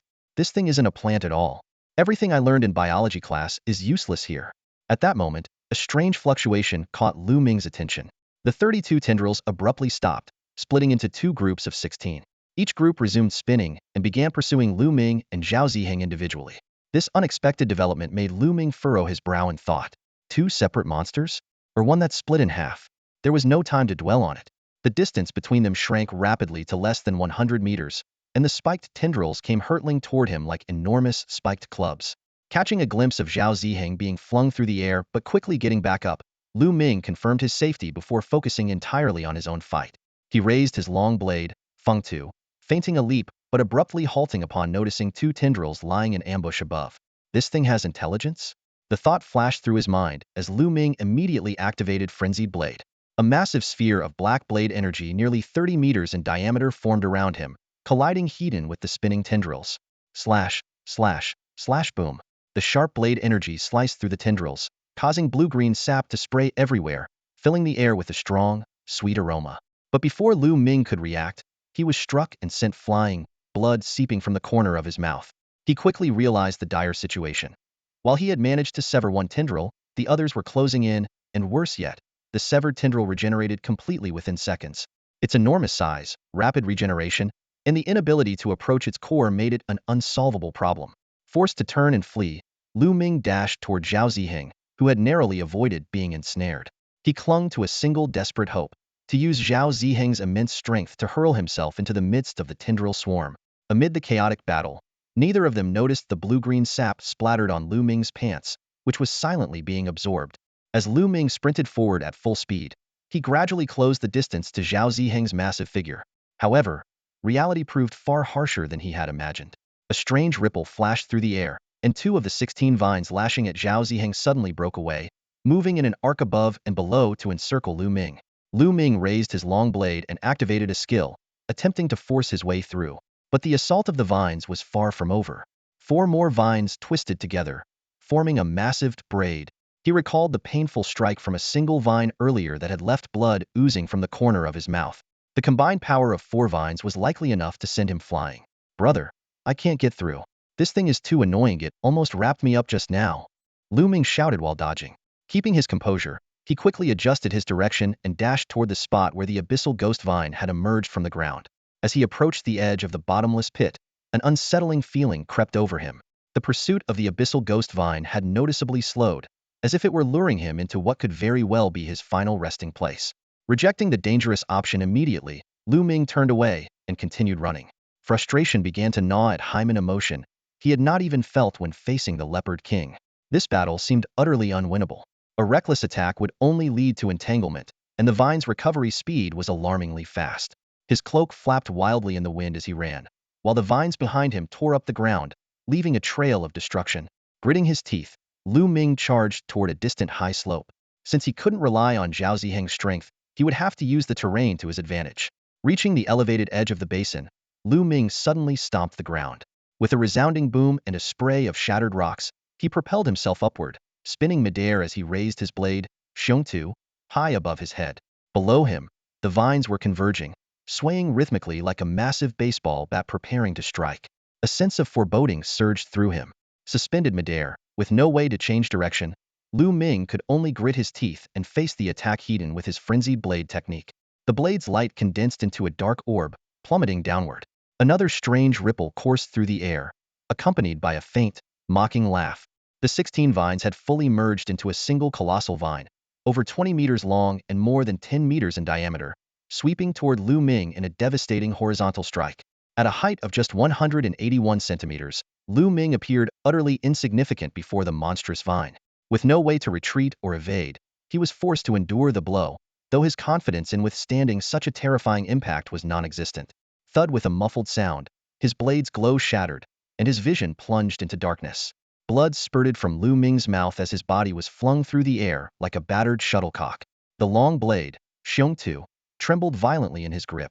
High in the air and on the verge of losing consciousness, Lu Ming gradually regained his senses. Warm blood continued to trickle down his face, but he didn't bother to wipe it off. Instead, he turned his head urgently toward the landing spot. There, 8 thick vines had twisted together into another massive staff, lying in wait like a predator ready to strike. "You've got to be kidding me. Treating me like a ball to smash around." Lu Ming roared in fury, spitting out another mouthful of blood. But in the next instant, he froze. A strange, tingling sensation rippled across his skin, and the bone-shattering injuries he had anticipated were nowhere to be found. The damage was far lighter than he had imagined. The effect of the reinforced skin? Lu Ming's eyes lit up. This passive skill, acquired from the Leopard King, had proven to be extraordinarily powerful. Though sharp pain still radiated through his body, a faint grin tugged at the corner of his lips. Zhao Ziheng. Just a nominal explanation. Lu Ming trusted that even the intelligent abyssal demon vines couldn't decipher his intentions. Hearing the call, Zhao Ziheng snapped his head up and sprang into action without a word. He deftly maneuvered past the vines in front of him, his long legs accelerating at full speed. Then, with a powerful leap, he launched himself like a black cannonball toward the cluster of 8 vines poised to strike Lu Ming. Escape after the collision? Risk being ensnared and turned into nutrients? None of this crossed Zhao Ziheng's mind. His simple, loyal heart held on to one thing. Big brother needs me. With a deafening crash, the vine cluster was knocked off course, narrowly missing Lu Ming. In that split second, Lu Ming struck one of the vines with his long blade, using the force to adjust his trajectory. Raising his weapon, Xiongtu, high above his head, he arched his body backward and plunged straight toward the base where 16 vines converged. This strike was a gamble, but it was his only option. That had to be the weak point. Yet, as his target came into view, Lu Ming's teeth clenched in frustration. The base of the vines split open, peeling back to reveal a massive blood-red maw over 5 meters wide. Rows upon rows of sharp, cone-shaped teeth, each 30 centimeters long, writhed and twitched, sending chills down Lu Ming's spine. There was no retreat. If he had the chance to change his attack, Lu Ming might have even considered surrendering. But at this moment, there was no choice: either shatter the monstrous mouth and survive, or become its next meal. As the distance closed, Lu Ming's initial tension gave way to a strange calm. A carefree smile spread across his face. Life and death are up to fate. I've never been afraid to die. You ugly freak. You want to eat me? I'll smash every last one of your teeth first. His bloodlust surged, and the will of a battle-hardened killer kept him focused. Instead of opting for the devastating power of the frenzied blade, he chose the technique he often used for probing and controlling the battlefield charge and breakthrough. Harnessing the force of his descent, the strength of his body, and the inertia granted by his skill, Lu Ming, with a maniacal grin, transformed into a streak of black light. He plummeted straight into the gaping blood-red maw. Lu Ming charged forward with unstoppable momentum, heading straight into the rapidly contracting gaping maw of the abyssal creature. The jagged teeth inside clashed together like a horrifying grinder. A barely perceptible red glint flickered in his eyes, and as blood trickled from the corners of his eyes, he poured all his strength into the vicious blade, Xiong in his hands. One of us lives, the other dies. With a thunderous strike enhanced by 3 layers of force, countless sharp teeth shattered within the maw, producing an ear-piercing cacophony. Lu Ming plunged directly into the depths of the creature's mouth, an overpowering, sickly sweet scent instantly flooding his nostrils. A surge of elation filled his ear that had gambled correctly. Using the frenzied blade from the outside couldn't deliver a critical blow to the abyssal ghost vine and would likely result in being shredded by its countless teeth. However, charging headfirst with brute force created shockwaves and tremors, paving the way for a decisive strike. The effectiveness of this improvised tactic had far exceeded his expectations. Time was fleeting, and Lu Ming didn't hesitate for a moment. Inside the ghost vine, he no longer had to worry about interference from other tendrils. He immediately activated Xiong, spinning it rapidly. The blade's light whirled violently, wreaking havoc from within. The black blade's aura sliced through everything around him like a relentless meat grinder. As the destruction deepened, the sweet, cloying scent grew stronger. A peculiar warmth spread from his legs throughout his body, bringing an intense sense of comfort that sent his bloodlust into a frenzy. Yet as the warmth reached his head, a cool sensation surged into his mind, sharpening his focus instead.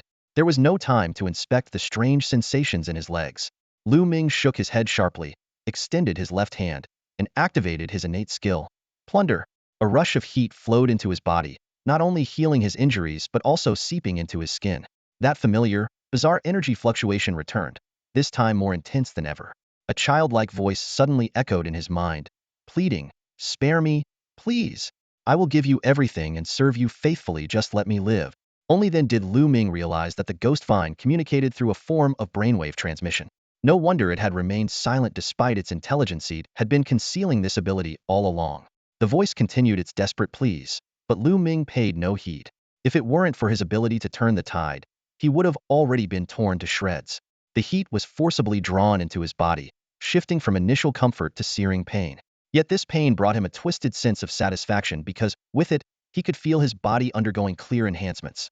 Tougher skin, more resilient organs, stronger bones, restructured muscles, and even heightened senses of sight and smell. Though these upgrades hadn't yet appeared on his status panel, they were undeniably real. Meanwhile, the ghost vine's voice shifted from its childish pleas to aged, venomous curses, filled with bitter malice. However, Lu Ming remained unmoved from beginning to end. The enemy's pleas for mercy did not stir even the slightest trace of sympathy in him. This was the true Lu Ming. Suddenly, the vines tightly wrapped around Zhao Ziheng began to tremble violently before releasing their grip. The out-of-control vines lashed out wildly in the air, as if tormented by unbearable agony. What was even more shocking was that these massive vines, up to 2 meters thick and 20 meters long, were visibly withering and shrinking, like wild grass uprooted and left to dry under the scorching sun. Seizing the opportunity, Zhao Ziheng raised his massive hammer in fury and smashed it down on the vines. But with a muffled thud, his towering 6-meter frame was sent flying by another set of ghostly vines. Though his tough, resilient body allowed him to quickly get back on his feet, he was greeted by an even stranger sight. 16 fresh vines shot out like spears, connecting with the withered ones. A strange glow surged through the withered vines, escaping at lightning speed, and the connection points severed instantly, as if the intact vines had absorbed something vital. "My brother's still in there," Zhao Ziheng shouted anxiously, hurling his hammer. "Brother, are you there?" "I'm fine. Stall them, I'll be there soon." Lu Ming's voice echoed from the depths of the 100-meter deep pit. He had lost his footing when the ghostly vines suddenly deflated, causing him to fall to the bottom. The surrounding rock walls were barren, save for the dried remnants of the ghostly vines. Clutching his long blade, Xiong tightly, Lu Ming muttered, "It's all up to you now." Before the words had even faded, he leaped up, driving his blade into the rock to anchor himself. With powerful legs, he propelled himself upward, climbing with the agility of a cat in a zigzag pattern. As soon as he emerged from the pit, Lu Ming saw Zhao Ziheng abandoning his hammer to grip 2 vines tightly. Despite being dragged and battered, He refused to let go, even as he was pulled further away. Seeing this, the fully recovered Lu Ming immediately gave chase. Roar at it. Stomp your feet, see if that works, he shouted. Rolling and tumbling like a ball under the relentless strikes, Zhao Ziheng let out an earth-shaking roar. Though his unstable footing caused him to accidentally hit Lu Ming, the latter, long accustomed to such mishaps, barely flinched. Keep roaring. Don't stop, Lu Ming commanded as he sprinted. To their surprise, Zhao Ziheng's continuous roars had an unexpected effect. The ghostly vines, retreating rapidly, froze momentarily under the sonic shockwaves. Though they quickly recovered, the brief pause was enough for Lu Ming to act. Adjust your position, it works, Lu Ming shouted as he gathered strength and leaped, using Zhao Ziheng's back as a springboard to launch himself into the air, heading straight for the center of the ghostly vines. Without his charge ability fully cooled down, Lu Ming resorted to his frenzied blade technique. The black blade slashed through the vine's outer layer, sending a spray of sap into the air. But when Lu Ming reached out to activate his innate ability, something unexpected happened. His plunder ability failed. He tried twice more, but to no avail. Just as he prepared to switch to another technique, a strange voice echoed in his mind. It was neither the voice of a child nor that of an elder. Instead, it spoke in a calm, unfamiliar tone. Stop, new human warrior. The primary supreme ability, plunder, is ineffective against us because our leader's main body is already dead. We are willing to submit and transform into seeds of ghostly vines, erasing all our memories. The ghostly vine race is on the brink of extinction. We beg you to spare us. Before the voice could fade, the massive ghostly vines rapidly shrank and collapsed, eventually transforming into two oval-shaped, blood-red seeds in front of Lu Ming. Each seed was half the size of Zhao Ziheng, measuring 3 meters in length. Lu Ming hesitated for only a moment before raising Xiongtu, ready to eliminate this dangerous enemy. Yet, just as he swung his blade, a powerful suction force struck from behind, like an invisible thief sweeping across the entire battlefield basin. His strike ultimately slashed through empty air. As his senses returned, Lu Ming instinctively tightened his grip on his blade the moment he opened his eyes. He cautiously scanned his surroundings, realizing he was now in a dimly lit cave. Zhao Ziheng. Lu Ming stood up, his brows furrowed as he called out. Huh, I'm here, big brother. Accompanied by the rumbling of heavy footsteps, Zhao Ziheng emerged from the depths of the cave, lugging a massive hammer. His round, apple-sized eyes were wide as he stood before Lu Ming. Seeing Zhao Ziheng unharmed, Lu Ming finally relaxed a little. The last scene had been so abrupt that it had left him on edge. He turned to carefully search the area but found no trace of the two so-called ghost vine seeds, nor any sign of spoils from their battle. Taking a deep breath, Lu Ming gripped his blade and walked out of the cave, followed by a bewildered Zhao Ziheng. Standing at the entrance, he looked up at the dim sky, his voice tinged with frustration and determination. Where are my 2 eggs? The surroundings were eerily silent, with no response from the heavenly battlefield. Lu Ming's lips curled into a smirk as he repeated, this time with sharper emphasis, where are my 2 ghost vine seeds? This time, a cold, indifferent voice finally replied, the ghost vine seeds have erased all their memories and are now under the care of the heavenly battlefield. Your performance as a domain keeper is commendable. Well done. The response nearly made Lu Ming laugh out of sheer anger. This was nothing short of blatant robbery. Not only had they taken the 2 seeds, but now they were claiming to care for them. And as for that commendable remark, it was nothing but a hollow platitude. Suppressing his fury, Lu Ming adjusted his tone and said, if you're going to take them and raise them, fine. But compensate me. Fair is fair, give me the money. Threads of light shimmered faintly in the sky, yet no reply came. After waiting for nearly a minute, just as Lu Ming was about to lose his temper, Zhao Ziheng suddenly spoke up, big brother, if there's money involved, don't I get a share too? Lu Ming paused, surprised that the usually simple-minded Zhao Ziheng had chosen this moment to back him up. Right, 2 shares. You must pay up, he quickly chimed in. Zhao Ziheng scratched his head with a sheepish grin, even producing sparks as his fingers rubbed together. Lu Ming continued to glare at the sky. Don't think I don't know you gained something big out of this, or you wouldn't be in such a rush. Pay up 2 shares non-negotiable. In truth, Lu Ming had intended to let the matter go. But since the heavenly battlefield had already taken the ghost vine seeds, there had to be a reason. He wasn't interested in the specifics, but he was adamant about getting what he was owed. This was a matter of principle. If he didn't demand compensation now, it would only become harder to claim it in the future. Through extensive observation and reflection, Lu Ming had long since understood the symbiotic relationship he shared with the heavenly battlefield. From its initial authoritarian stance of prohibitions and eliminations to its current willingness to negotiate as long as certain boundaries weren't crossed, this shift was a direct result of his growing strength, especially after awakening his plunder ability and truly becoming a cornerstone of the human race. And so, Lu Ming stood firm, leaning on his blade, his gaze fixed unwaveringly on the sky. Beside him, Zhao Ziheng mimicked his posture, tilting his head back in the same way. Though he had no idea what they were waiting for, he trusted his big brother completely. Together, they stood motionless, waiting for over a minute. Congratulations to the Guardians for leading the team to victory. 2 ghost vine seeds have been seized, and rewards are being doubled. The cold, mechanical voice echoed through the vast, empty space. Upon hearing the announcement, Lu Ming immediately grabbed his blade and returned to the cave, eagerly opening the Guardian info panel. The data that appeared before him made him involuntarily take a sharp breath. Kill points: 845, 2101, 000. Heavenly treasure boxes: 6. Equipment: Killing God Cloak Replica Black Gold Grade, Defense 20. Interesting. Lu Ming stroked his chin in contemplation. Despite not actually completing the kills himself, the rewards were incredibly generous, over 800,000 kill points and 6 heavenly treasure boxes. This clearly indicated that the 2 ghost vine seeds, which were nearly split apart, were far more valuable than expected. The celestial battlefield never handed out such rewards without a reason. Impatiently, Lu Ming retrieved the cloak and carefully examined the black gold grade equipment. The fabric was pure black with a unique texture, both sturdy and lightweight. The most striking feature was the dark red killing character emblazoned on it, exuding an unusual aura against the black background. As he reached out to touch the character, an odd sensation coursed through him.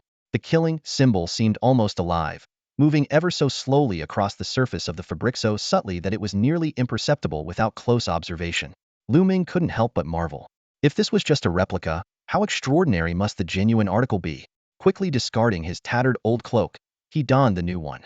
Even as a replica, the overwhelming presence it radiated was enough to make one's heart race. Just as he was about to inspect the heavenly treasure boxes, Zhao Ziheng suddenly approached with an eager expression. "Big bro, what do you think of my new shorts?" Lu Ming looked up and nearly burst out laughing. Zhao Ziheng was wearing an absurdly oversized pair of bright red shorts, so large they could probably fit 10 Lu Quandans inside.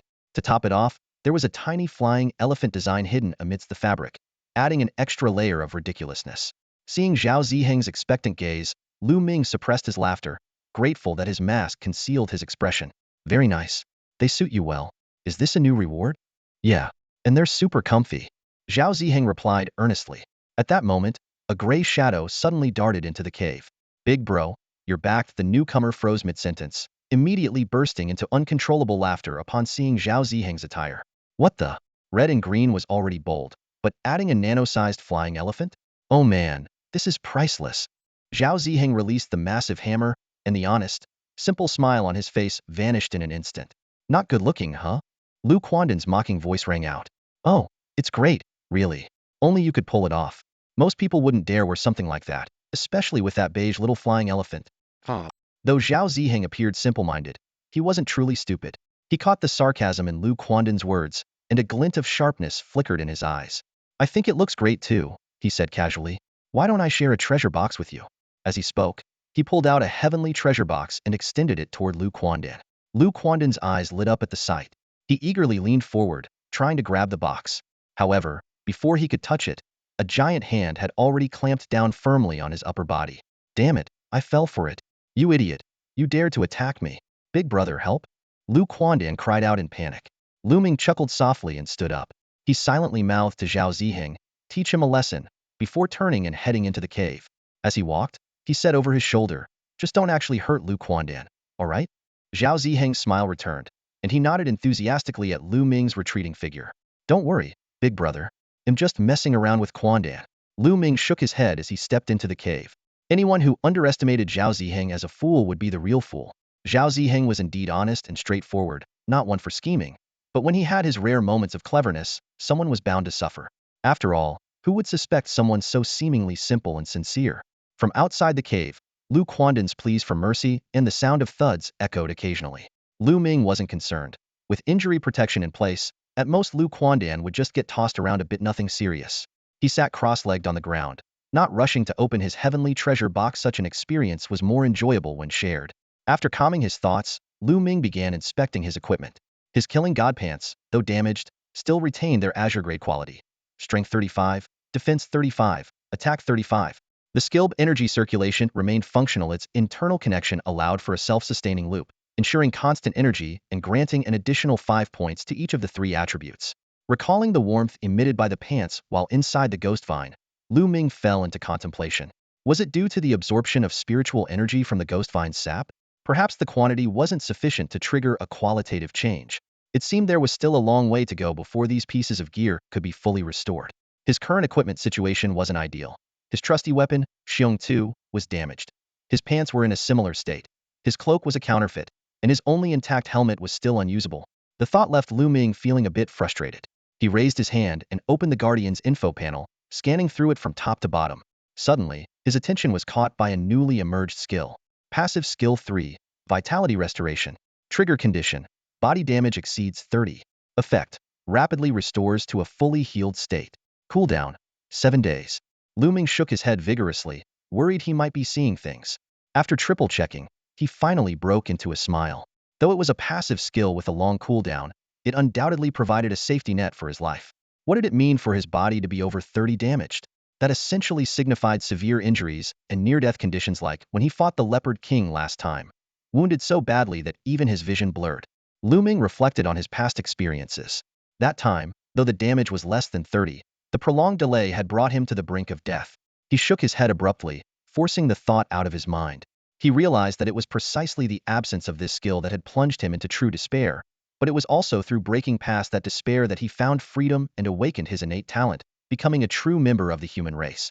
Now, as he looked at this life-saving skill, though it lacked offensive power, it could preserve life in dire situations and even support a counterattack.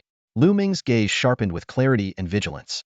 He continuously reminded himself not to succumb to complacency. After all, according to the legends of the battlefield across all realms, the once dominant human race had now fallen into extreme decline, to the point where even their fiercest warriors had to resort to mutual destruction. He quickly banished any lingering laxity, glanced at the progress bar on the info panel displaying unique talent, plunder, beginner level 10, then closed the panel and lay down on the mat to sleep. At the cave entrance, Zhao Ziheng was interrogating Lu Quandan with righteous indignation. Pointing his right hand in a flicking gesture, he repeatedly demanded an explanation for why his new equipment didn't look good. Lu Quandan, dizzy and disoriented from being tossed around, wasn't physically hurt but had been thoroughly tormented. "Brother Zhao, give me a break," Lu Quandan pleaded. "No way." Zhao Ziheng coldly refused. "What exactly do you think is wrong with my equipment's appearance? It looks great, really great." "Ha ha ha, I can't keep this up anymore." Lu Quandan burst into laughter. Zhao Ziheng mimicked Lu Ming's expression, forcing an exaggerated smile. "This is your last chance. Otherwise, they'll stuff you into my underwear." The threat made Lu Quandan immediately back down. Once freed, however, he bolted straight into the depths of the cave. When Lu Ming woke up, he saw a pitiful-looking Lu Quandan complaining bitterly. Just as Lu Ming was about to scold him, a grand yet indifferent voice suddenly echoed across the battlefield of all realms. "The Blood Flesh Inferno Secret Realm leaderboard is now open. Rank 1, Lu Bingmei, 51 deaths, record time, 1 minute and 3 seconds. Special reward, skill ascension granted." Lu Ming's hand froze in midair, his smile vanished, and his brows furrowed deeply. He murmured softly, "Big sister." Lu Ming's expression was far from pleasant, but it wasn't exactly grim either. He stood with his arms crossed, his gaze flickering. Truth be told, he had always hoped his sister would grow stronger. He had even personally subjected her to experiences of death and pain solely to help her develop the ability to protect herself. Never had he imagined she would become this powerful. The atmosphere in the cave was heavy. Lu Quandan squatted on the ground, staring blankly, while Zhao Ziheng rushed in, nervously rubbing his hands together as he stood rooted to the spot. None of the three spoke, each occupied with their own thoughts. "Go do what you need to do. Stop just standing there," Lu Ming finally said after a long silence. "Big bro, about our sister." Zhao Ziheng began hesitantly. "She's my sister, not yours," Lu Ming interrupted. "Leave me alone." "Got it." The two quickly backed out, sensing his mood. Now alone, Lu Ming tilted his head back to look at the light filtering from the top of the cave, his thoughts drifting to the past. His sister, Lu Bingmei, had always been fiercely determined. Whatever she did, she either didn't do it at all or gave it her all. As a child, she had been a bit peculiar, always dressing him up, tying his hair into little braids, and dotting his face with rouge. But as she grew older, she cared for her younger brother, who depended on her, with meticulous attention. A faint smile played on Lu Ming's lips as he remembered. There was that time in school when he was bullied by upperclassmen. When Lu Bingmei found out, she didn't hesitate. After school, she grabbed a table leg and waited for them at the school gate. Like a wild fury, she chased the group of bullies down 3 streets, losing one of her shoes in the process, yet still waving the table leg aggressively. If you ever dare to bully my brother again, they'll break all 3 of your legs, you little punks. Lu Ming hadn't even had time to feel touched before she grabbed his ear and scolded him. You got bullied and didn't tell me? Someone else had to? Do you think I can't deal with them? Let go, let go. My ear's going to fall off. As the memory ended, Lu Ming murmured softly to himself, that's my big sister, all right? He opened a forum on his device to see what people were saying. The comments refreshed in a chaotic cascade across the screen. Who in their right mind would attempt a solo run in a secret realm? Are they insane? You're the insane one. She's making a fortune off the bounties. Geez, are women really this terrifying these days? I lasted only 3 seconds. Bro above, you're brave for admitting that. Respect, I'm following you now. Whoa. Amid the chaotic comments, some were envious, others mocking, and the conversation had already started veering off course. Still, through the discussions, Lu Ming gleaned some crucial information. Upon entering the Flesh Hell's secret realm, one would find themselves in a massive corridor lined with walls covered in grotesque, fleshy tendrils that relentlessly attack the players. Lu Ming closed the forum page and shifted his gaze away from the screen. The difficulty of the solo dungeons was so daunting that most players wouldn't even survive long enough to see what was inside. This caused many to give up entirely after just one attempt, while others never dared to try at all. He stood up and walked toward the cave entrance. But the sight before him made him Pousy's starkly mismatched pair in size was crouching on the ground, staring at each other. How's the newcomer doing? Lu Ming asked as he approached, deliberately steering clear of the topic of the leaderboard. You mean, sis over there? Lu Quandan hesitated. Don't worry about her. She has her own path. Tell me about the newcomer. Lu Quandan immediately perked up. Not bad. They're especially fierce against small groups of players, but bolt like a rabbit when outnumbered. No need to worry too much. But they still lack experience with large-scale kills, and there's been no sign of any racial transformation yet. Lu Ming rubbed his chin thoughtfully and nodded. Players nowadays are much harder to deal with than they were in the early days. Even if we went back to our initial states, finding opportunities for large-scale harvesting wouldn't come easy. Lu Quandan agreed wholeheartedly. Exactly. Players now are so cunning. With the newcomer's current strength, large-scale hunting is nearly impossible. They can only manage small, repeated skirmishes. Lu Ming showed no intention of offering help. Nothing nurtures growth more than life and death trials.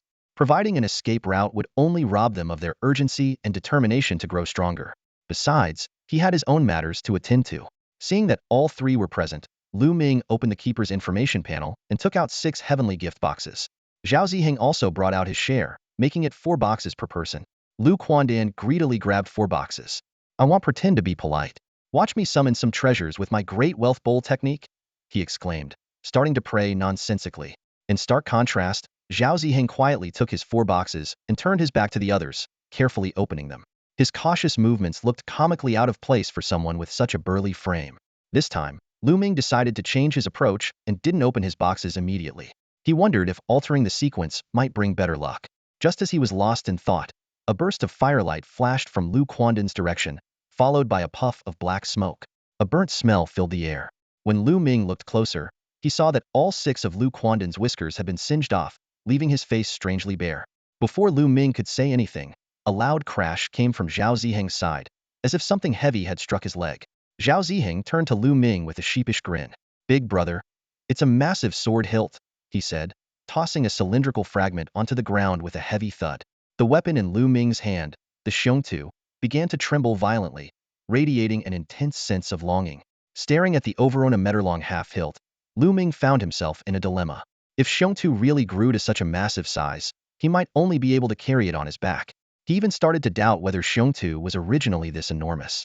But feeling the increasingly urgent emotions from Xiongtu, a smile spread across Lu Ming's face. Stroking the blade, he said, "So, you also have a desire to grow stronger."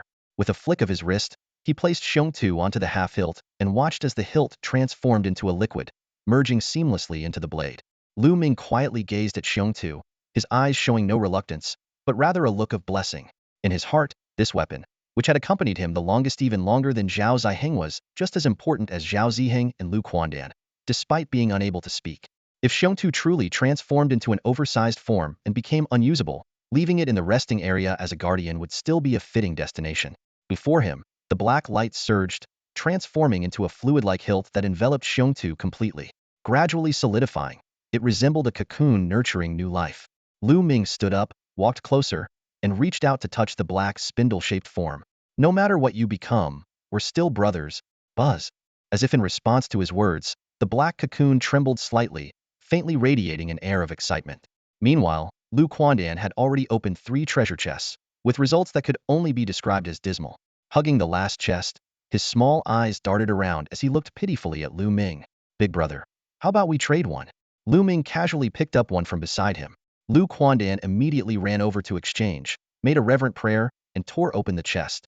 A metal sphere, riddled with cracks and resembling a Rubik's cube, fell out.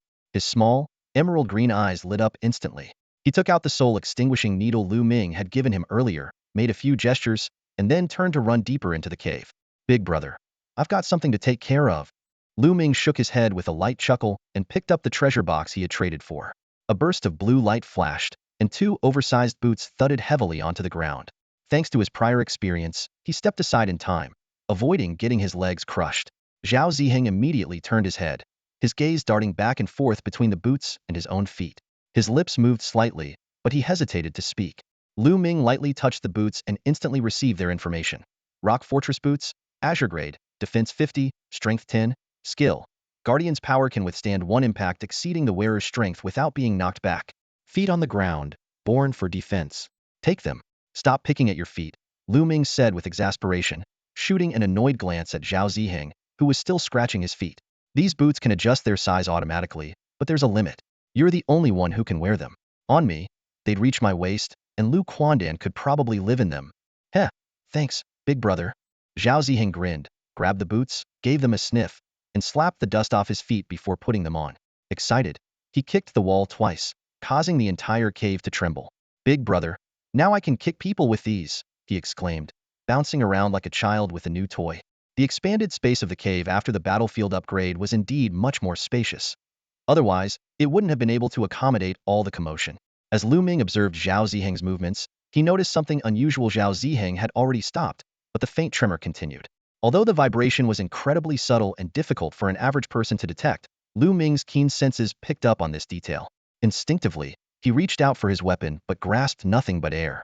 He then remembered that Xiongtu was still absorbing the fragments. However, with his current strength, he wasn't concerned about his safety, even unarmed. Take care of Lu Quandan. I'll go check it out, Lu Ming instructed simply before striding out of the cave. He first carefully surveyed the surrounding area. The tremor was so faint that the other players seemed unaware of any abnormalities, and the crowd outside the war mill remained as lively as ever. Lu Ming then climbed the highest nearby peak, scanning the area from above. It didn't take long for him to identify the issue. The gray mist at the edges of the terrain was slowly dissipating, revealing brand new areas. This phenomenon wasn't isolated. After checking multiple locations, Lu Ming confirmed that this was happening throughout the entire battlefield of the heavens. The thick, seemingly endless gray mist was steadily retreating, quietly expanding the battlefield's boundaries. If it weren't for Lu Ming's sharp perception, this subtle change would have gone unnoticed. Even the new players he observed appeared completely oblivious to it. Rather than returning immediately, Lu Ming chose to sit cross-legged at the mountain's peak. He watched as the dissipating mist revealed broken bridges, narrow paths, and a desert covered in thorns. Gazing up at the perpetually dim sky, he pondered silently. Why expand the world so discreetly? Typically, the opening of new maps and battlefield upgrades were announced with great fanfare. Given the extended period of faction battles, the War Ghost Vine event, and the substantial number of players harvested by the Secret Realms, the battlefield of the heavens was long overdue for an upgrade. This covert approach was clearly uncharacteristic. Lu Ming meticulously checked every section of the forums, the bounty area, discussion boards, strategy guides, and Secret Realm sections, but found nothing unusual. He then conducted a thorough inspection of the existing areas and ventured into the newly opened uncharted zones, exploring broken bridges, mountain ravines, deserts, and gorges. Yet, he found no valuable clues. When Lu Ming finally returned to the cave's entrance, he didn't go in immediately. Instead, he stood there in contemplation. He increasingly believed that this development was likely tied to the Ghostvine seed. Unfortunately, even though his combat prowess was among the top in the battlefield, his understanding of the myriad races across the heavens remained quite limited. After hours of running around, Lu Ming felt a tinge of fatigue.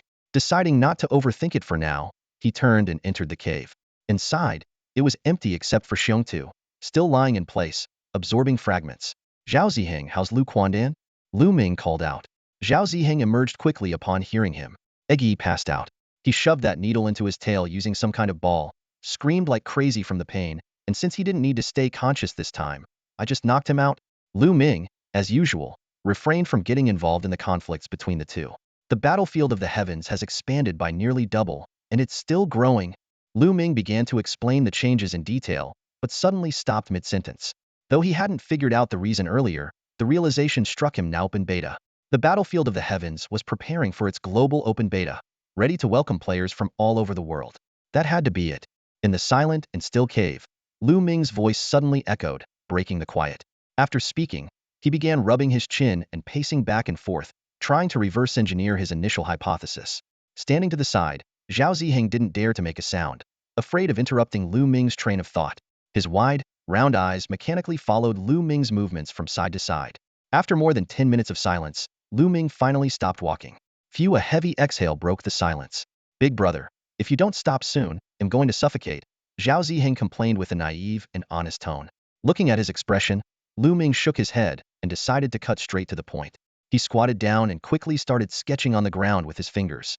The battle at the Ghost Vine, combined with the Ghost Vine seeds and the recent surge in player deaths, has generated a significant amount of unknown energy for the battlefield of all realms. The Ghost Vine seeds also possess abilities we don't fully understand. This will undoubtedly serve as a critical foundation for accelerating the growth of the battlefield of all realms. That's why it's expanding at such an exponential rate. Lifting his head, Lu Ming noticed Zhao Ziheng nodding enthusiastically, though his eyes clearly betrayed confusion. But Lu Ming didn't care about how much he understood and continued his analysis. All of this is preparation for the public launch. Once players from around the world flood in, the battlefield of all realms will enter a fast track and experience rapid development. Before his words even settled, Lu Ming suddenly stood up, startling Zhao Ziheng, who had been intently studying the sketches on the ground. Lu Ming's eyes gleamed with excitement, his demeanor energized, as if he had just pieced together a crucial clue. Do you know what this means? Lu Ming asked excitedly, removing his mask and gesturing for Zhao Ziheng to come closer. At over 6 meters tall, Zhao Ziheng couldn't reach him even if he bent down, so he simply lay flat on the ground. Seeing this endearing display, Lu Ming froze for a moment before stepping forward, grabbing one of Zhao Ziheng's large ears and taking a deep breath. It means the fusion is near. We might actually truly come alive. As soon as he finished speaking, Lu Ming sat down on the ground in excitement, letting out a meaningful laugh. Meanwhile, Zhao Ziheng, still lying on the ground, froze. His large hand slowly clenched into a fist, his mouth turned downward, and his breathing grew heavy. After 10 seconds, he spoke in a trembling voice, tears welling up. Big brother, I don't want to be separated from you. I don't want to go home. I hate those never-ending homework assignments and the soul-crushing exams. Wah. Lu Ming's low laughter abruptly stopped. Watching Zhao Ziheng's trembling figure, he worked to steady his own emotions. Everyone has a different personality, and upbringing what might bring joy to one person could be a source of pain for another. And the reverse holds true as well. Lu Ming heard Zhao Ziheng's choked sobbing beside him. Tears streamed down Zhao's honest and simple face as his voice trembled. They always say I'm stupid and compare me to kids with better grades. But I've tried so hard, and they just don't see it. Besides, those kids with good grades have good parents too. Lu Ming stood up and walked over to Zhao Ziheng, who had buried his face on the ground. Lift your head. Zhao Ziheng slowly raised his head, revealing a pair of tear-filled, amber-colored eyes. Do you really think you're stupid? Yeah, that's what they all say, everyone around me. They even laugh at me, Zhao Ziheng replied, his voice still trembling with sobs. Lu Ming reached out and gently wiped away the tears that kept falling. Have I ever said that to you? You never said it, big brother. You never thought I was stupid, Zhao Ziheng said, pouting with a tone full of grievance. Lu Ming smiled and gently pried apart 2 of Zhao Ziheng's fingers to use as a backrest before sitting down on the ground. He first pointed at Zhao Ziheng, then at his own chest. We, right now, are strong. We've struck fear into millions. How could you possibly be stupid? But they all say. They? Your teachers, classmates, friends? Lu Ming shook his head and chuckled. A bunch of blind people who only focus on others' flaws to attack them while ignoring their strengths. Do you know what people like that are really like? Zhao Ziheng, intrigued by the question, shook his head unconsciously. No, I don't. Lu Ming let out a sigh. They're weak, narrow-minded, and ignorant, pretending to know everything. They enjoy stepping on others, as if belittling you somehow makes them seem more capable. He patted Zhao Ziheng's large hand. If you believe what they say, that would make you truly foolish. And besides, even if we could go back, among those standing at the top of the pyramid, you'd definitely be one of them. You've never been weak. These resolute words left Zhao Ziheng stunned, his tears coming to an abrupt stop. Really? Really? I'm absolutely certain of it. Suddenly, Zhao Ziheng sprang to his feet, wiped his face roughly, grabbed his massive hammer, and dashed outside. Big brother, I'm going to smash someone. Lu Ming watched the small patch of ground dampened by tears, his expression gradually relaxing. Someone who doesn't back down from life and death battles could never be stupid. Maybe just a bit lazy and not one for overthinking. 3 days later, Zhao Ziheng was fully back to form, dominating the battlefield. Lu Quandan, who had recently recovered, joined their group, and the three of them sat together. Despite the ever-expanding chaos in the battlefields of the heavens, no new updates had arrived, leaving Lu Ming wondering if his judgment had been wrong. Just as Lu Quandan was gripping his newly modified weapon tail, preparing to scout the area, Lu Ming suddenly smiled. A red sticky post from the official forum appeared at the top. The global open beta for the battlefields of the heavens will launch in 15 days. Reception centers in all regions are now ready, and waiver forms can be submitted starting tomorrow. A reminder, the in-game scenes and experiences are highly realistic. A long paragraph of cautionary advice did nothing to dampen the players' surging enthusiasm. The open beta is finally here. The forum was in an uproar. The players' excitement was like a wild horse breaking free, and comments poured in like a flurry of snowflakes. I've been waiting so long my hair's almost gone bald. Bald? That's nothing. The guy next door waited so long he ended up in the crematorium. So, is your neighbor named Lao Wang? No reason, just curious. Attention, everyone. Operation Hunt the Dog Bro is officially underway. Lu Ming chuckled softly as he closed the forum page, raising his head to glance at Lu Quandan and Zhao Ziheng, who were also browsing the forum. We have hope now, Lu Quandan exclaimed, doing an impressive flip and landing steadily before raising his fist to the sky. Big bro is amazing, calling it ahead of time like this.